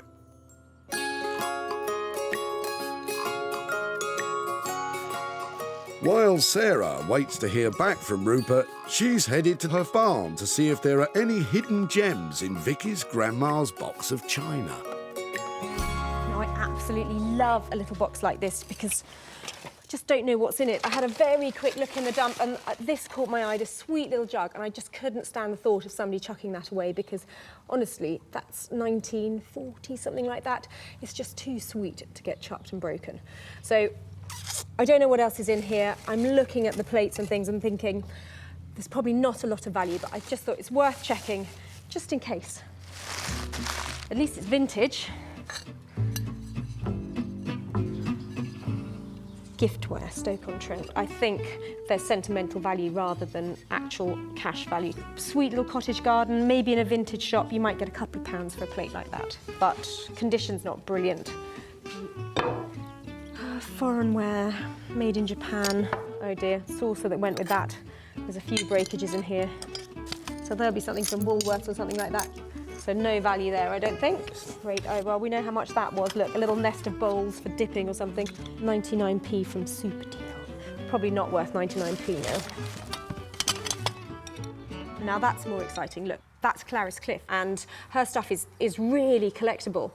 Especially the early stuff, and I'd say looking at that shape, which has got those real Art Deco lines to it, that that's an early piece. You might be right, Sarah, which means this bowl could be from the 1920s, when Clarice Cliff first became a famous ceramics artist. It's got a couple of nibbles around the rim, but I still think the shape of that's got real appeal. That's a find. As far as I'm concerned, in that box, this is a find. And really worth saving from going in the tip. Right, what else? That's its ladle. Now that's cool. That's another great piece. I'm really pleased with that. That is 25 quid probably. So that, I think, is a little gem, but I'm hoping that will bring some proper money in for Vicky. That's it, Sarah. Nothing like a bit of elbow grease to ease the wheels of commerce. Because Clarice Cliff is so collectible and valuable, you do get people trying to make forgeries and fakes. But you can see just by this wear here, this is a genuine piece. It's been around for ages and it's well used, so this is definitely the real deal. Of course, it's not all about brawn. Research is just as important. You can see, you know, this book's got all sorts of things in it, but there are loads of pages just for the Clarice Cliff stuff because it's so collectible and people absolutely love it, which is really good. Makes that really quite exciting. Okay, so that is a Bobbins pattern Stamford bowl. So that is the same shape as this one. Having discovered exactly what it is, Sarah now wants to place the bowl and ladle in an online auction.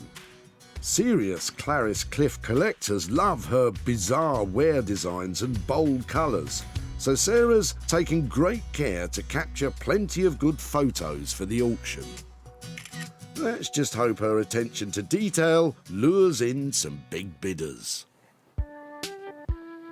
Meanwhile, at their West Surrey workshop, Bex and Dave are trying to psych themselves up to start work.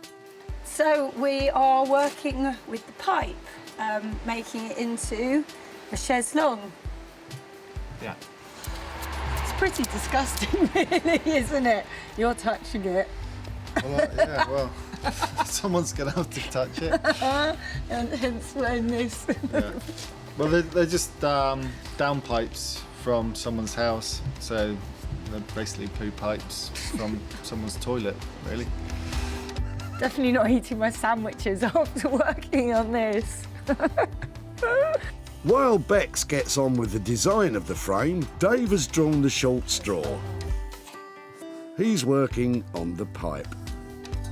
How are you feeling about that, Dave? Yeah, try not to crack them and just cut them as neatly as we can, as quickly as we can. That's it, Dave. Stay focused on the task and try not to think about what might be inside. First, he needs to mark, then cut the pieces of pipe in two. He'll then send the dimensions of the new half pipes to Sarah so she can make the cushions. Meanwhile, Bex meticulously bends the sections of the frame into shape. True to his word, Dave is making short work of cutting the pipe.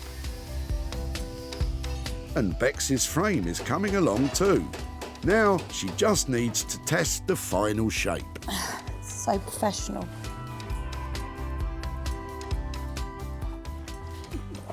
So where does my head come to on that? Oh. There. Am I in? Right. Well, yeah, you're at the top. And this, do we need to cut that down? No. Is that a good... Yeah? Yeah. It's Okay. fine as it is. It's not very comfortable. This is no laughing matter, and neither is the state of the insides of the pipes. Ugh. Luckily, Dave's on hand again to clean them up once and for all. Now, as soon as the pipes are dry, they can be sealed with varnish and attached to Bex's frame.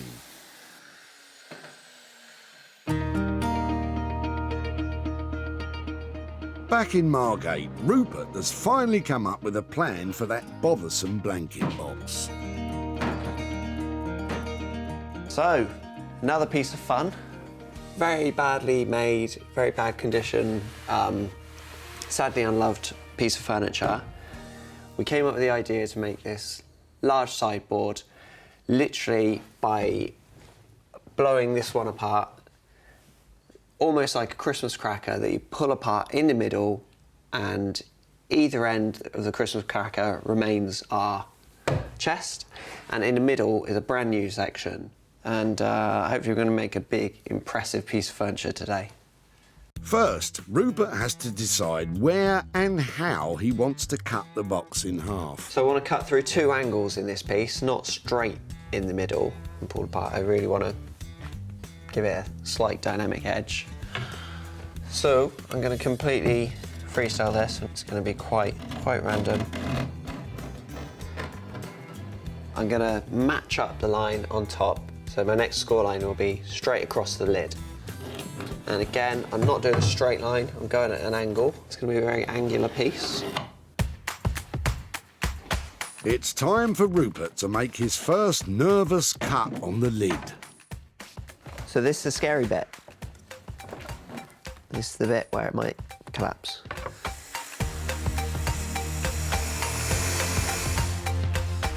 With the lid safely cut, it's time to tackle the rest of the box.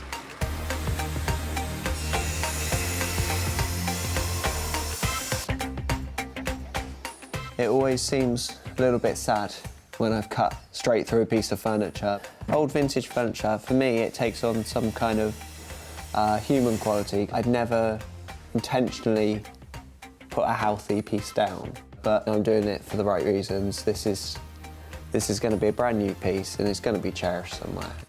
Last cut. One more chance for it to fall apart. This one's going to be the worst.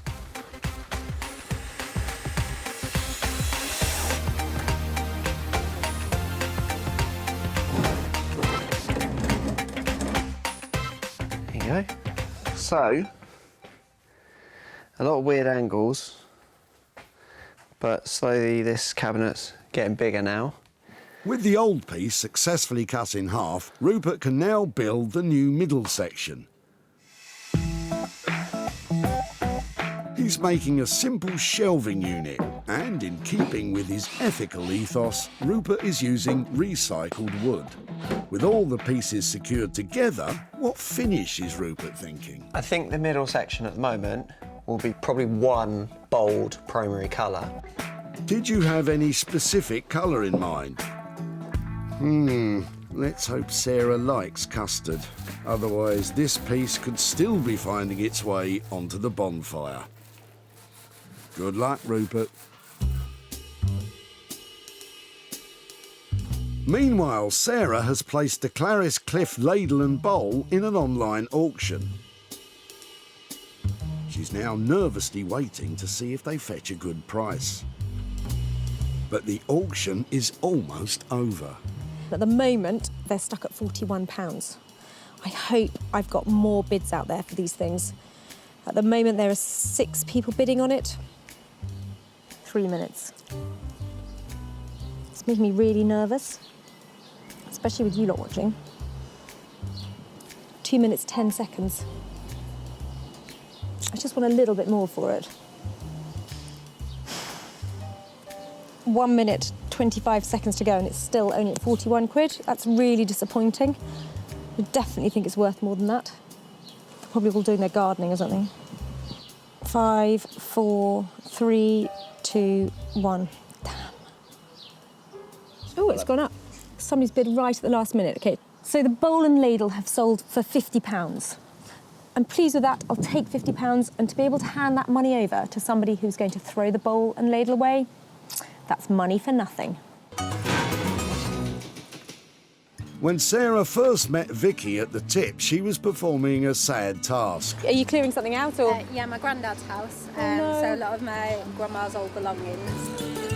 Horrified by the thought of seeing all of Vicky's grandma's stuff slung in a skip, Sarah decided to take a chance on a box of unknown china. It would be nice if it could be reused for someone else who'd get pleasure out of it, because I know my grandma certainly did with a lot of these things. Sarah's gamble paid off when she discovered the Clarice Cliff bowl and ladle. Now that's more exciting. Look, that's Clarice Cliff, and her stuff is really collectible. That's a find. As far as I'm concerned, in that box, this is a find. Although Sarah was slightly disappointed with the final sale price, hopefully Vicky will still appreciate the effort and, of course, the little extra spending money. Sarah is in Bram Hall to hand over the profit she made on the Clarice Cliff bowl. Hi there. Hi, I'm Sarah. Hi there. Hello. And this is my granddad Ken. Hi there, Ken. Hi there. Come on out a bit. I've got something to. I've got a little something to show you. I wondered if you had remembered in the box of china there was a bowl that looked like that. Does that? Oh yeah. Yeah. When I saw the back stamp on the bowl, I turned it over. It said Clarice Cliff on it. I really got quite excited about what you might have popped in your box. So I did a bit of research, and a bowl like this, because of its very strong Art Deco lines, is actually quite collectible. So I popped it online to see what sort of interest I could get, and it turns out that a collector saw it and really wanted it and paid £50 for it. That's brilliant. Yeah, so that £50 actually comes back to you. So who would like £50? Grandad. Thanks very much. Any ideas what you might do with £50? Well, I was thinking I'd have to get a new set of crown green bowls. Oh, that's a lovely idea. I really think that's, well, from one bowl to another bowl, that's very appropriate, isn't it? With a straight online sale and no material costs, Vicky and Sonia's granddad Ken gets to pocket the full £50 profit from the sale of the bowl. Well, I actually found that quite emotional because it's just such a lovely story that Grandma's old bowl is going to buy Ken a whole set of new bowls.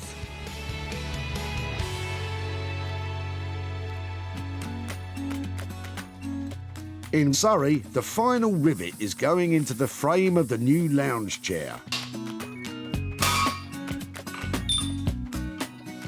Now, Bex and Dave can do their finishing touches.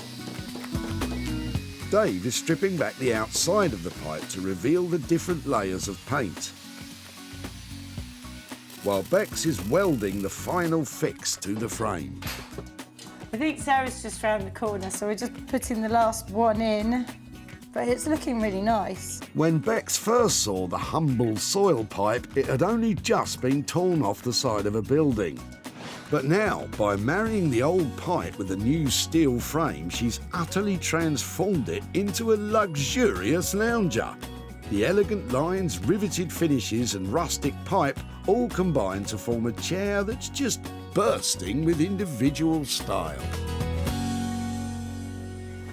Well, this is a really exciting moment because it's not often that you pick up a lounger made out of a poo pipe.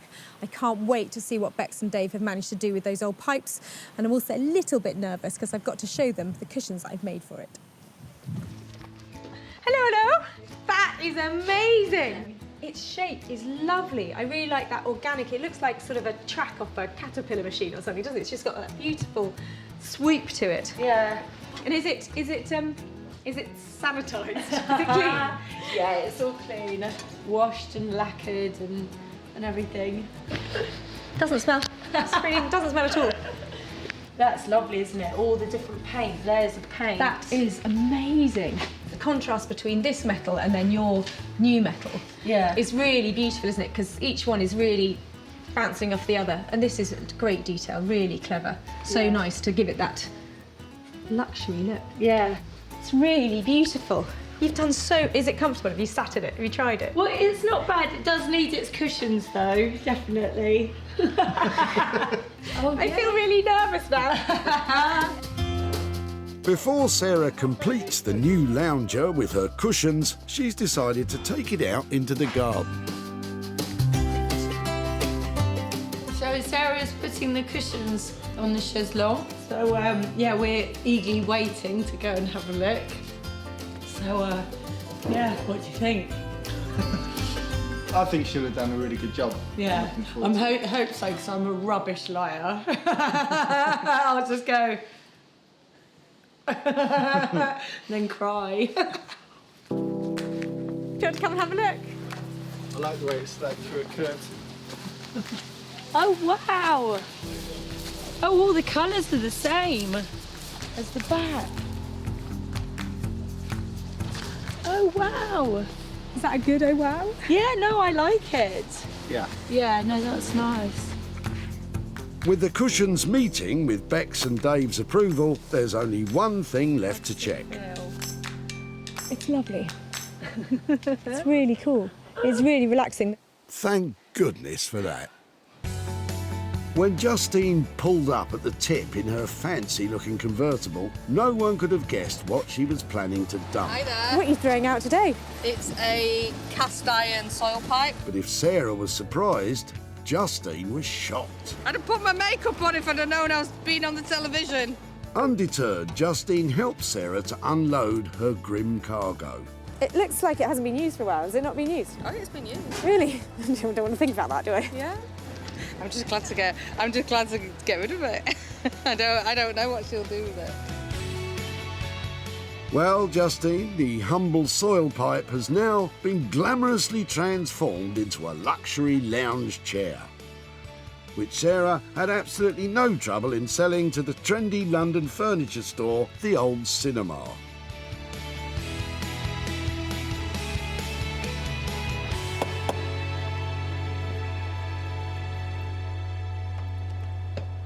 Hi, Sarah. Hi, Justine. Lovely to see you again. And you. Much nicer surroundings than last time. Yeah, the tip. Now, since we have had your pipe, have you thought about what we might be able to do with it? To be honest, I didn't really think that you would be able to do anything with it. After a bit of debating about what we should do, we turned it into... Are you ready for this? Go on. Because this is I've no idea. a really good transformation. Oh, wow! Your downpipe is now a lounger. Gosh. It is now a high-end interiors piece of furniture. Oh, I could have had that in my house then. Yeah, you could. You could.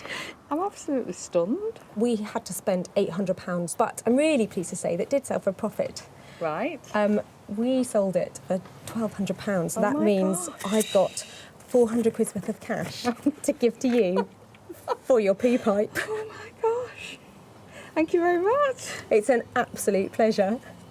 Wow, didn't expect anything. Work and materials on the downpipe lounger cost £800. It sold for a whopping £1,200, meaning Justine gets the £400 profit. With the money, I will put it towards taking my mum on holiday in September for her 80th birthday. So spending a lot of time and money renovating an old downpipe could have been money down the drain, but I'm really pleased to say it was money for Justine.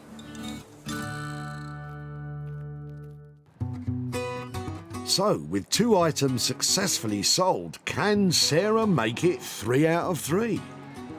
It's time for her to see the final item in Margate. I'm a little bit worried. I left Rupert with a really old-fashioned looking blanket box and a quite tall order to turn it into something amazing. So fingers crossed, he's managed to pull it out of the bag.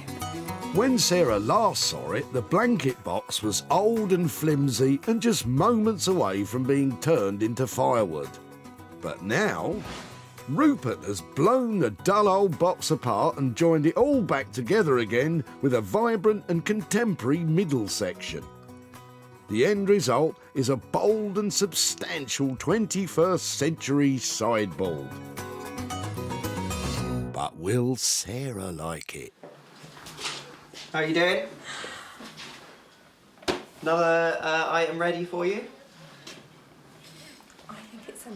I think it's genuinely, absolutely smashing.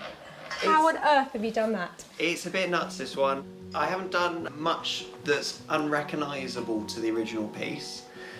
Apart from slash into it. I slash into it. I have made what was a piece of furniture that didn't have much of a useful function anymore in home into something that hopefully does now, into a very big sideboard by literally pulling it apart. It's stunning. Can I have a closer look? You can, yeah. Obviously I have used a new section in here. This is made from OSB, or sterling board, which is actually the waste chippings around a tree when they've taken the main lengths of timber out of a trunk. So it is a sustainable product. I've restored the original piece, other than cutting it in half. I have actually restored it by repolishing it and refinishing it. You might actually like to lift those up and find that there is oh my word! The original function of the cabinet is still there, so the piece still exists in its original form. Genius. You know, you can tidy the living room in at a moment's notice when the kids have been playing. Exactly, and either end, that does the same thing. I think it is the work of a genius. I think the fact you've got that storage in there as well, I really wasn't expecting that when I saw it. And this slash of fantastic colour, and you know, anybody else, I'm sorry Rupert, they'd have just cut it in half. They wouldn't have put those angles on it and made it look like that. I think it is inspiring stuff you've created here, because it was such a light, insignificant piece that I dropped off to you. I didn't think that anybody would be able to make anything that looks like this, and this is stunning. It certainly is, Sarah, and let's just hope you can give it a stunning price tag to match. Back at the dump, brothers Richard and Tom were at pains to bin their old blanket box. We've tried to offer it to a charity shop, but they didn't want to either. So Really? yeah, it's a last resort tip. Would you mind if I took it away and tried to make something out of it? Yeah, absolutely. Well, yeah? By all means. It's a shame to get rid of it, but like I say, we had no other option. So who'd have thought? Yeah, it's somebody would actually want it. So. Little could the boys have imagined that the charity shop reject would be transformed into a contemporary sideboard. This is great. And when Sarah showed it to Martin, one of the country's leading retro furniture dealers, he snapped it up on the spot. This isn't just recycling something, it's taking something and making it better and fun and artistic, and it's really creative stuff. So now it's time for Sarah to reveal to Richard the fate of his old blanket box. And she might just have another surprise for them in her back pocket.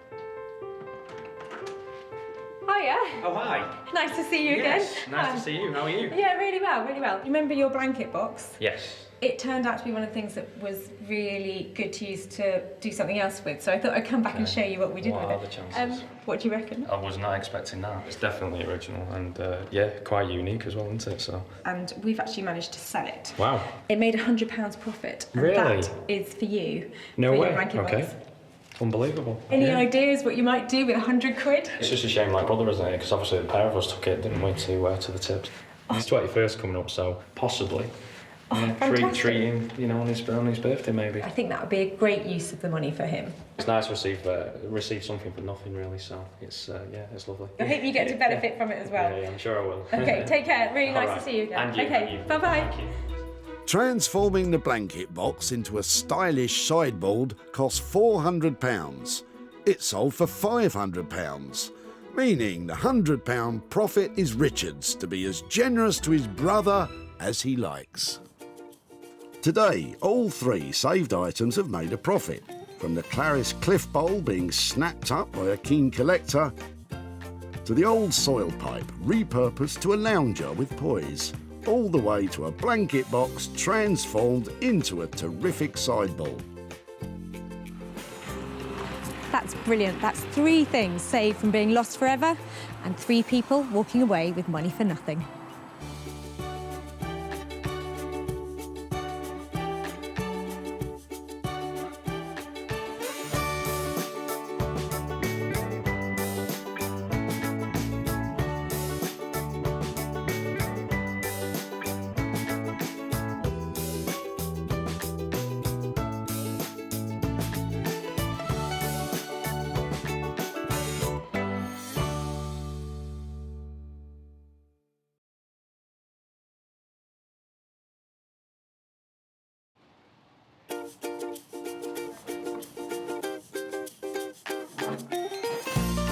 How do you make money for nothing?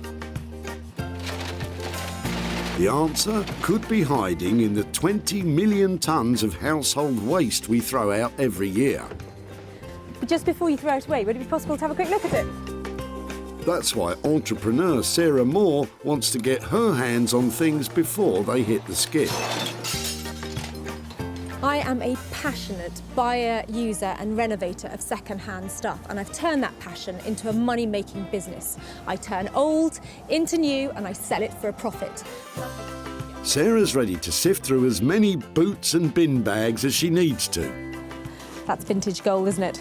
It's really exciting. In her search for tip treasure. I love it. And with some of the country's elite designers and makers. What are we going to do with that? Oh no! She can transform her finds into desirable. Amazing. Beautiful. Valuable. Cha-ching. And hopefully saleable items. That's £80 profit. If Sarah is successful, then she can hand the profits back to the very people who had no idea there was cash to be made from their trash. Oh, that's fantastic. That's unbelievable.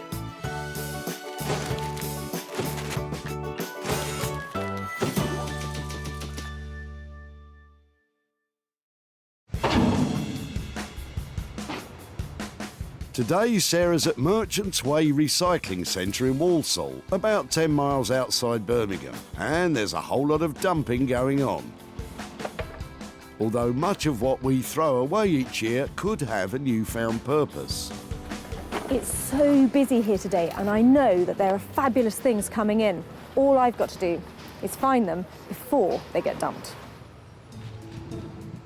Sarah's search has been given the thumbs up by the local council, so don't think this is an invitation to start raiding skips in your local tip. That's not rubble, what's that? It's an old tripod, belongs to my dad a very long time ago. It's amazing what you find amongst the rubble.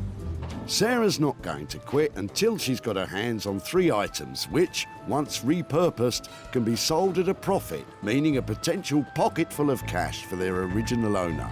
They're being thrown out. But some people are more happy to see their things gone for good. My other half is on holiday and he doesn't know I'm getting rid of all this. He comes back tomorrow. Luckily, Sarah's found Don, whose other half is more than happy to get rid of their old furniture. Her indoors doesn't want it. Really? It's got threadbare and it's worn, isn't it? And the cat's been at it. It's all been scratched to death. And this is how it is. No one wants old furniture. You just have to chuck it out. Well, I tell you who might want it. Me. Oh, you can have it if you like. Because it's got a certain something about it that is now quite popular with people because of its retro styling, because of those little wooden armrests. You say that to my wife. Well, it doesn't fit into everybody's home, yeah. But this is the kind of thing that I'm up here looking for, hoping to give a new lease of life to. Well, there's a great big bucket full of broken glass here when the window broke in the storm the other week. Do you want that as well? She'll be fine with the chair, thanks, Don. Stick your glass in the rubble skip, because glass is made of sand, you know. This looks so brown, it's so old-fashioned now. It's going to look amazing. You hear that, Don? Amazing.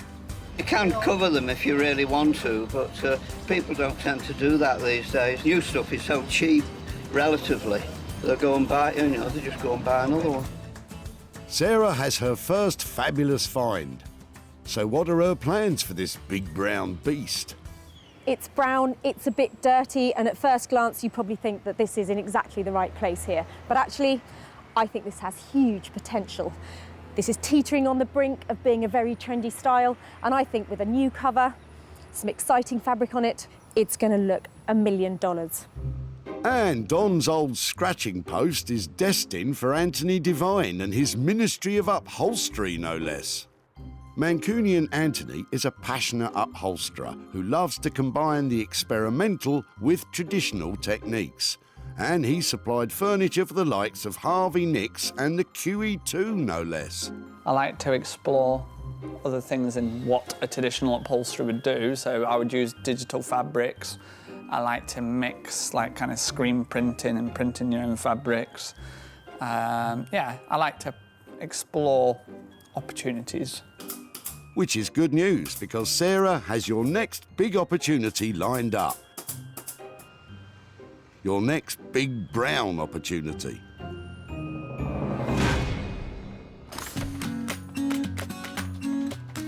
Sarah's seeking out her second item, and she has a spring in her step. I love you. What's that? I love you for you, Trish. Here, I'll do the jokes, thanks. And to put an even bigger smile on Sarah's face is Bob and his boot full of metal. Thanks to Bob, Sarah has her second item to renovate. Just before you throw everything away, tell me what you're doing here today and where this has all come from. A rotting garage. I love the look of the metal. I know it's rusty and it's old, but there's something about this sort of stuff. Is this some sort of old drill fitting or something? Yeah, exactly.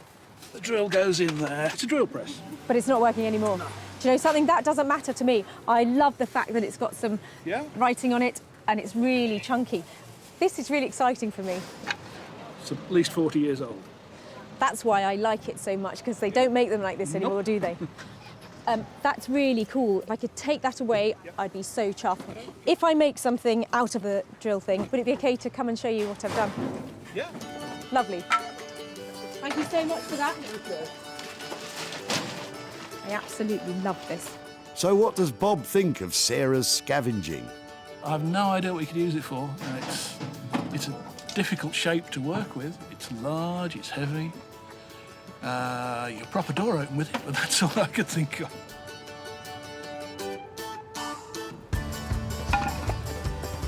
I'm so excited to have found this. I absolutely love it. This beautiful retro styling, the lettering, all the colour of the paint that's left on here. It's a really interesting piece and it'll look great as an interior design lighting feature. Bye. Thanks to Bob the Builder, Sarah has her second item to renovate. But she'll need help. Luckily, she has just the right man for the job. Say hello to the Rag and Bone Man, aka Paul Furbank. Launched during the London Design Festival in 2011, the Rag and Bone Man brand is best known for creating high-end interiors from salvaged heavy machinery. Normally we're working with, say, aircraft components or vintage motorcycle components, things that are really well made. I think people don't often throw metal away because it's worth some money and you can take it to a scrapyard. So yeah, it'd be interesting to see what somebody has taken down to the tip. Hopefully it's not a shopping trolley. Paul will be happy to hear it's not a shopping trolley, but I can't imagine he'll be much happier once he sees the rusty drill press.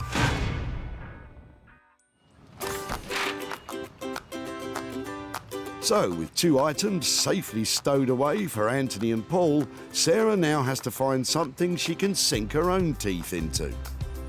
So much going on, I don't know where to start. Look at them, they're queuing up round the block. Every time I look in the back, I have to see, is there something I like? Well, Sarah might like the look of what Les has in his boot. Just being nosy. I'm just wondering if those wood blocks would make chopping boards. What do you think? I think they would. Better watch out for the guard dog, though. Who's your friend? Hello. Gracie. What's the wood from? This is wood I use for my wood burner. but I make things out of them, see. Really, what do you make out of them? Well, anything. How many have you got? Come on, let's see. It'll be about 8, I think. And you sure you've got more? You don't mind sparing them? No, no. I'm such a scavenger. Yeah. Are you a woodworker, or have you got the right tools? I just make little things. What have you made out of them? Well, I make a lot of signs for the caravan club. Okay. I feel really embarrassed taking them, but if I do manage to make something... Look, I wouldn't give you them if I needed them. Well, you're very sweet. I think Gracie approves. Sarah reckons these timber cut-offs could make adorable little chopping boards. Do you think she can do it, Les? I'm the clue. I don't know her skills. Clearly she's got some. She sees something in them to have them up with. It was that, the caravan or the fire. So she creates something, which it is created. Good luck to her. There are 8 or so chunks of these fat little bits of flooring joist, and I think I've got a plan for them. You know when you cut up the lemon that goes in your gin and tonic and it tastes of garlic because you've used the wrong board? Well, these are going to be beautiful, bespoke lemon boards for your drinks cabinet. Sarah's 3-piece treasure hunt is complete. Anthony will dream up something dazzling for Don's armchair. Paul will devise a new use for Bob's drill. And Sarah will be slicing up lemons in no time with Les's blocks. It's been a really good day here today. The people of Walsall have been brilliant, and in between the bin bags and the garden waste, I found 3 really excellent things, and I know I can turn them into hard cash.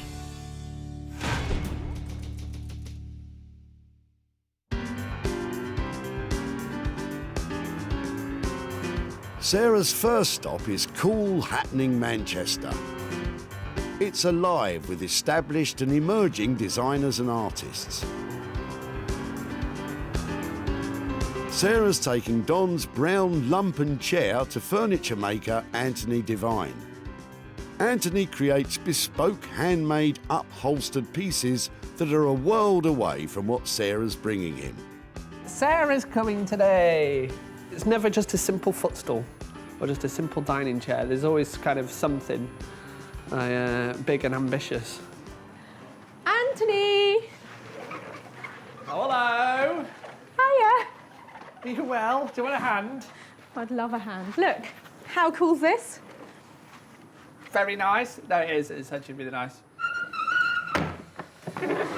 Right. Talk me through it then. It's not really being done any favours with the brown draylon, but I thought it was actually really... Oh, don't break it already. Sorry. Steady on, Anthony. I thought that it could be absolutely bang on trend and looking really cool.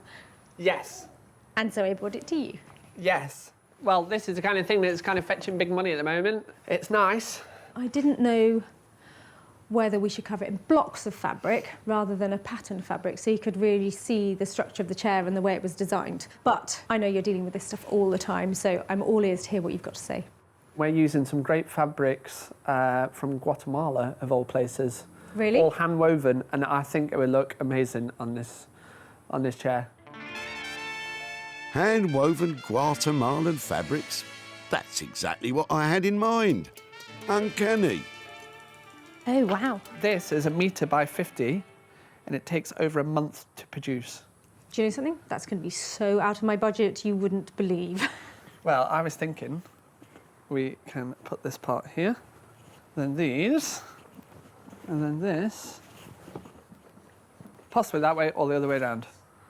This is a bit controversial, Kate. I'm slightly worried that if we put all this on here, and I was hoping to keep the wood exposed, we might end up where we don't actually see the shape of the chair.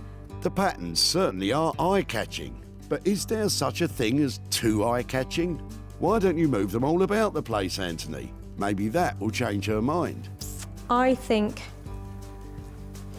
that will work. I'm not sure she's 100% convinced. It's a big money gamble with such pricey fabric. What am I looking at to get this whole thing done, including the fabric? We're going to be around, you know...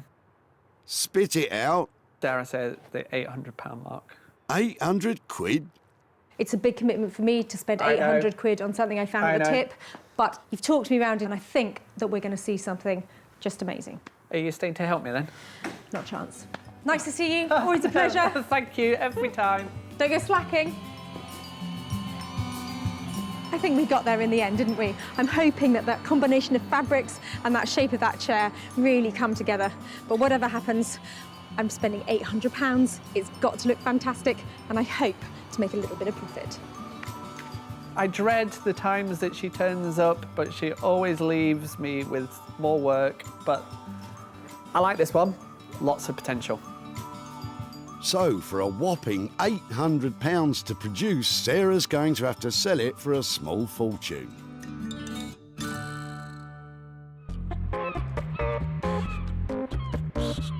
Next up, Sarah is off to Margate in Kent,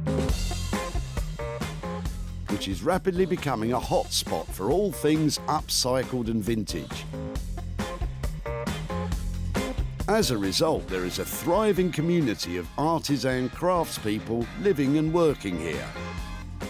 And Sarah knows just the right one to transform her rusty drill press into something saleable. It's Paul. Hello. Hiya, how are you? Not too bad. Just what have you got here? This... Oh, a little something. Shall I hand it over to you? It's Yeah, really let me heavy. take It's that off really you. heavy. Let me have that bit. How are things? Yeah, good. Paul should be feeling good. He specialises in transforming old rusty machines, and you don't get rustier than that. I can't believe somebody's actually thrown this away. It looks so cool with the cha-ching kind of handle. Yeah, yeah. I'm sure we can get that to move. Really, because I had a few ideas. I mean, when the first time I saw it, I thought, you get this kind of ice cream coffee machine. There's something about it that has that kind of American diner sort of feeling. It would probably take us a little while to kind of strip it down and actually get it all moving again. It'd be quite cool to turn it into some kind of like a wine bottle opener or something like that. I mean, this will obviously come up and down if I can get the mechanism free and get it moving. You could do something like that, but It would be great to sell it into a commercial setting. okay. And it looks something like it would look good on a bar or something that along those lines. What about a nutcracker or something like that? Something really simple. Love it. That's a really cool idea. So you kind of buy your pot of nuts from the bar or whatever, and matey says, oh, you know, welcome to the crusher, and you can kind of pick what flavour you want and crush away. We could, you know, try something like that. You know, even if it was 5, a little handful of them that you could cha-ching in there. Sarah's got cha-ching on the brain today, and so she should. To produce a nutcracker out of the drill will cost upwards of £300, so she'll have to find a buyer with plenty cha-ching to make it worthwhile. Well, I'll leave you to it. Okay. Got your work cut out. Look forward to some beer and some nuts very soon. Every so often you come across somebody who just blows you away with the ideas they come up with and the creativity, and Paul is just like that. I am so excited about what he's got planned for that drill bit, and I just can't wait to see that nut crusher. It's going to be amazing. It certainly will be amazing. Sarah's not getting it for peanuts. With Paul's labour and materials estimated at £300, let's hope it's just the nuts getting squeezed and not the profit margin.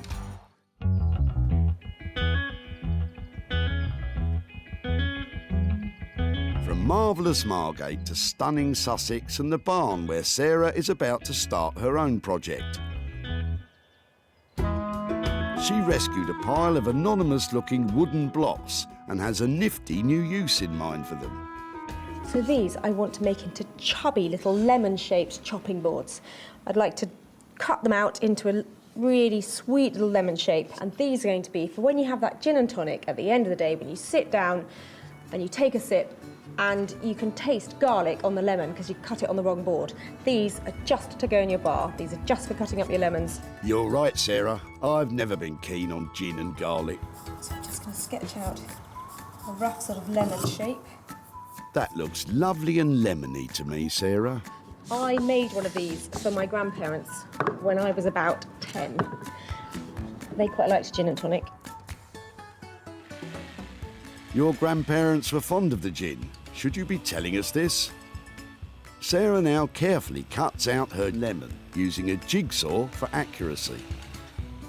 So I'm going to sand off the whole outer layer of the wood so that it's all clean, and then I'm going to use some olive oil just to seal it, and that should be fine. There are lots of safety considerations when thinking about allowing recycled wood to be used with food.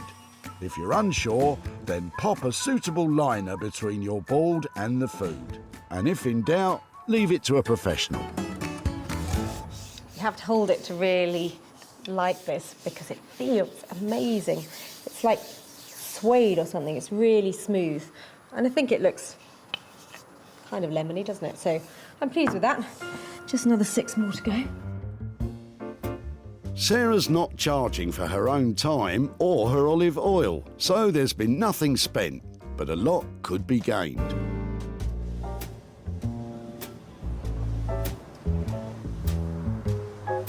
Back in Manchester,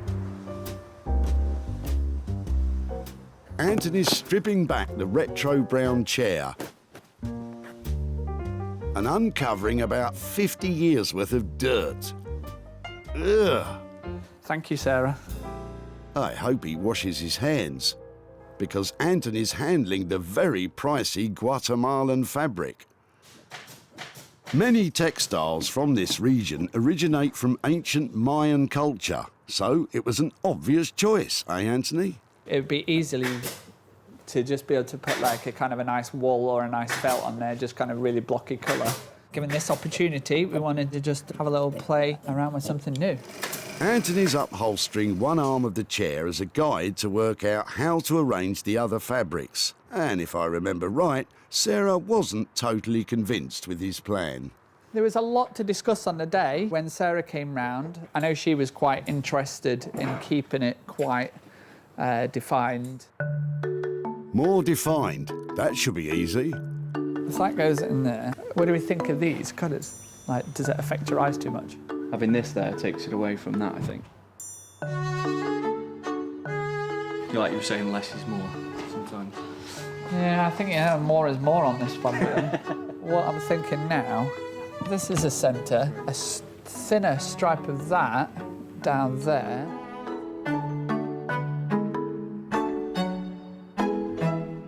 Option number 2. Pretty soon, all of Anthony's upholstery students want to give their 2 cents worth. It's just a bit busy.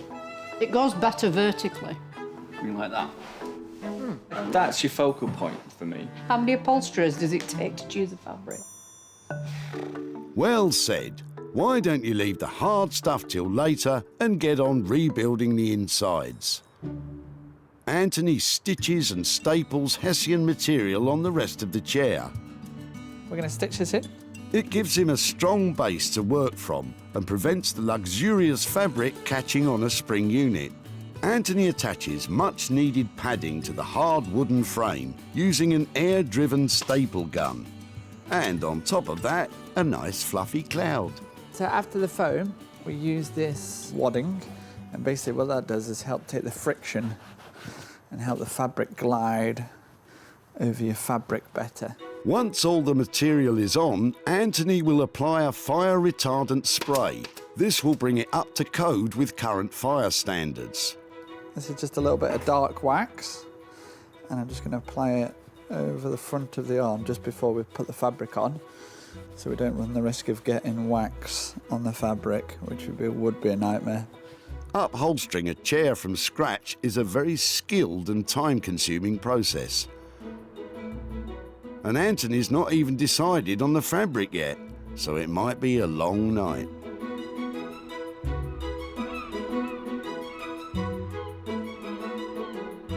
Back in Margate, Paul has been working on the new designer nutcracker. But after dismantling the old drill press, he's discovered a major problem. To actually make the whole thing food safe, I kind of realised that where the carriage is sliding up and down, it needs to be oiled. There will always be kind of traces of steel and oil very close to food, and I think to actually make it food safe is maybe going to push the budget way over. So I'm now actually thinking that we redesign it and turn it into a lamp. I hope Sarah's all right with it, but that's kind of what I'm thinking at the moment. Sarah did love that nutcracker idea, but if you run the risk of getting oily nuts, probably best not to bother. So what's your plan for the lamp? What we'll actually end up with, we're going to end up with this coming out and then coming back on itself, something like that. If we add the fire extinguisher, if that gets added here, but then the whole thing's back over there, if I'm making sense. Wait a minute, fire extinguisher? I've been cutting these for years, and that, as you can see, was a fire extinguisher, but when you've put a nice cut on it and that's polished, and it becomes a lampshade, it's actually quite hard to tell that it was a fire extinguisher in the past. So it's nice. It makes a great lampshade. If you say so. Paul's biggest challenge with the new design is creating the angle on the post for the light to sit on. To do that, he's going to have to try and cut that solid iron bar. Here goes. Paul's using a circular saw. It gets very sparky, so if you're cutting your own drill press at home, remember, goggles. Having successfully made a V-cut in the bar, it's now time to see if it will bend. Fingers crossed there's enough of that, so I should just be able to bend this back and... It's got a square cut, actually. Go on, Paul, put some welly into it. Good job, sir. After Paul welds the joint together, he can get on with the drilling, screwing, chiseling, and whatever that is. And after all that, what do you reckon, Paul? Is it going to work? It is coming together.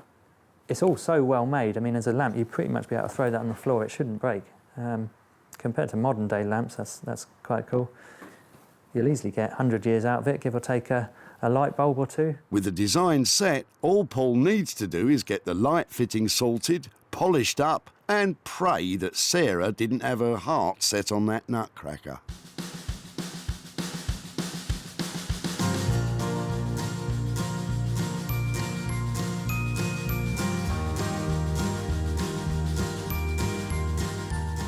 Back at the barn, Sarah's sanding her last lemon-shaped chopping block. Sarah took 7 sorry lumps of pine and created 7 sweet citrus-shaped lovely lemon chopping balls. With a silky smooth finish sealed with luscious olive oil. I have really enjoyed making these, and they're a simple project. They're approachable if you want to have a go at home. You've got a piece of wood that you can sand on all sides and just a saw to cut out a shape. It's a really fun thing to do. And you get the added bonus that now I have to go and test drive it to make sure it works. So I'm off to find something that needs a lemon putting in it. Sarah's success is measured in sales, and she always seeks out the best opportunities to maximise profits. Hosting regularly her own furniture and clothing sales from home, Just sold the sofa. advertising and selling online, Get that online. or meeting commercial buyers in person to sell direct. Seeing this is really refreshing, and it's good, and people are going to want more of it. It's going to grow, this thing, I think, that you're doing. With opportunities galore in the things we throw out, Sarah's always looking to make money for nothing. Back at the dump, Really interesting. You sure? Bob's wooden blocks almost went up in smoke. It was that caravan or the fire. So she creates something, which it is created. Good luck to her. Sarah transformed them into a set of sensational citrus fruit-shaped chopping balls. In the hope of making a juicy profit, Sarah visited her local watering holes to sell her lemon slicing balls. Do you fancy one? Yeah, definitely. All you've got to do, have a good look at them because they feel really nice, have it? And just make me an offer. Anything over £5 and I'm probably going to say yes.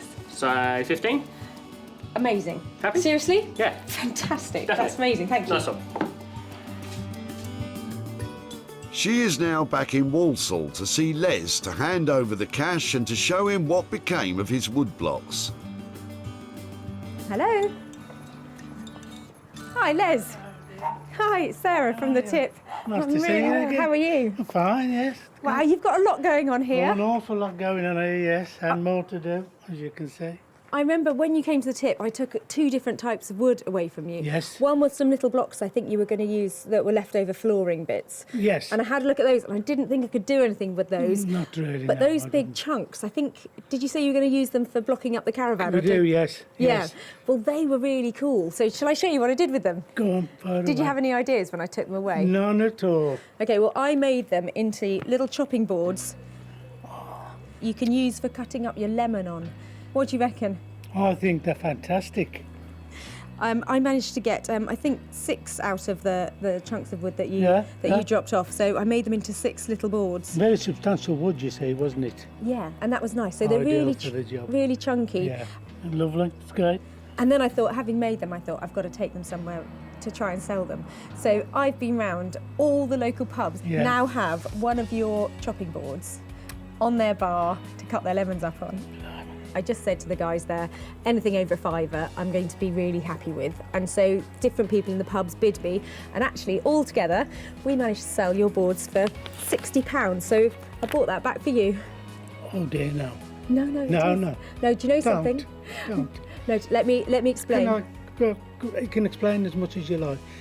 I'm sure you know a charity you could give that to. Well, do you know something? This is money for nothing because it was made out of nothing and we bought it back for you. We'd love you to take it if you'd like to give it to a charity. That's absolutely I certainly lovely. will be able to do that, and I will do that. If you'd like to give it to charity, that's great. Thank you so much. If you'd like to spend it and I'm think about... touched. Truly touched. Oh, that's so sweet. Les, it was really lovely to see you again and nice to Pleasure see meeting all the bits that you're getting on with here. Yes, sure. Yes, Take care, and I thank hope to so see you much. in Sussex in a pub very soon. Yes. Bye-bye. All that was involved in the making of the lemon chopping boards was some elbow grease. Sarah managed to sell them for £60, making it all profit. I think they're absolutely fantastic what she's done with them.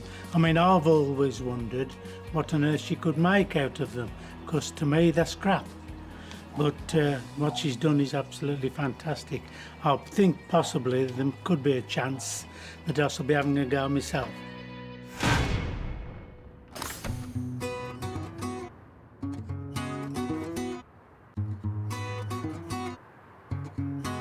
Back in Manchester, Anthony's waiting on Sarah to pick up the renovated brown chair. They didn't see eye to eye on the fabric, so Anthony's dying to find out what Sarah thinks of the finished product. In the past, she's always had a really good reaction to my work, so I would very much think it'd be exactly the same. So yeah, quite looking forward to it. I left Anthony with the brown chair challenge. Really knackered, not attractive, and definitely looking past its best. I'm hoping that with his 2,000-year-old styled fabric and all of his creativity, he's managed to make it look fantastic. Before, this unremarkable brown chair was dreary, dull and down in the dumps. Now it's been radically transformed. Anthony has pulled out all the stops to give this chair a striking personality and a quality finish.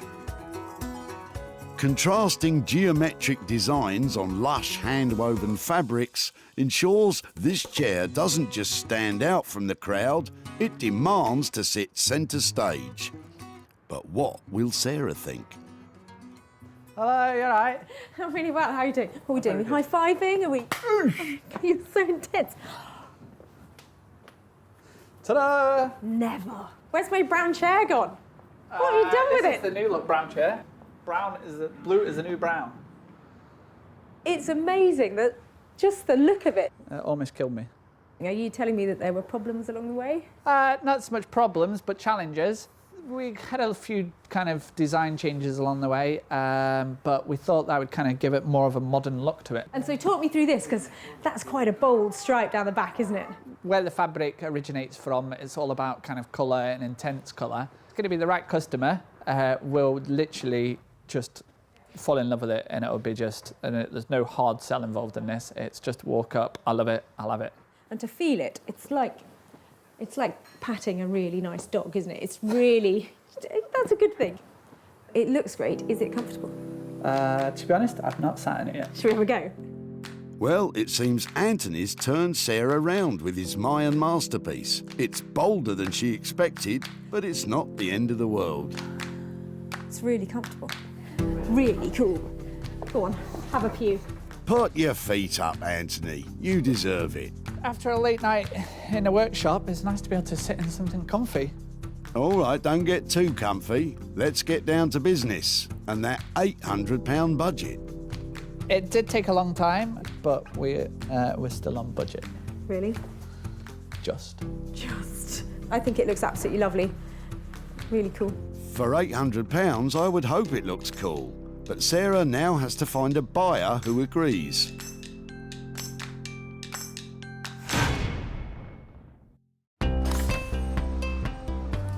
Back at the dump, Don's dilapidated armchair was destined to be ditched, as Mrs. Don deemed it a disaster area. Her indoors doesn't want it. Really? And the cat's been at it, it's all been scratched to death. But Sarah saw it could be something special if left in the skilled hands of Anthony Devine. Sarah sold the chair to Smithers of Stamford, who specialise in vintage and retro pieces. It's original, and you can see that it's handmade, can't you? They have all the colours in it, all the different colours. I don't think it'll be on the website for long. No. And she's back in Walsall to show Don what became of his armchair and hopefully hand over some cash. Hello there. Hi, Don, how are you doing? Oh, I'm fine, thanks. How are you? Yeah, really well, really well. I've got a few things to talk about with your old chair. Oh, right. Now, I Brilliant. remember when you were throwing it out, I think you said your wife didn't like it anymore. Is that right? That's about it, yes. I've got some pictures of it, how it ended up, and I just Right. wondered if you think that she'd give it house room the way it ended up here. What do you think? Oh, my goodness me. Right. Does it look like your chair?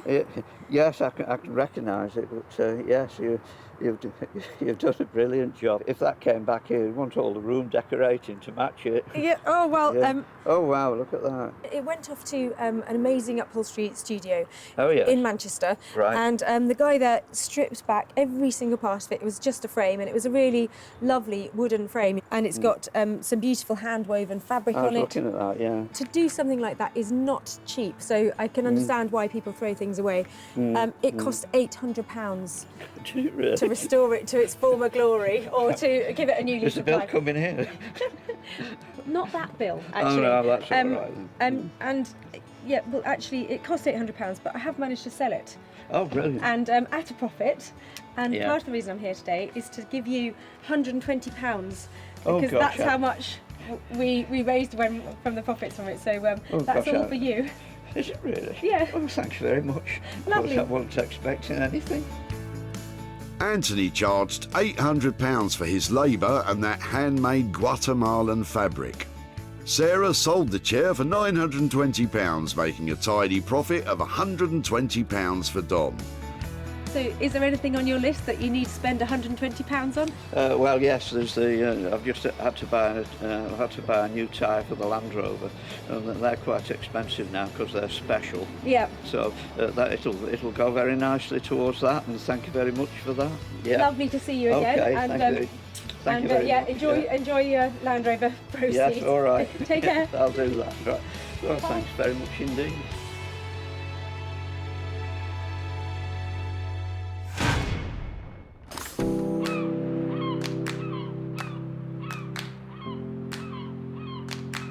So while Don counts his cash, Paul is making the finishing touches to the drill press turned lamp. The only thing is, it's nothing like what Sarah asked him to make.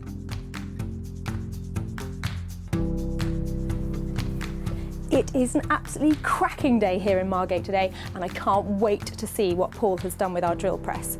It was quite a tall order. I'm hoping he's made the nutcracker to end all nutcrackers.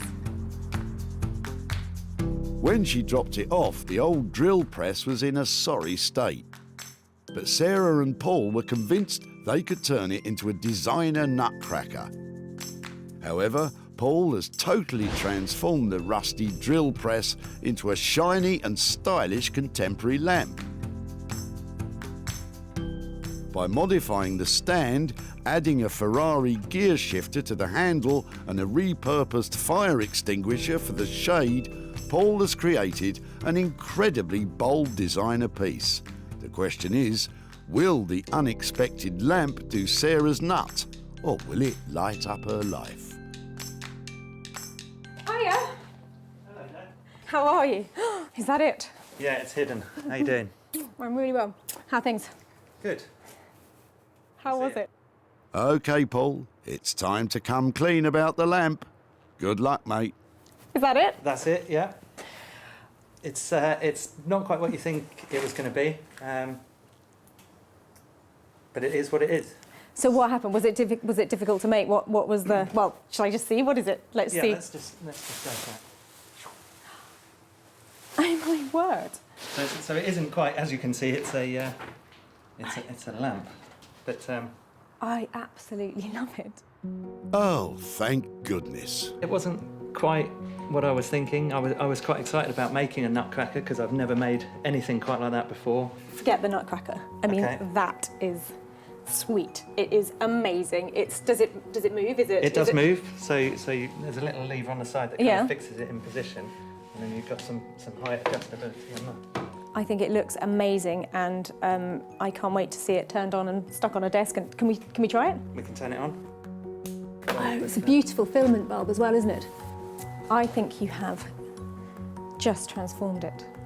That was a rusty, seized, industrial but pretty hideous piece of kit when it arrived here, and what you've transformed it into is a designer piece of fantasticness. And I'm going to have to think really carefully about where I go and sell it and make sure I hit the right mark with it, because I think it's one somebody with a large desk, I think. big desk and hopefully a big wallet. Yeah.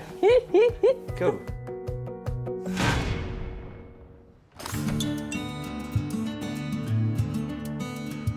Back at the dump, Bob was hard-pressed to think of a use for his old drill press. I've no idea what you could use it for. It's a difficult shape to work with. You can prop a door open with it, but that's all I could think of. But it lit up the imagination of the rag and bone man, and now its future looks bright. Sarah gave Martin of the old cinema first look at the lamp. He's matched the cord, he's brought out the red, he's got some dull and he's got some shiny, and that's good. It's just a nice mix of textures. I like it. Martin bought it to add to his collection in his London shop. The rag and bone man charged £350 for the table lamp. It was sold for £450, making a profit, obviously, of £100 for Bob. So the good news is I've sold that fantastic light that the rag and bone man made out of that old drill stand, and I've made £100 profit. But Bob doesn't want the money, so I'm going to give it to children in need. Sarah saved 3 items from their demise at the dump. The timber cut-offs are now pride of place in pubs across Sussex. The old brown bedraggled chair is now a stylish and striking armchair. And the rusty drill press has been thrust into the limelight as a top-notch table lamp. So we've given a whole new lease of life to some blocks of wood, a drill stand and an old chair, and turned a profit too. Maybe next time I'll see you at your tip and make some money for you.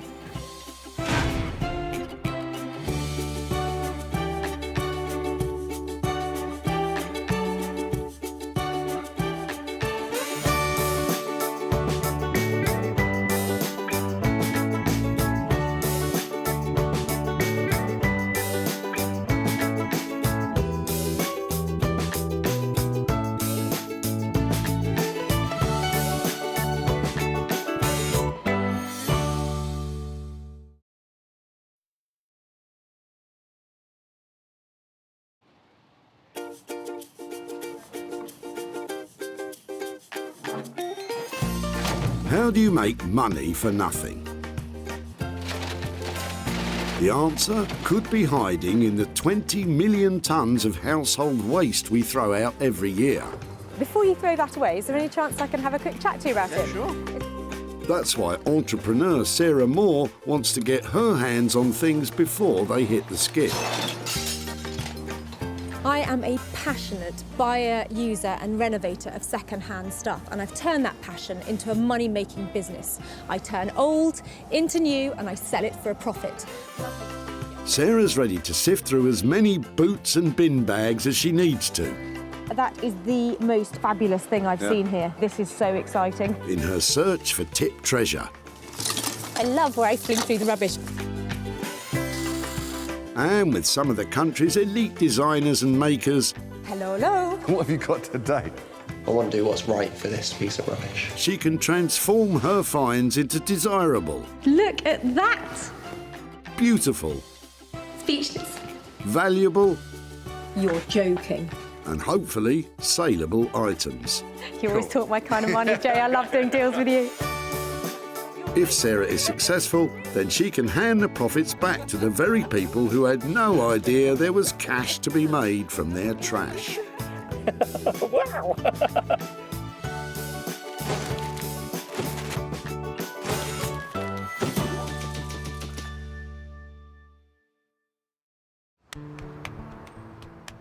Today, Sarah is at Whitley Community Recycling Centre in Surrey.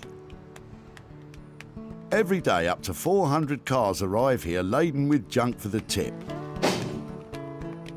But much of it could be reused instead of landing headfirst in the skip. Thankfully, Sarah's here to retrieve rubbish from this wonderful world of waste. Some people like going designer shopping, others go and play golf. But for me, this is where it's at. I'm in the department store for rubbish, and all I've got to do is find the treasure in the trash. With a team of skilled designers waiting in the wings, Sarah has special permission to be scouring through car boots looking for 3 items that once revamped and sold will produce a payout for the person dumping them. Bring it down, I'm here all day. I like the look of your chest. Yeah. That's a loaded remark, isn't it? Come on, Sarah, keep your mind on the job. Enter Richard and some interesting looking doors. Hi there. Hello. I like your doors. Well, they didn't fit. Oh, really? That's an Is old that... one. That's an old one. Okay. That's one that came out. Right. That was the moulded door I got. So it's not as good a quality as the old one, then? No, but the old one wobbled. Well, do you know something? It might just be to my advantage. I'm looking for stuff that I might be able to recycle or make into something else. And your solid door might be just the thing. Yeah, well, you're very welcome to have it. I'm thinking it looks like it might make a great table or... A table? Yeah. Well, let's get the... That's really cool. I would love if I could take it away and see if I can make something from it. Yeah. So it actually looks a lot nicer without the paint on it. It's really solid. It weighs a lot more than the new one. I can see lots of potential just because it's so solid and it's really big, which gives me plenty to work with. But what does Richard think? You see, thinking of it from my perspective, I can see turning it into sort of trestle and using it as a workbench. That's what I would do. But my shed's not big enough. Now I've really picked it up. It's really heavy. There's a lot of good quality wood there. That's fantastic. I'll definitely do something with that. Haven't got anything else in there then that needs Yeah, to I've got a like... vintage BT home hub that I don't need. Do you want that? Fine. No, the sun lounge is not going. That's on its way to my allotment. Always worth asking, but on this occasion, Sarah will just have to make do with the old door. I'm going to break the door. If she manages to take it away in one piece, she'll certainly have her work cut out with this old timber. But she does have someone in mind who can help. Rupert Blanchard is a sought-after furniture maker based in Margate. Design-wise, I love making things that appear really clean and simple, but the cleaner and simpler they get, the more complicated they are to make. Rupert's furniture designs command a premium price which belie their humble beginnings. Basically, other people's waste, I find some kind of beauty in it and spend a lot of time and give rubbish a lot of attention to try and bring it back into use. Anything that you might find in a skip, basically, I'm happy to work with it. That's music to my ears. this old door, which Sarah's been given by Richard, fits that bill perfectly. So, Sarah's rescued one item from the skip, but has 2 more to find. Unfortunately, she's spotted something it's too late to save. That is hundreds of pounds worth of lamp over there. Sarah, you should know better than to eye up the stuff that's strictly out of bounds. Anyway, it's not as if it's quiet. There's no end to the rubbish that's pouring in just now. And in no time, Sarah's on to her second catch. It seems skip visitor Stoyan is about to dump something special. These are really cool. Yeah. So you're throwing them today? Yes, I don't need them. Stoyan has had enough of trying to glue his broken dining chairs back together, but Sarah can see promise in these pews. I think they look lovely. How many have you got? I got 3 just. 3, lovely. Okay. They're really cool. I love the shape. That's fine. It's all yours. Really? I'm so pleased that you didn't put them in the tip. So thank you so much. These lovely old chairs are going to be made marvellous again. I've got a maker in mind to restore them, and I think I'm sitting on a fortune. Thank you so much. You never know. Someone's rubbish is somebody's gold. So if you need something and you can use that, you're welcome. So item 2 is all set for a spruce up, and Sarah knows the perfect craftsman to overhaul these classic chairs.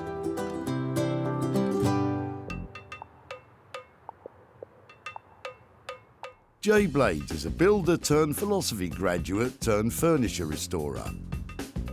Jay has his finger on the pulse of modern design interiors, reworking the very best of British craftsmanship and bringing it into the 21st century.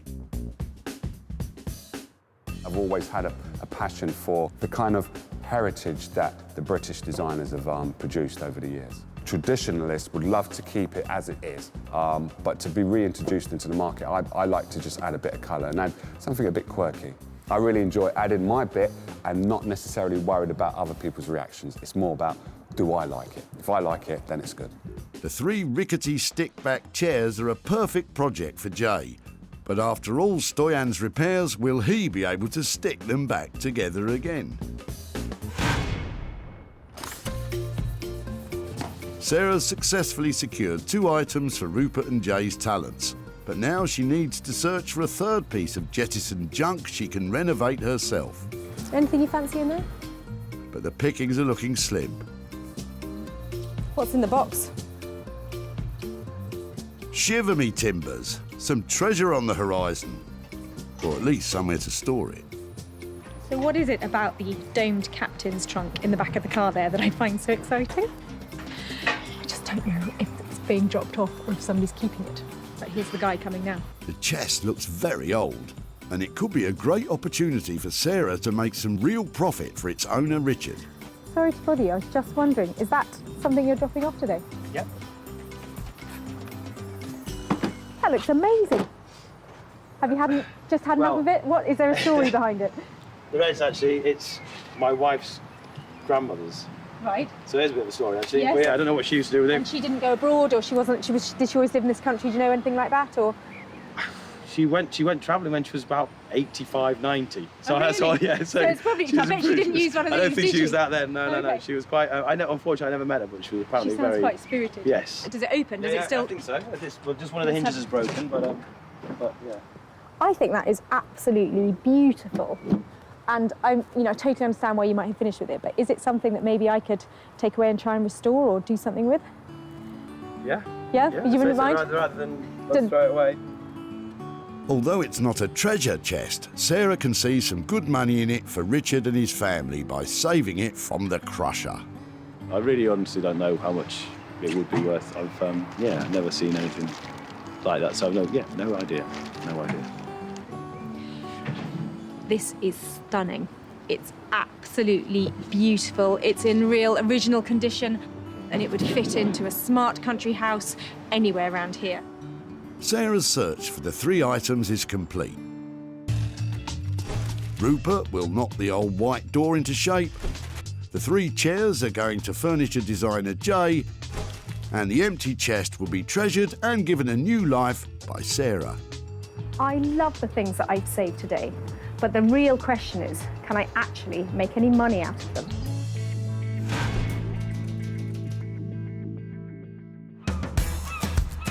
Margate is a seaside town on the coast of Kent. Like Brighton and Southend, Margate was infamous for clashes between mods and rockers in the 1960s. Fortunately, it's now well known for the Turner Contemporary Art Gallery and its very own burgeoning vintage clothing and retro furniture scene. It's also home to Rupert Blanchard, who's one of the country's leading reclamation and bespoke furniture makers. And he's used to dealing with Sarah's wild and wacky dump treasure. I'm really looking forward to Sarah turning up. I don't know what she's actually turning up with. I'm hoping that it's going to be something that I'm actually familiar with slightly, maybe wood, maybe a little bit of metal on it. If it's mass production or bespoke, if it's rotten or brand new, happy to sort of apply my own skills to it and play with it, basically. I just want to get on with it. Hello. Hey, Sarah. I'm a bit embarrassed. It's only a door. It's a door, it's great. Door's good. Let's bring it in then. Fab. Here, you take that end. One objective down then. Recognise that straight away. Is a door great? They are great if you've got a gaping wide opening at the front of your house. It's quite heavy. Solid, isn't it? Oh, it's a pine door. That's what I thought. It's a Victorian pine door. That got left in the garden. Okay. This one's really quite square, quite solid. Doesn't seem to have much rot to it. Nice little metal keyhole cover. We could incorporate that into something. I don't know why, but I'm thinking about a dressing table for some reason. So, dressing table. What are you thinking? Mirror in the top, or is what are you thinking? Well, it's always been straight all of its life. I'd like to make it a little bit more curvy. That might mean a lot of cutting, a lot of making it. It was always stood up straight. Maybe giving it a nice slinky little bend round. So it's perhaps a lower table, turns round, goes up slightly, so you can sit against it and have it either a tiny little work table or a dressing table. A slinky dresser, for somebody who's a slinky dresser perhaps. But how much is this transformation likely to cost? I'd like to get this done in a day. I would like this done and keep this one simple, keep it clean, but keep it quite abstract and sculptural. And so, yeah, in total, no more than 2 days. That's fine. I think if we signed it off like that we're up to kind of 400 quid on it. If there's a bit less than that, that's great. That might mean something more for the guy who dropped it off. So if we keep it to that kind of ballpark, I'm happy with that. Yeah, I don't see any problems with this. It's going to be quite a sculptural challenge, quite a interesting thing. I think it won't be to everyone's taste, this one, but I think we're going to do something new that people haven't seen before with this one. So from distressed door to pop art dressing table, that boy is a genius. With costs of up to £400 to transform this old door into a slinky pop art mirrored dressing table, the pressure will really be on Sarah to sell it for a premium price if she's to return a profit.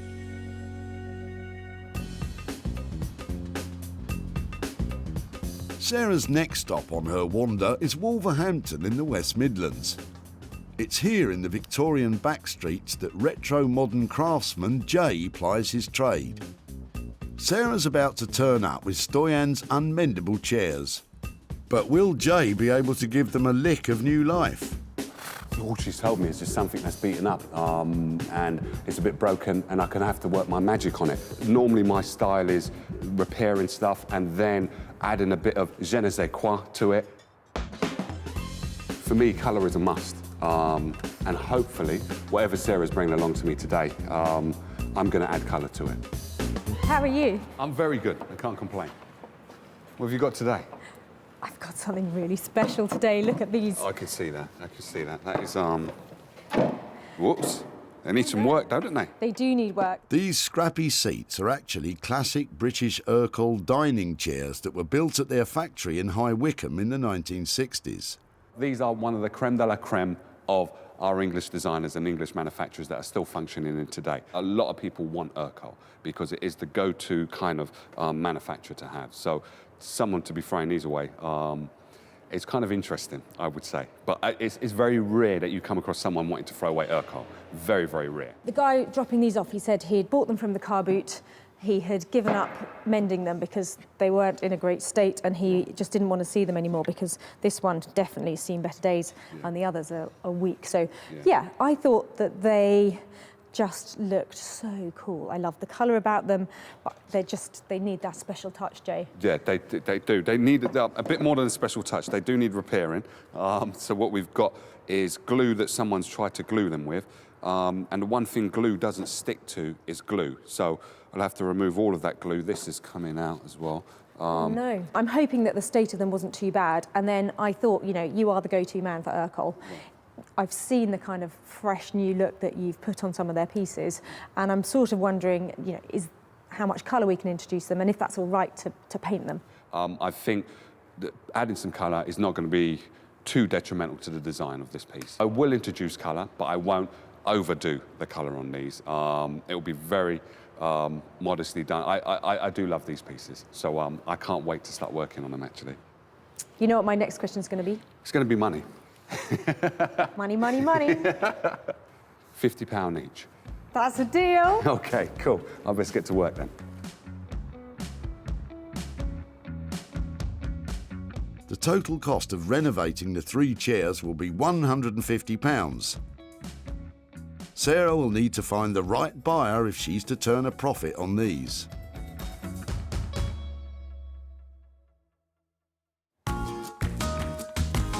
So, with 2 items dropped off and hopefully on their way to be saved and sold, it's Sarah's turn to get stuck in back at the Reclamation HQ in Sussex. And at her barn, she's hoping to turn Richard's chest into valuable treasure. But sometimes it's difficult to get started. The dog's run off again. Bramble, here! Bramble, here! Come on, here! Right, I'm just going to go and put it in the house. Come with me. Come on. Come on, let's go. Come on. But preparation is everything. The dog is under no control. It just does whatever it likes. It's a nightmare. Bramble may be a nightmare, but the chest Sarah's saved might be what dreams are made of. Actually, I hadn't remembered how it was on the inside. It is a lot better than I remembered, so that's quite cool. I probably won't even have to line it. It's in good nick. Ah, treasure. It's got a bicycle clip in it. Look at that. That means it's at least 50 years old, because nobody uses those anymore. More like 150 years old. And a sweet. Nice. The mother lode, a good omen for turning a big profit. The metalwork and the binding on the trunk is in really poor condition, and that is going to affect how much money I can get for it. So my plan is to try and take as much of the rust and the surface dirt off as possible, and hopefully stabilise it so it's something I can wax to make it look much more attractive than it does at the moment. It's going to need a lot of elbow grease to get this together.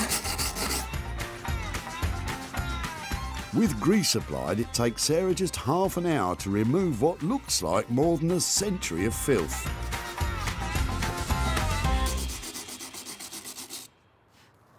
That's great. It's missing its clasp here, look. Should have one of those on this side, but that's missing. It seems this trunk also comes with a lot of baggage. Quite recently, somebody's put a couple of screws in here just to hold the hinge on. So I need to find out how big they are and go and get some better ones, hopefully with some sort of rounded top to them. Looks like they were hammered in before, so I'm not going to be able to do that again.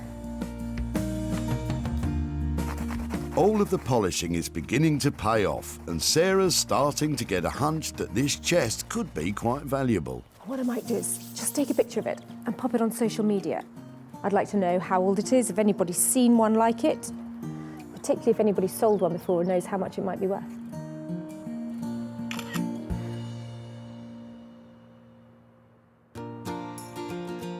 Now, did you know the inventor of the door knocker won the Nobel Prize? Taxi for me, please. Talking of doors... Sarah brought me this old door, which she saved, and I want to make a kind of console table / dressing table.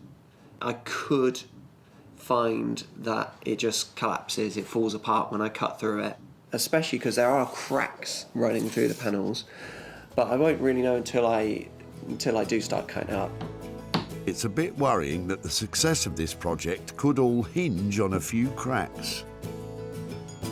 I want to make sure that I'm cutting the shelf to the right level, and this thing doesn't exist yet. I don't know what level it needs to be. I'm not copying another piece of furniture, so there is no standard to go by. There's no rule book, so I can't really go wrong. Confident, that's what we like to hear. It's quite hard for me to cut this door. It's quite upsetting, but it is a knackered door that was on its way to landfill, so I'm gonna give it a new lease of life. Upsetting it may be, but just think how satisfying it may be bringing that door back from death's door. The cuts that I'm making through this door, they're not going to be straight through, they're going to be at 45 degrees, so I can join it to the next section door seamlessly as one flowing line. I don't want ugly joints just flat against each other. I want to make this nice, smooth, flowing line. Hopefully, I've sliced straight through at 45 degrees and it won't fall apart, but we shall see. No, not quite. Well, the good news is it's not fallen apart. Oh, not quite through.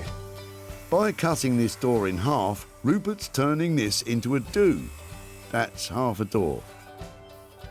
I have made 1, 2, 3, 4, 5, 6 cuts to this door. Hopefully 6 cuts is all we're going to need. So this little centre section can disappear, and that means that I should be able to fold the door together now. But you kind of get the idea of what I'm trying to achieve, to make it appear as if the door has actually folded up on itself. Don't you just love it when a plan comes together?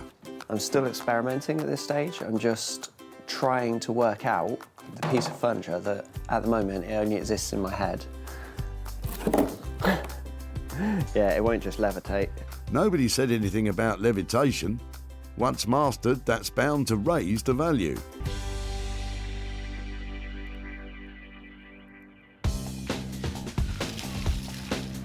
And in Wolverhampton, Jay's still purring over the Urquhart chairs. These are a stick-back chair. I think they originated in the 1960s, and this is classified as the Urquhart's originals. British manufacturing, what I say at its best. Sexiest leg in furniture, and it does exactly what it's supposed to do. Looks good, holds the seat up, perfect form. This is a part of English history, and I'm just adding my little bit of to it. Although Sarah brought 3 chairs for Jay, he's decided that one of them's too far gone. So he'll use the 3rd one for spare parts for the other 2. All of these have to be sanded down, and that's all of the sticks, including this bit here. That is kind of like water damage on there. So it will be interesting to see if that has gone through and I can't clean it off. What I might then have to do is just paint this. So the design, what I've got in my mind, is determined by what the chair unravels to me. And unravelling before our very eyes is Jay's plan for the colours. So you imagine a light chair, like that colour, with black, and then with a hint of that, and those work. So I'm quite happy with that, actually. All it means is that I've just got to do loads of sanding. Sanding down ingrained stains is one of the biggest jobs of any furniture restoration. And it will reveal to Jay just how much of the wood he'll have to paint over. The wet white actually gives a true indication of what the wood would look like once it's finished. and then it will show kind of all of the imperfections that are there. So it's almost like getting a dry run of how it's going to look. And although most of the wood is fine, a small number of ingrained stains means this part of the chair will need to be painted. Now this is going to look the bee's knees. I could see a really vibrant mint green. I might just do one leg at the back, but everything else black and just that one leg. And then these I'm probably going to have to paint. This might be black as well. So it would just, it's going to look amazing.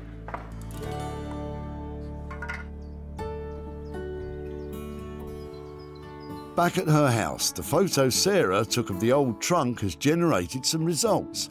She's been directed to a website that deals specifically with travelling chests like Richard's wife's grandmother's. So there's all sorts of different trunks on here, but basically it's a dome top antique trunk, and it looks like it might be American or continental. It doesn't look like it's British.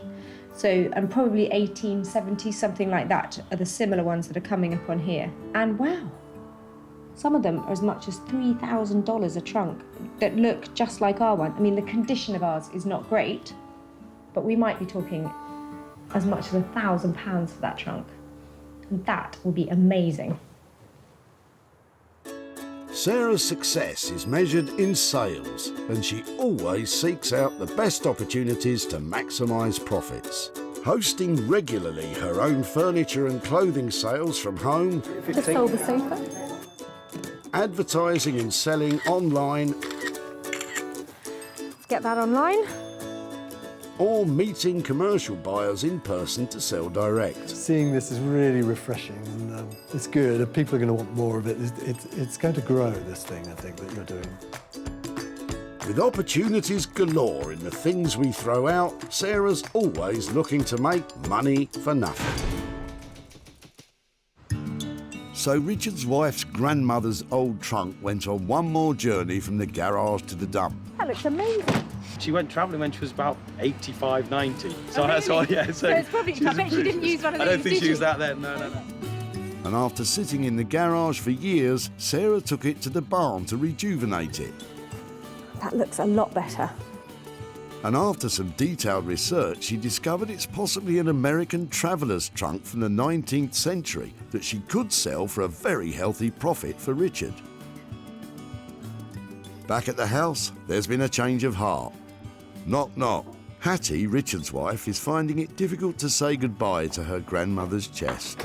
Hi there. Hi. Hi, I'm Sarah. Hi, come on in. I'm Hattie. Hattie, come on in. And Sarah has invited her over to take a look at what she's been up to. There you are. Do you recognise that? Look. Remember, Megan? The chest now looks fit to store treasure, and Sarah's able to give Hattie a bit of history on it. I think it was probably something around 1850, 1875, something like that, so quite old. And some people are suggesting that it's an American trunk, so I don't know if there was any connection with where it came from with that kind of travel, but probably not English. Yeah, just a really fun, sort of oldie piece. It's, well worth hanging on to, I think. Do you like it? The chest did once feature prominently in Richard and Hattie's home, but when they started a family, it was put aside.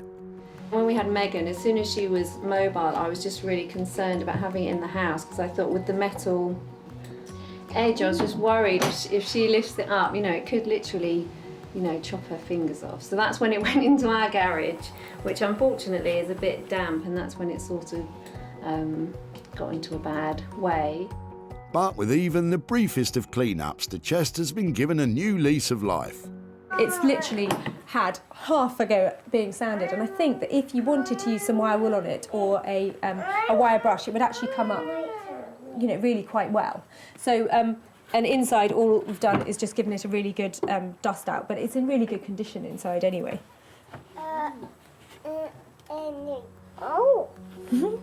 What can you see? Sarah can see that Hattie never really wanted to lose this precious item and wants her to have it back. Should we take it with us, Chloe? Yeah. That would be great, thank you. I think it's quite heavy, isn't it? It's got wheels on the bottom, which is a really good feature if you really want to move it around. Hattie and Richard almost got rid of the chest at the dump, But thankfully, this family heirloom is going back home, and for safety's sake, it won't be used as a toy box. There you go. Well, that's fantastic. Do you think that'll fit?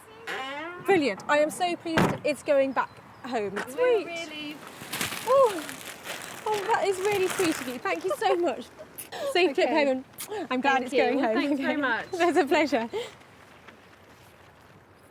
Isn't that sweet? That's so nice that it's actually gone home. A very sweet ending.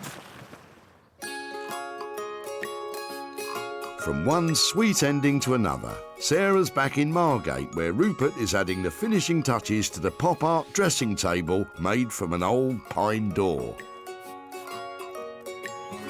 Every time I come down and see Rupert, I get such a surprise. I don't know how that genius mind works, but everything he turns out is just really special. So today, it's a console dressing table made out of a door. Who knows what that's going to look like? When Sarah saved it from the dump, it was a simple pine door which had seen better days. Rupert's given it an imaginative uplift and a new purpose in life as a quirky console table. It looks like it's having a good old knees up and will add bags of character to someone's hallway. Rupert, hi. Hey, Sarah. How are you doing? Good, good. Back again, I see, for another weird contraption. Oh, Rupert, it's fantastic. Yeah, it's an odd one, this one. I was really worried about you turning up because I think you'd either hate it or kind of love it. Essentially, I've tried to make a hallway console table, somewhere just to put your keys, put your gloves on the side. So I've actually added a new piece of architrave around it. When I say new, I pulled that out of a skip. It matches the period of the door. I had that mirror kicking around in the warehouse. It's of the same period as the door. I love the fact if it goes on a wall, it's going to add so much detail, and it's just so simple, and that is why it's brilliant. Yeah, I really wanted to keep it simple. I'm really always interested in the history of pieces, and to me, flaking paint and different colours really tells the story of this previous home. So I think that we said the budget on this was £200 to £400. How do we get on with that? I haven't spent so much time on it, and luckily I haven't had to spend much money on it.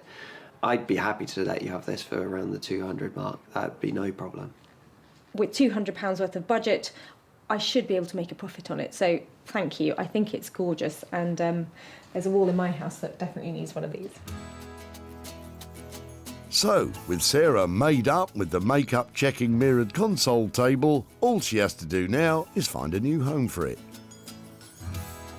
Wow, the beauty in that design is all about its simplicity. It's such a clever idea, and it's so functional. It's a door, now it's a console for a hall. It's brilliant, and I'm hoping that that should make it pretty easy to sell. Who would have thought back in the dump in Whitley that Richard's ill-fitting door would gain a new lease of life as a console table? I can see turning it into sort of trestle and using it as a workbench. That's what I would do, but my shed's not big enough. Shame the shed wasn't as big as Richard's ideas. But the good news is that allowed Rupert the opportunity to customise and crease that old timber, turning it into a cool console table. Sarah has yet to find the right home for this unconventional creation. Sarah's come to Surrey to show Richard how his old pine door has been reinvented. Hi there. No, you're not. Oh, hello. Hi there again. How are you? Hi, nice to see you. Hello. Who's this? This is James and Jessica. Hello, guys. How are you? Good. Have you come to see what happened to your old door? Yes. Come on out. I'll show you. To know how a door can become anything other than a door. James can't really imagine it. Really? Have you thought about what we might have done with it? Yeah, just an old TV. An old TV? Yeah, one of those wooden ones. That's a really good idea. I wish I had thought of that. Do you want to see what we did with it? Yeah, absolutely. Okay, so it looks a bit different. This is something that is probably not everybody's cup of tea, but your door went on holiday, went all the way to Margate to this amazing designer who's called Rupert Blanchard. And he has made your door into It's a console table. That is... I mean, but you can still see what it is, can't you? And then when it's in a sort of more household position, I think it looks quite smart. So it's not everybody's cup of tea because it looks a bit scruffy, but I think it's really original. I really like it. What do you think, Jess? Looks a bit different to how I expected. I think it'd go really well in our house. Do you think it would? You do admit that much, don't you? Can we maybe have it soon? Well, it's funny you say that. Normally I come here and I say to people, this is what I've done with your old door and I've sold it and I'm here to give you money, but your door hasn't sold yet. So I can either give you the door or I can hang on to it and try and sell it for you. I'm pretty sure that we're going to be wanting to take that off your hands in the few minutes that I've thought about it. I really, really like it. But yes, so please send us all the For my room! Yeah, it could be for your room, could be for your room, maybe for the man cave. Really nice to see you again. Thank you ever so much. And yeah, I'll be in touch very shortly. Take care, bye-bye. Sarah never sold the piece, but Richard decided he wanted it for his home. Sarah may be £200 out of pocket, but at least it was a happy reunion for the old door and its original family.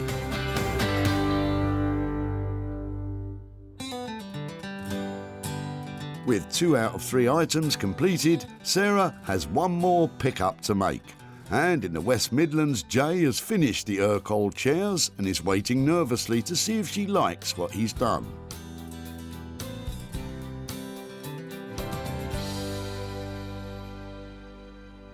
Well, Sarah knows I love Urkel, so her bringing me these, hopefully she'll be pleased with what I've produced. I would have these in my house all day, every day. These are really, really brilliant. But will Sarah agree with the radical approach to colour Jay has taken with these classic chairs? I can't wait to see what Jay has done. He's Urkel's biggest fan, and I'm hoping that with the pair and the spare that I dropped off, he's managed to create 2 fabulous Urkel stick-back chairs.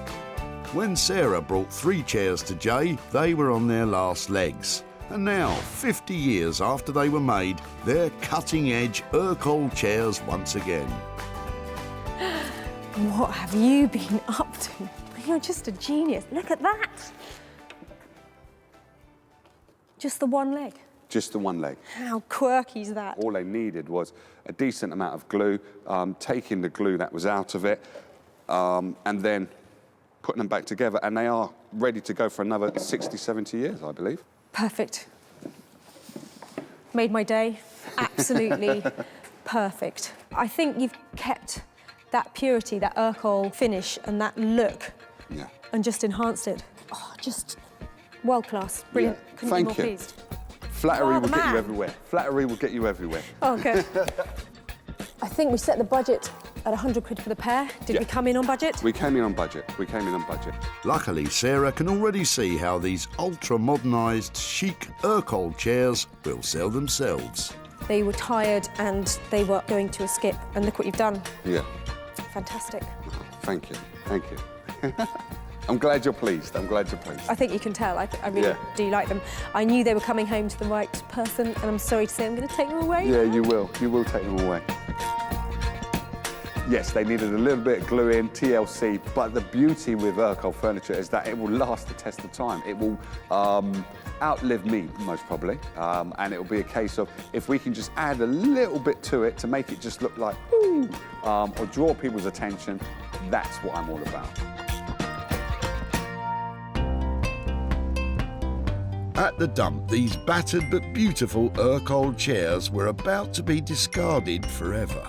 They're really cool. I love the shape. Sarah thought she could make a profit from them, and Stoyan was very happy to let her try.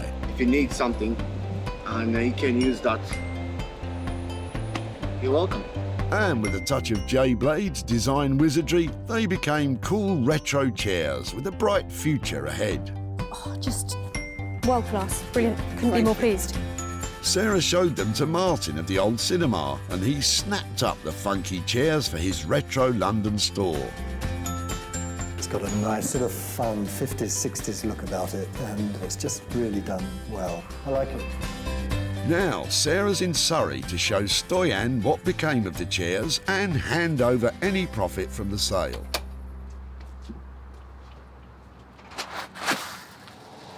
Hi there. Hello. Hiya. I'm Sarah. Hi there. I'm Liliana. Hi there. Hi, Stoyan. nice to see you again. Nice How to are see you? Yeah, very well, thank you. I've bought some pictures to show you of your Okay. chairs. Now, I remember you dropped 3 off at the tip, Yes, didn't you? And did you say you got them from a car boot sale? Yes. And they had been stuck together lots of times. Was that you who'd been Yeah, mending them? we used that nearly 9 years. Oh, really? Yeah. They were a bit wobbly and they were quite old. Yeah. They were unstable and we had no use for them in the room. We just didn't have space for them. Okay, so your chairs, would you like to see what happened to them? Yeah, please. There's an amazing guy called Jay Blades who specialises in revamping it's very hard. furniture. What do you think? It's very hard, yeah. Ooh. Nice. Good? Yeah. Do you think it works? Yes, and this is bright as well. Really good. Yeah. Color contrast is.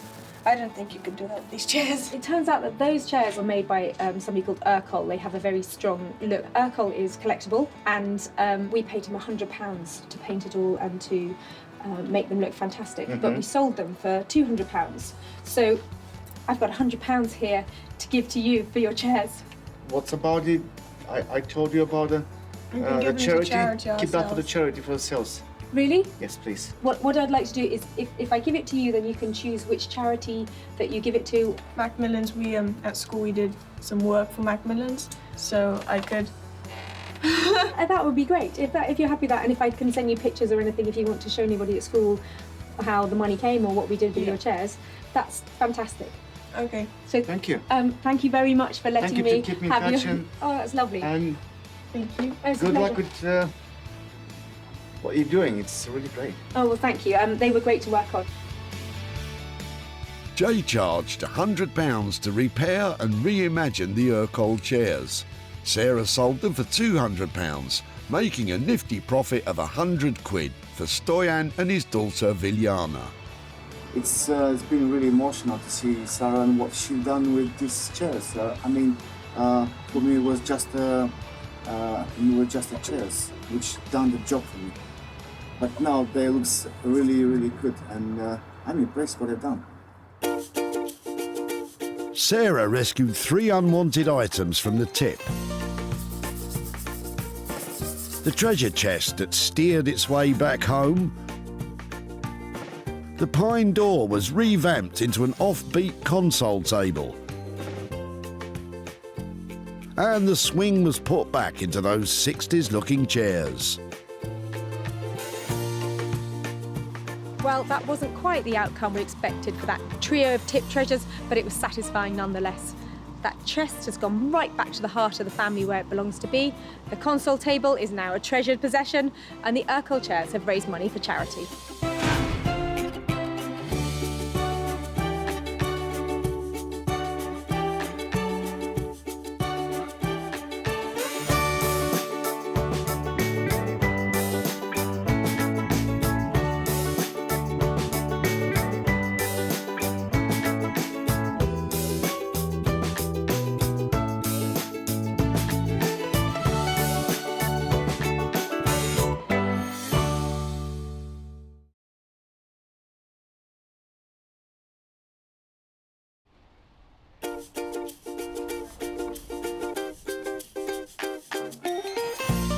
How do you make money for nothing?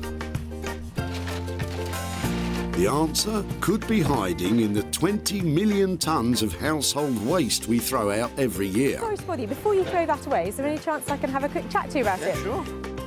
That's why entrepreneur Sarah Moore wants to get her hands on things before they hit the skip. I am a passionate buyer, maker and user of old stuff, and I've turned that passion into a money-making business. I turn old stuff into new stuff and sell it for a profit. Sarah's ready to sift through as many boots and bin bags as she needs to. Look at that absolute box of joy. These are just fantastic. In her search for tip treasure. We've got to be able to make something out of that, haven't we? And with some of the country's elite designers and makers, I've got a little something for you. Yeah, I thought you might. Oh, this is a hard one. she can transform her finds into desirable, My word. beautiful, valuable, Cha-ching. and hopefully saleable items. Well, I love this, so I would really like to have it. If Sarah is successful, then she can hand the profits back to the very people who had no idea there was cash to be made from their trash. That is incredible, isn't it?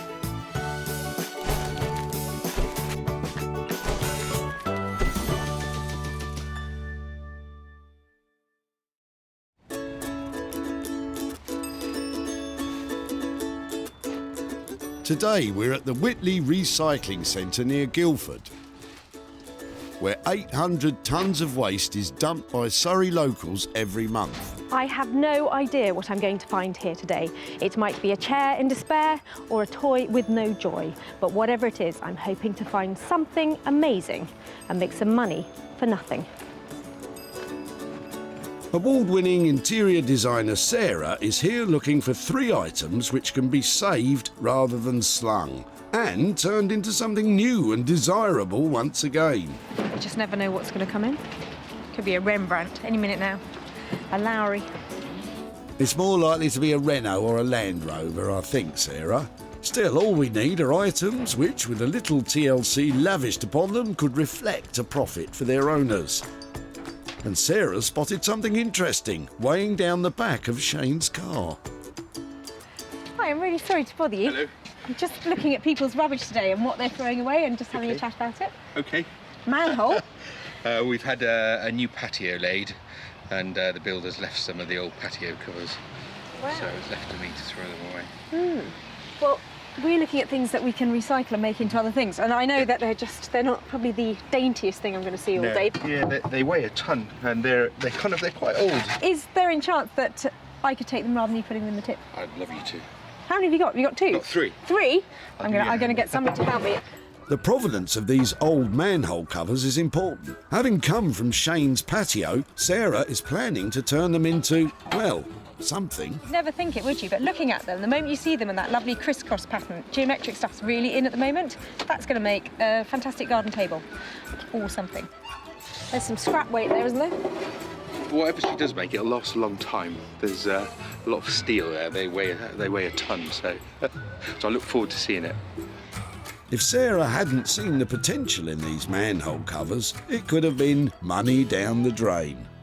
There's money to be made out of these drain covers, and I'm going to go for it in a big way.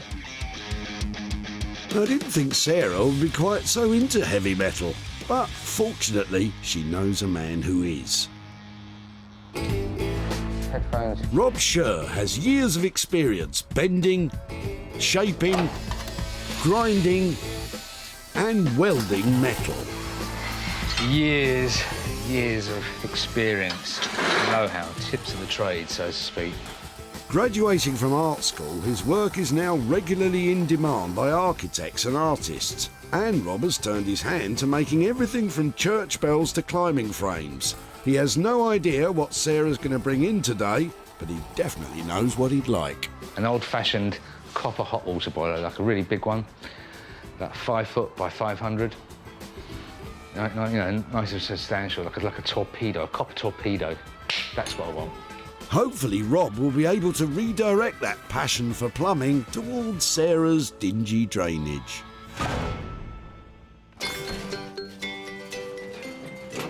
I was only looking.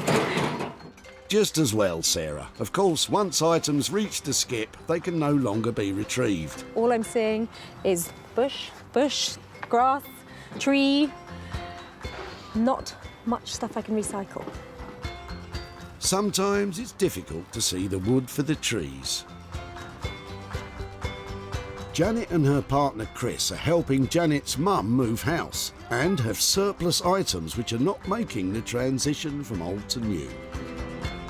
It's really grotty stuff today because it's just come from the loft. Oh really? Well, you never know. Did you mention grotty old stuff? Well, you weren't far wrong in the case of that old case. It hasn't got the heirlooms in it, has it?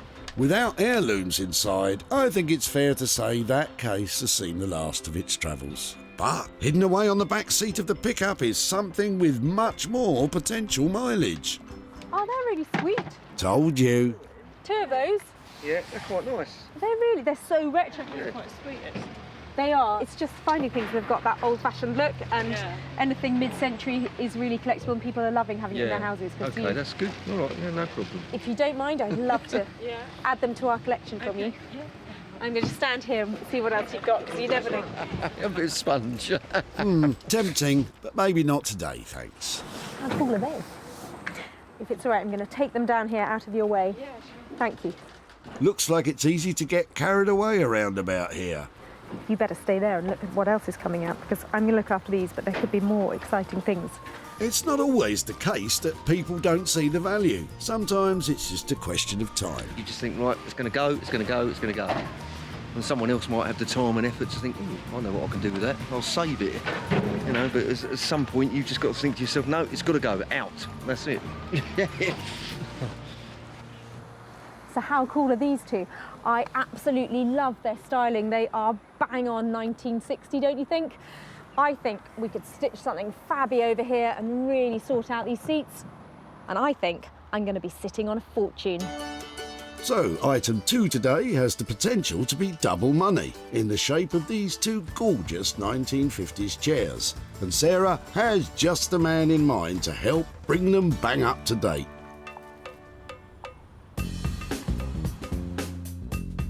Jay Blades is a builder turned philosophy graduate turned furniture restorer. Jay has his finger on the pulse of modern design interiors, reworking the very best of British craftsmanship and bringing it into the 21st century. I've always had a passion for the kind of heritage that the British designers have produced over the years. Traditionalists would love to keep it as it is, but to be reintroduced into the market, I like to just add a bit of colour and add something a bit quirky. I really enjoy adding my bit and not necessarily worried about other people's reactions. It's more about, do I like it? If I like it, then it's good. Never knowing what Sarah will turn up with, Jay often flies by the seat of his pants when dealing with her dump finds. The good news is, today he has 2 to choose from. Seats, that is. With only 1 item to find, Sarah is searching Whitley once more.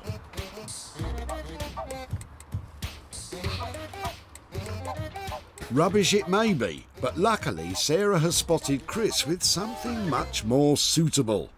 I got to stop you. So whose is that and why are you throwing it away? And I don't know, I think it's just been in the house for a long time. No reason really why it's been there. And you're just not using it, so it's no, gotta just go. not using it, yeah.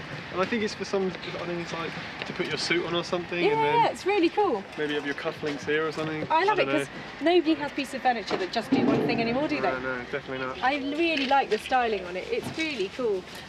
We're looking for things that we might be able to sell for people or repurpose or redo. Is that something you might be able to share with us? Well, you can have it if Yeah. that's what you want. Yeah, I think just, I'm not sure if I'll be able to Right. use it, but just to have the option to do it. Do you know what it is? It's the bits on the bottom, the fact that it's got such lovely little casters and stuff. Yeah. I just think maybe maybe there's hope for it yet. Maybe, yeah. It could be revived. Yeah. Something, yeah. Well, that's fab. Thank you ever so much for sharing it. You're very welcome. I don't know if I've got to find something to do with it now. Look at that. That's brilliant. Good luck. Thank you ever so much. I'm sure you've got something up your sleeve, Sarah. Just been sitting in my house, not doing anything. And I thought, you know, might give it to someone else or put it to recycling where it could actually be used for something decent, you know. How cool is that? Nobody has a bespoke piece of furniture just for holding their suit these days, do they? And I can't really see what else I'll be able to do with it, but I just don't think it needs to go in the tip at the moment. Don't worry, Sarah. If you hang around long enough, I'm sure something suitable will spring to mind. So, 3 items found. Rob will be fortunate enough to tackle the manhole covers, Jay the 2 1950s flavoured chairs, and Sarah will take care of the suit stand. It's been a fantastic day here today and I've met great people, but I've been making all sorts of promises about what I'm going to do with their rubbish. I've got my work cut out, but I can't wait to get started to turn their trash into cash.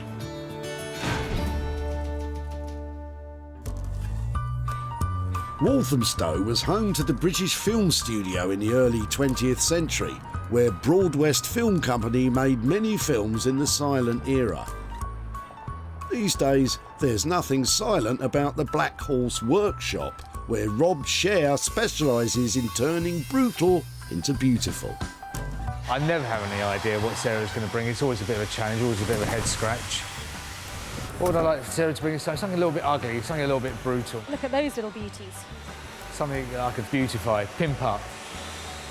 I think I'm going to get Rob out here. These things are really heavy duty. Come with me, come and see what I've got. No need to look so worried, Rob. It'll be something perfectly normal. So these, it's a little bit unusual. Ready? Ta-da! Come in, what do you reckon? Yeah, completely random. As usual, like completely off the shelf, completely off your trolley. They're heavy duty. There's loads of metal there. There's 3 of them and 3 covers. And Okay. so I was thinking maybe we could make some kind of amazing desk out of them, stitch them all together, or... Could do, a shelving unit. Ooh. Or, they're very macho, aren't they? They're very macho. I mean, maybe we can make a nice little delicate touch, maybe a little vanity unit. I like the idea of turning it on its head. That would be so cool, to put this into a girl's space. Because nothing says feminine like an enormous slab of old rusty iron. Go on, impress me. How are you going to do that? Powder coating, maybe a very, very light pastel-y colour. Oh, my word. Keep the shape. And then something quite fine on the bottom then to support it. Let's get the weight hovering above the ground. Yeah, some hairpin legs. Are we just talking about a table? Have we got a mirror at the back? What kind of thing are we looking at? Mirror frame. I'm looking lighting in here. An LED's like strip going around on the inside. That really takes it up a level, and I think it just puts it in a different bracket. Different price bracket. Different price bracket, you know me and the money. I know. I've always got an eye on the cash. It's all very well having an eye on the cash at this point, but this project won't be a success until we get our hands on some. Talk to me about the money. In terms of powder coating costs, what are we, 100 quid, 150? 120 quid, you know, to get them powder coated. OK, and what about legs? Roughly about 50 quid. And then the mirror? 50, 75 for 3 mirrors, yeah. Roughly, materials-wise, we're in the kind of 400 quid ballpark then. I would say about that, yeah. On top of that £400 for materials, Rob's expertise and time will cost a further £600, transforming these 3 manky manhole covers into 3 makeover vanity tables. Well, the van is a lot lighter, but I've just committed to spending £1,000 on 3 very old manhole covers. I don't know if I'll make any money on this one, but it's going to be interesting. So really what I want to do is, you know, transfer a very masculine piece of material, a very masculine object, you know, a heavy bit of steel, cast. I want to try and make it kind of light, feminine. That's the challenge, really. So, Sarah's committed to £1,000 of costs to transform 3 masculine manhole covers into 3 feminine freestanding vanity units. What could possibly go wrong?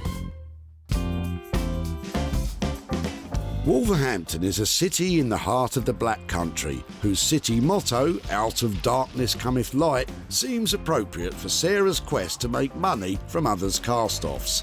She's here today to seek the help of furniture rejuvenator Jay Blades. I tend to like to work with stuff that is real wood. Pre-1970s is my kind of flavour. It's going to be rather interesting because I don't know what Sarah's actually going to give me. Normally when she brings stuff down, it's weird and it's wonderful.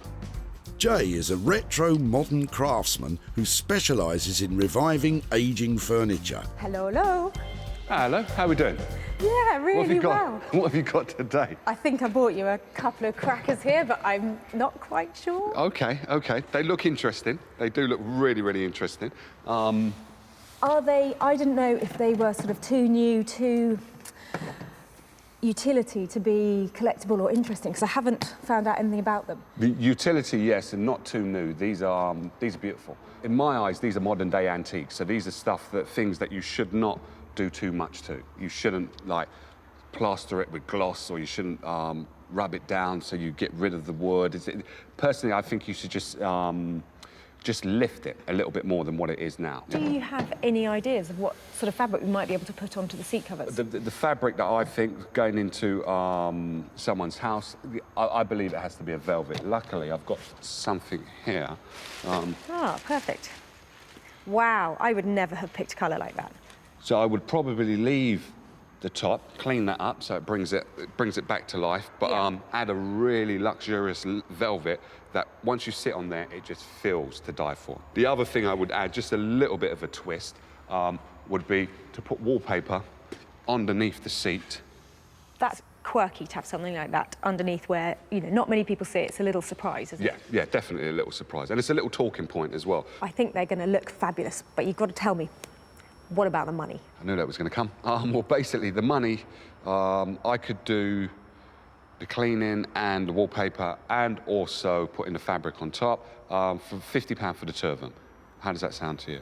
That sounds like a good deal. Hopefully, not too much work for you, and I think we could make some profit on that. So that, I think that's just where I want to be. That's excellent, thank you. So that's a deal? That's a deal. All right, I'll best get to work then. Brilliant. OK.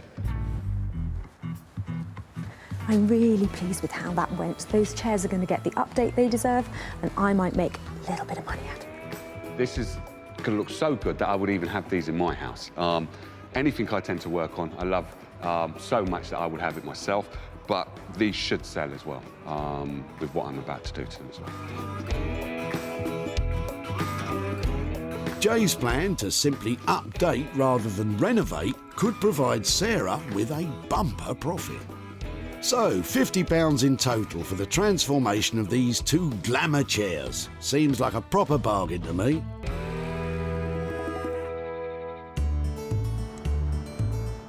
Sarah is in London with the suit stand and is pursuing a more direct approach to selling this item.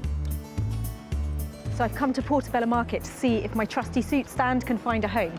It's just the right kind of place. There are heaps of antique shops around here. It'd be really cool to get above 50 quid for this, but if somebody offers me a pink note, I'm going to take it.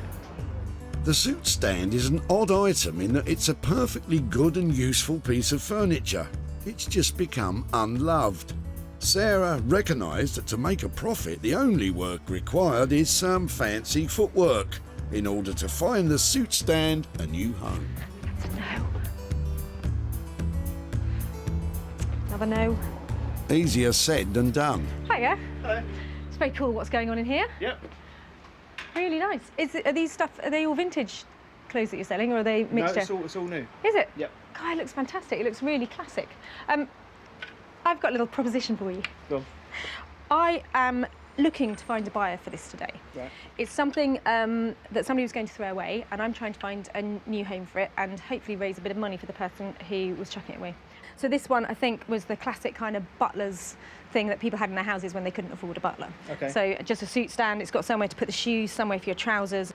I was thinking that if I could get 60 quid for it, right, I think it would be cool to go in a place like this. Do you fancy buying it then? I think we could maybe negotiate, but, you know. OK, well, I'm happy to negotiate because this is something that somebody thought didn't have any value, but if you think it's got, should we say 50 quid? Despite Sarah's best efforts, £50 proved to be a bit too rich, and a suitable compromise couldn't be found. If you change your mind, okay, I'll leave you some details. You can maybe give me a shout. Lovely. OK, thanks ever so much. Thanks for your time. Bye-bye. So, a bit more shoe leather required if Sarah's going to gain a dividend from that old suit stand then. These are the manhole covers. I want to see how easy it is to drill. This could be cast iron, so depending when it was cast, it could be like a real nightmare to drill. So the legs are going to sit something like that, I think. Yeah, what am I going to do? It's a bit of an ugly duckling, but they make it into a beautiful swan. I think that's why I quite like it. Starting to make the legs, Rob uses brute strength to bend each iron bar to the correct angle, making the legs feminine and dainty. Suitable for any girl's bedroom, I think we said. I reckon it's time. Let's see what we got. I must remember which way round it goes. I think it's fair to say there's a bit of imagination required before you can see these slabs of old cast iron taking pride of place in any girl's bedroom. But what we are seeing is very likely to be a world's first. No one else would think to turn these into a vanity table. See, originally I was going to have it coming out the back here, so it's going to be like a couple of arms, but I think it just makes the whole thing a little bit too wobbly. As it is, it's wobbly anyway, so we're going to have to sort that out. See, that's quite nice. That's, you know, just like weld. If I can weld it on there, that'd be brilliant. It's not certain at this point that the mirror frame can be welded to the base due to the nature of the cast iron. The only way to find out is to do a test weld. If this cracks now, then I'll know that I can't actually do any welding this, and I'll have to like make. Okay, so I mean, I think what Rob's trying to say is that if the welding is unsuccessful, that means an alternative way of fastening together the tables would be required, and that has time and budget implications. like, it's just I'm just gonna go for it, and then breaks. I think it's not the best strategy, but kind of against the clock a little bit here. So, oh, horrible. The worst case scenario would be that the extreme heat from the arc welder that Rob's using will cause the frame to crack. Doesn't like welding. Normally, if you'd welded this to itself, you know, or a similar type of metal, it's just snapped along the line it was welded. That's not such good news. Looks like a plan B is required. Just let it cool down, and then I'll think about what I'm going to do. Since Sarah's dropped these off, the thoughts that I had was to probably just keep it nice and simple and just put a velvet, a lovely deep purple velvet on the seat. But sleeping on it, I want to introduce some colour, and this is the frame I would love to paint. I would love to give that a nice green against the purple. So if I can get that there, because that works well with that, I have to add that just a little bit of ooh to it. Ooh, that'll be a technical term then. I would say for me, this is not a big task, but normally when you think it's not a big task, then it shows itself to be a big task. So personally speaking, this is a job I'm just going to get stuck into. And if there's problems, then I'll overcome those problems in due time. You never know with old furniture. I don't know where it's been, what kind of life it's had, what someone's done to it. They might have had an easy life. Imagine that, one previous owner. That would be cool. If you don't have a jar to put all the screws and bits and bobs in there, the best bet is to get masking tape, stick them all down. Right on a piece of tape, that's supposed to be a 1. And then on the bottom of the chair, you put a 1 as well, so you know which one, especially if you're working with 2 chairs that are identical. Matching the old fixings back to the chairs from which they came makes putting them back together again so much easier. I want this to go a kind of minty green, but I've got a darker green primer, and then get ready to rock and roll.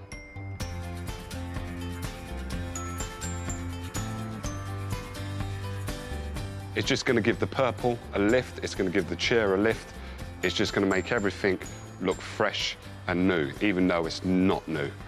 60-year-old chair, giving it a facelift. Or, modern terms, a little bit of Botox. That's what we're doing. Botox may seem an odd analogy, but of course we are hoping to reverse the signs of ageing and bring these chairs bang up to date. Previously in Portobello Market, the suit stand remained stranded with Sarah, but never one to give up. A change of location may be what's required. So me and my special friend have come all the way from Notting Hill to Brick Lane to see if we can make a sale here. Brick Lane can be found in East London in the borough of Tower Hamlets and is famous for its curry houses. Let's hope that suit stand will be able to curry some favour eventually. I've been to lots of shops around here and I have met a man called Michael in this one who is interested in my Italian bespoke designer suit stand. He's not very keen on the camera, so I'm just going to pop in, see if I can persuade him to come out.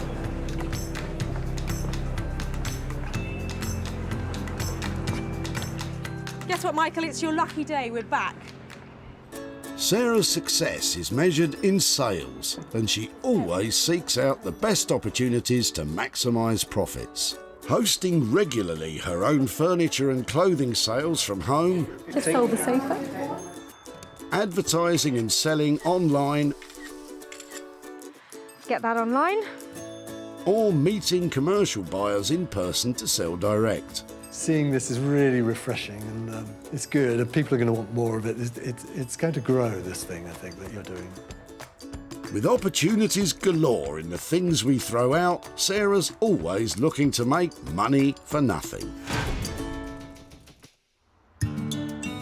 The suit stand, salvage from Chris, You're just not using it, so it's No, just not using it, yeah. And I think it's for some, I think it's like to put your suit on or something. Yeah, and then... yeah, it's really cool. has covered some miles searching for an elusive new home. It'd be really cool to get above 50 quid for this, but if somebody offers me a pink note, I'm going to take it. Sarah made a sale, and the only question remaining is, did she get a pink note? Sarah is back in Whitley to tell Chris what became of his suit stand. Hi, Chris. Hello nice there. to see you again. Nice to Hiya. see you again. Thank you. I've got a few things to show you about your suit stand if you'd Oh, like yes. to come and catch up. Oh yeah, sounds good. Come in. Lovely, please. thank you.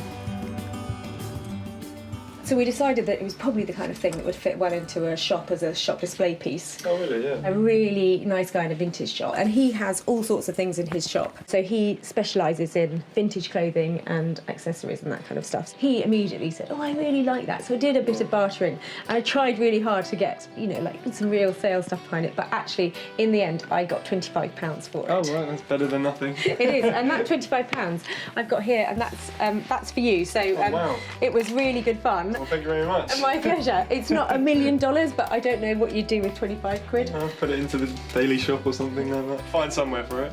But anyway, it was lovely to have met you again. Yeah, and you too, thank you very much. I'll be at the tip, no doubt, sometime soon. See you again. See you again. Yeah. Thanks ever so much. Okay, bye, Chris. See you. Bye. Sarah sold the suit stand for 25 quid, which is all profit. I didn't think the coat hanger would have any sort of value to it. You know, it looked old and abused, so, so I'm shocked there was any money made out of it, to be honest. Rob has managed to manhandle the manhole covers into what can at best be called butch beautiful vanity tables. But it's not been a project without problems. Everything that's been put together, apart from the actual frame, has been bolted or just placed. So we've drilled the backing for the mirror. The support here has been bolted on. Nothing has been welded except for the base. The inability of the cast iron to take a weld has caused no end of problems. This has meant that the project has taken much longer than anticipated. But we were going to utilise the recess here on the drain cover for lighting. Now, I had to work within the budget, and to be honest, it went way over budget with the lighting. So the next stage, if there is any next stage, is to talk to Sarah and see what she thinks about it. This restriction on both time and costs has also meant that some of the final finish is a little more temporary than Rob would like. It's the manhole makeover moment, and I'm here to see if Rob has managed to turn those 3 dirty bits of drainage into 3 fabulous vanity units. When Sarah managed to save these manhole covers, they were destined to become molten metal. Now they are unrecognisable as dirty drainage and are just a tiny step away from being magnificent mirrored vanity units. Hiya. Sarah, how you doing? I'm really well, how are you? Not too bad. Come in. Quiet here, it's never quiet here.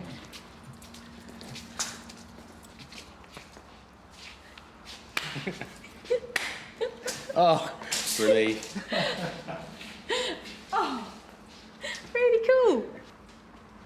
That is amazing. I think the bases. Even the broken one, I quite like. Okay, you've done well there. I'm a bit worried about this though. What's that? Well, the original plan was, because of the lighting, I wanted this suspended. Okay. So there would have been a bar across there, so you would have seen daylight around here, you had the Okay. lighting, that was the idea. Okay. Now we don't have that. Okay, in terms of finish, I'm not sure that... You don't like that kind of crusty finish? What about a bit of white in there? Because the other alternative is to get new mirror cut, and so it actually fills That I the can't. frame. But You know, I think we've got to do one thing or another, because this gap here is going to cause a problem. Is it possible to see it spun the other way? Or? Right, so. I'm just wondering if we were to sell these, if they go against the wall, they're going to have to go against the wall, aren't they? This kind of weight has got to be anchored against a wall in some way, hasn't it? Yeah. If we could have brackets on here that get screwed to the wall, Yeah. I think you're 99% there in terms of making these look fantastic. As a trio, they're really impressive. You know, as you walk in, and the colour that you've chosen, I had this idea about the sage green, and you've picked it up, and I think it's lovely. They're really impressive together. Yeah? Yeah, really. I think so, yeah. Yeah, and I hate to walk in and be critical, but I think you've got maybe 5% more just to get them completely finished. Sure. Being just slightly rough around the edges is enough to make a profit improbable, especially if there's insufficient left to bling them up with the LED lighting as originally planned. How are we doing on the budget? So I think we had £1,000 for the three. We're up to budget on that, yeah? Okay. I think that all three together, the finish, the really lovely legs you put on them, and the detail of that is cracking. It's just pushing that last bit. So give me a shout when they're ready to collect, and then I think we'll have something that's really saleable and really stylish, because I think they are so close to being perfect. So thank you very much. You'll be so pleased to see the back of me. Take care. Bye. Clearly, when attempting to make a profit, costs have to be tightly controlled. And if just a little more of Rob's time invested at this stage means they can be sold for a much higher price, it will all be worth it in the end. Well, Rob has certainly transformed those manhole covers, and I feel really picky because the colour on them is really good and the legs are really good detail. But I just need that 5% extra finesse because they need to look $1 million. I need to be able to sell them at a profit, and for that, they've got to be bang on. What I'm going to do is put some hooks on the back here, raise the mirror. I'm going to tighten up the brackets, give them a good crank up to make sure that the whole thing's quite steady. Give Sarah what she wants. Back in Whitley, Sarah spotted something distinctly masculine in the back of Shane's car. Manhole? We've had a new patio laid, and the builders left some of the old patio covers. Rob, on the other hand, was able to spot the feminine potential. Maybe we can make a nice little delicate touch, maybe a little vanity unit. With the budget rapidly running out, the cast iron makeover required just one small push to prove its mettle. And I hate to walk in and be critical, but I think you've got maybe 5% more just to get them completely finished. Rob has taken these 3 dank, dirty drainage covers and, with a few necessary strong-arm tactics, has transformed them into make-up, touch-up vanity units. Rob's final finishing touches have created just what Sarah was looking for. And with those details taken care of, making these into a premium product, these unique units have been snapped up as stock for a prestigious London outlet. And, most importantly, for a premium price. Sarah has returned to Whitley to surprise Shane with pictures of what his cast iron manhole covers have become, and to hand over some profit. Hi there, hello. Hello. Hi there. Shane, how are you doing? Hi, nice to see you. Nice to see you again. Hello. Oh, hello there. Hello. Hi, I'm Sarah. Hi there, how are you doing? Do you know what Daddy took to the tip? The drain covers. Yeah, and I have to say, I got a little bit enthusiastic about them. Well, we're intrigued. You did? Well, I took them to London, and there is this fantastic place in Walthamstow, which is an open studio, and there's a guy there called Rob, who's a technician who runs it. And he came up with the idea that they're very chunky, masculine things. We should turn them completely on their head and turn them into vanity tables. Okay. Oh, cool. So I've actually got some pictures to show you. They turned out, we made 3 of them. He really went to town on them. Cool.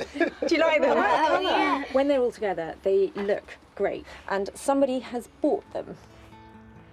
Unfortunately, £1,000 to spend on them to convert them was quite a lot of money to spend. But we did manage to sell them at a profit. And I've got a wad of money here. I want to know just how much you think might be, how much profit. Nice. Well, there's £500 here, and I'm really pleased to say that's all yours. So I don't know who gets that. Maybe it was Daddy. Calm down. That was the one who took them. We'll discuss it Split it. That's a good Maybe thing. give it to Mummy. She looks after. Gladly. The keeper of the cash. Goodness gracious. The 3-man hole covers cost £1,000 to transform, but with a sale of £1,500, Sarah has made a profit of £500 for Shane and his family. Do you have any idea what you might do with it? Well, your timing's very good. We're leaving early in the morning to go to France for our summer holiday, so I'm sure that these guys here will find something good to do with it. You're going to have a really good time. very nice wine. Lovely to Thank see you, Thank and you. have a really good time. Bye, guys. Really nice to see you. Bye bye. Thank you.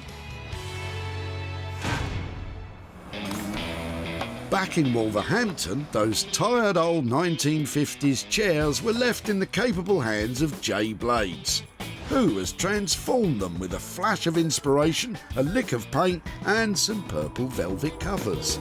Simple job that to a certain extent turned out a bit fiddly, especially this bit here. The original trim that was on there was made of plastic, just totally broke up, so I couldn't put it back together again. I think there's a touch of femininity with masculinity in there as well. So I think these appeal to a lot of people, but Sarah might not like them, or she might like them.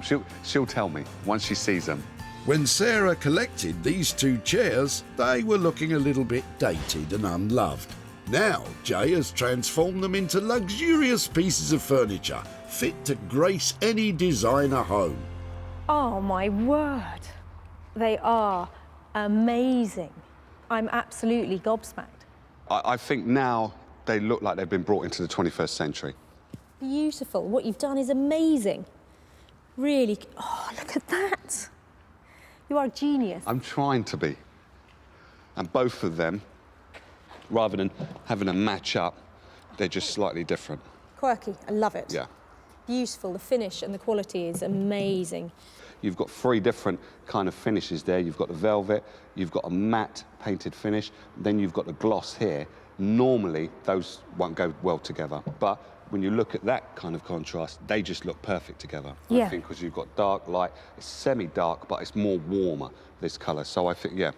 Did you manage to do them 50, or, I mean, we didn't discuss this top bit at all. No, the top bit, I was going to leave it as it was, but when I put the seat on, covered the seat, and then looked at it, and the colours weren't matching up, so it was just inevitable that I had to do the back. I love them. So they came in, originally we stated, was it £50 for the 2? Yeah. Now they're £70 for the 2. I think that you have turned something really ordinary into a statement piece. They are stunning. I'm really pleased.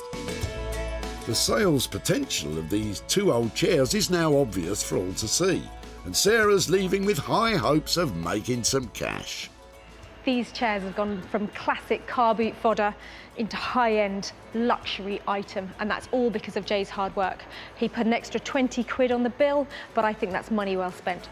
I'm never too sure when I actually show people the furniture for the first time if they actually get it, but Sarah got it, which I'm really, really chuffed with.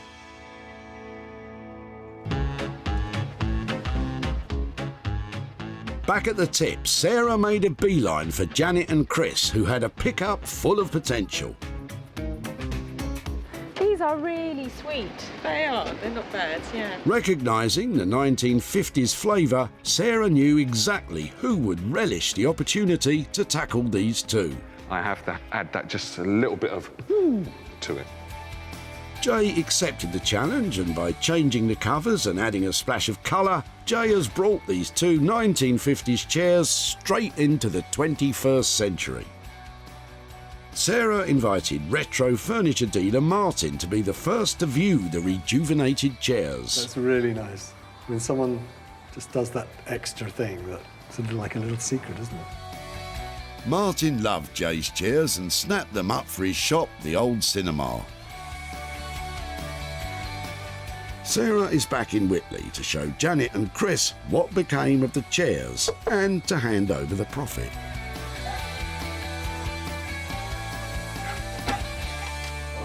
Hi there. Hello. Hi, Chris. How are you doing? Oh, how are you? All right. Yeah, really Good, well, good, really good, well. good.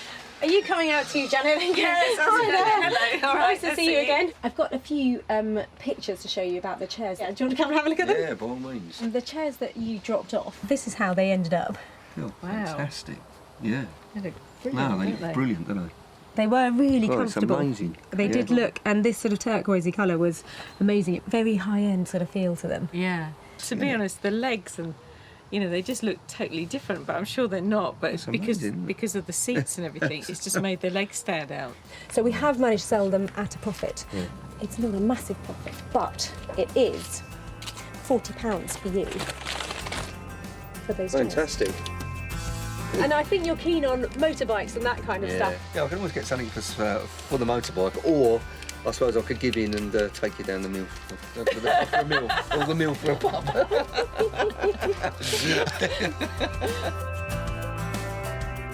The two chairs were transformed for the grand cost of £70, and Sarah sold them for £110, leaving Janet and Chris with 40 quid to fight over.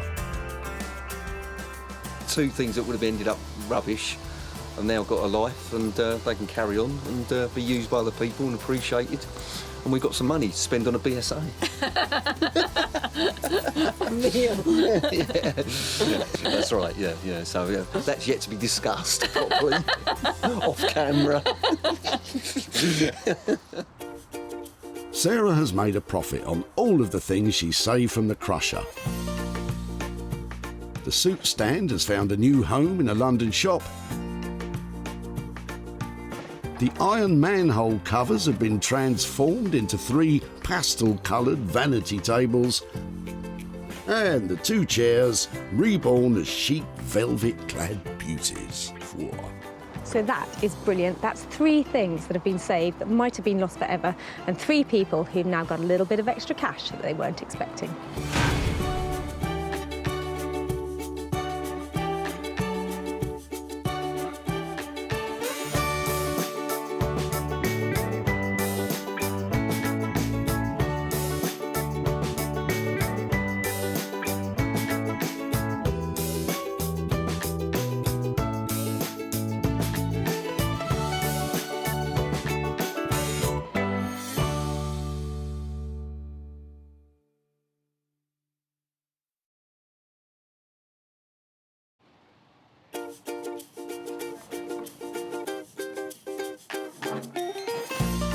How do you make money for nothing?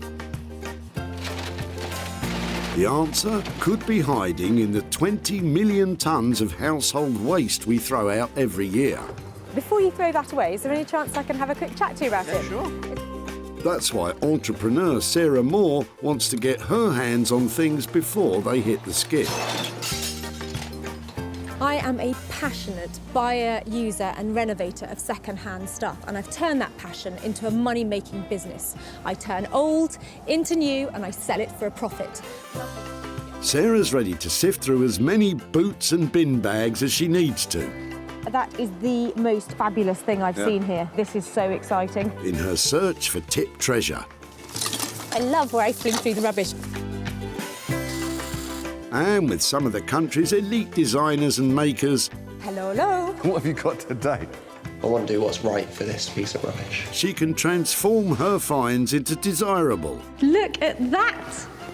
beautiful, Speechless. valuable, You're joking. and hopefully saleable items. You always talk my kind of money, Jay. I love doing deals with you. If Sarah is successful, then she can hand the profits back to the very people who had no idea there was cash to be made from their trash. Wow.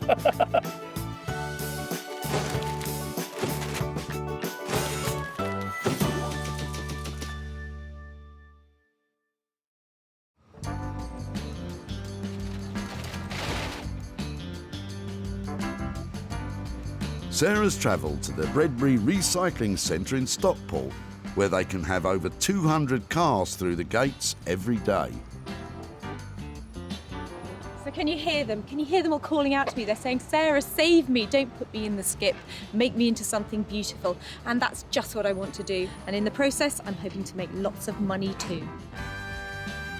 Sarah talked very nicely to the kind people who run the dump and has secured special permission to ambush people today. Oh look, there's a nice big car coming in. Maybe they've got lots of things in their boot. Sarah's on the lookout for 3 items she can breathe new life into and sell for a profit. No need for one of those in your life then? No. No breaking and entering? Well, I've got other tools for that. Stop bothering the nice cat burglar, Sarah, and get on with your search. Well, it's not long before Sarah has her eye on Chris's leather sofa, but only if it's the genuine article. Is it, this is a really question, is it leather? Yeah, I think so. Yeah, well, I can remember. Have you had it long? What's the... It's about 10 years of age, that. Probably 12 now, not about 12 years of age. I used to have 2 Dalmatians, so parts of it's marked. Okay, that doesn't matter. For the dogs wise. We've got a new one, and so this one's just literally been dumped in the cabin there. Yeah. If I can get this leather off here, I can make handbags, maybe bodices. The fact that it's worn actually adds to its appeal. Well, hopefully we'll give it another life. I don't really know what that will be yet, but it's lovely material, particularly this bit, probably the most worn bit. It's so soft. Yeah, it's more bums have been on that one. I beg your pardon? More bums. What a cheek. But will Sarah be able to salvage enough leather that's not too bum-battered? Considering that, you know, the city's about 10, 12 years of age, and it's been well worn by several people's bottoms and several dogs. So yeah, I think she'll struggle to do anything with it, really. I couldn't be more pleased with this footstool and chair. It's covered in the most fantastic leather and like meters of it. So I've got a marvellous maker lined up who's going to transform this into something that you just won't believe. And at the end of the day, I think we're going to make some money out of it as well. Having comfortably bagged her first item, Sarah now has to turn sat on into saleable. And she has just the person in mind to do it. Chinello Bally has been turning heads since reaching the final of the Great British Sewing Bee. Her hand-cut couture pieces have caught the attention of the fashion world, and now she has a long list of celebrity clients. I've always loved fashion. I think it comes from background actually, because my mum is very, very stylish. The women in my family are very stylish. I've always been surrounded by very unique items of clothing. One of the things that encouraged me the most to start making for other people was because when I wore my garments, people would always stop me saying, oh, you know, oh, I really like this. Where did you get it from? And they'd find out I'd made it myself. And then very early on, I'd get people say, oh, can you make one for me? And I really do look for the beauty in anything. Chinello may look for the beauty in everything, but she may struggle to find it in the load of old leather Sarah's dropping off.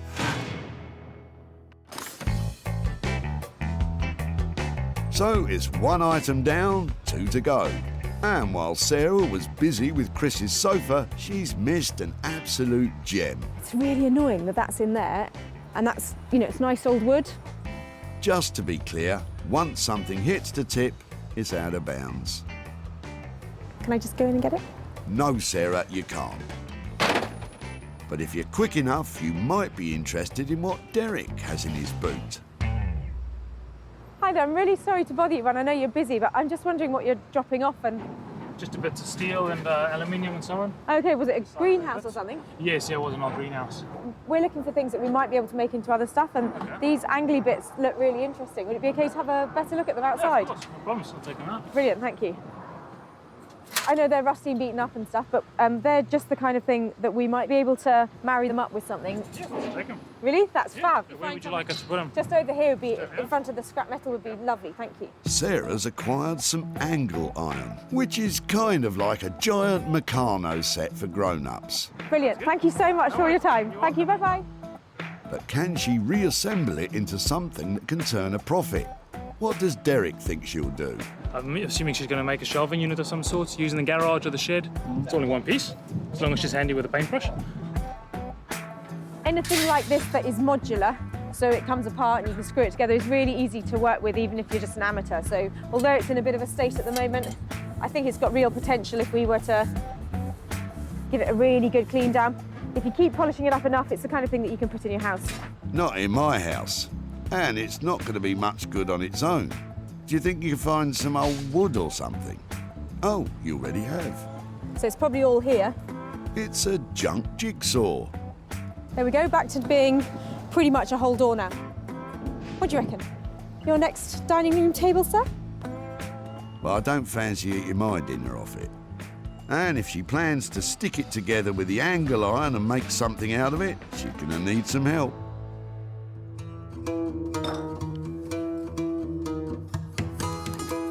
Rupert Blanchard is one of the most imaginative bespoke furniture makers, searching the country for undervalued materials to rework into contemporary designs. I work mostly with reclaimed, salvaged and abandoned materials. Basically other people's waste. I find some kind of beauty in it and spend a lot of time and give rubbish a lot of attention to try and bring it back into use. I like giving things a second, a third, a fourth chance. Rupert's been making furniture for over 10 years, and in that time has developed a thing for drawers. Oh, look at that drawer. Look at that. What a beautiful drawer. Rupert's no stranger to unused materials, but that door might be past saving.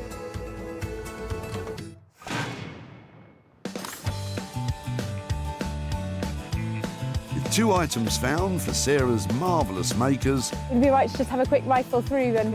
Lovely. the hunt is on for something that will be Sarah's own money-making mission. They're really cute.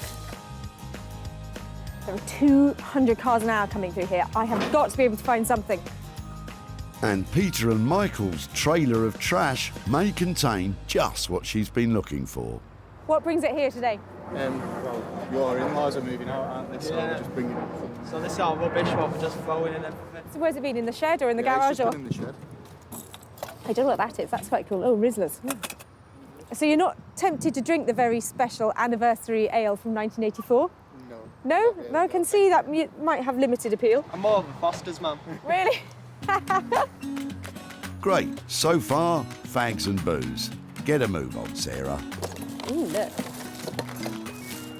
So is it just me, or does that... There's something cool about that, isn't there? It's just you, Sarah. Maybe. I wonder if you could use those in lighting or something, because they're just the fact there's so many different colours in there. I feel really bad about putting those into the tip. I'm not quite sure why, but they've got a certain appeal. Yes, to golfers. Oh, wow. Wait, what's this? Peter's got another bit of treasure for you, Sarah. But how could it possibly beat those golf tees? Do you know what it is? I ain't got a clue. I think that it's, see how it's got an angle like that on it? It's a writing slope. So when people wrote letters, it went like that. So it was like a mini desk when they were, and so there you've got the bit where your pen went. Oh, look, isn't that clever the way it opens up? And down here, and the key that goes with it. Would it be something we might be able to have a look at? Yeah, no problem. Really? Yeah. Brilliant. Thank you ever so much. Thank you. Now that's more like it. I'm sure you can make a few bob selling it as it is. So everybody used to have things like this, because everybody wrote letters, so we just don't do it anymore. Here, it's very faint lines. This would have been beautiful gold inlay, you know, onto the velvet, so that would have been pretty. So that's a joyful little piece of history there. This type of writing slope, or lap desk, first appeared in the 18th century and became a stylish accessory for the travelling gentleman. Today, the market for these is buoyant, and Sarah could well raise some surprise cash for Michael and Peter. I love this box. It's really sweet, and it's the oldest thing that we've found today. It's got some lovely details on it, and I'm hoping that it's going to be really quite valuable. And that means that all of the money we get from selling it can go to that great guy who dropped stuff earlier. So that has got to be a good thing, hasn't it? And with that, today's list is complete. Chinello will lavish love on Chris's leather. Rupert will tackle Derek's rusty frame and that dissected door.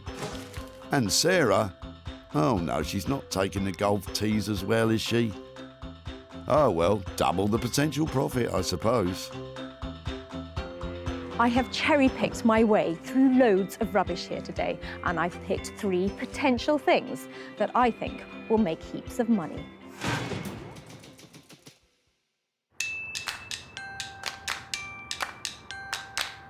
Canning Town, East London.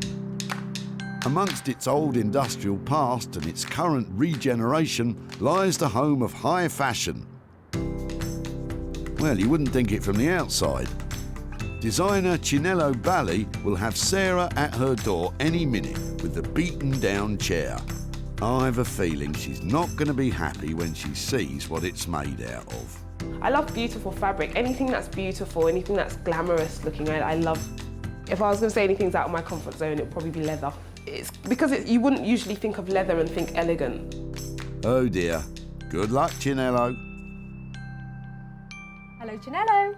What have you got for me? Okay, these are the cushions off a chair, and I've got a footstool that goes with it. Oh, wow. She's in. I'm going to need to sit down here. So I'm hoping that between this and this, we've actually got heaps of this fabric. There's loads of it, definitely. I actually wondered if it was nicer. I actually really like the inside, Yeah. but I think as well we can use both, because look, that looks lovely against each other. Oh, wow, that's really cool. Yeah. I had a few ideas. Okay. I want to hear your ideas this time because I have got no idea. When I was looking at this, I kept on thinking about maybe having something like some sort of cape or some sort of loosely fitted garment. Yes, maybe. How about like a blazer cape? You know, those blazers that have the capes attached to them, so they don't have a sleeve. It will be like the cape instead of the sleeve. Come on, Sarah. You know, those blazer capes that you see everyone wearing all over the place. What exactly, how does it style, the blazer cape? It's basically a blazer, like yours, but it would have a cape. Fascinating. Fantastic. A blazer cape, how much money does it cost to produce a blazer cape? Stop saying blazer cape. Could be looking about £250 to £300. Okay. Do you think that would mean we'd make a profit? Definitely, I think so, because this is real leather, you know, and it's a handmade jacket. Should be looking about £400 for it. Okay, well, I think that sounds great. I think leaves me a bit of room to surprise the guys who dropped it off. Well, shall I leave it with you? Yes, I'm going to kick you out now so I can get on with work. Okay. Bye. Don't work too hard. Okay, bye. Bye. And so, blazer cape. So this is sort of out of my comfort zone, but I think it'll be good. I think it'll be a challenge, a good challenge, however. Armchair footstool becomes blazer cape. It's not an obvious choice of garment, but only Chinello would think of something like that. Secretly, I hope it fits me. So do I. So it'll be £300 to produce the garment. And all Sarah has to do is find a superhero looking for formal wear, and she's sorted.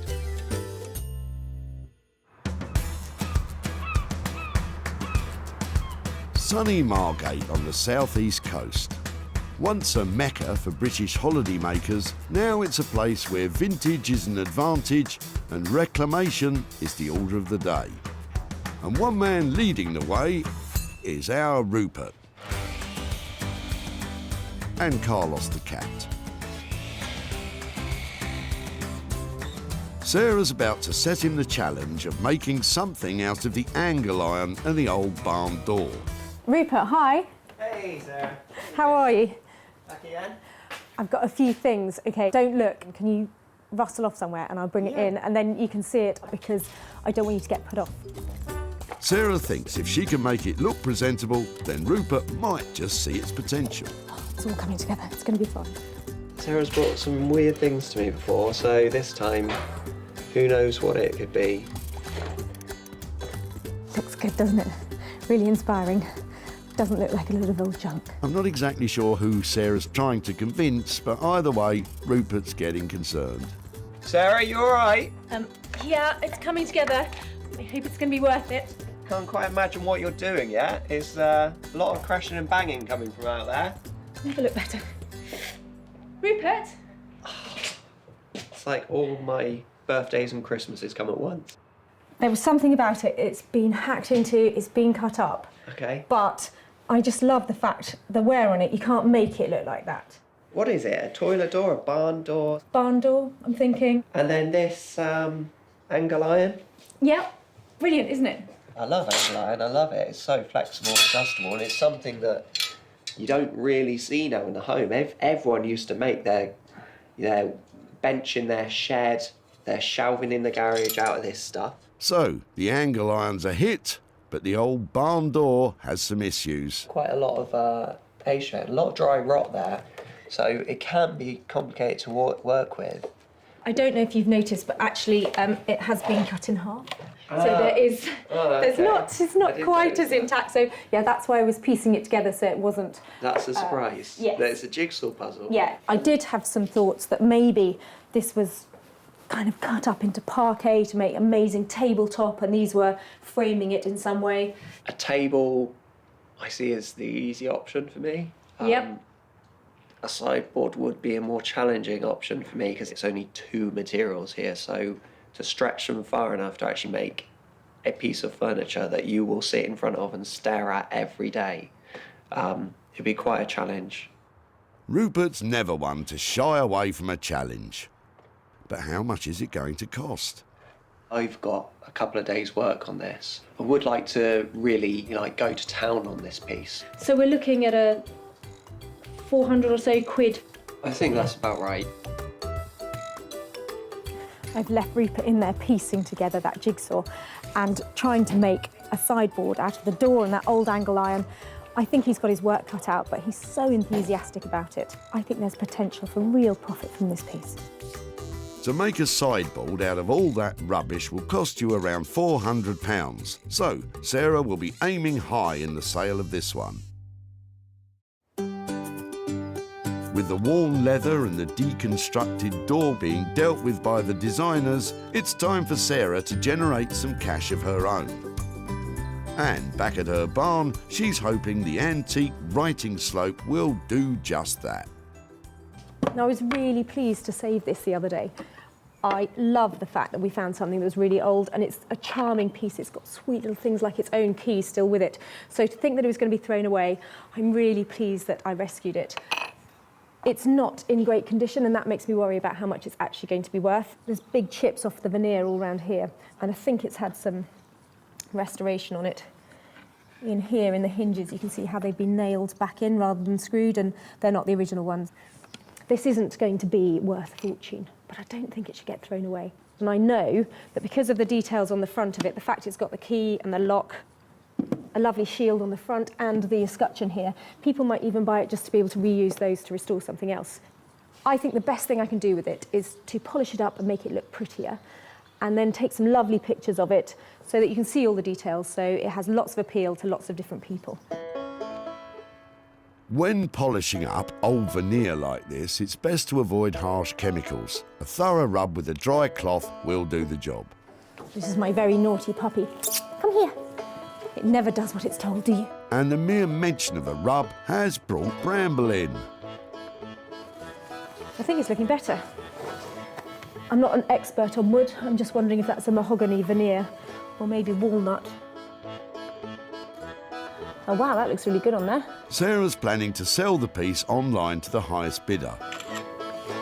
I'm going to take photographs from every angle of it and the detail and the damage that it's got, so that whoever buys it has got the whole picture. Well, maybe, looking at the state of it, less is more. Come here. A quick look online to compare prices, and things are looking promising. So this one's similar, and it's £44.50, but I'd say that's got a slightly Art Deco-y, sort of 40s-y maybe feel to it. So I think that one is newer than our one. Victorian writing slope. Right, so there it is. It's listed. Let's hope that it makes £30. Maybe, on a good day, £40. Fingers crossed. All we can do now is wait to see if it makes any money. Let the bidding begin. Sarah hasn't spent a penny on the writing slope, so any money made from it is truly profit.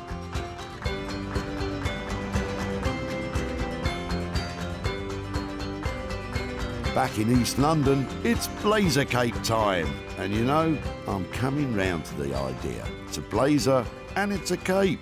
Come on, I want one. So, Chinello, where do we begin? I decided to dump the blazer cape idea this morning. No. Why? Because because I just woke up and I thought, how is this going to work? So I'm going to make a dress out of this. So more of a shift style dress. And also I really wanted to put my own signature on this. So the jacket thing is not really something I do. Dresses, they're more my thing. Oh, OK. I'll have to find my own blazer, Kate, then. But what's your idea for the dress? Okay, so my initial idea is to have this part here at the bottom, and then this would have made up, you know, the top half of the dress. So the dress is mainly in the leather, and then this would have been sleeve, and that would be a neckline there. Chinello's planning on using wax print fabric for the sleeves, a typical material for clothing in Africa. And although this material is dark, they're more commonly vibrant, colourful cotton prints, which historically were used as a non-verbal communication that could indicate status or wealth among African women. I'm just trying to straighten out all the edges, and I was just making my dress a little bit shorter than I want it to be. With the chair and stool completely stripped, Chinello has all the material she has to work with. So now it's just a matter of sewing it all together.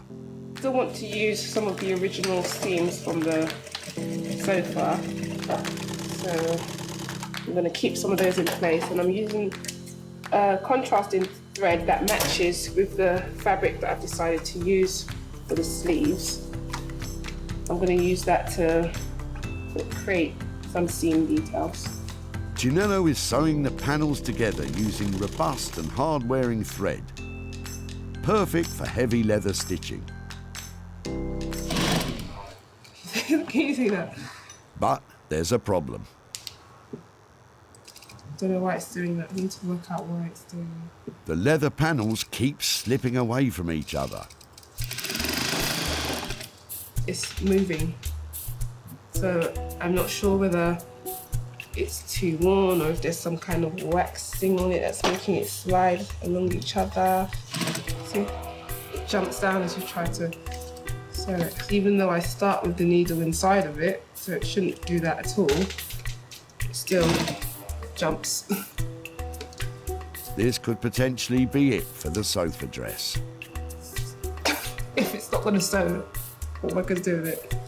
The more worn sections seem impossible to sew together, and considering most of it is well worn, Chinello might not have enough material to make a wallet, never mind a dress. Because it's not like it's not sewing it, it sews it in bits and then it just gathers it up at the bottom, and it was doing the same thing on that machine, so I moved over here. What are we going to do now?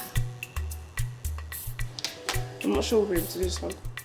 Is this the end of the road for Chinello's dress? Let's give her a chance to think.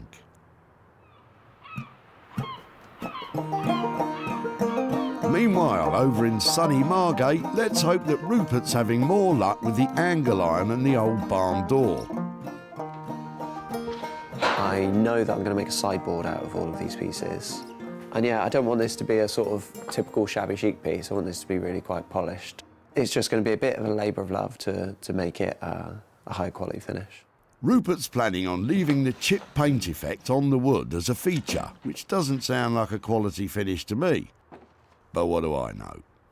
Although I know what I'm making, I've got to strip it down and prepare the materials. The nuts and bolts holding it together have fused shut with rust. Just going to cut these off. But Rupert can cut them off with his cut-off tool. That's what it's actually called.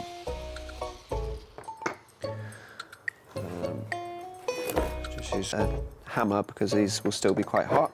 Once the door is taken apart, a few more screws. You can get an idea of how much usable wood he has to work with. But it's all looking a bit crumbly.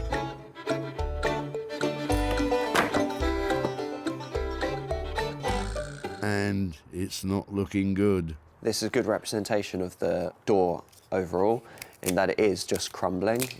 It's got a lot of normal rot and a lot of dry rot. Ideally, any carpenter making a cabinet doesn't start with rotten wood. Now on this table is everything that's really usable. I've got it down from what was a pile of rubbish to an organised pile of rubbish. I suppose that's some progress. There's still There's still a good 60% of this door that we can reuse. With just enough wood to construct a sideboard, Rupert gets to work sawing the usable pieces into planks to match his very intricate blueprint on the floor. Next comes the angle iron, which will form the structure of the cabinet. Angle iron became very popular amongst do-it-yourselfers. With its easy-to-assemble design, it was possible for almost anyone to build anything from shelving units to greenhouses. The more I put together, the closer I'm getting to working out what this needs to become. Rupert's on a roll and looks to have this finished in no time. But wait a minute. That's one short and two wide. That's one short. Where are the other pieces of wood? I've miscalculated it. Uh-oh, with such little door to work with, that doesn't sound good. Oh, this is nuts. This is a problem with having a warehouse full of rubbish, that I often lose a piece of wood that I've just cut.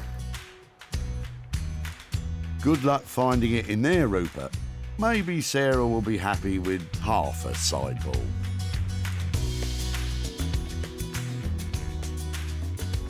Back in Sussex, Sarah's online auction of the writing slope is nearing an end. Exciting. She was hoping for around £40, and with a few seconds to go, it's sold. Well, the writing slope has sold, but it hasn't made great money. It's made 15 quid, which is better than nothing because it was literally about to go into a skip. So if that has only made £15, I want to make a bit more money than that to give back to Pete. I think I'm going to have to take up the golf tee challenge. Oh no, I'd forgotten about them. What should we do with them then? Don't ask me.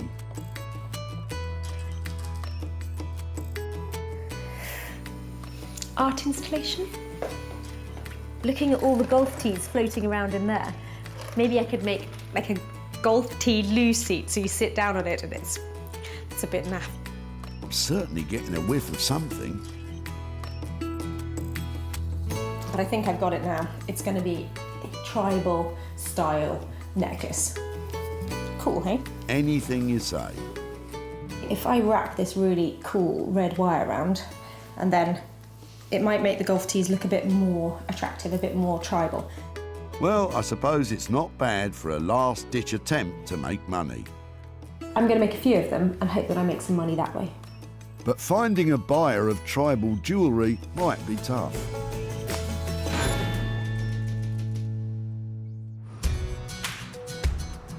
Back at the dump, Sarah was rustling through Peter and Michael's box of old bits. So this is our rubbish, what we're just throwing in everything. Ooh, look. First came the golf tees. There's something cool about that, isn't there? And then an antique writing slope. Oh, look, isn't that clever the way it opens up? The writing slope underperformed online. It hasn't made great money. It's made 15 quid. So Sarah got to work on the tees and eventually produced some multicoloured tribal-esque necklaces. Sarah showcased them at her barn sale and was optimistic the country living crowd would get behind them. I'm putting them out at £10 each. I've got some more to come out later and I think they look really cool.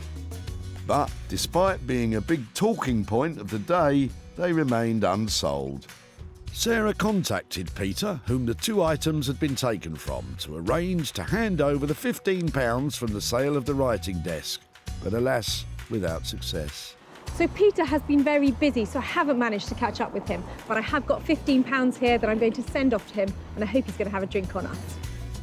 So it's been a disappointing turnout for the boys, but still, 15 quid for what was rubbish is still better than a kick in the golf balls.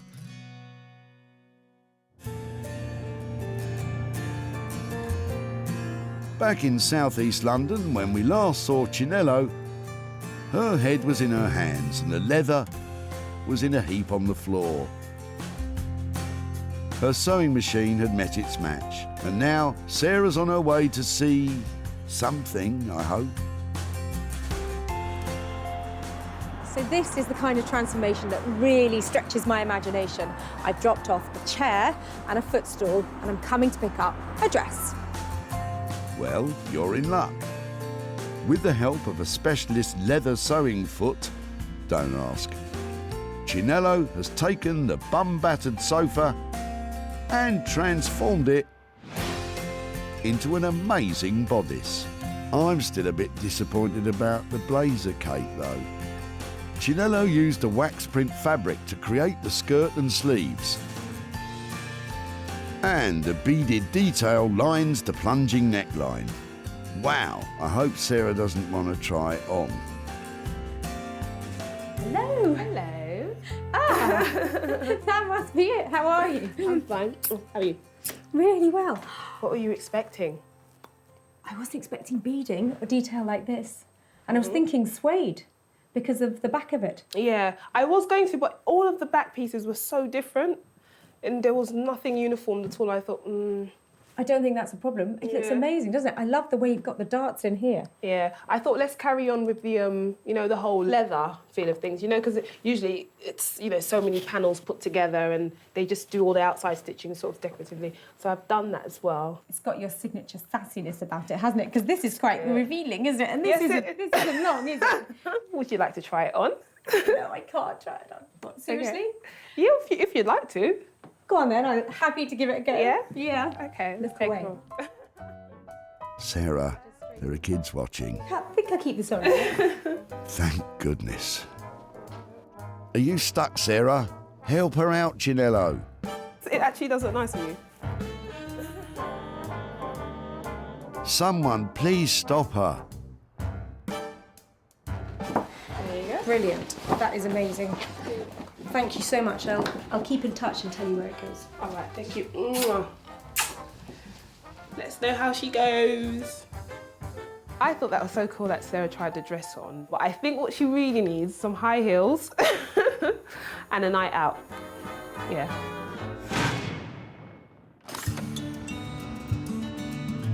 Back at the dump, Sarah saw potential in Chris's faded leather. If I can get this leather off here, it's beautiful, it's really soft. More bums have been on that one.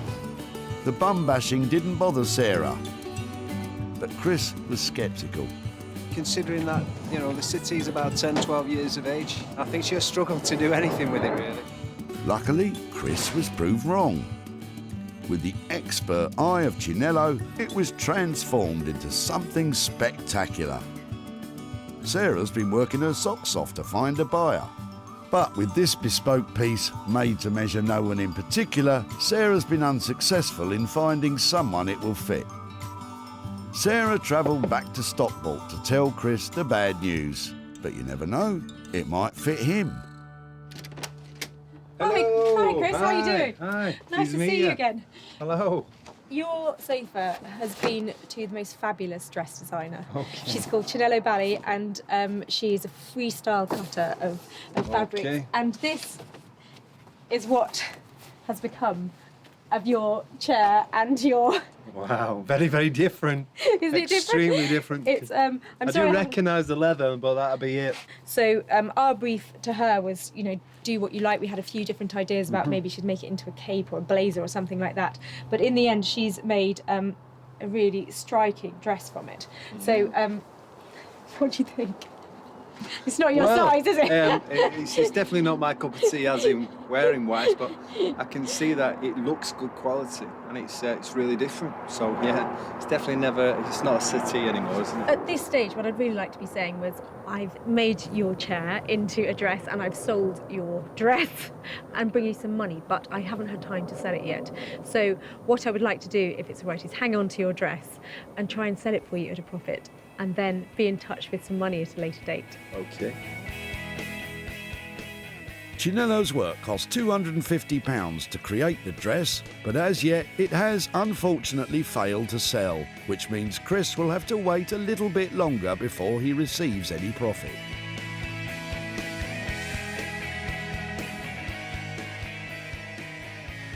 Well, it was great to be able to show Chris the dress that Chinello actually made, but I wish I'd been able to turn up with some money for nothing. But hopefully I'll be in touch soon and have something to share with him. I didn't know what she was going to make, but her dress would have been definitely the last on the list, let's just say.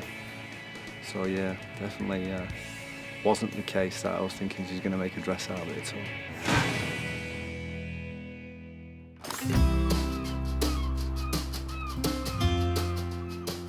So, with the majority of items remaining unsold so far, Sarah will have high hopes for today's final find, Rupert's sideboard, which he's putting finishing touches to now.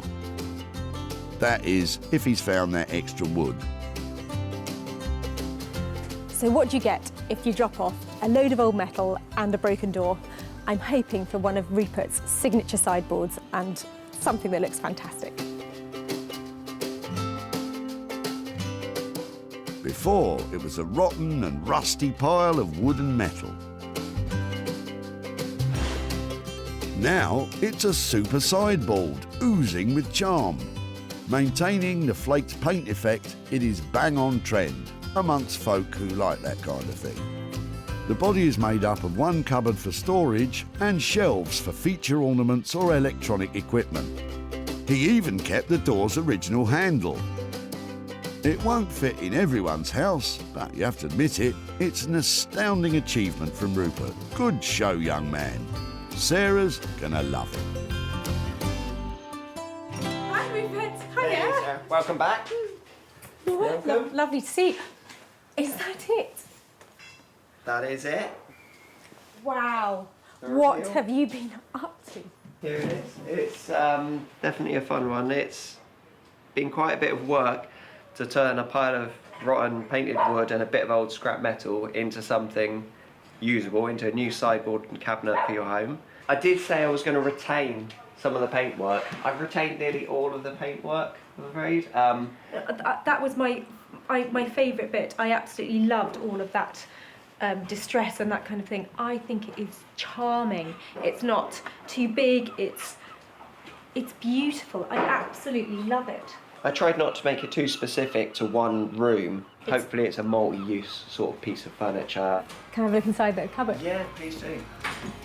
Oh, it's green! Fantastic! So, I couldn't tell. Did you like it or not, Sarah? I think it's a hit. And coming in on budget at £400 means there's room for a bit of money to be made. I'm just so pleased you like it. I'll go and get the van then. Yeah, thank you.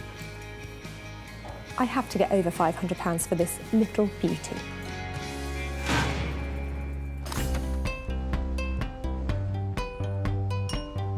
Back at the dump, Sarah ambushed Derek for his angle iron. Yes, it was in our greenhouse. Oh, fantastic. Derek had confidence in Sarah's abilities. It's only one piece, as long as she's handy with a paintbrush. But it was missing something to tie it all together. And then she found it 2 minutes later. Your next dining room table, sir? She wasn't far off.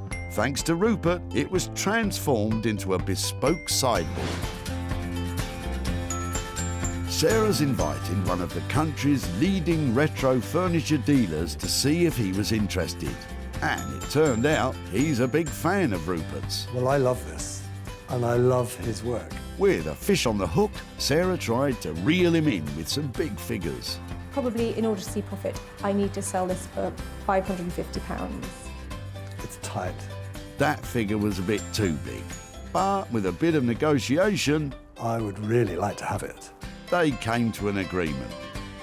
Sarah's back in Stockport to show Derek what was made of his old greenhouse and hand over the cash.